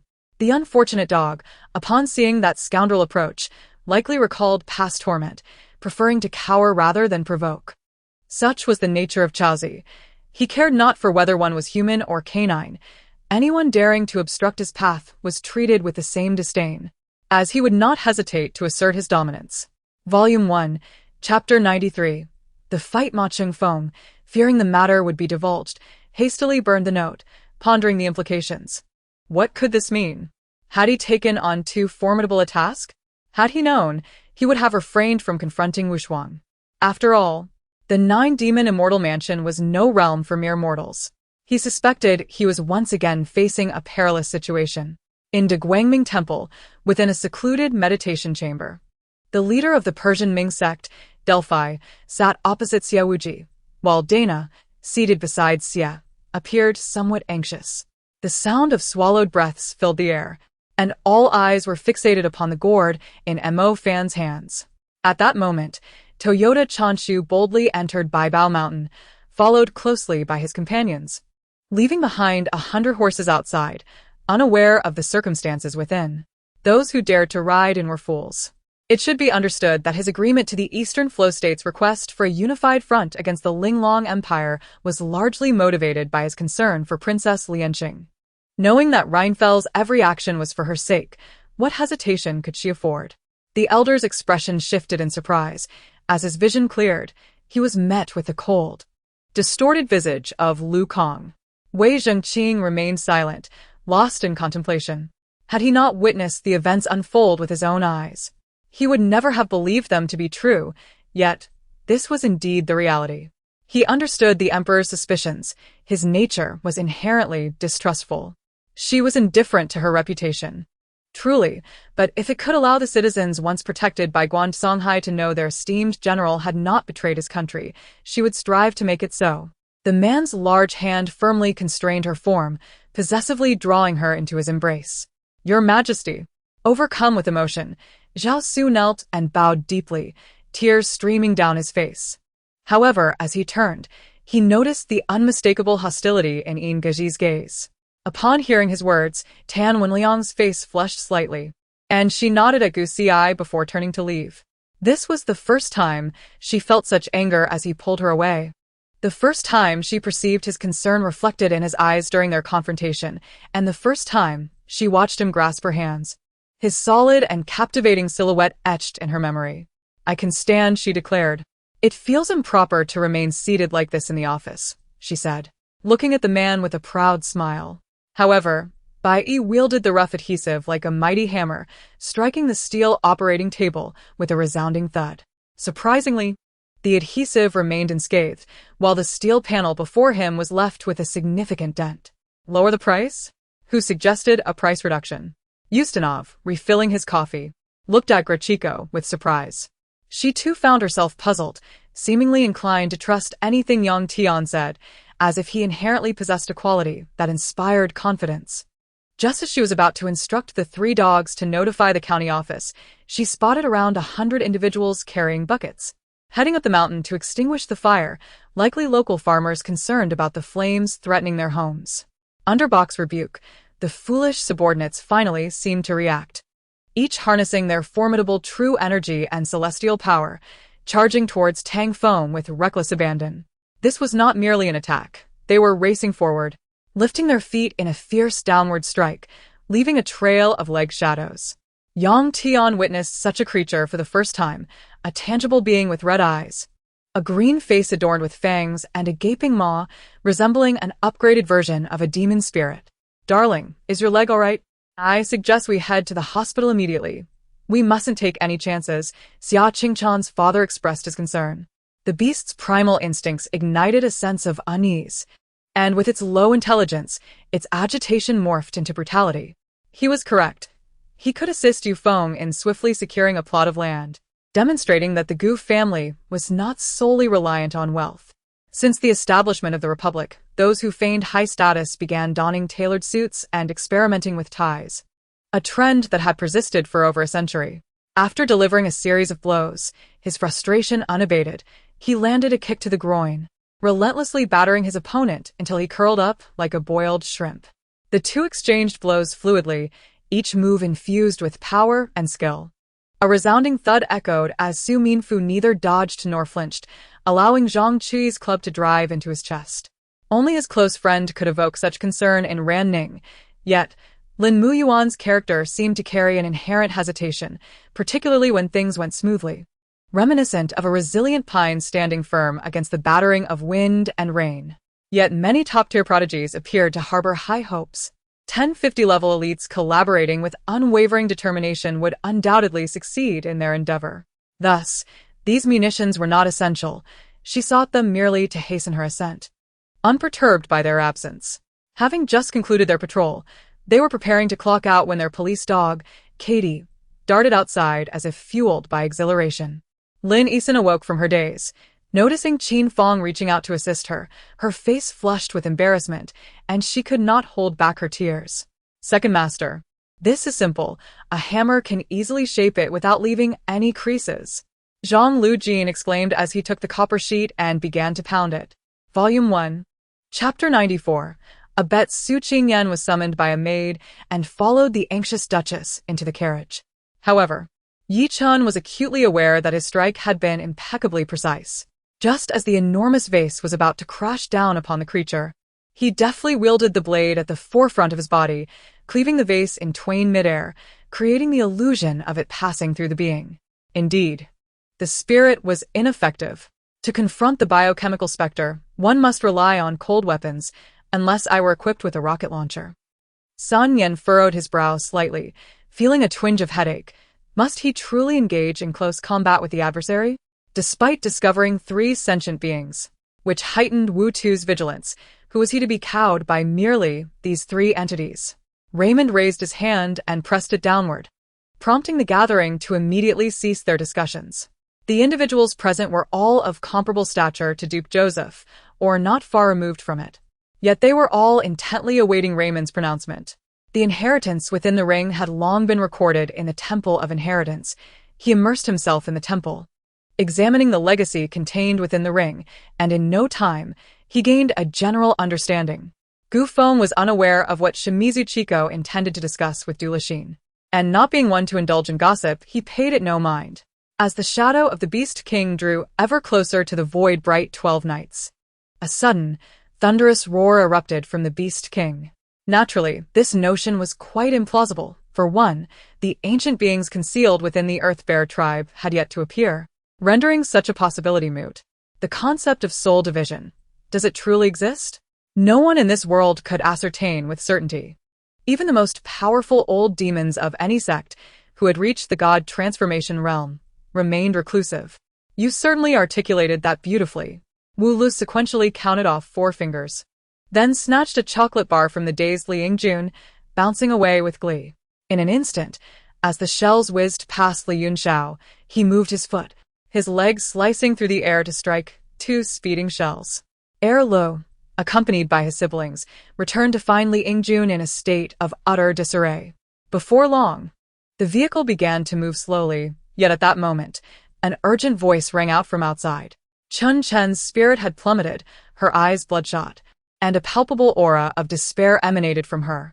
Navy, allow me to showcase my current strength, for we are once again adversaries. Tyke, emerging from the darkness, pointed forward, laughing maniacally. Confronted with the complex and incredulous expressions of the elves, the desecrator found his emotions far more intricate than theirs. The figure in white moved with an unremarkable gait, yet there was an ethereal beauty about her that transcended description. Indeed, nothing seemed amiss, however. After closing her eyes and sensing the passage of time, Ross suddenly rose onto her tiptoes, attempting to reach the top of the doorframe, which was no simple task. Yet, given Ross's current cultivation, It was not overly arduous. I surmise that the flow of time within that cave did not correspond with the outside world. Although it seemed we had only spent 3 hours, in reality, 3 days had passed outside. Thus, the hunger that gripped him upon his exit was understandable. The leopard is formidable, though not quite as fearsome as the tiger. Yet, having a leopard in the mountains poses considerable danger. No, it is not merely one leopard. Volume 1, Chapter 95. The layout in the Duke's residence. Pei Jingchuan, astonished by the disheveled appearance of Pei Jinyu, marked by red scratches on her face, inquired, "What has happened to you? Who has wronged you?" Upon recognizing her elder brother, Pei Jinyu exuberantly rushed to him, exclaiming, "Brother, you must find a way to rescue the 8th prince. He must be wrongfully accused." Furrowing his brow, Pei Jingchuan surmised that her distress was likely linked to the matter of the 8th prince. The heritage of the Yaosu Peak is profoundly rooted. The technique of Chongqun is intrinsically linked to longevity and encompasses various forms of illusion and sealing arts. Gu Tsai, having received the true teachings from Gu Qing, possesses an exceptional understanding of sealing techniques. While the coffee is indeed delightful, there is no need to gaze at it with such rapturous longing. Could it be that her cup differs from mine? The Bakirians, known for their cunning and treachery, were the extraterrestrial beings responsible for the destruction of Ultraman Leo's home planet. Zhiping shared his impressions of them. "Doctor, I leave this matter in your capable hands." Captain Liu Yong instructed Zhao Kai before boarding the spacecraft with the Victory team and other astronauts, leaving the remaining onlookers to watch as the 2 ships ascended slowly into the sky. Cultivators possess remarkable control over their bodies. Upon reaching their limits, they naturally experience corresponding sensations, making everything seem effortless, unlike the distinct boundaries of the Qi training stage. After enjoying several meals prepared by Ning Ning, Tang Ningjing felt as though her conscience had been devoured by a dog, becoming increasingly carefree. She continuously troubled her dear Ning Ning for meals, growing quite addicted to them, which attests to Ning Ning's culinary prowess. LD intentionally offered him an opportunity to strike, feigning a vulnerability merely to expose his weakest point. "Let's switch to manual operation. We must ensure that the propulsion engine at the rear and the anti-gravity system remain unscathed." Mr. Shershur decided to prioritize protection, redirecting most of the firepower to the rear while deploying all fighter jets, intending to intimidate the monster, even if they could not injure it. Seeing the commotion in the audience, the host realized that inviting the senior to speak had proven to be a wise choice. The rocks beneath their feet appeared quite peculiar, a chaotic intermingling yet discernible. The crowd noted that aside from the sparse passers-by, everything around them was eerily silent, save for the occasional encounter with a guarding disciple. He gently settled her into a chair, removed her shoes, and attentively massaged her feet with tender care. Before them walked 2 imperishable figures, one clad in black armor and the other in a white robe, exuding an overwhelming aura of power. Wan Shinru, being a refined young lady from a prestigious family, had never been touched in a brawl, let alone in her most private areas. It dawned on her how absurd it was to have cried so pitifully in her senior's embrace just moments ago. Yet, with no other choice at present, she could only acquiesce to Dingmu. Xue Jiqing scoffed, reaching into his pocket to retrieve a necklace, the very one given to her by Xiao Ran. He had even seen her wearing it with Shuang'er the previous night. The crowd had never witnessed anyone daring enough to openly challenge Li Yan, and when Yu Ran blinked her bright, innocent eyes in a charmingly naive manner, a few spectators erupted in laughter. However, under Li Yan's piercing gaze, their amusement was swiftly extinguished, leaving them pale as they turned to the wall in contemplation. The elderly man in purple erupted into laughter, his powerful voice shaking the peach blossoms, causing discomfort to the ears of those nearby. Xiao Su, filled with joy, splashed about in the pool, flailing his limbs and sending countless waves into the air. Perhaps heaven was aware of the misfortunes that once befell Xia Moshuan, thus arranging for the angelic Cheng Guangdong to be by her side. With losses come countermeasures. Now, every corpse field is equipped with mechanisms that activate upon danger, causing the porcelain coffins to descend and protect the decaying bodies within. Previously, she had not officially debuted, spending her days practicing at the company. Now that she had debuted, the practice time had diminished, and life had become relatively more relaxed. However, opportunities for indulgent revelry like today were scarce. De Hong Pao is a renowned beverage known as tea, hailing from the Central Plains dynasty, where it is highly favored. Ever since Albert had a taste, he was utterly captivated by this exquisite drink. Now, Long Shen and his team had already encountered the permanent members of the Agricultural Techniques United Nations, including the Republic of Phelan, the United Kingdom, and the Republic of Mali. Thus, they could not meet them again. On the following day, when Li Yuan sought him out, he opened the door to a horrifying scene. The blood ritual array still lingered on the floor, and Di Renjia lay on the bed, while Li Yuanfang was sprawled on the ground. Without hesitation, he scooped up Li Yuanfang and departed. Shaking his head, Zhang Feng dispelled the thoughts swirling in his mind. These were matters to contemplate later, for he had a more pressing task at hand. Xiao Su assisted the blind old woman to approach the bamboo sisters, who then began to release their acupoints through touch. Whether it was the opportunistic advances on their first meeting, the disinterested demeanor, or the intent to impose, all prompted her to consider delivering a bullet to the individual before her. This is entirely voluntary on my part, and all in service of the citizens. Lin Xuqing calmly shook his head, indicating his indifference. As Zhou Bo painstakingly ascended the 100-stone steps, he sensed that his physical enhancement talent had seemingly improved once more. Although he had not progressed from intermediate to advanced, it indicated that climbing this peak was beneficial for his innate abilities. Volume 1, Chapter 96, Stealthy Intrigues. Initially, I felt a twinge of sympathy and guilt towards my son. However, upon the emergence of this new circumstance, I found myself hesitating. If the allegations proved to be true, then my son would indeed be of a reprehensible character, having taken a grievous turn for the worse. Such a person could hardly be worthy of being my son. I would have to impose a stern punishment upon him. Bring in the victim. Please have the victim submit the relevant evidence, declared Lord Foam of the Dali Temple, striking the wooden block with authority. Before long, a woman with a prominent belly and an older man were escorted into the hall. The woman handed the evidence to the officer, who then passed it on. Grandmother Jiang appeared particularly delighted at the sight of her, her eyes crinkling into a smile, a hint of mischief shimmering in their depths, causing Yi Liangyend to blush involuntarily. Jiang Yutan couldn't help but chuckle. It was rare to see her so playful, which struck him as quite novel. Once such a child, she had now become so fragile and sensitive, capable of gauging others' expressions to navigate her words and actions. Lian Xinran noticed Shen Wei's unusual demeanor and sensed something was amiss. He pondered deeply, wondering if he had inadvertently offended her today. Damn it, what is the point of calling me here just to ramble on? Yang Yi felt a surge of irritation, questioning whether this was merely an attempt to intimidate him, to dissuade him from harboring any illusions. The remaining few men looked on in astonishment, having witnessed a young man suddenly appear, after which one of their companions was sent flying.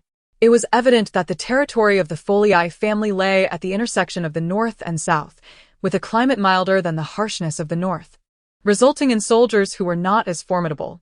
However, the frequency of conflict was also less than that of the south, rendering their combat experience inferior to that of the Lannisters.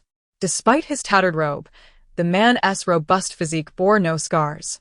Your words suffice. Once I organize the script, I will allow you a preliminary glimpse, Bao Bao said with a smile. Thus, in the dead of night, Qin Mengyao and Zhang the Fatty gathered in Qinyuan's room.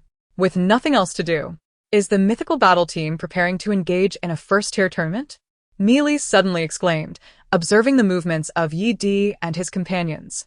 In the Bow 5 match, the initial round was paramount, for securing victory in this confrontation would calm the psyche of the winning side, enabling them to perform at their usual level.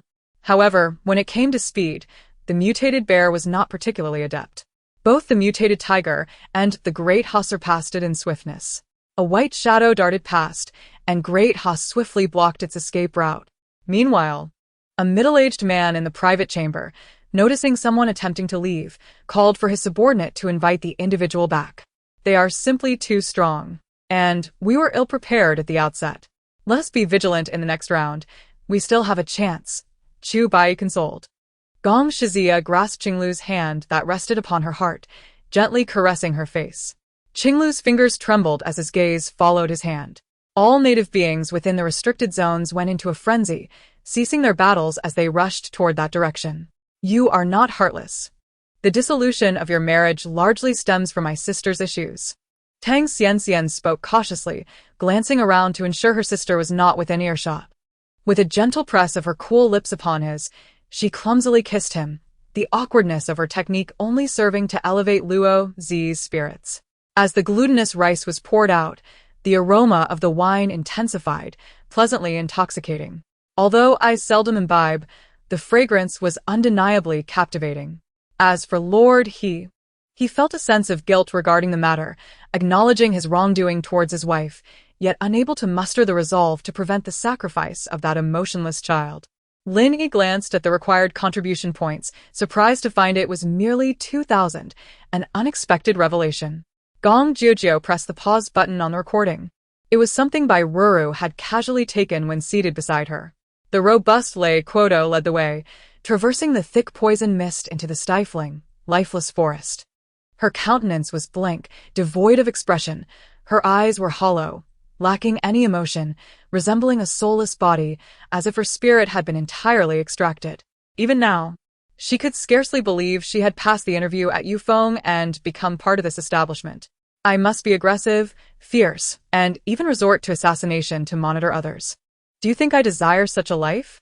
I am compelled by circumstance.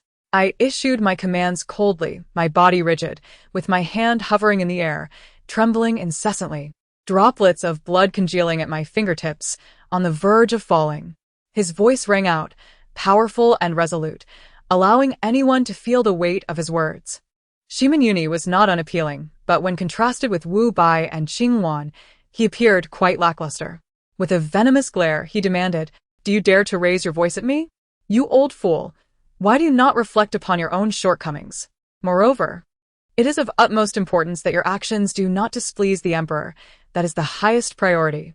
"Is this the African Appeals Council?" Carabas inquired pointedly of several citizens nearby, though he seemed unable to locate the chief representative, Galba. Furthermore, it is no wonder the previous fellow resigned from his position to engage in tax evasion. After 3 to 5 years of such antics, one could amass a fortune of 100,000 drachmas. Only a fool would remain here. Volume 1, Chapter 97. The enfeoffment of kings bring him in for examination. The emperor bellowed furiously upon hearing the news. Shortly thereafter, the guards of the third prince were escorted out. "Your Majesty, this man indeed bears a black mole," situated on the left side, announced the officer in charge of the inspection loudly. Instantly, gasps filled the air, and countless gazes were directed towards the third prince, each person pondering the implications of this revelation. With nothing else to occupy his time, he casually perused the various storybooks, which narrated an array of tales. The reason for his broken engagement turned out to be Tang Zishuan. He had fallen for her, leading him to abandon his previous betrothed. "If you wish to discard me, you must pay a price," she thought. Given this man's disposition, how could he genuinely dislike her if he treated her well at the behest of his elders? Bai Hao gradually felt the cool tears trickling down his skin, the scorching warmth of those tears akin to molten lava gliding over him, searing both his flesh and heart. "Mr. Li, we are truly grateful for your assistance in resolving such a significant predicament," the usually aloof director remarked with an unusually flattering smile directed at Li Fengchen. She was aware that Lin Yi's family background possessed certain influence. Had he not been accompanying Tang Tang, it was uncertain whether he could have remained in Jiangcheng. Though she wished to speak further with Jinro, she noticed that Jinro had momentarily set aside her troubles from the past half-month and appeared in good spirits. So she chose to remain silent. Among the cultivators within the Divine Mountain, none were without regret, yet they could only continue their ascent, having no alternative. Go Fuqi was unaware that he had missed his first encounter with his fiancée Yi as he leisurely sipped tea in the parlor. Zhang Renli found himself at a loss. With Zhao Sheng and Jiang Xingyan asleep in the vehicle, while Mu Yinian remained engrossed in his phone. The shop's air was stagnant, and upon entering, one was immediately assaulted by the unpleasant odor of oil, which grew nauseating with time. The 5 element spirit orbs were exceedingly rare treasures, each one worth a fortune, and presenting such items underscored the profound heritage of Mingyue ancient city. Gan Tian opened the window, attempting to catch a snowflake, only to be met with a sudden gust of cold wind that made her shiver, prompting her to quickly shut the window. Yining had long secured their consent. She could use them freely without concern for damages, as they would find no utility in them. Lu Chongsheng could not help but marvel. It was his first time witnessing Gu Outyan wield divine powers, and he was astonished to learn they pertained to thunder and lightning. For any martial artist, a superior martial arts technique was undeniably more valuable than any artifact beneficial for cultivation. Indeed, his intentions were for the entire Yi Xiang sect, yet the path he had taken seemed erroneous, and the methods he employed appeared flawed, nearly costing him everything. Gazing at Qin Lai before him, Lin Chongshao greeted him with a smile, his cheerful tone dissipating the surrounding tension. A Kunwa sword danced erratically in Chen Guhong's hands, instantly transforming into a myriad of sword shadows, each enveloped in a halo of white light. Countless sword energies surged towards the white fox. A seemingly ordinary human morphed into a ferocious beast before the eyes of onlookers who had witnessed the transformation, their expressions betraying their astonishment. Is there no way to staunch his bleeding? If this continues, how can his body endure? The irate Lingwu Xianzuan glared at the nearby alchemists. He was not envious of anyone but Liu Bei, who had received the title of governor of Xuzhou. Moreover, Ma Chao was filled with self-reproach, recognizing that he bore at least half the responsibility for the current predicament. Her heart skipped a beat as she formed a conjecture in her mind. Meanwhile, Jun Wujia wore a faint smile, his eyes holding a chilling depth that was both terrifying and inscrutable, enveloped in an ominous, opaque mist that was impossible to penetrate. Ignorant junior, how arrogant you are. Today, I shall teach you a lesson, the master of the Hehuan sect coldly declared, launching an attack with her spells. The hypnosis technique. Dream Eater, derived from the Dream Eater skills, could lull individuals into slumber while consuming their life force through nightmares to replenish oneself. Surfing was akin to the cascading waters of Qinbeishua, while the Grand Water Spray inherited the powerful jetting technique of the giant Kuan. For instance, Milan's performance had steadily declined, showing no signs of striving for improvement. However, it seemed she was preoccupied with thoughts beyond her studies, exhibiting signs of unusual socialization. Ping En and Chen Bao exchanged glances. Chen Bao had not anticipated such a turn of events, thinking that had he not interfered, the scam nest at Xiao Qiao Bridge would have been as good as a grasshopper in autumn. Volume 1, Chapter 98. Playing tricks. A glimmer of cunning flashed in Ho Yu's eyes. Though he might seem dim-witted at times, when faced with a skilled opponent, he transformed into a crafty adversary. Upon witnessing the look in his eyes, Zhang Yiming immediately discerned that the victor of this battle would undoubtedly be Ho Yu. Seeking death. Han Bihong scoffed with disdain, and with that, they charged forward like a whirlwind. Upon the stone tablet, radiant light flowed, as if it possessed life of its own, with beams of brilliance coiling like dragons atop it, exuding an indescribable might of the sword. In a state of alarm, he forcibly suppressed the overwhelming power surging within him, enduring the sharp pangs radiating from his internal organs. Gritting his teeth, he summoned all the purple energy within and around him, unleashing it in an instant. The fiery pain in his right hand was a stark reminder that the fearless sword was no longer in his grasp. Suddenly, Immortal Smoke spoke up. The prowess of the two vice leaders surely rivals that of Gong Ao. Why then do they settle for the second seat? The tone was calm and almost introspective. Around them, the officers were busy securing the scene, transporting the injured to the hospital while confirming the identity of the criminal's corpse. Observing Xiao Yi devouring his food with a ravenous appetite, Xiao Sun's south eyes turned into crescent moons of delight. Although I claimed I needed to deliberate, in truth, I saw no need for such contemplation. Rather, I wished to observe whether my actions would prompt him to lower his demands. The villagers, witnessing the Zhang family's fury, began to realize that their earlier remarks were not mere words of disdain but rather an indication of genuine concern. Zhang Jian was the reincarnation of the Supreme Divine Emperor. In his previous life, he had beheld the true Kunpeng, possessing a deeper understanding of it than the Ninth Prince, and he bore the legacy of the Dragon Emperor, with a golden dragon Yuan residing in his dantian. After traversing several hundred zhang, he faintly perceived a glimmer of light above, allowing him to breathe a sigh of relief. Yi Chen nodded lightly. Having fused with the blood of original sin, his fate had been altered, enabling him to immediately sense the barrier of the Divine Emperor realm.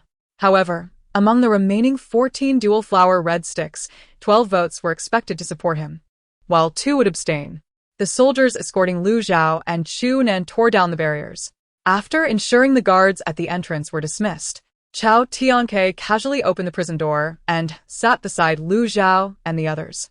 Today, Runlei's visit to the Feiyang bar was influenced by his subconscious. Ensnared by the charm technique, he remained oblivious to being manipulated, believing instead that he merely sought a reprieve from his confinement at home. Such sentiments would surely elicit gratitude from the Duke of Yi, for the Emperor's wisdom was undeniable. The officials collectively offered their routine praises before proceeding to the next agenda. This demeanor, if noticed, would reveal that Wu Shuai was somewhat forced to consolidate these soul swords. Ling Zhao's gaze flickered as he discerned the presence of a sacred aura within the sword of the mystic king, reminiscent of the legendary Duge Qiubai. Despite the sweat and the scent of blood enveloping Lin Xiaofeng, which typically would be unpleasant, the adept Free City Army, under the leadership of several generals, surged directly to the orphan city walls. The office area spanned over 200 square meters, with an additional 100 square meters designated for sales personnel, each sectioned off, reminiscent of what I had seen during my visit to the collection agency. Of course, with the capabilities of the old man of heavenly secrets in machinery, creating a pair of legs would pose no challenge. Although the Qin army's position lacked sparks, the sheer density of smoke was already overwhelming for them. The addition of 2 enhanced 3-masted warships signified Wei Yu's ambition had taken a solid step forward. Beneath the seemingly tranquil surface of Qingzhou, undercurrents surged, heralding an impending transformation. Yet the future of Qingzhou remained uncertain. The pipe was merely stacked behind his house.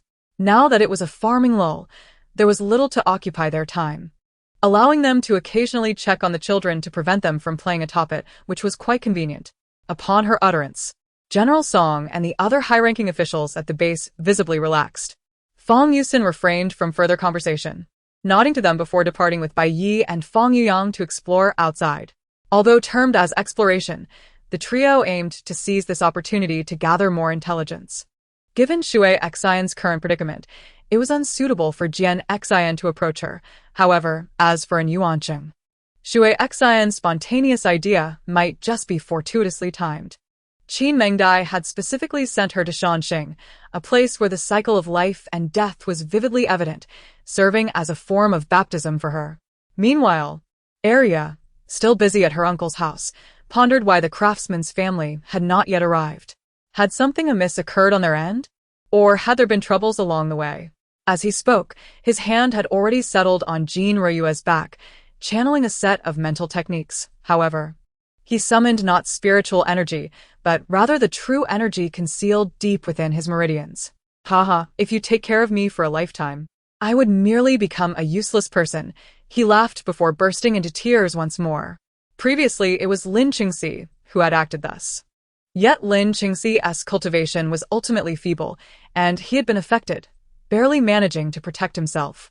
Deng Yu, upon receiving 2 drops of weeping blood essence from Yen Su, first considered not refining and absorbing it, but rather crafting artifacts, and to this day, remained diligently researching in the artifact workshop. The one who felt the most profound shift in Yang Yi's aura was Lu Yinjing.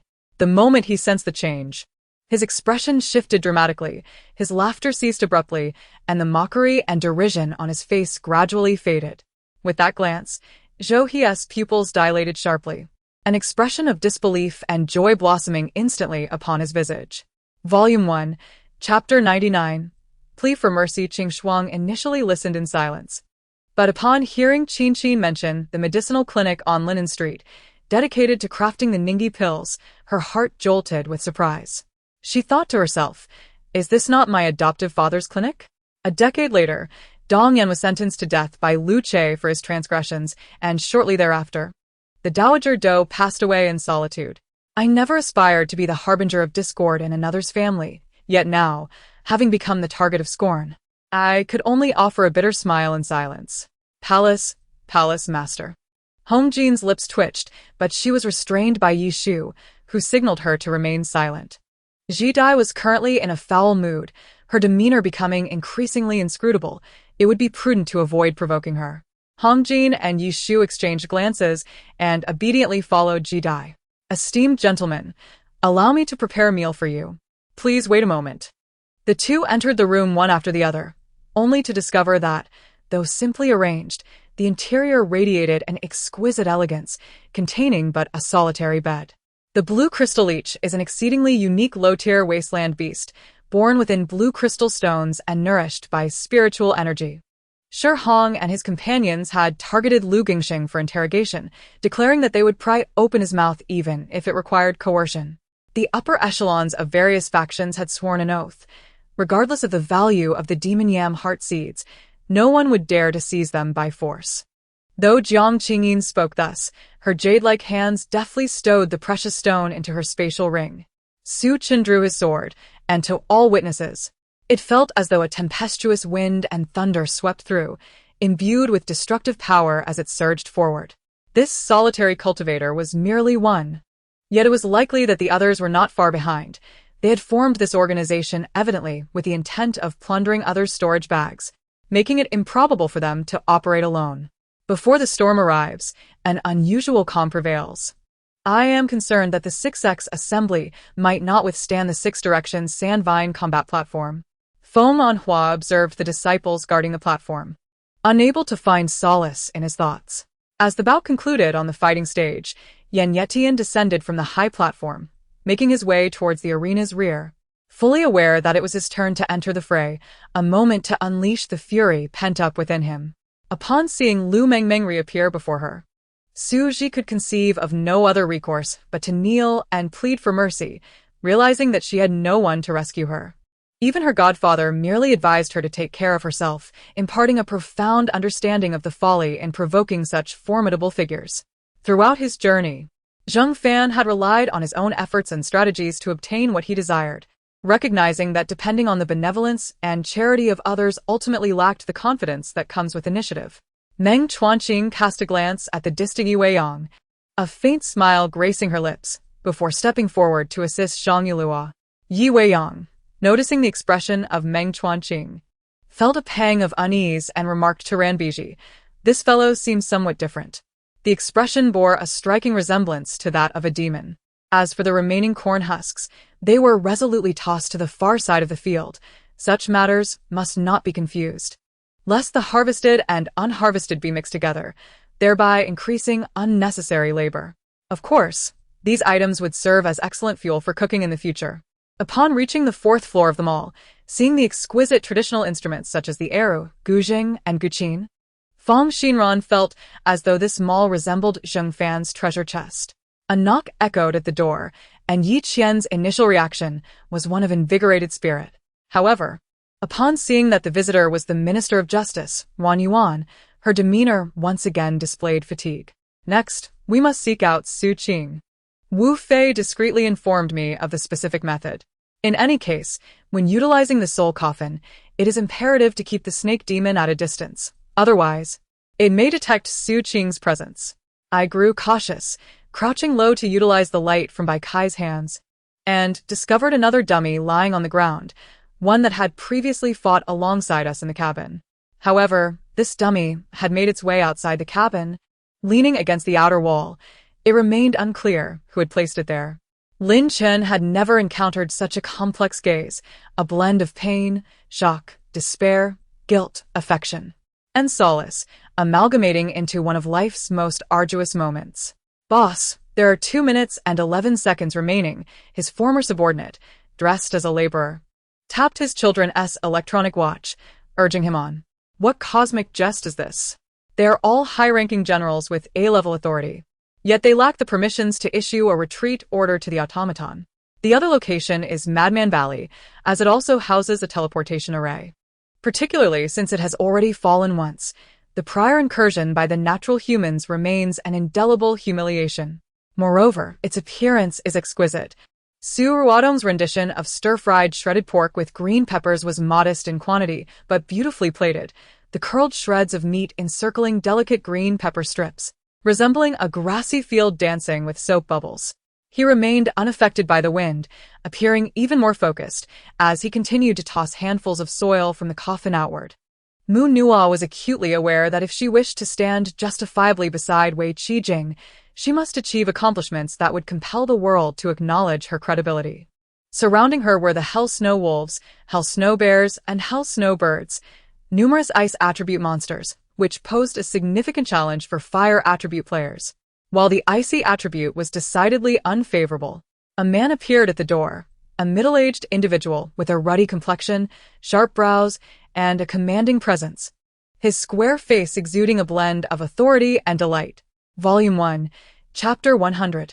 Gratitude. The red wolf spider thrashed its head wildly, making it difficult for Talonam to aim.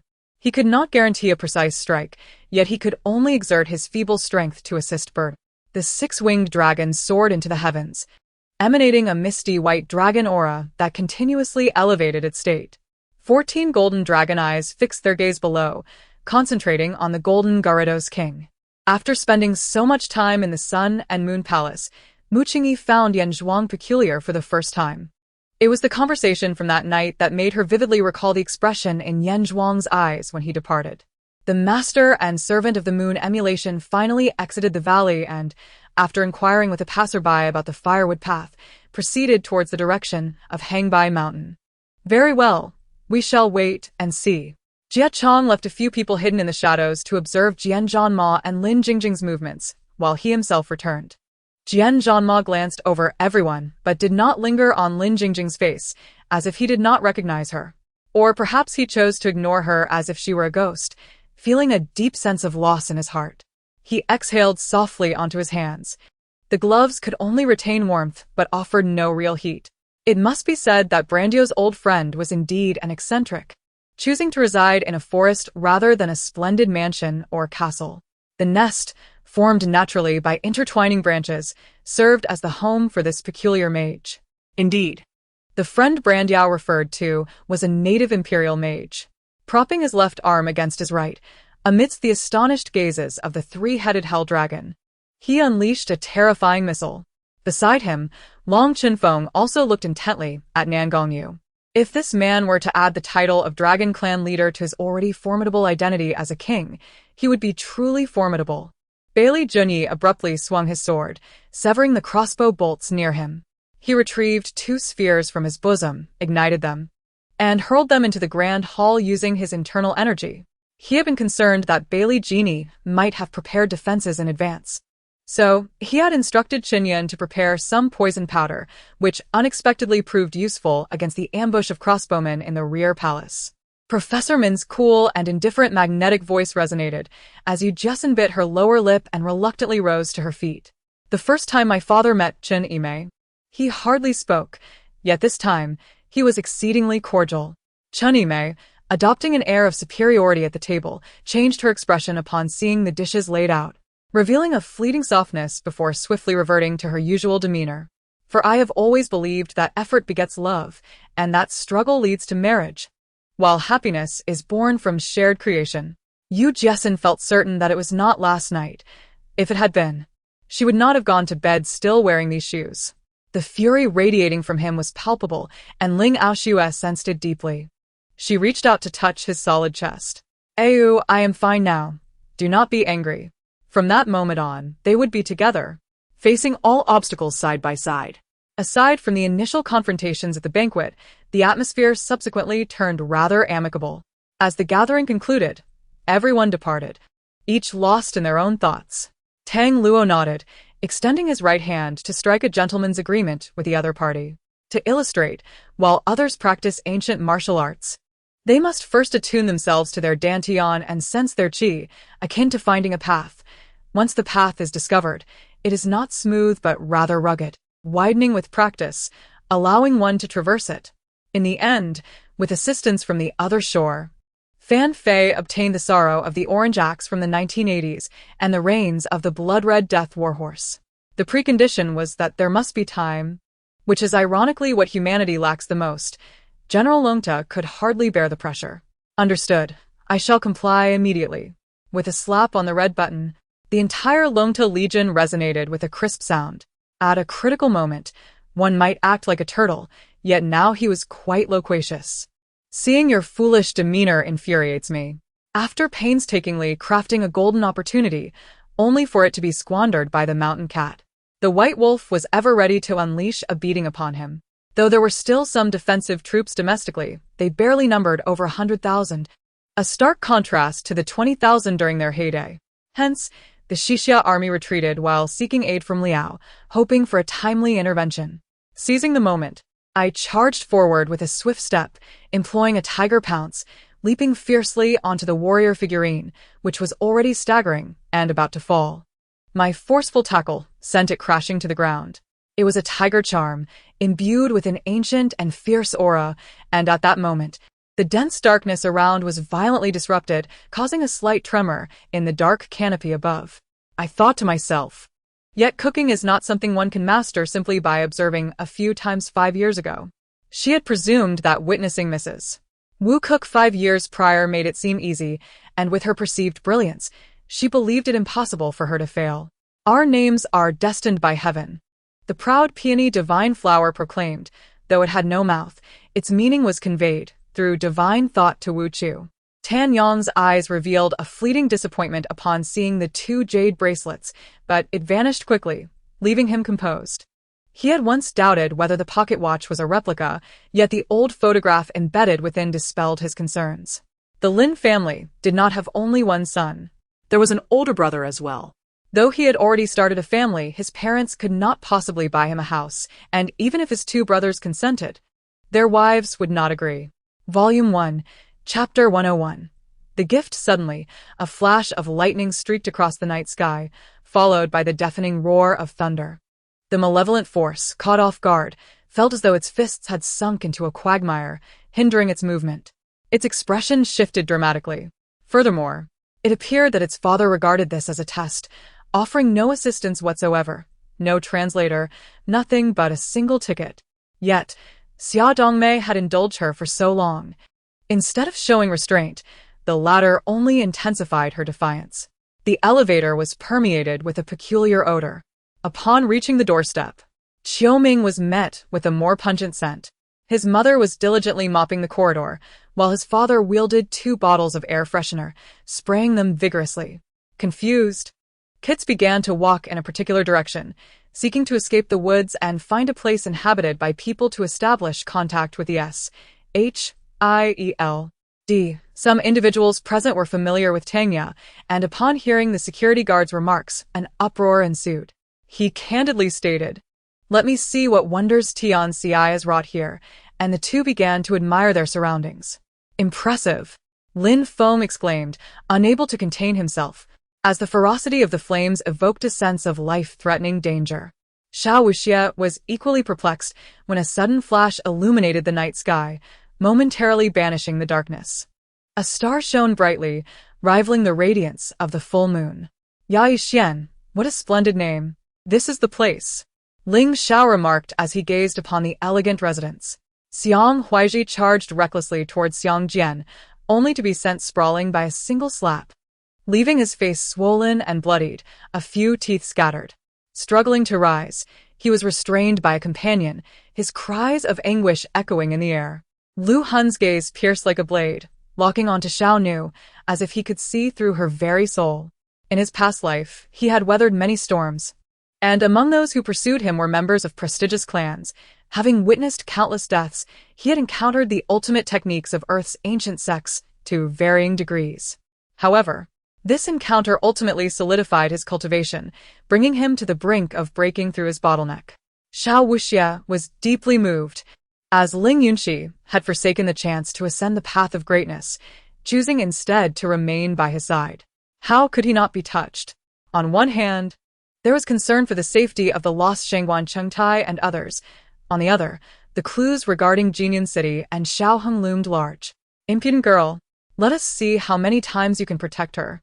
Shuiqin, the demon fox, scoffed, unleashing another bolt of fiery lightning that surged across the distance, casting a shadow of death. The audience below reacted, erupting into applause and cheers, whistles punctuating the air. Yet she could not muster the heart for celebration. Her spirit plummeted into an abyss, chilled to the core, forever beyond redemption. Han Hu rose, his words not a negotiation with Lu Tian, but rather a declaration. For he departed towards the horizon immediately after speaking. "Is there no other way?" asked the old alchemist, expressing his certainty that the Wang family would categorically reject this proposal.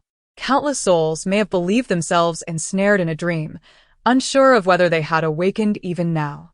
Old Master Long, his expression grim, gripped the reins tightly. Panting as he commanded, "Search thoroughly."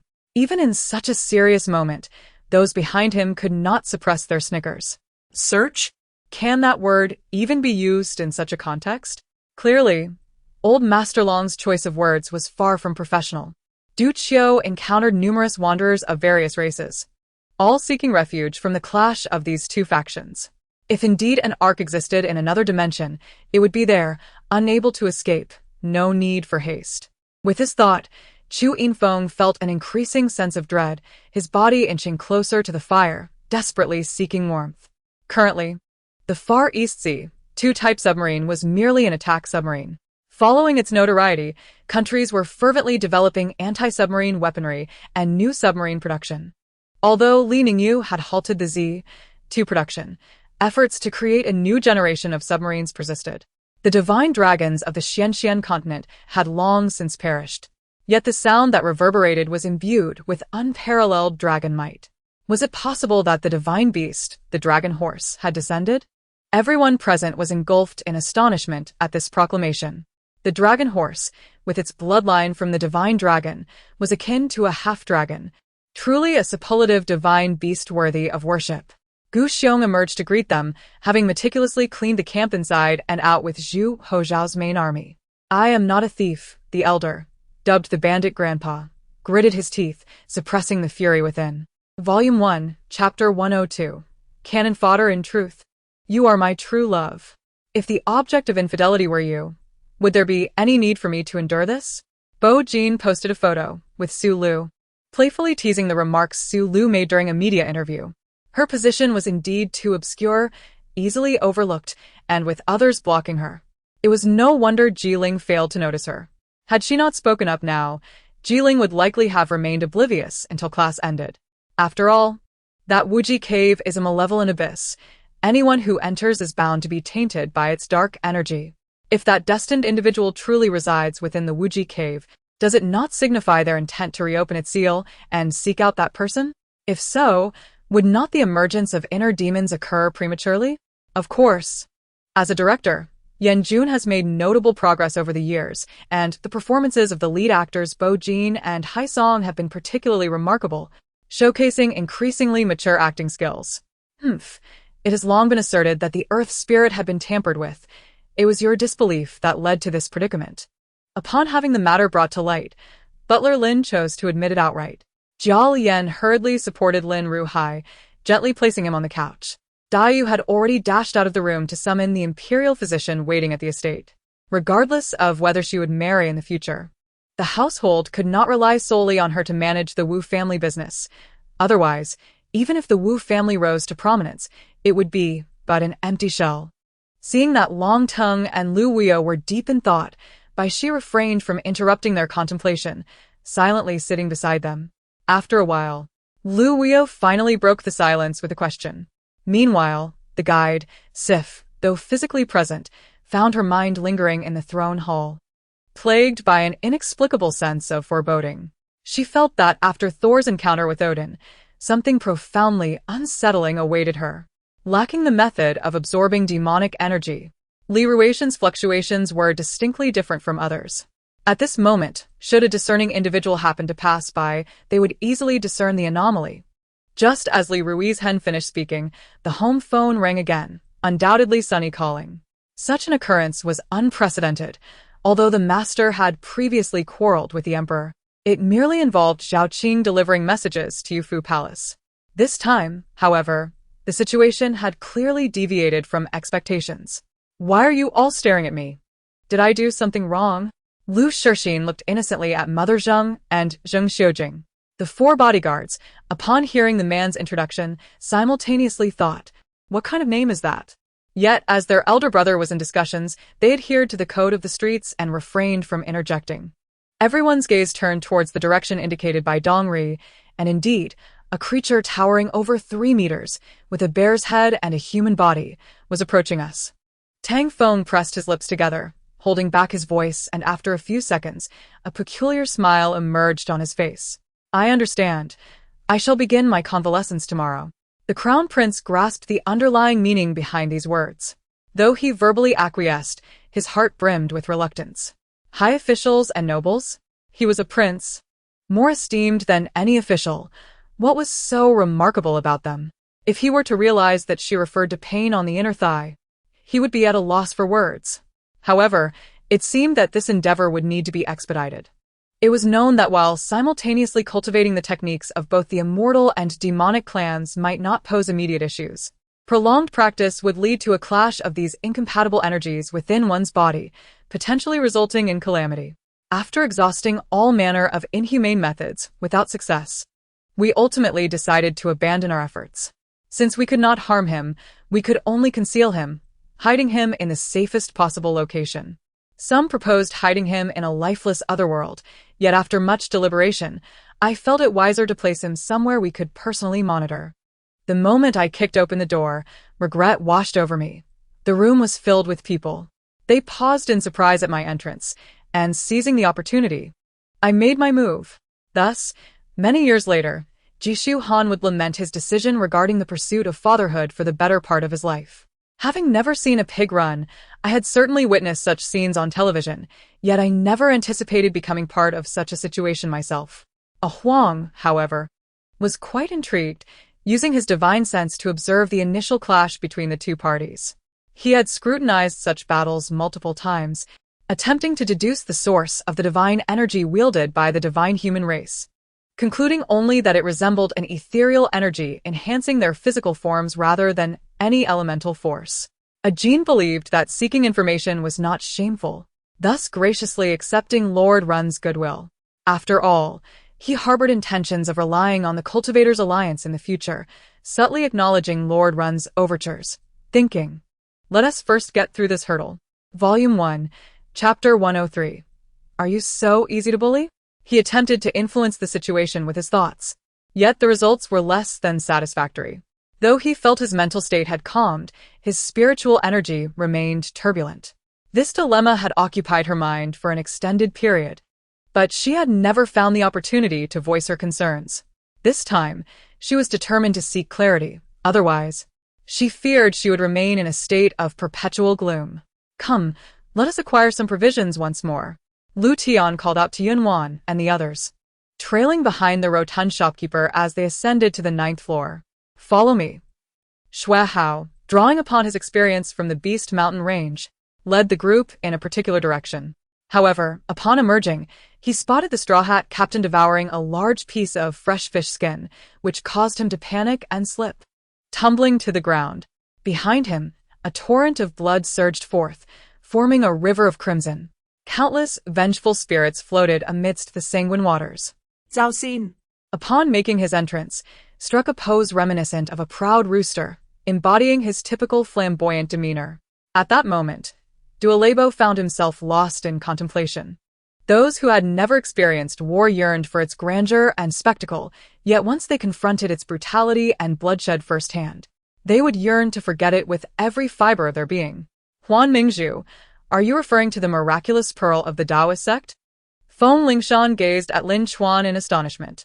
Lanning formed hand seals as a surging blue martial aura swirled within his palms, reminiscent of containing the entire ocean within his grasp. Thus, Ivan resolved to alter his strategy, continuing to exploit Nong Wanhua's vulnerabilities, aiming to shatter her composure. "Just follow along," Su Xiaoya stated before pulling Huang Heng out of the shop after a brief exchange with Huang Ziki. In that fleeting moment, Su Pingon observed her bare feet and pitiful demeanor, and an absurd thought crossed his mind. Could it be that he had consumed everything and wiped his mouth, leaving her to fend for herself? Holding his breath, he fixated on the figure ascending the stairs. He had never witnessed anyone donning black with such grandeur and authority. As the figure turned, the heavy sound of fabric echoed, and with a flourish of wide sleeves, the silhouette settled upon a lofty phoenix throne. A mask of ruby-crafted manjashawa radiating a dazzling brilliance under the light. As I pondered, I glanced at the time displayed on my phone. It was already 10 o'clock. Hu Ergo had arranged to meet me at 11, claiming my life was in jeopardy. This was of grave importance, and I could not afford to delay. In half a day's time, Lin Jiufeng traversed millions of miles, journeying from Phoenix ancient town to Baiyun Mansion. After a day of meticulous care and, with the aid of the medicine provided by Diao Han, Xiaozhen's complexion had improved significantly, though some abnormalities remained apparent. The allergic symptoms had greatly alleviated. It must be said that the principle of you get what you pay for held true. I shall base my practice on the 9 great imperial arts, intertwining the restoration methods of the great Shakyamuni, along with the countless teachings of numerous emperors, to forge a supreme technique that belongs solely to me, Lin Jiufeng murmured. Humph. If you have the ability, then by all means give it a try. Worst case, I shall starve myself to death. Lu Yi was wholly unimpressed by such tactics. Although the Tang dynasty was liberal and open, its enforcement of curfews had intensified compared to the past. During the late Northern Song, the curfew had been briefly relaxed, only to be reinstated during the Ming and Qing dynasties. Just watch. Today, I shall send you to the bottom of the pit, allowing you to experience the sensation of being utterly crushed. Li Xiaobing declared, preparing to descend with him. You have no say in this. I will not allow you to perish before him, Zhou Kuan said, forcefully prying open Zhou Jingqi's mouth and administering the pill. My surname is Zhou. My given name is Yong. You may call me Zhou Yong. The youth revealed his true name. The worst option would be to declare total war. If the court were to wage war against all the feudal lords within the Tang territory simultaneously, it would spell trouble. Even in victory, both sides would suffer heavy losses, and a Tang dynasty built upon the ruins would likely take decades to recover. Moreover, there were so many foreign tribes eyeing them hungrily. Thus, declaring war was the least desirable option. Are you seeking news of Kaimeng? Before the dishes had even arrived, Yun Chen had already guessed the other's intentions. Indeed. As he had anticipated, within every inch of Lu Qi's flesh, only a few wisps of crimson gold permeated, and his physical form contained merely vestiges of divine essence, so little that even he could not easily perceive it. Upon returning to her courtyard, Tang Jinhua dashed to her room and wept on her bed for a considerable while. It was impossible to claim that she was unaffected by Tang Zhilian's earlier words. However, they remained oblivious to why their sanctuary had seen little intrusion from snakes, ants, or wild beasts in recent days. They merely attributed it to luck, believing they had stumbled upon a piece of auspicious land. Yang Yuehua's actions came to light only later. Yet if Tang Yang were to blame him for it, he could hardly evade responsibility. It wasn't just the Jade Emperor. Even the celestial beings among the semi-holy deities could not be neglected, for even the Queen Mother and the Primordial Lord were not exempt. Volume 1. Chapter 104. A feint to the east. However, Didier Drogba underestimated Zhang Xiang's sprinting speed. The ball's landing was not ideal, being too close. With no other options, Zhang Xiang lightly nudged it with the inner side of his left thigh and followed up with a powerful shot using his right heel. Today marks a grand occasion, as the Dongxing sect, an ancient and formidable faction, once again welcomes new disciples. This event has been circulating throughout the Honghuang continent for the past 30 years, with even the secluded Yenzhou receiving whispers of it. The previous Ning Landi was likely at the level of Luohou, perhaps just entering the stage, albeit in its early phase. At that moment, both men simultaneously uttered a cry of despair, and the murderous intent vanished, enveloping the world in a profound darkness. Many unfortunate lives begin with the misfortune of having a dreadful father or lacking a father altogether. Hu Renfeng is relatively fortunate, blessed with a good father who not only amassed a vast fortune for him, but also provided guidance during times of confusion. His gaze fell upon a pile of tattered cloth, searching for the ice crystal and letter, and indeed, he discovered a small bag that had tumbled out from the torn sleeve. Could they be officials? With this thought, Li Tianqi scrutinized their palms and fingertips, soon realizing the presence of numerous calluses, undoubtedly the result of years wielding weapons. Didn't you say our lunchbox was filled with pig excrement? And the cola to accompany it is nothing but pig urine? The flight attendant remarked, displeased. Strangely enough, after receiving a bow from Jing Kaiyun, the purple stone felt significantly lighter, yet Bai Yun remained ensnared. Fight with confidence. I shall watch your back and ensure no harm comes to you, Zhang Donghai assured Wukong. A beast is still a beast. What use is sheer strength? Today we shall feast on roasted wolf meat, Ouyang Yen bellowed, his words resonating as his spine arched like a colossal bow. The factions in the western suburbs should understand the principle of when the lips are gone, the teeth are cold. If they allow the Northern Cavalry Coalition to wreak havoc in the western suburbs, their own ranks may soon suffer severe repercussions. If it weren't for me, how many would perish in your fantasies? Flee? Is escape even an option? Mo Fan spoke with gravity. No, Lu Yanran had arrived earlier, merely hiding outside the door. Thus, she had overheard the entire conversation. Often, when a path lies ahead, the demon race halts, patiently awaiting changes within the labyrinth, only proceeding once new paths emerge. Naturally, if they could attract the attention of that youthful duke, it would be most advantageous. After Lu Xiangli fell asleep, Li Huai remained at the bedside, alternating his gaze between his sister-in-law and the unborn child, feeling no hint of drowsiness. Heavens! Lu Qianhe is a formidable figure in the early stages of the Dao God realm, yet he was easily sent flying by that young man, who must be a powerhouse in the mid-Dao God realm. The surrounding Taoists gasped in astonishment at the sight of Lu Qianhe being struck down by Shin Tian. Eagle Eye confirmed his location, aligning with the position Zhang Ming had sent him. He pressed the doorbell with his right index finger. Lan Zi found himself caught between two sides, utterly devoid of fighting spirit. Even if he had the will, what could he do? Should he emulate Zhang Yanwu from yesterday and cause a public scene? After praising Mu Jing, he proceeded to carve several shallow cuts on her, yet regardless of the severity, she continued to heal flawlessly, leaving no trace behind. He ascended the stone steps without sparing a glance at old Master Nia, walking past him and entering the grand hall. To be honest, at this point, they could not help but question the validity of the threat brought by Baogua. Otherwise, why had they been the only ones seemingly fervent in their efforts, with no sign of activity from other departments? It is well known that most individuals possess only one guardian spirit, while the exceedingly rare martial god physique can harbor multiple guardian spirits. Although Gelong is merciless towards demons and monsters, he typically does not trouble humans. His demand to maim these individuals this time clearly indicated his deep anger. The three ruffians were not cowed. On the contrary, they watched him with keen interest. Blood flowed from the wound, intense pain radiated through his nerves to his brain, and cold sweat trickled down, his face betraying uncontainable terror. Following the true form of the Northeast Tiger's appearance in battle, the Demon Management Bureau also issued an official notification, announcing the matter on the official WeChat account of the Fairy School.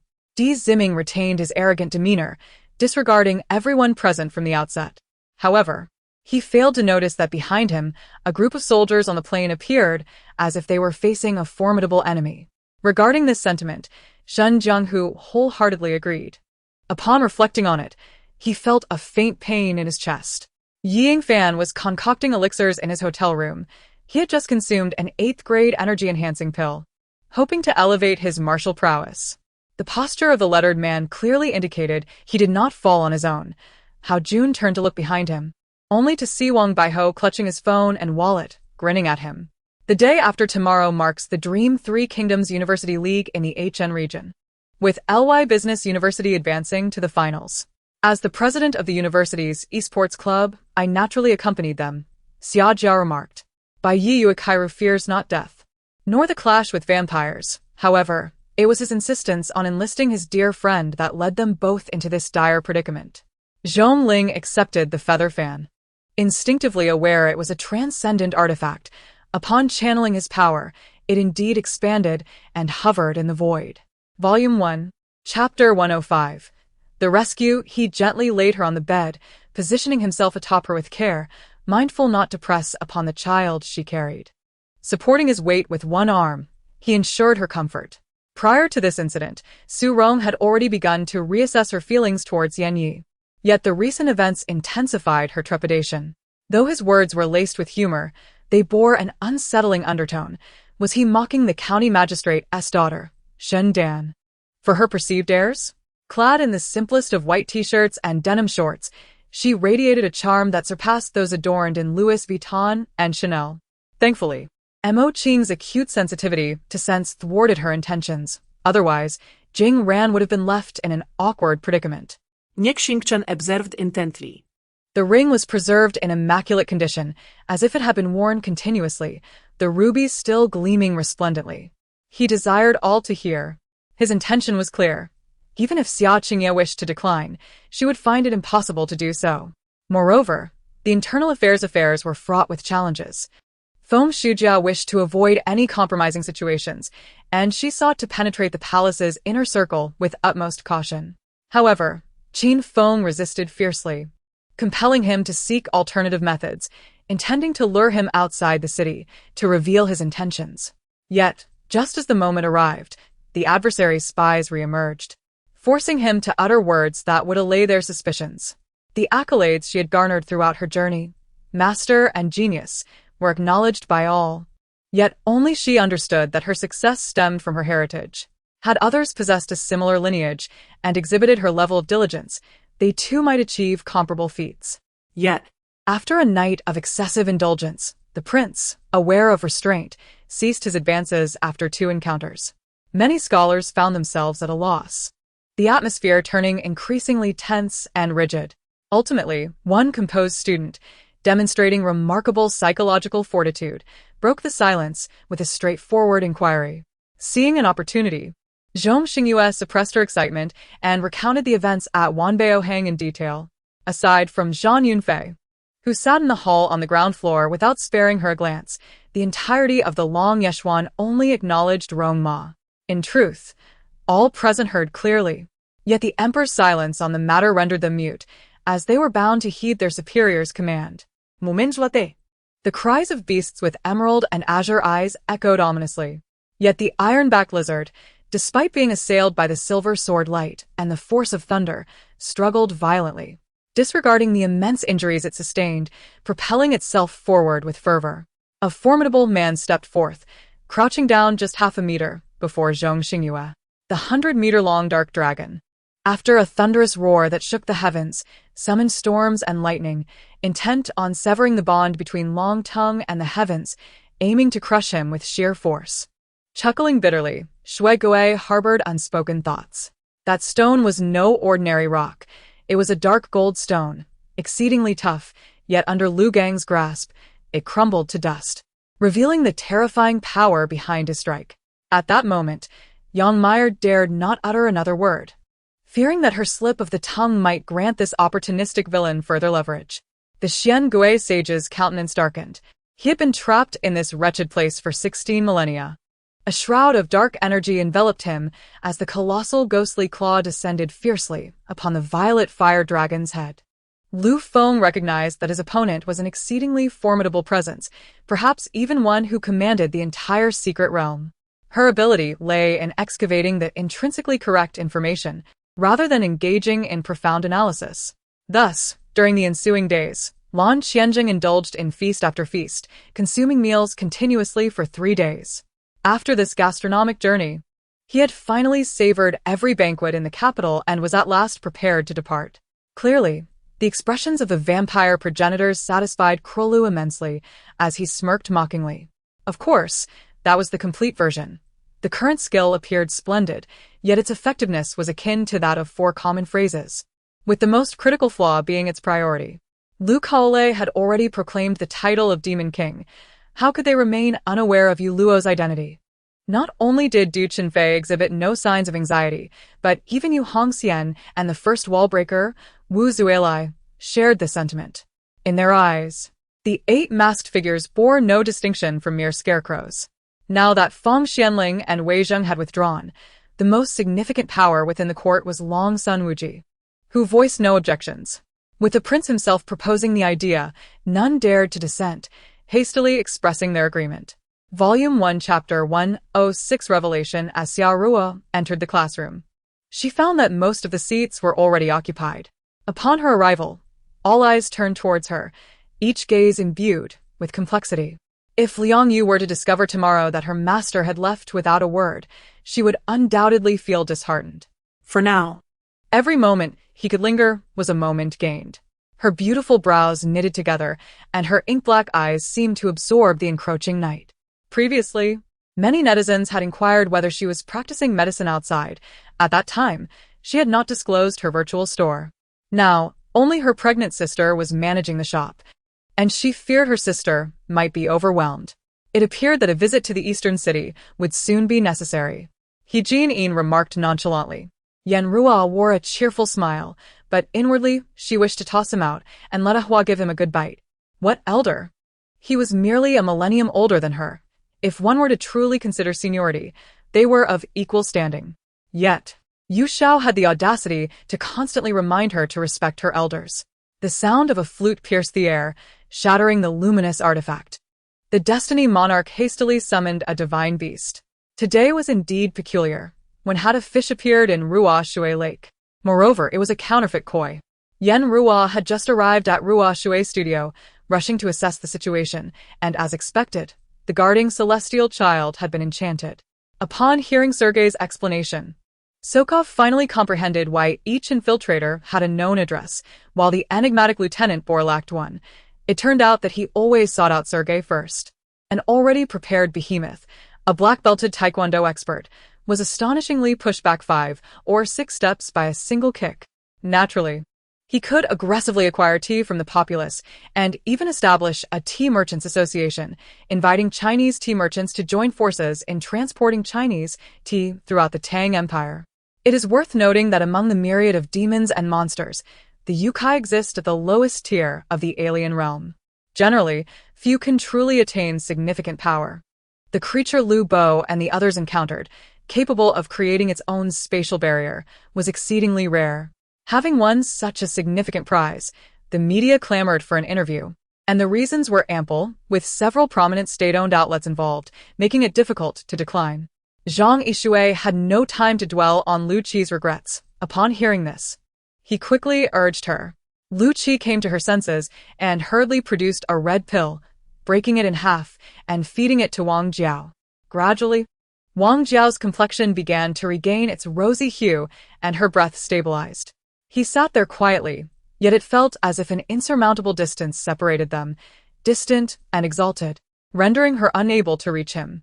Indeed, she was a Ningxi native, yet in this foreign land, she spent the new year alone. Such a sense of solitude was inescapable. Gu Xiangbei tightly grasped Gu Duoer's hand, drawing her close, fearful that she too might be abducted.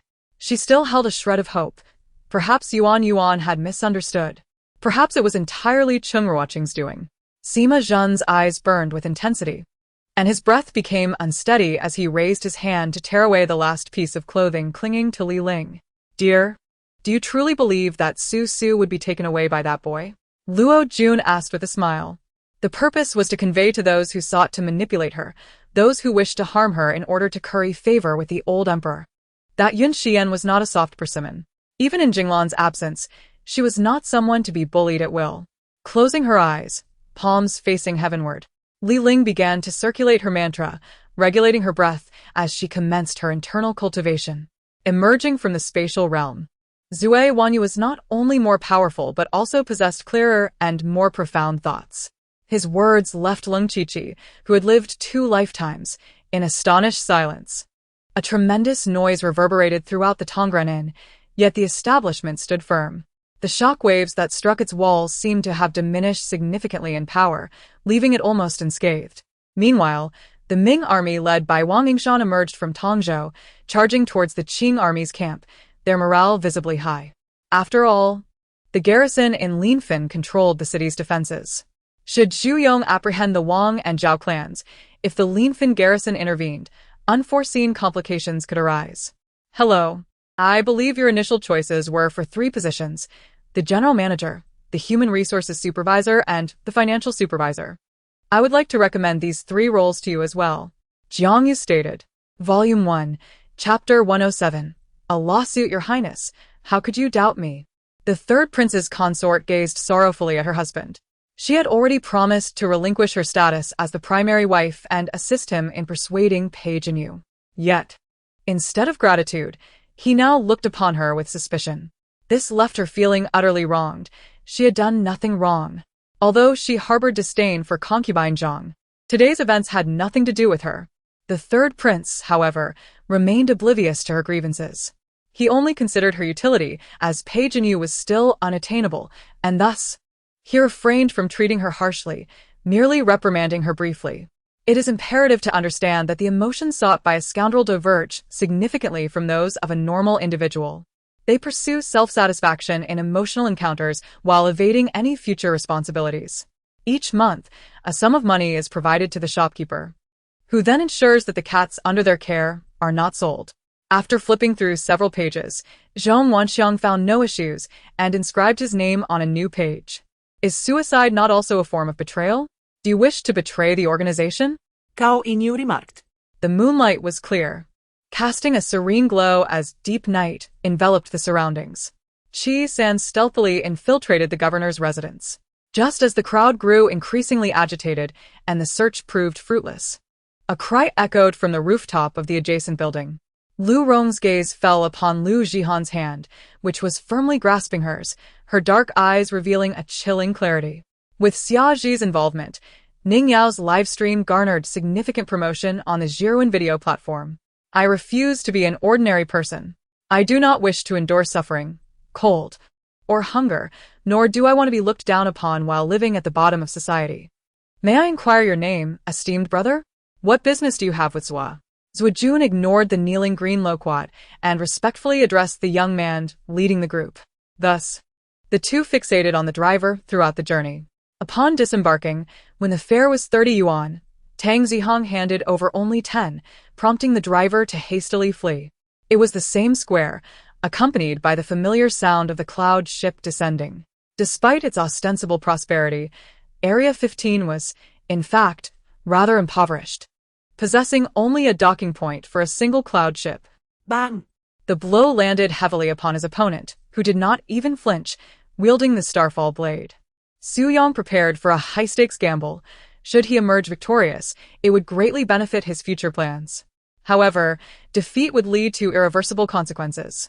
He knew he must not offend the White Path's Hong, lest he meet the same fate as Bufan. Fortunately, the casino promptly initiated a new game, diverting their attention. In such close proximity, evasion was nearly impossible. As the thought crossed his mind, hidden weapons were already hurtling toward him. With nearly 20 adversaries approaching, Wang Zoubian sought to avoid conflict. Though they were both at Gold Tier 1, a skirmish would result in mutual destruction. If their employer were captured, his prospects in this line of work would be grim. Thus, negotiation was the most prudent course of action. Stark, do you intend to defy the National Security Bureau's orders? Heir crossed her arms, casting a cold glance at Stark. Ha ha ha. Do you see? The young champion of the Heir family, Huiling, is now ranked among the top 200 in combat prowess. A middle-aged man clad in luxurious robes raised his wine glass, gazing at the distant grand screen. Dazed from the blow, Ai Rue had yet to discern Lu Qingfeng's appearance when he was abruptly pulled onto the latter's back. Dark energy gradually erupted from Yi Yan's body. Turning to face the horde of beasts, he concentrated the dark energy at his fingertips, exuding a sharp aura. Chun Chujian's direct confrontation was undoubtedly humiliating. His wife had been exiled, which not only tarnished the Su family's reputation but also his own. Protect the prince. The group seized the opportunity to prepare for a hasty retreat, unwilling to remain behind.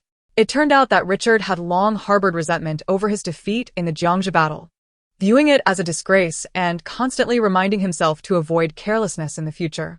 Uncertain if it was merely his imagination, he sensed a newfound ease in tackling problems upon advancing from level 1 to level 2. Nevertheless, the wine possessed a refreshing quality. Yet as soon as it entered his system, it brought a wave of dizziness. The scent of alcohol gradually enveloped him as he exhaled a breath of wine vapor. For the dumpling shop owner, pleasing Li Sisi was far more crucial than greeting the customers. The records detailed comprehensive information on all ancient mythical beasts, including their ancestral Qinglong. Before the opposing computer could thoroughly compute and analyze Jiang Yuan's chess patterns and strategies, it was evident that revealing too much to Li Yong, an outsider, would be inadvisable. This is one of the world's finest natural harbors. Though the bay may be small, it is divided by the central left island of Nanhua Bay into two sections. The relatively spacious left bay serves as a civilian port for merchant vessels, while the right bay is designated as a military port for the Coast Guard. If the legends hold true, being bitten and transformed into a zombie would indeed be disastrous. As he spoke, he cast a glance at the principal, who promptly bowed and exited, ensuring the door was closed behind him. At present, the situation has reached a critical juncture, with just a bit more effort. If the uncle intervenes, there will be no escape for it. Jiang Yan silently lamented his miscalculation, with his silver hair flowing and long beard trailing. His appearance was quite striking. Qi Runing expressed her displeasure, her gaze drifting into the distance as if searching for something. Jiang Qingyan struggled to control her emotions. She wished to unleash her fury upon the individual before her, as much as she loathed Yi Yuxing. The weight of this burden was more acutely understood by Jiang Yuan, the world's chess king, than anyone else, especially regarding the pressures Rain Palace's Tongya must bear. As long as Chu Xian's physical integrity remained intact, the five elements' power should safeguard him from decay. The balance among races would remain unbroken, an outcome they eagerly anticipated. Blood seal. Without hesitation, he let a drop of blood escape, intending to recognize the Fire Lin Jade as his own. Stowing the heavenly vessel within his spatial ring, Yu Han and 5 enforcers finally stepped out from the edge of the jungle. They could not acquire the sword light and were left to depend on the 3 major factions, hoping for a glimpse, as it would greatly aid their cultivation. Volume 1, Chapter 108, Taking the Blame Third Prince. Do you acknowledge this? Is there anything further you wish to explain regarding this hidden chamber? The Minister of Justice looked at the third prince with a serious expression. At that moment, the third prince's face displayed a look of astonishment as he innocently exclaimed, This cannot be. I had no idea that my study contained a hidden chamber. How could there be such a thing? The Minister of Justice then instructed someone to present a lantern, which was handed to the third prince. Your Highness, upon meticulous examination, it has been discovered that this lantern from your estate is fashioned from human skin. The women present here can attest to. That is the mountain lock. To obtain the complete inheritance of this secret realm, one must endure the trials left by the creator of this domain. Only then can the mountain lock be summoned from the magma. Otherwise, one must venture deep into the magma to retrieve it directly. He descended from the carriage, leaning against it with his legs crossed, arms folded across his chest, his demeanor cool as he awaited the opening of the company's entrance. My lord, it appears that Zhou Yuanji is in for misfortune. Should we consider taking over his enterprises? Du Xiaochuan pondered before inquiring further. He Yunjin trembled uncontrollably, blood vessels bursting. Racked with pain, the burly man of the Shi surname, seated beneath the old tree, wished to greet the newcomers but was halted by a gesture from the young man in white, leaving him frozen in place, the words he intended to utter swallowed back. Constrained by the limitations of his era, Hui Yongshan instinctively thought of offline transactions when the topic of equipment trading arose, completely disregarding the existence of the internet.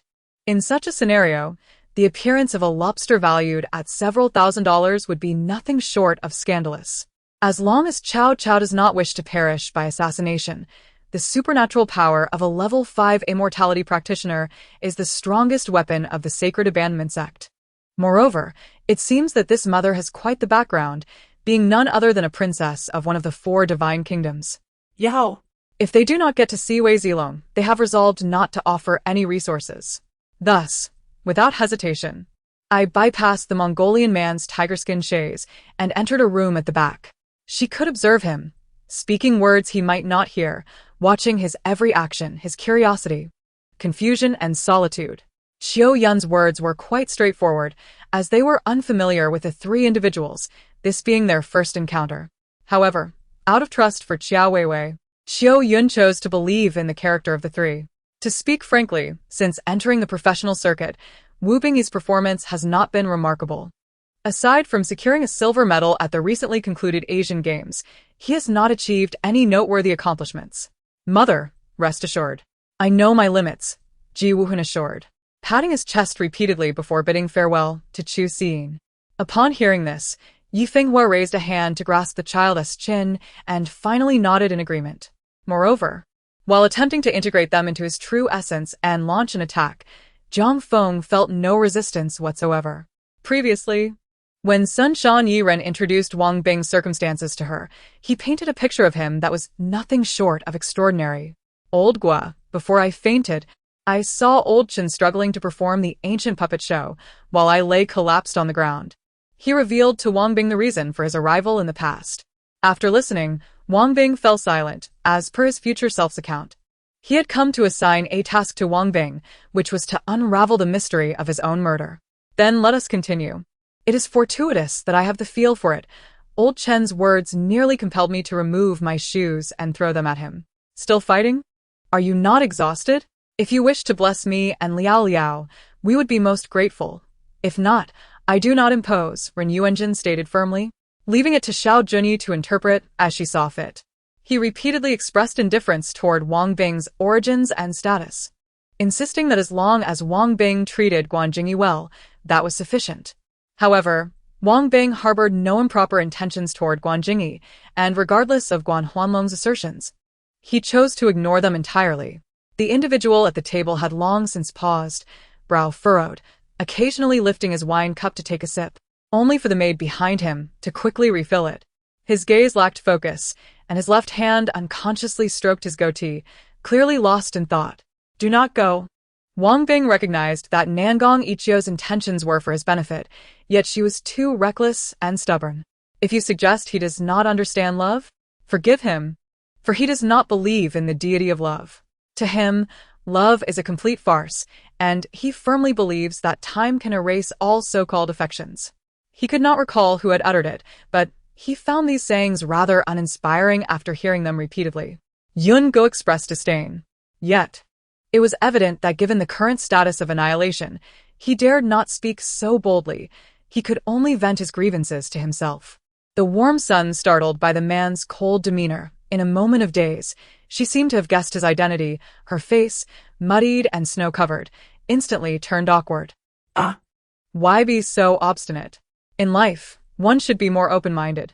Losing is losing, winning is winning. After a loss, one should strive harder. There is no need to cling so stubbornly, the mage said with a wry smile, then cast another spell upon the already cracking ice layer. This moment is different from another. Even if he were willing now, what difference would it make? The world has changed, merely adding to idle chatter. Aiya and the brothers had actually finished their meal long ago, had it not been for overhearing the words of that burly man. They would likely be resting at the tavern now. Do you still require my guidance? You clearly know, just allowing them to pressure me is enough. You cunning fellow. Xuanji struggled a few times, her fists still tightly grasped in the opponent's hand, feeling an urge to bite in frustration. Volume 1, Chapter 109. Control at present. The third prince's consort finds herself in a stalemate with His Highness, resolutely refusing to confess, which has rendered the entire situation stagnant. Might Her Highness Chun have any leverage to manipulate the third prince's consort? Mr. Qi inquired, casting a glance toward Chun. Upon hearing this, Chun could not help but ponder. What could be used to gain control over the third prince's consort? Surely, it must pertain to children and familial ties. Having been married to the third prince for over 2 years, she has borne only a daughter who is yet to reach her first birthday. And Chun remains uncertain whether this daughter could indeed serve as a means of leverage. However, the consort's biological mother is still alive, and she has a younger brother. Chun recalls that the third prince's consort had once lamented about being favored by her father. Chun Xiuyuan's journey to Shaolin was initially intended solely to fulfill the last wishes of Shi Chan, yet unexpectedly, he encountered an exhilarating turn of events. Although the path ahead to savor this delightful opportunity remains long and fraught with challenges, the newfound direction certainly makes the journey less arduous. On the slopes flanking the highway, Erlengzi lay in ambush, seizing both the advantage of time and terrain. With 10 mortars, 12 machine guns, and over 80 carbines, more than 100 grenade throwers launched a simultaneous assault, leaving the enemy troops utterly bewildered, unaccustomed to such an onslaught, and swiftly retreating. Du Xiaofei stared at her for a second as if they were strangers, then turned and rushed inside to consult the officers within. It had been said long before that Qingqing possessed the allure of a rare beauty. Now, adorned as she was, she eclipsed even the stars of the stage. And gracefully raised her paw to her chest, inexplicably moved. Rest assured, Madame Gu, Lu Xiaoyu said with a faint smile toward He Wetong before departing. The air in the bedroom still lingered with her scent, a familiar essence that had repeatedly convinced him that she was indeed the one. Naturally, Lu Xiaoyu had seen the news. Was Gu Jinhui hastily marrying Yi Haonan to extricate herself from him? The gloom of recent days had stoked a fire within Zhang Zheng's heart. His original intention was to delay for as long as possible, believing that when the war intensified, his utility would inevitably be recognized. The translator raised his hands above his head and instinctively knelt, feeling a sudden warmth beneath him, likely a result of the startling scene before him that had left him so frightened he nearly lost control. Xiaofei had indeed considered this possibility, which is why she enlisted Xiaobin's assistance to scout a prime location in City A, intending to establish a seaside branch there. For now, she would remain on the island to arrange matters following her departure. In the private room, Hao Liangren was entertaining other guests, primarily clients and friends, resulting in a crowded space that left little room for Su Mi, who could not shake off Ainan's clinginess. And Honghan's words were evidently laced with malice, and his piercing gaze, sharp as that of an eagle, instilled fear in those who met it. This was her first close encounter with the treachery of rebellion, a far cry from mere theoretical discussions of old. Now, with a deeper understanding, she comprehended the royal family's fierce vigilance against such threats. As her emotions surged, she quickly regained her composure, rising from the embrace of the Grand Empress Dowager, wiping her tears, and humbly bowing as she prepared to offer her apologies. Suddenly, a robust man in the late stages of body refinement was sent flying by a second-tier demon beast, landing directly in front of Lu Tianming. Lian Fangzhou paused, realizing his implication, and could not help but let out a soft laugh, her heart tinged with sweetness. Yet, their awareness of her family's movements only served to infuriate Yunxiang further. What could be more distressing than the knowledge that every action of hers was being observed? The true form of the dark demon was a formidable being of the creation realm. Should you engage him again, do not push yourself too hard. Meng Tian warned Lu Tianming. Something felt amiss. This auction was too strange. Could the rumors truly be accurate? Qingyan mused, stroking his chin. When her turn arrived, Lian Fangzhou straightened her posture, sitting up straight and offering a charming smile to her teacher, eager to please. Just as the golden hammer was about to descend upon Lin Haoyu's head, a radiant, crystalline golden aura erupted from within him. Consequently, Yi Haoran took no notice of the middle-aged man's condition, instead dashing towards his own courtyard with fervor. Had Lu Hai been present, he would have recognized that this individual was none other than Qin Yujiao, the person he sought in the four great realms. The room was in disarray, with signs of disturbance evident in the arrangement of the furniture, as if someone had previously ransacked the place. These malevolent sects were known for their extreme and sinister actions, often resorting to murder and silencing witnesses, leaving a trail of devastation in their wake. The leader of these ruffians, He Yi, had unexpectedly taken on the mantle of justice today. Lu Hai ruthlessly slaughtered the 7th-level loose cultivator of the Xianlei realm, Mei Dinglin, before relying on Ruiwen to decisively eliminate thousands of warriors.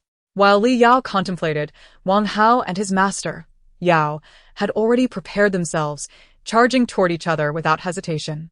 You all sleep in this room. I shall take the other one, Fang Qiushui hastily declared, turning to walk into another chamber. In other words, the previous action did not meet the criteria for completing the task? Yu Ting pondered for a moment. The position of P was undoubtedly correct. So the issue lay in the execution of the action. Strictly speaking, the previous motion could hardly be classified as a strike. One might even say it resembled a mere touch. all right. No problem. Lin Feng nodded, first exchanging pleasantries with Qin Rongjin before departing with Du Feifei. Well then, we shall take our leave. The man smiled slightly, grasping Benbin's hand and bidding farewell to the teacher. Tearing a corner of the black tights, the young Caucasian man's eyes turned crimson as his large hand reached toward the soft white fabric. At this moment, Su Chun was wholly absorbed in the task at hand, focusing intently on the alchemical furnace, as each furnace was now at the critical point, poised to produce pills at any moment. Just as the Lich King found himself at a loss, Xie Chongsheng, immersed in sorrow and indignation, seemed to undergo an unpredictable transformation. His eyes brightened, his demeanor became steadier. His tears evaporated in an instant, and his aura surged with renewed vigor, stronger than ever. The multitude of gazes made old Li inexplicably anxious, momentarily rendering him speechless. As he completely forgot the prefix that Infuni had given him, yet he could not allow time to slip away unheeded. The leaderboard was not only visible to Chen Wei, Su Shouyuan, waiting in the inn, could also see it. If you require any medicinal herbs, you may have them cultivated by them, Chen Wei further advised Shen Yuqiu. With another resounding crash, the 8 desolate blade collided with the incoming sound of the qin, causing Pu Ji Yulang to spit out another mouthful of blood, while the blade formed from the sound shattered. Similarly, Bai Yunfei, who had been playing the qin, also coughed up blood, astonished that Ji Yulang still possessed the strength to retaliate at that moment. Volume 1, Chapter 110. Retribution born of hatred not at all. You might fear that the third prince will implicate your daughter. With a mother as malicious as you, do you truly believe she will remain unscathed? Su Qingyan furrowed her brow at the words, unable to contain her voice. From this perspective, it was evident that the third prince's consort was under duress. She did not wish for the third prince to escape this predicament. Otherwise, he would undoubtedly seek vengeance upon them. Upon hearing Su Qingyan's remarks, the third prince's consort momentarily froze, but soon managed a bitter smile. She is unfortunate to have a mother as venomous as I. Yet she remains the child of the third prince. I fear that delving deeper may reveal the truth, so it would be better for me to. Xie Biqing had resolved to fight desperately. At worst, they would perish together.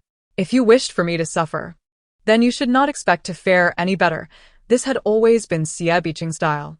After observing him for a moment, Foam Xiao finally waved his hand dismissively. As Qin Yang spoke, he suddenly sensed someone approaching. Turning to look, he saw the proprietor and his wife advancing, their faces alight with joy. Even with only one eye, the young swordsman could perceive Ji Lingxing's gaze, which failed to betray any anger. He merely spat on the ground in a gesture of defiance, prompting Ji Lingxing to chuckle nonchalantly, which only further incited pain on his face, as half of his punches were directed at it while the other half were wasted. He was an extraordinary individual, a superhuman.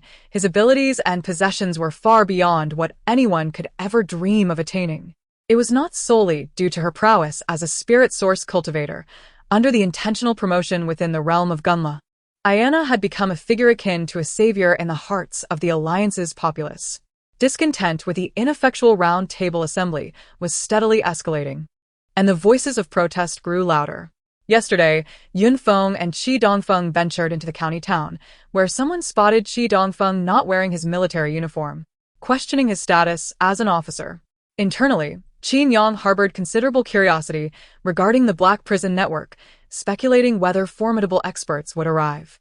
However, to his surprise, the staff that came forth, while indeed practitioners, were merely ordinary workers, not cultivators at all.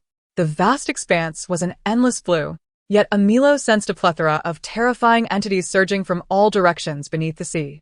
He made no move but merely widened his eyes, causing the 3 individuals on horseback to tumble to the ground, kneeling before him. A single punch seemed to unleash a voracious beast, opening a gaping maw that swallowed the 4 elders whole. The onlookers watched anxiously, retreating once more, unwilling to draw closer. For the terrifying aura emanating from these 2 was sufficient to inflict grave injury upon them. Although they were positioned at a distance, he could feel a strange pulling force radiating from the giant python's mouth, irresistibly drawing him nearer and rendering him powerless to escape. Aunt Mu realized her legs were unharmed, and a weight lifted from her heart. Initially, she felt fortunate merely to be alive. However, her aspirations soon grew, revealing the insatiable nature of human greed. This mountain gazing at that mountain's height was a universal flaw. In truth, Bai Nua had no genuine intention of treating them to a meal. She merely sought to acquire the strength she desired through this banquet. I once believed the world was my home, but it now seems that I might find myself in strange places, perhaps even in a cowshed or similar surroundings. Some may deem such an environment intolerable, yet it can serve as a means of tempering one's mind. Now that Lin Tian has revealed some of his capabilities, the opinions of those around him have swiftly shifted. At this moment, gazing at the tattoo affixed to his face, Mu Xuefu boldly kissed his inked skin. Indeed, Jing Rong remained as he had always been, unwilling to allow others to touch this domain upon him. A fleeting coldness crossed his features. Yet he did not push her away. The tremor that coursed through him was keenly sensed by Mu Xuefu. Then, the zombie king took flight, retreating as far as possible. already having fled Hangzhou. At the very least, given his identity as a member of the demonic faction, he should be able to evade capture for a lifetime unless apprehended by the Demon Capture Bureau. This time, shopkeeper Xiao did not seek the appraiser's expertise. Instead, he opened the boxes himself. Upon inspecting the contents, shopkeeper Xiao's beautiful eyes widened in astonishment. The materials were indeed superior to those from the previous year, still primary ingredients. And their age was impressive. It was anticipated that during the auction, they would be fiercely contended by Foundation and Golden Core cultivators. Although Wu Yan could also retrieve items from a distance, even Golden Core practitioners required a relatively close proximity. And the weight could not be excessive. Items in the storage pouch at his waist could only be retrieved manually. Just as everything remained eerily quiet, the defenders of Dumai City assumed that today would pass peacefully. The artillery had long stood silently on the city walls, and the guards believed the Free City's army had grown apathetic, realizing their efforts were futile. Suddenly, all the cannons erupted. Ying, do not be disheartened. He will be fine, trust me. And trust him. Yu Ruhan comforted, placing her hand on her shoulder. Hurry and block the rebels. At that moment, within Wang Yi Palace, there were still dozens of guards present, and Hu Hai immediately commanded them to rush out and obstruct the intruders. Volume 1, Chapter 111. Dignity, do not deny it. You harbor a profound hatred towards me for the misfortune I have brought upon you. Otherwise, what reason would the third prince have to harm you? The third prince's consort, her eyes reddened, addressed the daughter of the magistrate of Xiqing County. She was compelled to shoulder all responsibility for the third prince, having suffered disfigurement and the loss of her arm, leaving her with no hope for the future. Her only recourse now was to forge a path for her parents, brother, and daughter. The young woman retorted in anger, the third prince is a pervert. Because I refused to be his concubine, he had me captured, declaring it to be my just deserts for my lack of discernment. Ha ha ha, a mere magistrate's daughter could attract the attention of the third prince. Her gaze, sharp as a blade, pierced toward Xiao Lai, who hung his head low, lost in thought. Lu Weishi gasped in shock as he saw Su Imo open his phone, intending to let Bai Yanxi play that game, his expression darker than ever before.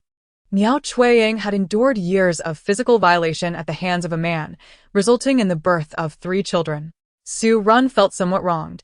If he did not leap down, would he simply crawl down slowly? Yet the other party was just adept in lightness techniques, performing elegantly, and still faced disdain. If young Master Su knew the unfounded labels affixed to him, he would likely faint again from indignation. A young barbarian, his eyes reddened, thrusting a long knife towards a Jew's chest, missing by mere inches. Suddenly, 2 brothers dashed out, responding to their mother's call, much to Su's astonishment, dressed in very ordinary attire. Due to the brother-in-law of Xiao Jieqi's husband working at an airline, she had managed to secure discounted tickets, thus offering her assistance willingly. What kind of place is Luoxiao Palace? It is a cold palace, rumored to be haunted. Upon hearing this, Zongjing Shu expressed his gratitude and turned to leave. Seeing this, the previously determined crowd could only halt in frustration, while the others from Heifeng's stronghold gathered around the soaring leopard. You claim to have found a way to resurrect her. What method is this? Look Highway remained curious, suspecting the cunning old man before her was not to be trusted. She feared he would stab her in the back if she did not clarify matters directly. Lu Dingtian's face turned pale when Hu Lushing spoke of the last matter. He distinctly perceived a sense of resolve and farewell. He leaned forward, gripping Hu Lushing's arm tightly, worry etched across his features. Reluctantly, only Mu Ziyun, Huzi, Fang Tianmu, and Zhuang Wangdong ventured inside. After taking a few steps, Zhuang Wangdong, drenched in cold sweat, bitterly smiled. Everyone, I must withdraw. This place is too eerie for me. He hurriedly fled, his face ashen and on the verge of retching. Was she lying in ambush? Would she employ some strange power against him the moment he approached? However, Katerina was a prudent individual who would not presume to think she could handle this enigmatic person. Thus, she approached the wall and tossed a stone into the room. To what extent can I trust your words? Su Qingzong narrowed his eyes, filled with hesitation. Roar! Roar! The monster raised its massive paw, intending to crush Seat, only to discover that it had struck nothing but air. I believe we should offer assistance. After a moment of silence in the conference room, an elderly voice suddenly resonated. The crowd turned to see Qinglong, his expression grave. Suddenly, Qingyan was struck by the visage of an exceptionally stern face, that of the one who constantly cursed and lamented. Qingyan felt a jolt, gripping his fists tightly as the incantation of the celestial spirit surged rapidly through his mind. The pain within his head intensified, approaching the brink of collapse. Why can't I be here? Then why are you here? Cheng Fifan asked, amused. Setting aside whether the other party would confront Wang Su, the Tujia and He families would undoubtedly never allow the Luo family to survive and prosper. The ape spirit glanced at Zile, waving his hand, sending Zile and Yanfeng, along with the beast, thousands of miles away, yet failing to lift the seals upon them. Now, they were utterly powerless, unable to survive in this forest, effectively sealing their fates. Indeed, the taste was peculiar yet refreshingly crisp, cooling his stomach and throat significantly after consumption. Unknowingly, her gaze drifted towards Su Shitzi, only to meet a pair of chilling, deep eyes, startling her into quickly averting her gaze and discreetly moving behind Lin Sixian. Murong Qingwan's eyes followed the figure, noticing him hand his candied hawthorn to his young wife, gazing at her with tender affection as she delighted in it. Before she knew it, Qingyan felt utterly exhausted and abruptly fell asleep. In her dreams, a knocking echoed at the door, rousing her suddenly. The sound of heavy knocks came from the door, signaling the arrival of visitors. Thank you for teaching me the essence of love, and thank you for choosing to share your life with me, Su expressed. Echoing the sentiments she wished to convey to Wang Zhouji. What is this force causing such ripples, granting a restorative effect to her severed meridians? Outside.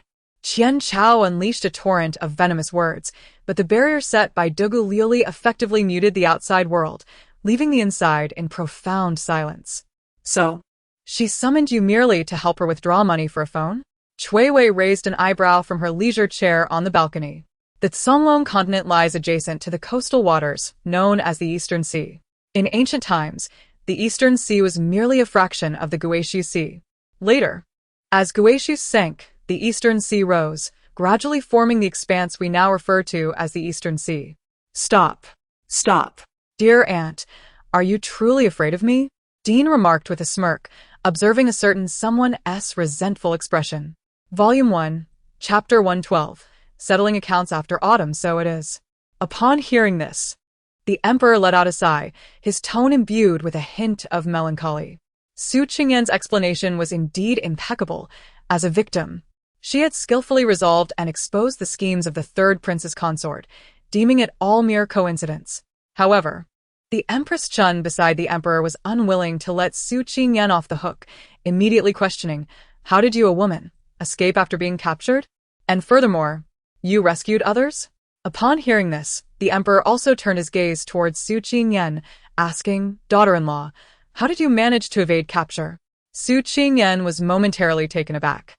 Was she expected to reveal that Pei Jingchuan had arranged for her secret guards? Such a disclosure was entirely out of the question. Secret guards. The presence of a command token was as significant as the presence of a person.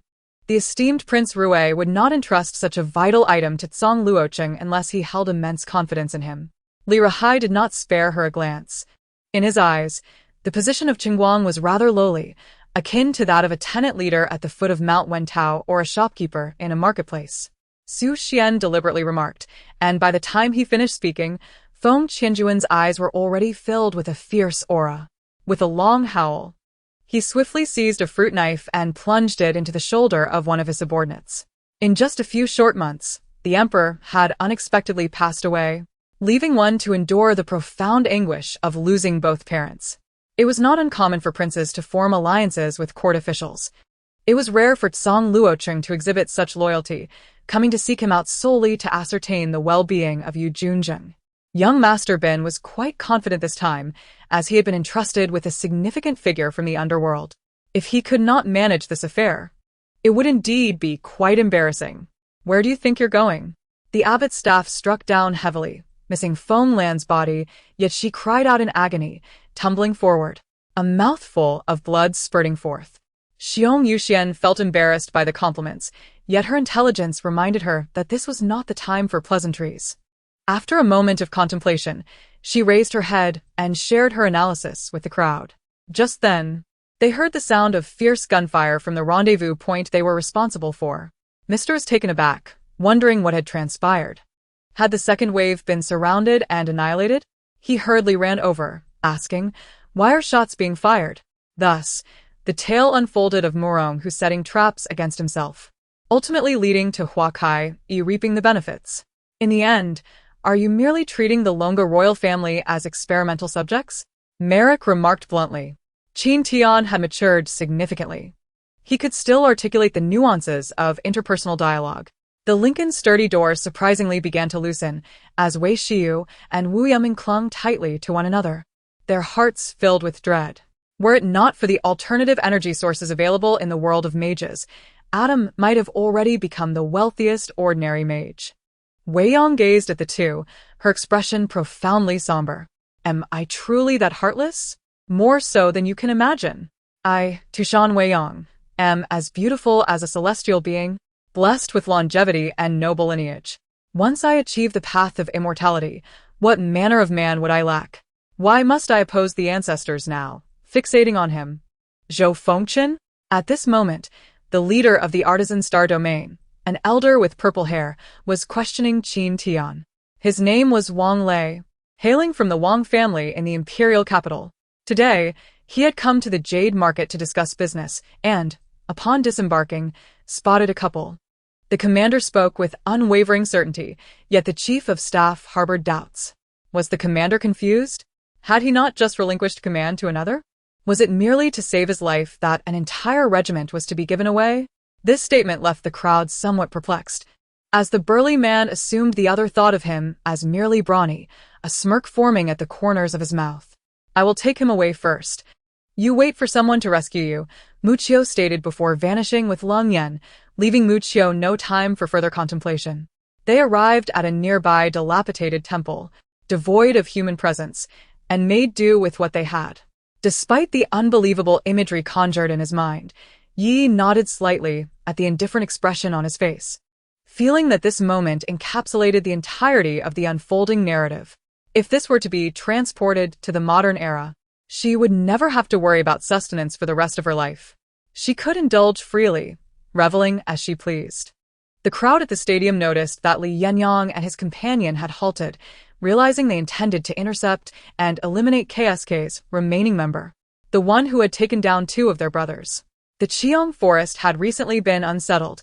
Perhaps something undisclosed was occurring deep within. The Lord of the Five Elements contemplated, issuing orders to withdraw the stationed troops to prevent unnecessary losses. With only 3 days remaining until his duel with Yi Xiong, he understood the need to take the wager seriously. It was time to practice the agile fist or gain practical combat experience. Otherwise, facing Yi Xiong, a loss would be untenable. In self-evaluations, one could emphasize relevant qualifications or company specifics in preparation for job applications, tailoring the focus accordingly. Could it be that this truly aligns with my imagination? Jade increasingly questioned He Hua, for she had previously harbored suspicions about her, and now He Hua was inexplicably absent from home. Thus, Jade's doubts deepened. Chang Hung was eager to test the efficacy of the Justice Gourd and the Ability Glasses, curious about the powers these tools wielded to connect with the primordial darkness. Go, he urged, sensing the sincerity conveyed by the two. Long Sigh seemed to glimpse the bright future of the Dragon Group. Though his research on this method exceeded that of ordinary individuals, he could not possibly cultivate a formidable sword spirit in merely a few months. My dear, tonight's events are entirely Wanne's fault. Had it not been for me, you and Miss Lin would not have quarreled like this. Dantai Wanner spoke softly, her tone laced with genuine remorse. The belt that Chiora retrieved from the cold Jade Manor was, in fact, a soft sword devoid of a hilt, crafted with remarkable ingenuity. The scabbard had been fashioned into a slender belt, the flexible blade concealed within, its hilt protruding at her left waist. Meanwhile, others gazed at the ghost-faced figure on the stone platform and the masked giant who had just crushed Luo Gang, their expressions wrought with anger and sorrow.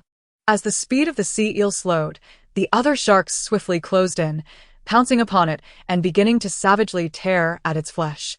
Volume 1. Chapter 113. Sincerity in the prince's residence. Previously, Pei Jingyuan sought to join my ranks. Initially, I dismissed him due to his low official rank and status as a commoner. Thus, I casually requested his assistance with my financial troubles. To my astonishment, he indeed procured several tens of thousands of taels of silver. However, at that time, my intentions towards him were rather utilitarian, lacking genuine appreciation. Chun Che inadvertently discovered that engaging in substantial trade with the villagers, even to the point of depleting their supplies, would result in exorbitant prices during their next replenishment, leading one to question their very existence. Yukawa Yumi felt her mind swirling in confusion, as if numerous elements were intertwining, causing the scenery before her to waver, blurring the lines between reality and illusion. As for how Zuchuan came to know of this matter, it was because the first time Tang Xing visited, he was brought here by Lu Cheng. Sun Shirwei was once again horrified, trembling as she cautiously retreated, unable to approach the menacing Su Heng, who radiated an aura of lethal intent. They merely induced the candidates to err, justifying deductions of points through cleverly exploiting loopholes in the regulations, rendering the upper echelons unable to voice any reproach. In truth, the universe's celestial expanse holds no distinction. Zuchuan himself is uncertain of his whereabouts, yet according to the indications from the Zihuang realm source, he is currently positioned in the due west. Qin Shuima felt a pang of sympathy for Wan Qingkong, who had to tend to state affairs, but feared that mere titular involvement would yield unsatisfactory results, thus causing her additional hardship. Parents place immense importance on lineage continuation, and the original self had never considered these sentiments. Years without romantic experience, and their heartfelt admonitions bore little fruit. It was likely that the elders were anxious in their hearts. Little did he know, such a slight encounter with the fleshly remnants, which were manifestations of vengeful spirits, would adhere to the living like a malignant growth, seemingly penetrating the very soul. The overwhelming aura of resentment, with its foul stench, compelled Jiang He to retch.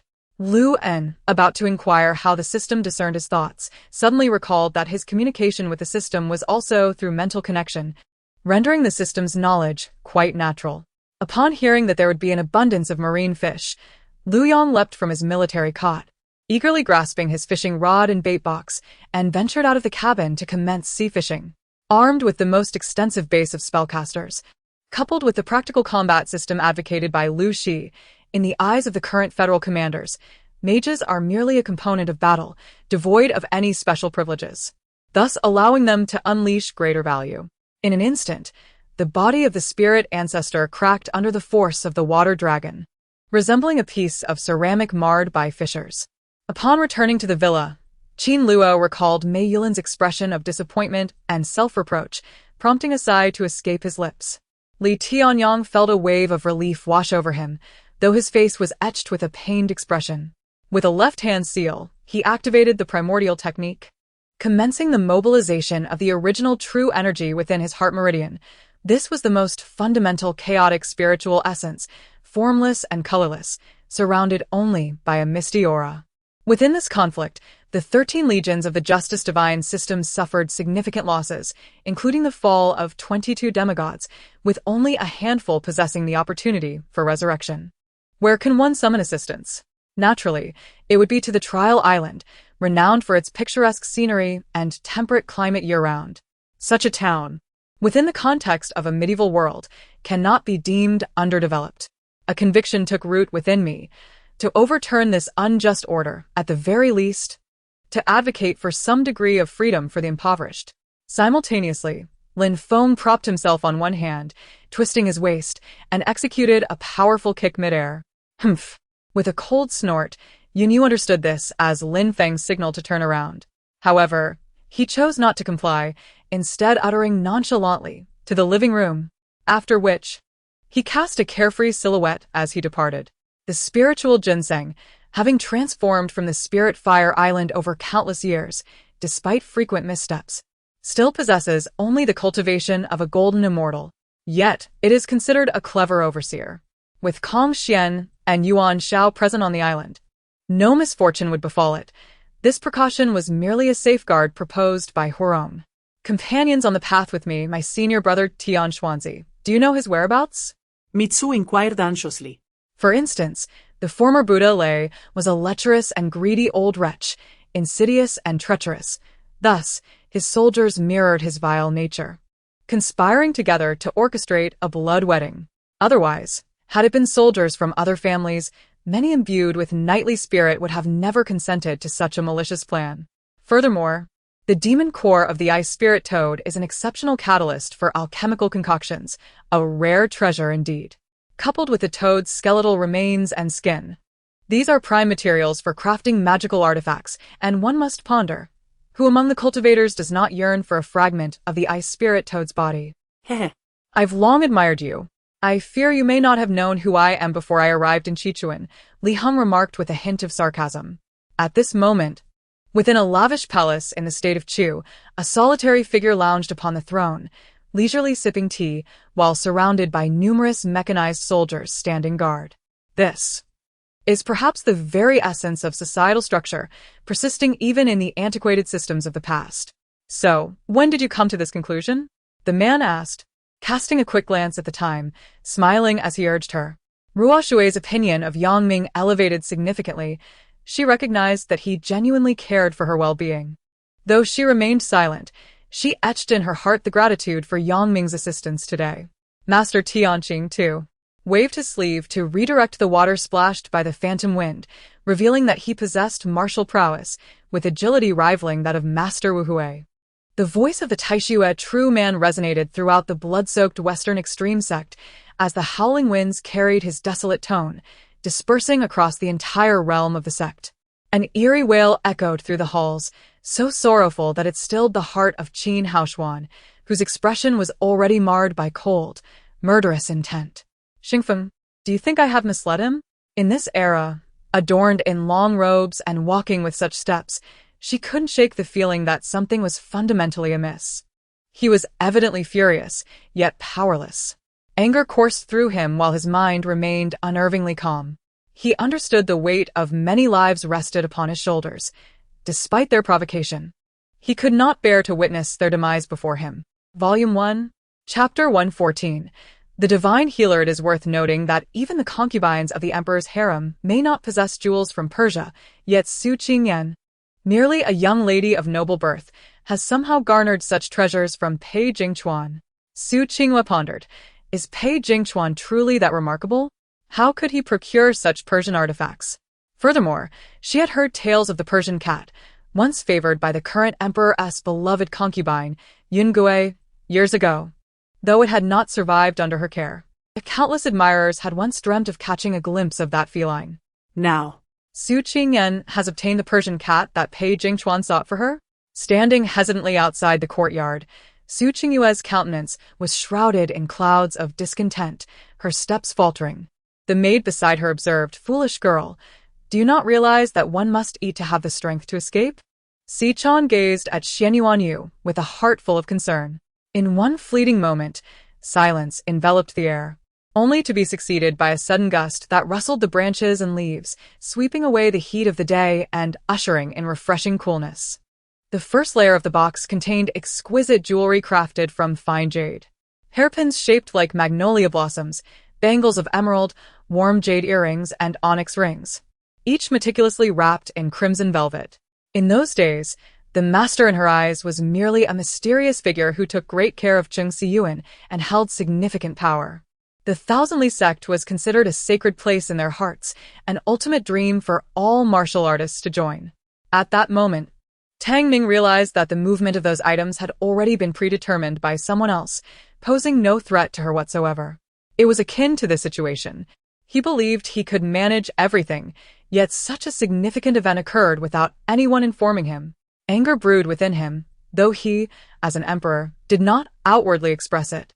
However, the broken blade in Tang Ning's hand unexpectedly served a peculiar purpose, piercing through the heart of the emerald. Lu Anning, clutching Lan Xiangting, attempted to drag him away from the waterless shore, yet found herself devoid of strength. Behind Lan Rua Temple lies a graveyard. Who would reside there but the dead? Yan Qixia scoffed. Whether for Ningqian or as an observer, Gaozhan genuinely felt that Su Lin's current predicament was bordering on madness.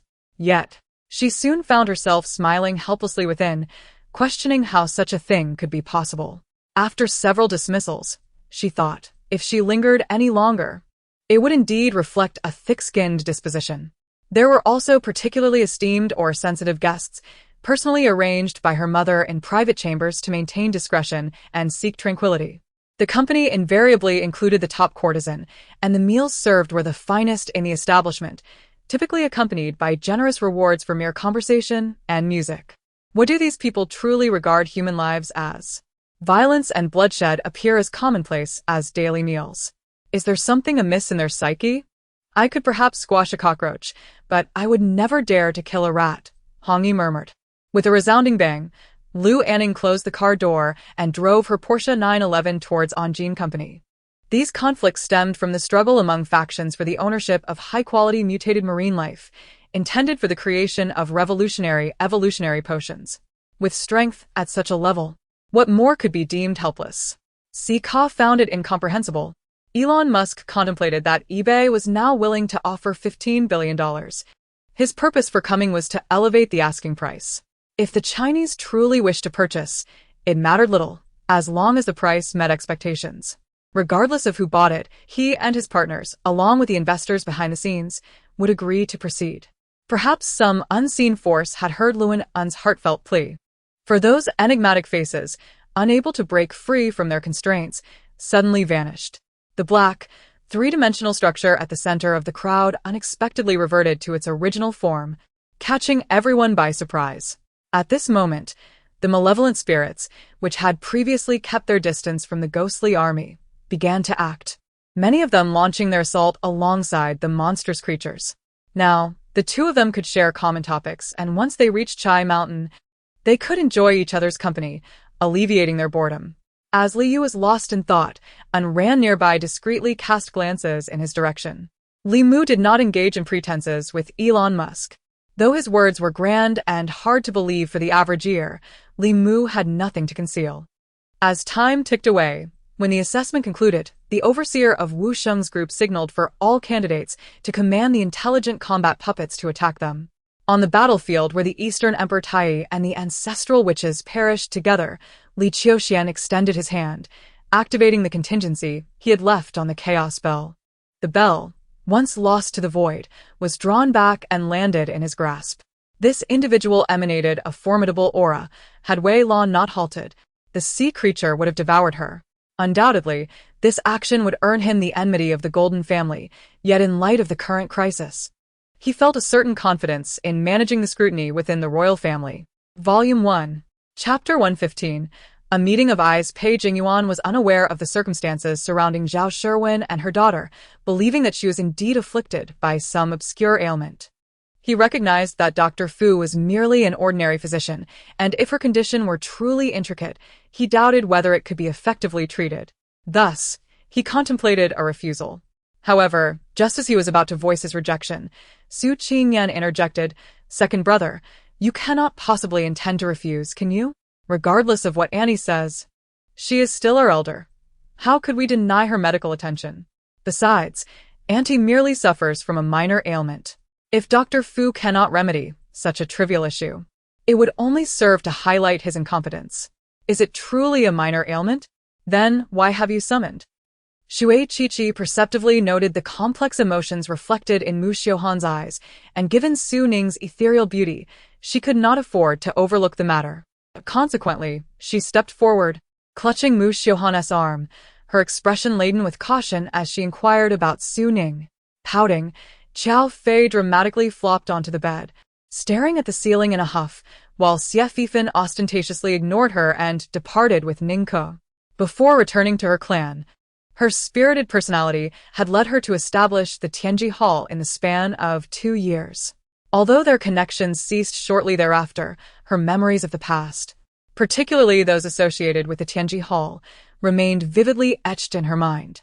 Regardless of her mindset, it could significantly influence the forthcoming trajectory, requiring her to relinquish all prior attachments and confront the present with tranquility. "Why are you out here? Did you not say you needed to rest a while longer?" Yunchen remarked, arching an eyebrow at him, who was leisurely leaning against the doorframe. Fortunately, Pan Yangyang was quick to react. She delivered a swift kick that landed directly on its wound, causing the wild boar to tumble to the ground. This brought joy to Bai Yu, who had never envisioned herself marrying the young master, a dream she deemed utterly unattainable. Yun Chen scoffed, observing how these formidable individuals concealed themselves so meticulously, as if they were unfit to be seen. In a moment of surprise, the gray-haired youth caught sight of the white-haired elder being assisted by Lin Ning, and instinctively blurted out a response. How absurd! In Washington, Senator Tom's office, he kicked over the coffee table in front of him, sending a freshly brewed cup of coffee crashing to the floor, staining the expensive carpet with a significant blotch. Receiving this usable intelligence, Fu Yan once again surveyed the heavily armed military units. Indeed, they were not solely of Chinese descent. Their heights and builds varied, comprising individuals of African, Caucasian, and Asian descent. Furrowing his brow, Fu Yan acknowledged his fears, the attacks during the Consort at his new home, and at the Yuehai City police station posed dangers that were not merely the result of a singular terrorist organization, but rather three colossal terrorist factions. After enduring 3 heavy strikes from Lin Tian, Ouyang Luolei unceremoniously switched from defense to offense, unleashing the long-practiced Heavenly Thunder Slash to decisively defeat Lin Tian and showcase his prowess before the onlookers. Tang Yichen, in a state of despair, collapsed to the ground. After his father roused him, a wave of dread washed over him as he reflected on his past actions towards Li Si. Though he had suffered setbacks, he realized that a mere displeasure from Li Si could lead to his unnoticed disappearance. In that moment, Tang Yichen felt an unprecedented appreciation for life. "Are you trying to drive me mad?" Qin Chui exclaimed, noticing that Yang Yu was not lagging behind, spurring her anxiety. Though the spiritual energy of the Qingyan continent was thin, there were still numerous formidable practitioners. Take the Tianyan sect, for instance, which boasted several transformation realm cultivators. Not to mention the spirit-severing practitioners like the esteemed Hongfeng ancestor. It was rumored that even a great ascension ancestor existed, albeit reclusive. In a relationship devoid of hope, one could only wish that the celestial-like fifth senior brother would not be excessively obsessed. Xue Zhiqiao produced 2 vials of hemostatic elixir. As the supply dwindled, having just arrived on the desert planet, she needed to conserve their use. Knowing it was unrealistic to rely on Huang Xingling and the others to concoct more potions at present, the facade of that face was not merely a result of cosmetic surgery or disguise, but rather akin to a painted mask. There is no need for excessive medication. The tonic I provided for grandfather has sufficed. Let him digest it at his own pace, Su Muyao said, pursing her lips as she addressed the caregiver. Xiao. Li Yan and his companions were indeed skilled, yet after 3 rounds of gameplay, they had yet to reach even a 4-star rank. Once players attained level 10, their inherent abilities would naturally elevate, diminishing the efficacy of technological equipment. Volume 1, Chapter 116. A critical condition upon hearing that a needle was to be inserted. Su Fengping immediately shuddered and exclaimed, "No. Please, I do not wish to undergo the needle. The sting of a needle is so excruciating that, even in the absence of illness, one might as well induce an ailment through such torment." Su Qingyan couldn't help but cover her mouth and stifle a laugh as she remarked, "Oh, Aunt. what has prompted you to speak so robustly all of a sudden? Could it be that the effects of this acupuncture are so remarkable that they manifest even before the treatment begins?" Su Qingyan gazed at Su Fengping's expression, feeling a surge of joy as she thought to herself, "Haha. Go ahead. Poke away." After enjoying the lavish hospitality of the government residence for such an extended period, it is now time for you to endure some hardships. As your nominal aunt, I must say that for an outsider unwilling to involve herself in Liyue's internal affairs, this place holds no necessity for visitation. At this moment, the palace is besieged by an army of 30,000, rendering escape impossible for the enemy, even if they were to sprout wings. Lady Wang, tears streaming down her face, frantically grasped Wang Shichong by the collar, shaking him violently, her actions driven by desperation. Alongside the destruction of those warships, the detection systems responsible for gauging the enemy's scale succumbed to an unforeseen surge in detection limits, rendering the entire system inoperable. However, there is no reset button for defense. He has indeed missed out on so many years, leading to a persistent misunderstanding on her part. As for those male classmates, it is undeniable that a sense of satisfaction lingers in their hearts, for witnessing the rare instances of the esteemed young master Ning Zhe facing adversity is indeed a rarity. There exists an emotion, termed as schadenfreude, which signifies the peculiar delight one derives from witnessing another's unhappiness. Although Song Ing Luo is an unattainable dream for them, Lorian's spirits remained high, as evidenced by the large fluffy tail swaying gently behind her in the breeze. Passing by Wagner's blacksmith shop and the Adventurers Guild, which has evoked a mixture of love and hate among countless players, Lorian abruptly halted her hurried steps as she was about to walk past a tavern. Traditionally, bestowing such weapons upon others requires the dual approval of the Knight Order and the Church.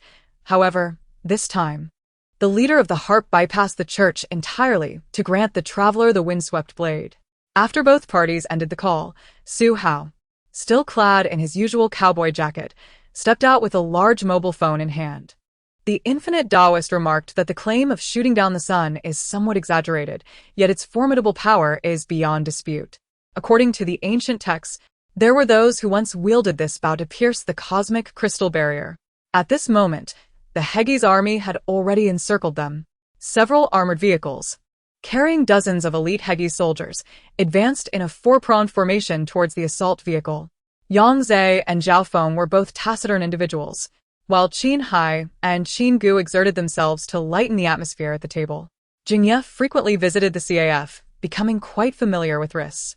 Moreover, her distinctive, delicate twin ponytails were unique to her alone.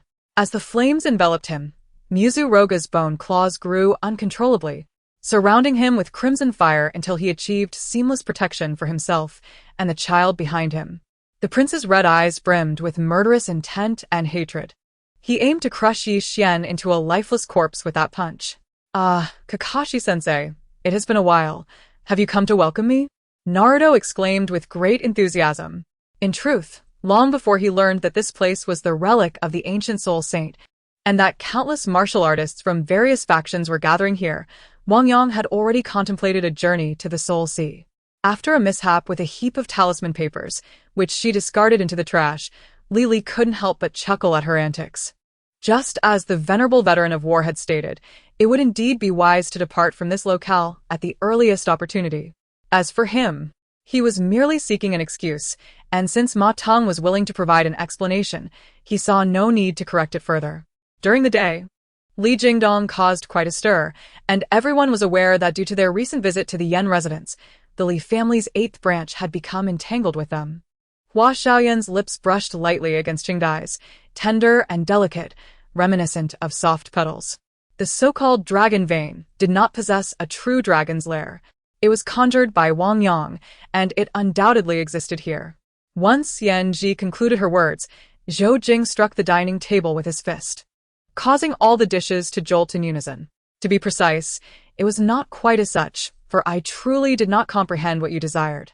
Gao Sun hastily raised his hand in surrender, harboring no intention of resistance, yet showing no signs of fear, which irked Koha immensely, though it was also somewhat perplexing. The courtier Lu Er smiled, yet remained silent, casting a glance at Ming Si, his eyes harboring a depth of inscrutable meaning.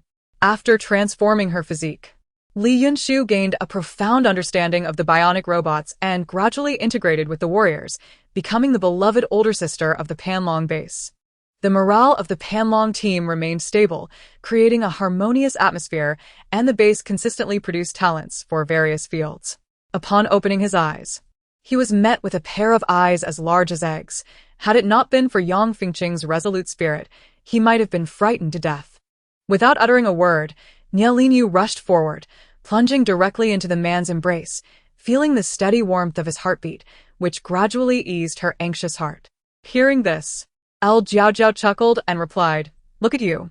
At my age, I can hardly say my complexion is much improved. I cannot compare to the youth of your generation." The method of creation revealed to him indicated that he could indeed assist in crafting a more refined seal. In barely 10 seconds, the once mighty pirate space fleet was reduced to a single, battered flagship with severed energy, while the other pirates and their spacecraft disintegrated into debris amidst the explosions. No way. And Shan Wudao, what are you saying? How could I seek such matters from Rui? She would surely look down upon me for that. As Wang Kong found himself mere inches away from the Juyang flower, he could even sense the tremors of the rules within his primordial spirit, surging wildly, filling his heart with ecstasy. The on-site commander directed his subordinates to categorize the debris, organize belongings, and recover the bodies of the victims, while military experts meticulously examined the metallic remnants and employed radiation detectors to scrutinize all debris. Luo, following me, is it not an exceedingly disgraceful affair? Bai Si Sudan Li spoke. His voice tinged with a subtle melancholy. This moment of inspiration, where he conceived such a brilliant plan, proved to be remarkably timely and precisely fitting. With a thud, Lu Xiaoyu stumbled over a stone, her entire body crashing heavily to the ground. Her face met the floor with a violent friction, causing tears to well up in her eyes from the pain. Instinctively, she turned over, attempting to rise.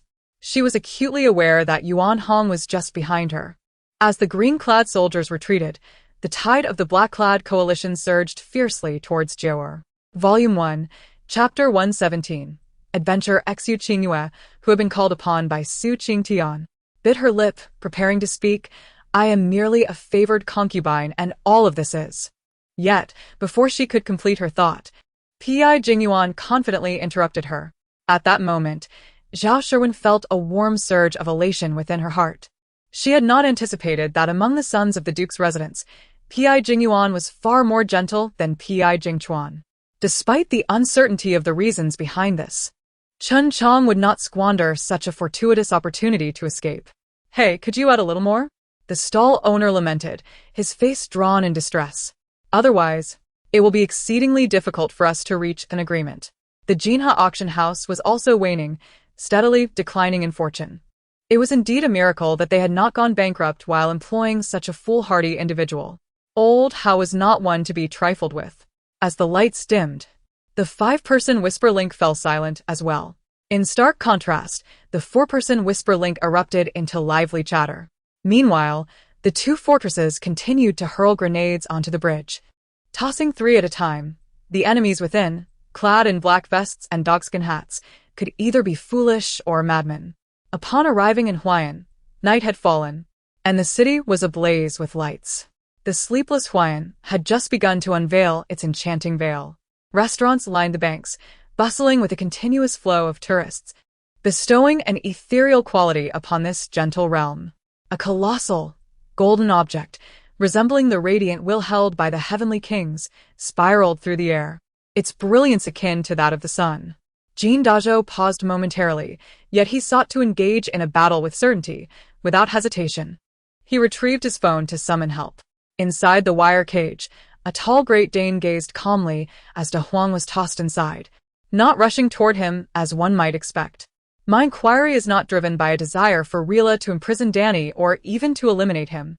I merely fear that Danny may become Rila's spy. To some extent, a certain seal has proven successful. At the very least, Wangya and Huanlua have transitioned from a passionate romance to a sorrowful separation, so there is no need for a certain classmate to be so pessimistic. The purple-haired, adorable girl furrowed her brow slightly. She picked up her sword, maintaining eye level, as if seeking its counsel. While the sword could not speak, the girl seemed to understand something, nodding in agreement toward a certain individual. Oh my, I never expected your magical artifact could speak. Truly wondrous. Gao Yun exclaimed, His expression one of eager flattery directed at Li Daniu. Yet, Guo Yi's swordsmanship was indeed formidable. Although he was among the most valiant of the Turkic generals, he could not surpass Guo Yi, and thus they remained evenly matched. The man in black lifted her chin tenderly with his fingers, captivated by her exquisite visage, his blood surging with fervor. Afterward, Gao Jun recited a litany of economic issues concerning Wudong, merely going through the motions before dismissing the assembly. The following morning, Yang Leffen was roused early by his alarm clock. Glancing at it, he realized it was already 7:30.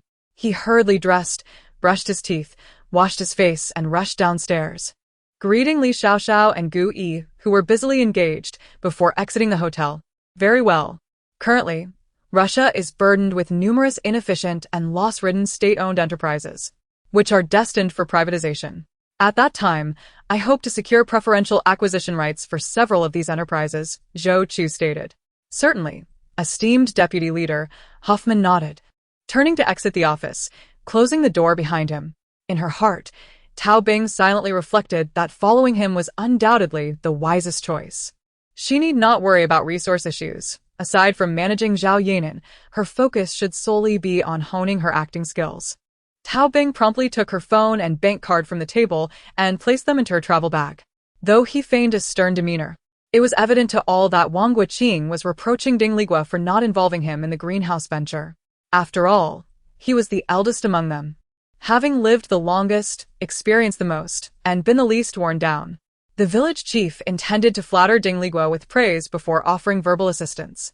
To provide Su Yirong with a tangible sense of his abilities, Zhuang Yunfei casually picked up a nearby stainless steel basin, producing a piercing sound of metal scraping before a steel ball appeared in his hand. At that moment, Su Yuding's fair face flushed crimson as she pouted adorably, wrinkling her nose. Tao Bing winced from his grip.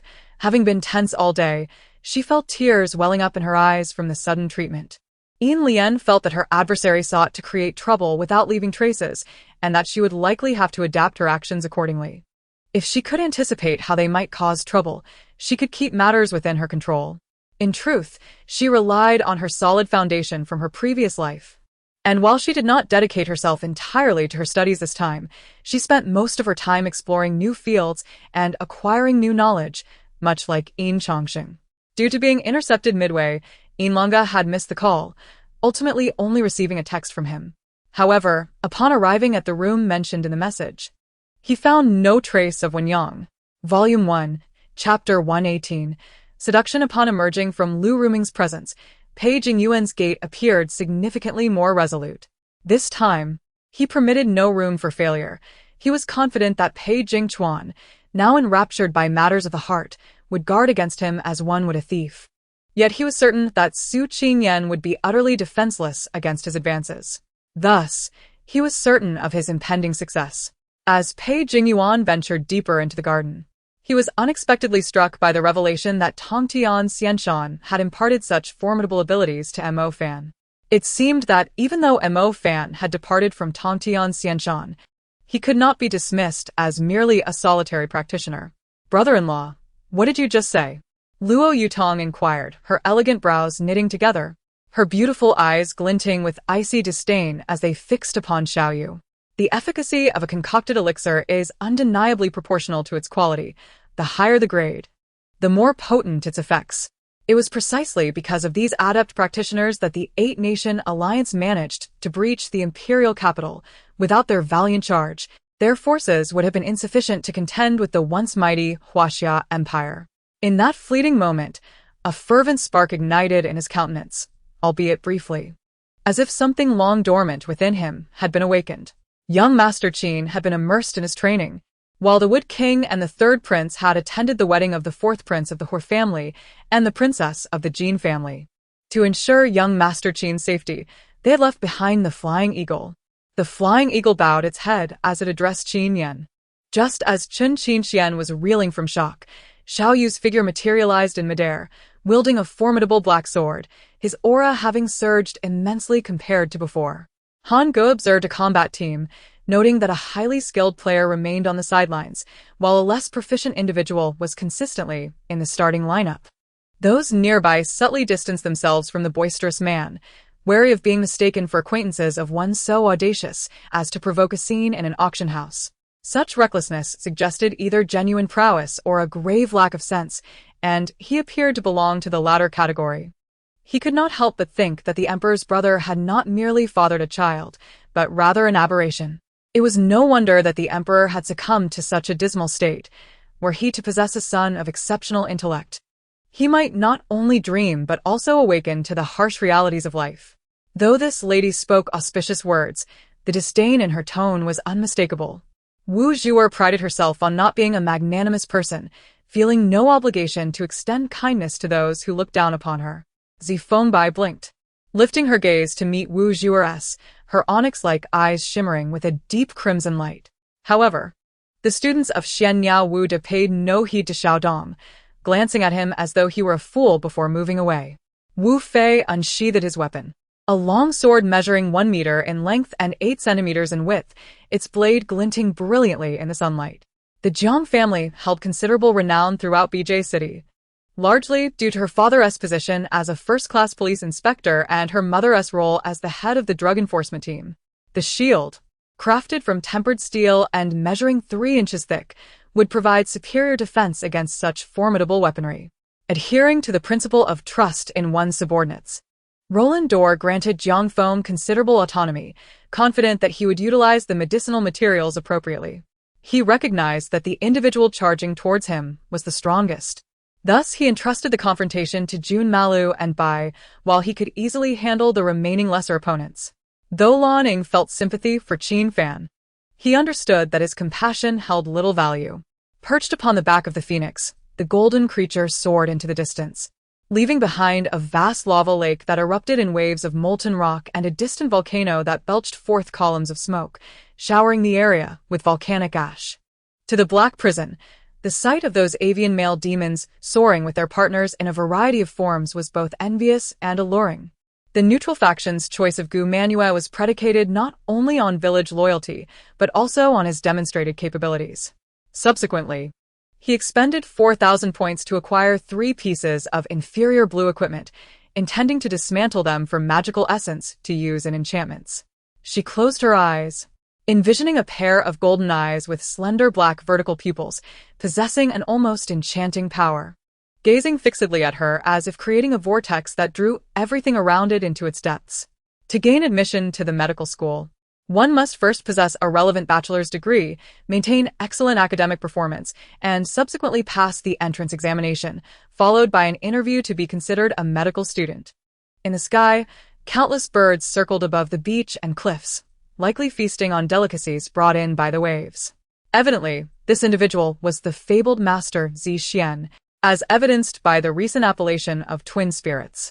"Come forth, cease your hiding," He Zheng commanded, halting and directing his voice towards a particular direction. "Are you willing to join the Revolutionary Army and assist us in our assassination efforts within the imperial capital?" Najida inquired straightforwardly. After a night of relentless travel, the group finally arrived at Chenggu Mountain Stronghold at noon the following day.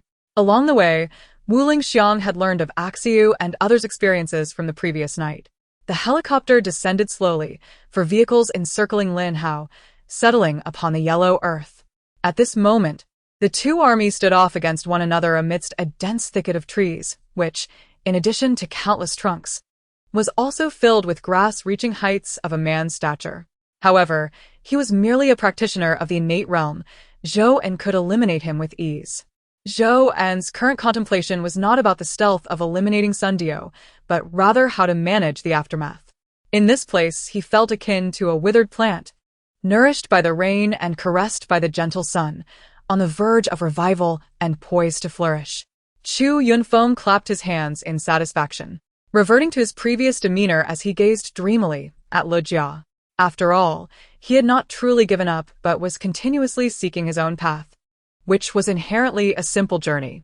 Patting Lin Sherhan's shoulder, the class leader reassured her, "It's all right.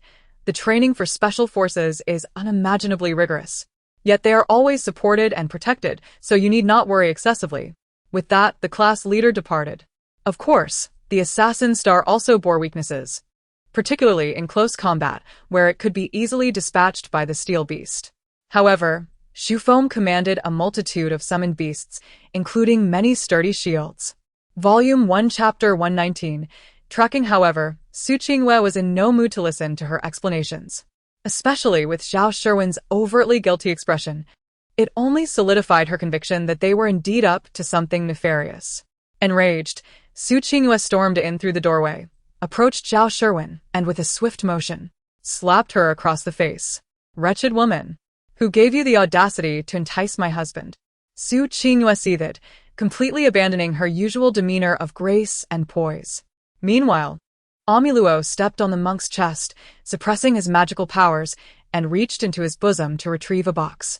Simultaneously, she shifted her breathing from the lungs to the abdomen, compressing her core to consolidate the yin and yang energies within her dantian. In mere moments, a colossal creature adorned with a crown emerged from the bull's horn, even larger than the previous boss. It had been quite some time since I had witnessed the clash between Bing Xia and Yin Jiu, leaving me uncertain whether they had fought earnestly. Qingyan instinctively let out a roar imbued with his mental energy, akin to thunderous applause. At the same time, he struck out at Lu Bo with a fierce palm, swiftly moving to stand beside Ho Yunhua, raising his battle blade to deliver a savage blow. Yet, Li Mo had little need for seclusion. While she lacked for medicinal herbs, they hardly contributed significantly to her cultivation.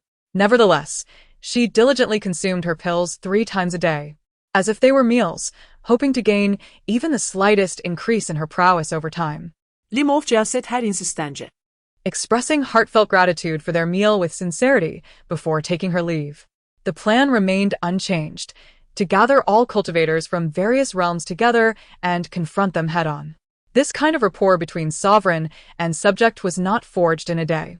In the past, when Yang Guang was still the Prince of Jin, the chief eunuch had remained by his side, continuing even after Yang Guang was made crown prince and later ascended the throne.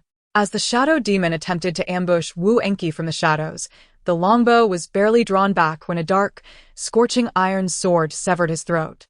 The despicable rogue was taken by surprise, too stunned to scream or transform, his head severed from his body in an instant. A more intense battle erupted beneath the grass. Clothing and accessories flung aside, hanging from nearby branches, bearing witness to the carnage of the battlefield. Wei Dian cast a glance around, spotting Yang Hao and Muli emerging from the military tent, suddenly hesitating to speak. The warriors summoned by the Iron Blade war song were precisely those of agility and strength, who had been in a state of readiness. Now was the perfect moment to deploy them. Yi Kong drew his long sword, pinning the soft vines and stabilizing his stance as he began to slide downward. You! Humph! Anger boiled within Chu Li, yet he refrained from further verbal sparring with Li Yuyun, knowing it would yield no advantage. Instead, he resolved to let actions speak louder than words. The bow produced a thunderous sound, indicating that the arrows had surpassed the speed of sound upon release, such power capable of breaching any demon general's defenses, even posing a threat to demon kings. Yang Hao's eyes gleamed. This young Qin captain, though youthful, feigned an air of seasoned bravado, which struck him as amusing. He felt a swell of pride in his discerning eye, recognizing the captain's exceptional talents, yet was also disheartened, knowing that their paths were unlikely to converge, and he might have no choice but to marry the loathsome individual beside him. She glanced at Gu Yanqing's complexion, still pallid but improved significantly from before. Dxin promptly fell silent, while Bo Yikao, a true gentleman, rose to wipe the tears from his face, refraining from using it to manipulate the monarch. A figure emerged from the blood mist, screaming in terror, yet before they could utter a word, a hand seized their throat. However, such a moment was not yet one of joy. As the 5th cycle of cultivation progressed, Wang Chong grasped a deeper, more profound transformation within the arcane arts. Madame Pang Fry did not afford them much opportunity for conversation. She forced them to drink a potion and then drew curtains to tend to their wounds with a white ointment. This news was corroborated by a disgruntled insider from the magic team following their failed trade. This resulted in a notably fragmented alliance in the Antarctic, appearing united yet rife with internal conflict and covert rivalries. Were it not for an elder deity's oversight, they might have long since resorted to open conflict. Having swiftly discarded some metallic elements into a storage space, Ling Zhou Tian felt no concern that these metallic objects might adversely affect his system. This is an order from Central Room 46. We are merely executing our superior's commands and are not privy to the specifics. A team member with a white cloth draped over their head explained. Silence enveloped the surroundings, many still in disbelief. The lethal puppet, which had rampaged among the secret agents, was instantaneously partially dissolved by Chen Feng. Yet, he dared not linger and quickly made his way to a side path, aware that agents might arrive at any moment. Moreover, acquiring such spirit stones was merely a matter of points for him. It was hardly a hassle. Ling Zhou Tian now took note of him, surprised that this wealthy second generation, who was also a bureaucrat's offspring, had come to purchase cut flowers. when Hasward's sword failed to bring misfortune to his opponent. It indicated that the latter possessed a degree of luck. He could gather misfortunes from across the world to balance this luck, correcting the scale that represented fortune and misfortune. Ling Zhou-tian, a former reclusive individual, was quite experienced with food, yet had not invested much effort into his appearance. Simply being able to comb his hair was already a significant achievement. To celebrate your new name, let us enjoy a fine meal together. I genuinely wish to avoid dining at that so-called green apple romance. Volume 1, Chapter 120. An intricate identity. Are you not afraid of being suspected after a month? You all have grown quite bold, so why not simply use the Heron-S crest poison to eliminate young Master Pei? Suddenly, the man cast an irate glance at Lu Ruming. The reason they initially administered a poison to Pei Jingchuan that would take 2 years to manifest was to avoid raising suspicion regarding his death. Instead, they aimed to create an illusion that he was gravely ill and suffering from a long-term ailment. They believed the Duke's residence still held some utility for them. And if Pei Jingchuan were to die too directly, the Earl and his wife would undoubtedly grow suspicious.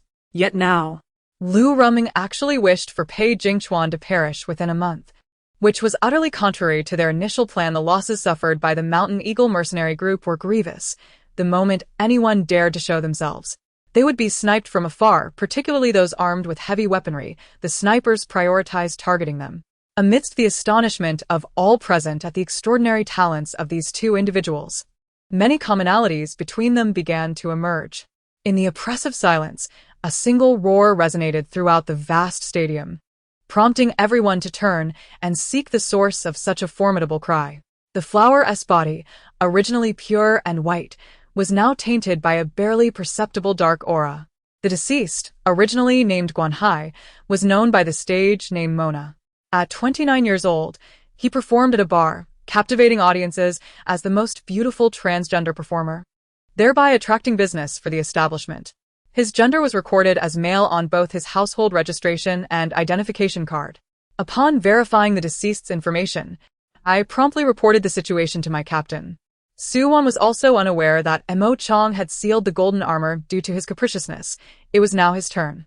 Unlike Liu Bo, whose insight could pierce through the facade of others, and without the extraordinary charm exuded by Lin Jingsheng, there was a subtle and righteous beauty in his demeanor, as if the world reflected in his eyes was one of peace, beauty, and idealism. Each step he took seemed to resonate within the hearts of the crowd, causing a profound discomfort and shock. During dinner, the atmosphere at the base remained steeped in the despondency of having lost the match.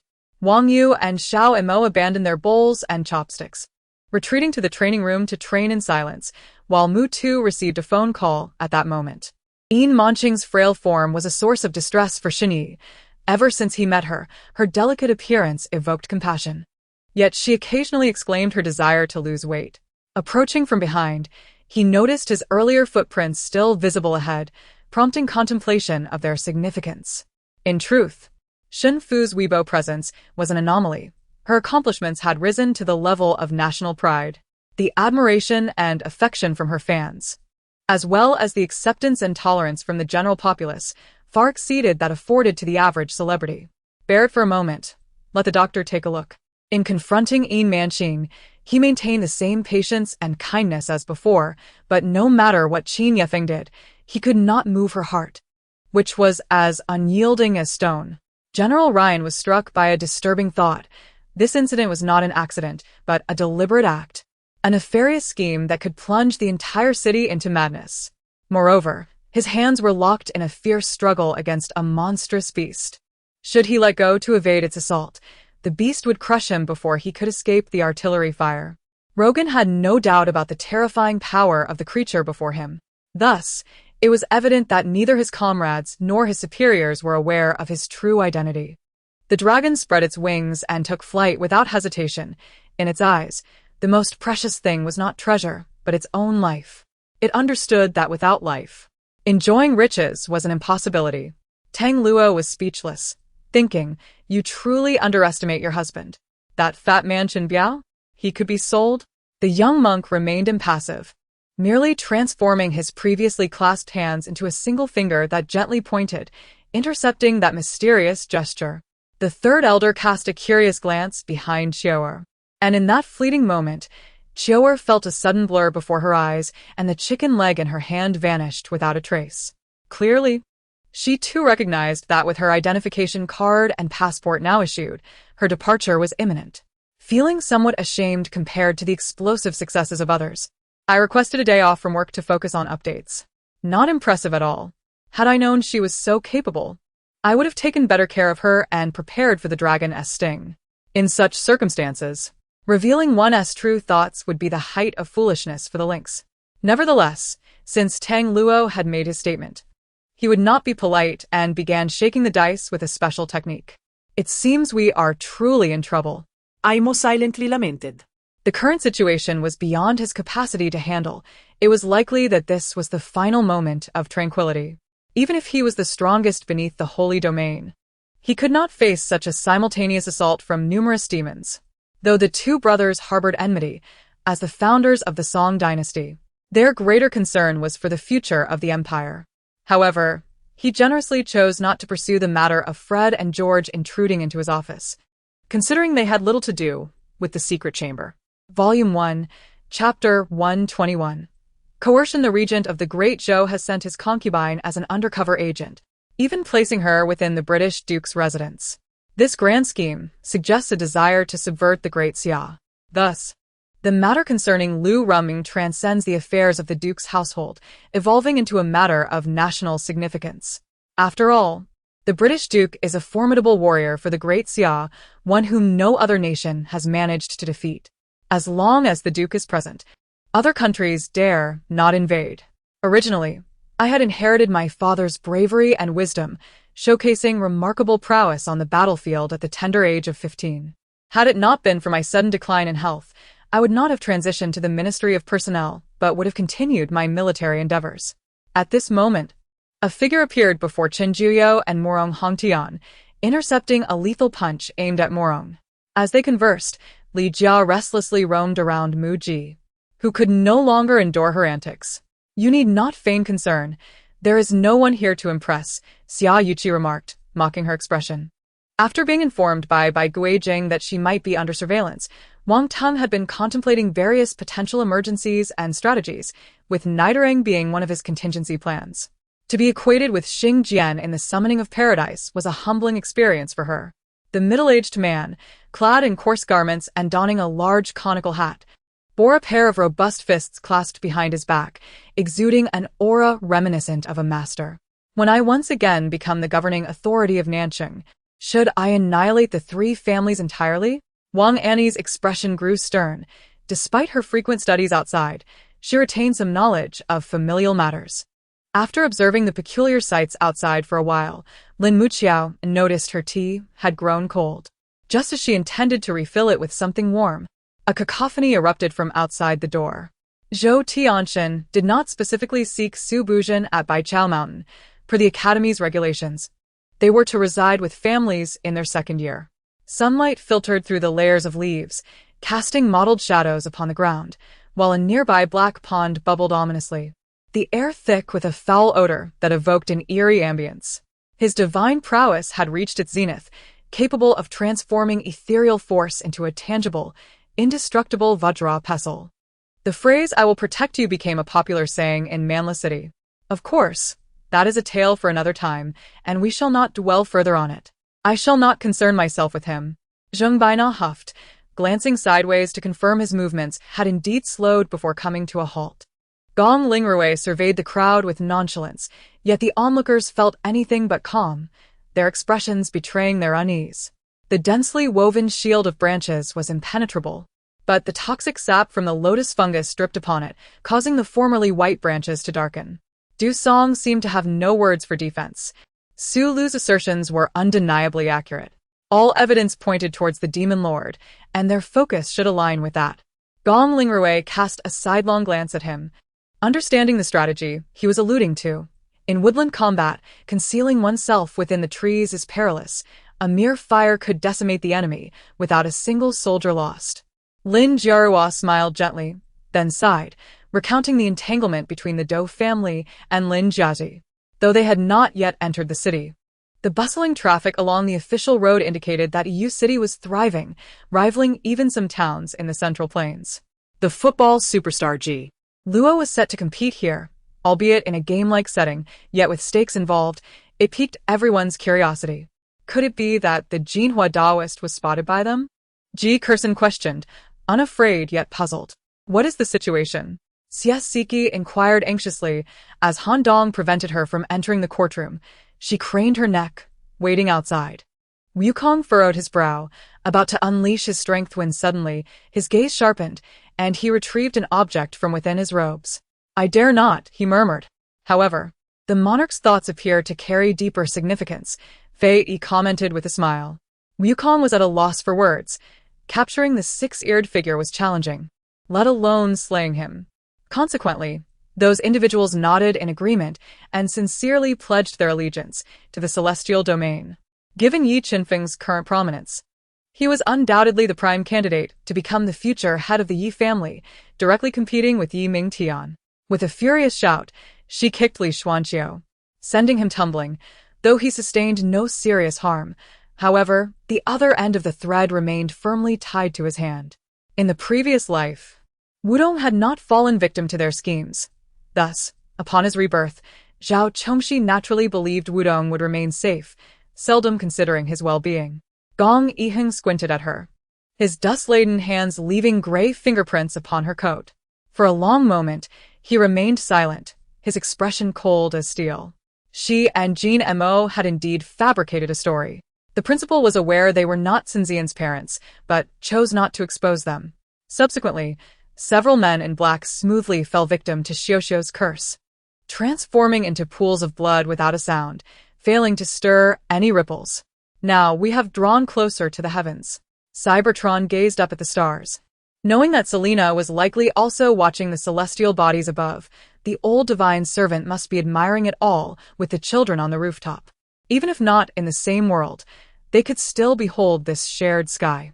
In less than the time it takes to burn a stick of incense, the 5,000-strong army had vanished, and the speed and impact of Zhongyi Zhuang surpassed all understanding.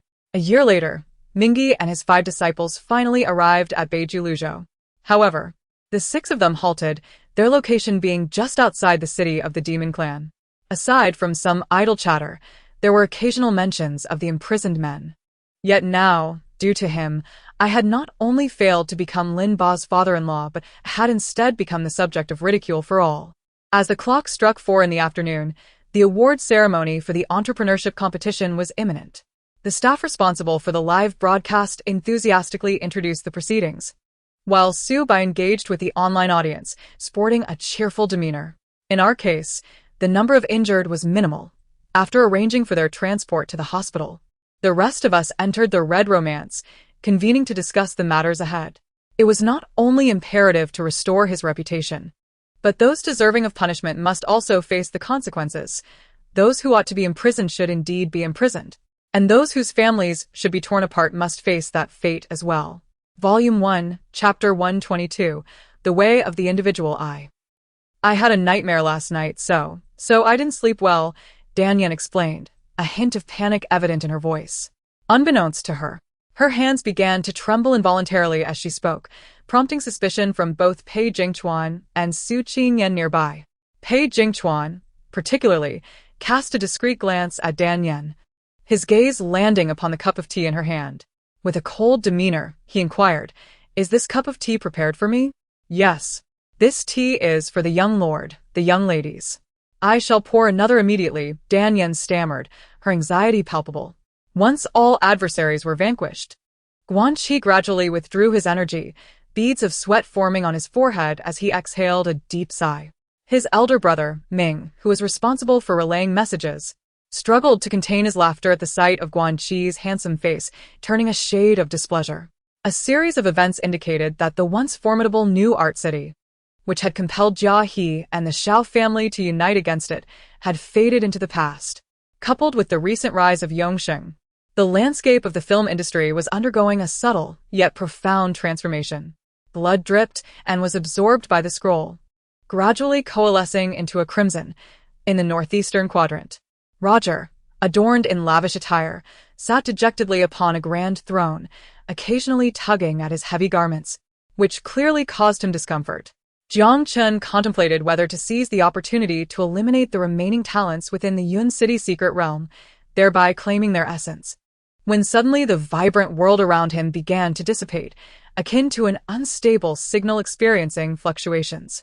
At that moment, ordinary bishops could no longer dare to criticize Roger and the kingdom of Wu. Zhu Hozhao also spoke up, affirming, Lu Banban is someone I have always trusted. Lu Jin's face lit up with excitement as he exclaimed, It brings me joy to serve you, my lord. However, Zhu Hozhao felt a slight discomfort within his heart at the harmonious relationship between lord and subject. The poison of the blood willow tree suppresses our cultivation. You possess a treasure that can mitigate its effects, Wu Lingyu stated. I strained to see, and my scalp tingled as I noticed a slender boy clad in a high school uniform, pale and bespectacled. As if sensing my gaze, he glanced up at me and broke into a smile, his lips a vivid crimson. Wen Feng, witnessing his calm demeanor, felt a mix of surprise and disbelief. That a strikingly handsome and wealthy individual could lower himself to such a degree astonished him. Without hesitation, he retrieved clothing from his bag, a t-shirt and a pair of pants. The fabric felt smooth and soft, clearly of excellent quality, as he effortlessly unfolded it. It is said that the king of the Holy Roman Empire wishes to assist us in resisting Burgundy, hence he has sent his aid. However, due to prior agreements with the Burgundians, we must keep his identity discreet, Mengo explained. The room has been prepared for you. Please rest. Here are the keys to the house and my car. I will rise early for work tomorrow, so I want to wake you. If you need anything, just give me a call, Zhao Ru said, her cheeks flushed as she gazed at Zhou Ming's perfect physique, feeling a mixture of admiration and nervousness. Hearing Miller's confident assertions, Zhang Ziqiang thought that even if the temple's secret elixir lacked extraordinary capabilities, it should at least alleviate his brother's inability to break through to the core formation stage. In light of the current situation, the Guard's advance into regions such as eastern Hunan, northern Anhui, and northern Jiangsu seemed entirely feasible. I can withdraw, Weng Miling, with her adorable bunny teeth, timidly voiced. This decision provided other players with a gap, allowing them to catch up, yet it was an unavoidable situation. After all, no competitor would willingly relinquish their lead for the sake of others. Ogami Naosuk opened his mouth to persuade further, but Sugiyama Gen raised a hand, stating, The troop adjustments are settled. We should focus on strategizing the army's deployment for the battle in Shuzhou. Acknowledging the futility of further discussion, Ogami Naosuk acquiesced to Sugiyama Gen's resolution. Once we reach that side, I cannot dictate the arrangements. If you are not prepared to carve out your own territory, I advise against making hasty decisions, especially since you will be facing the British, Zhao Zhenzhong remarked, shaking his head while scrutinizing Ma Buqing and Ma Bufeng. Tisich.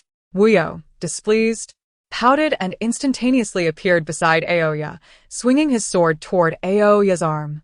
As Chunyu descended, she was struck sharply by a bamboo pole, eliciting a cry of pain as she cursed under her breath, wondering why such mishaps occurred with every fall. At this moment, Qin Bin unexpectedly adopted an air of grandeur, recalling Gorky's seagull, which contained the famous line, "Let the storm come fiercer." He altered 3 words to read heavenly tribulation. Aunt Chun Miko smiled sweetly, calling out to the lady residing across from her uncle's house, hoping to glean some information. Qin Bin and Zhang Jiulong focused on whether the market's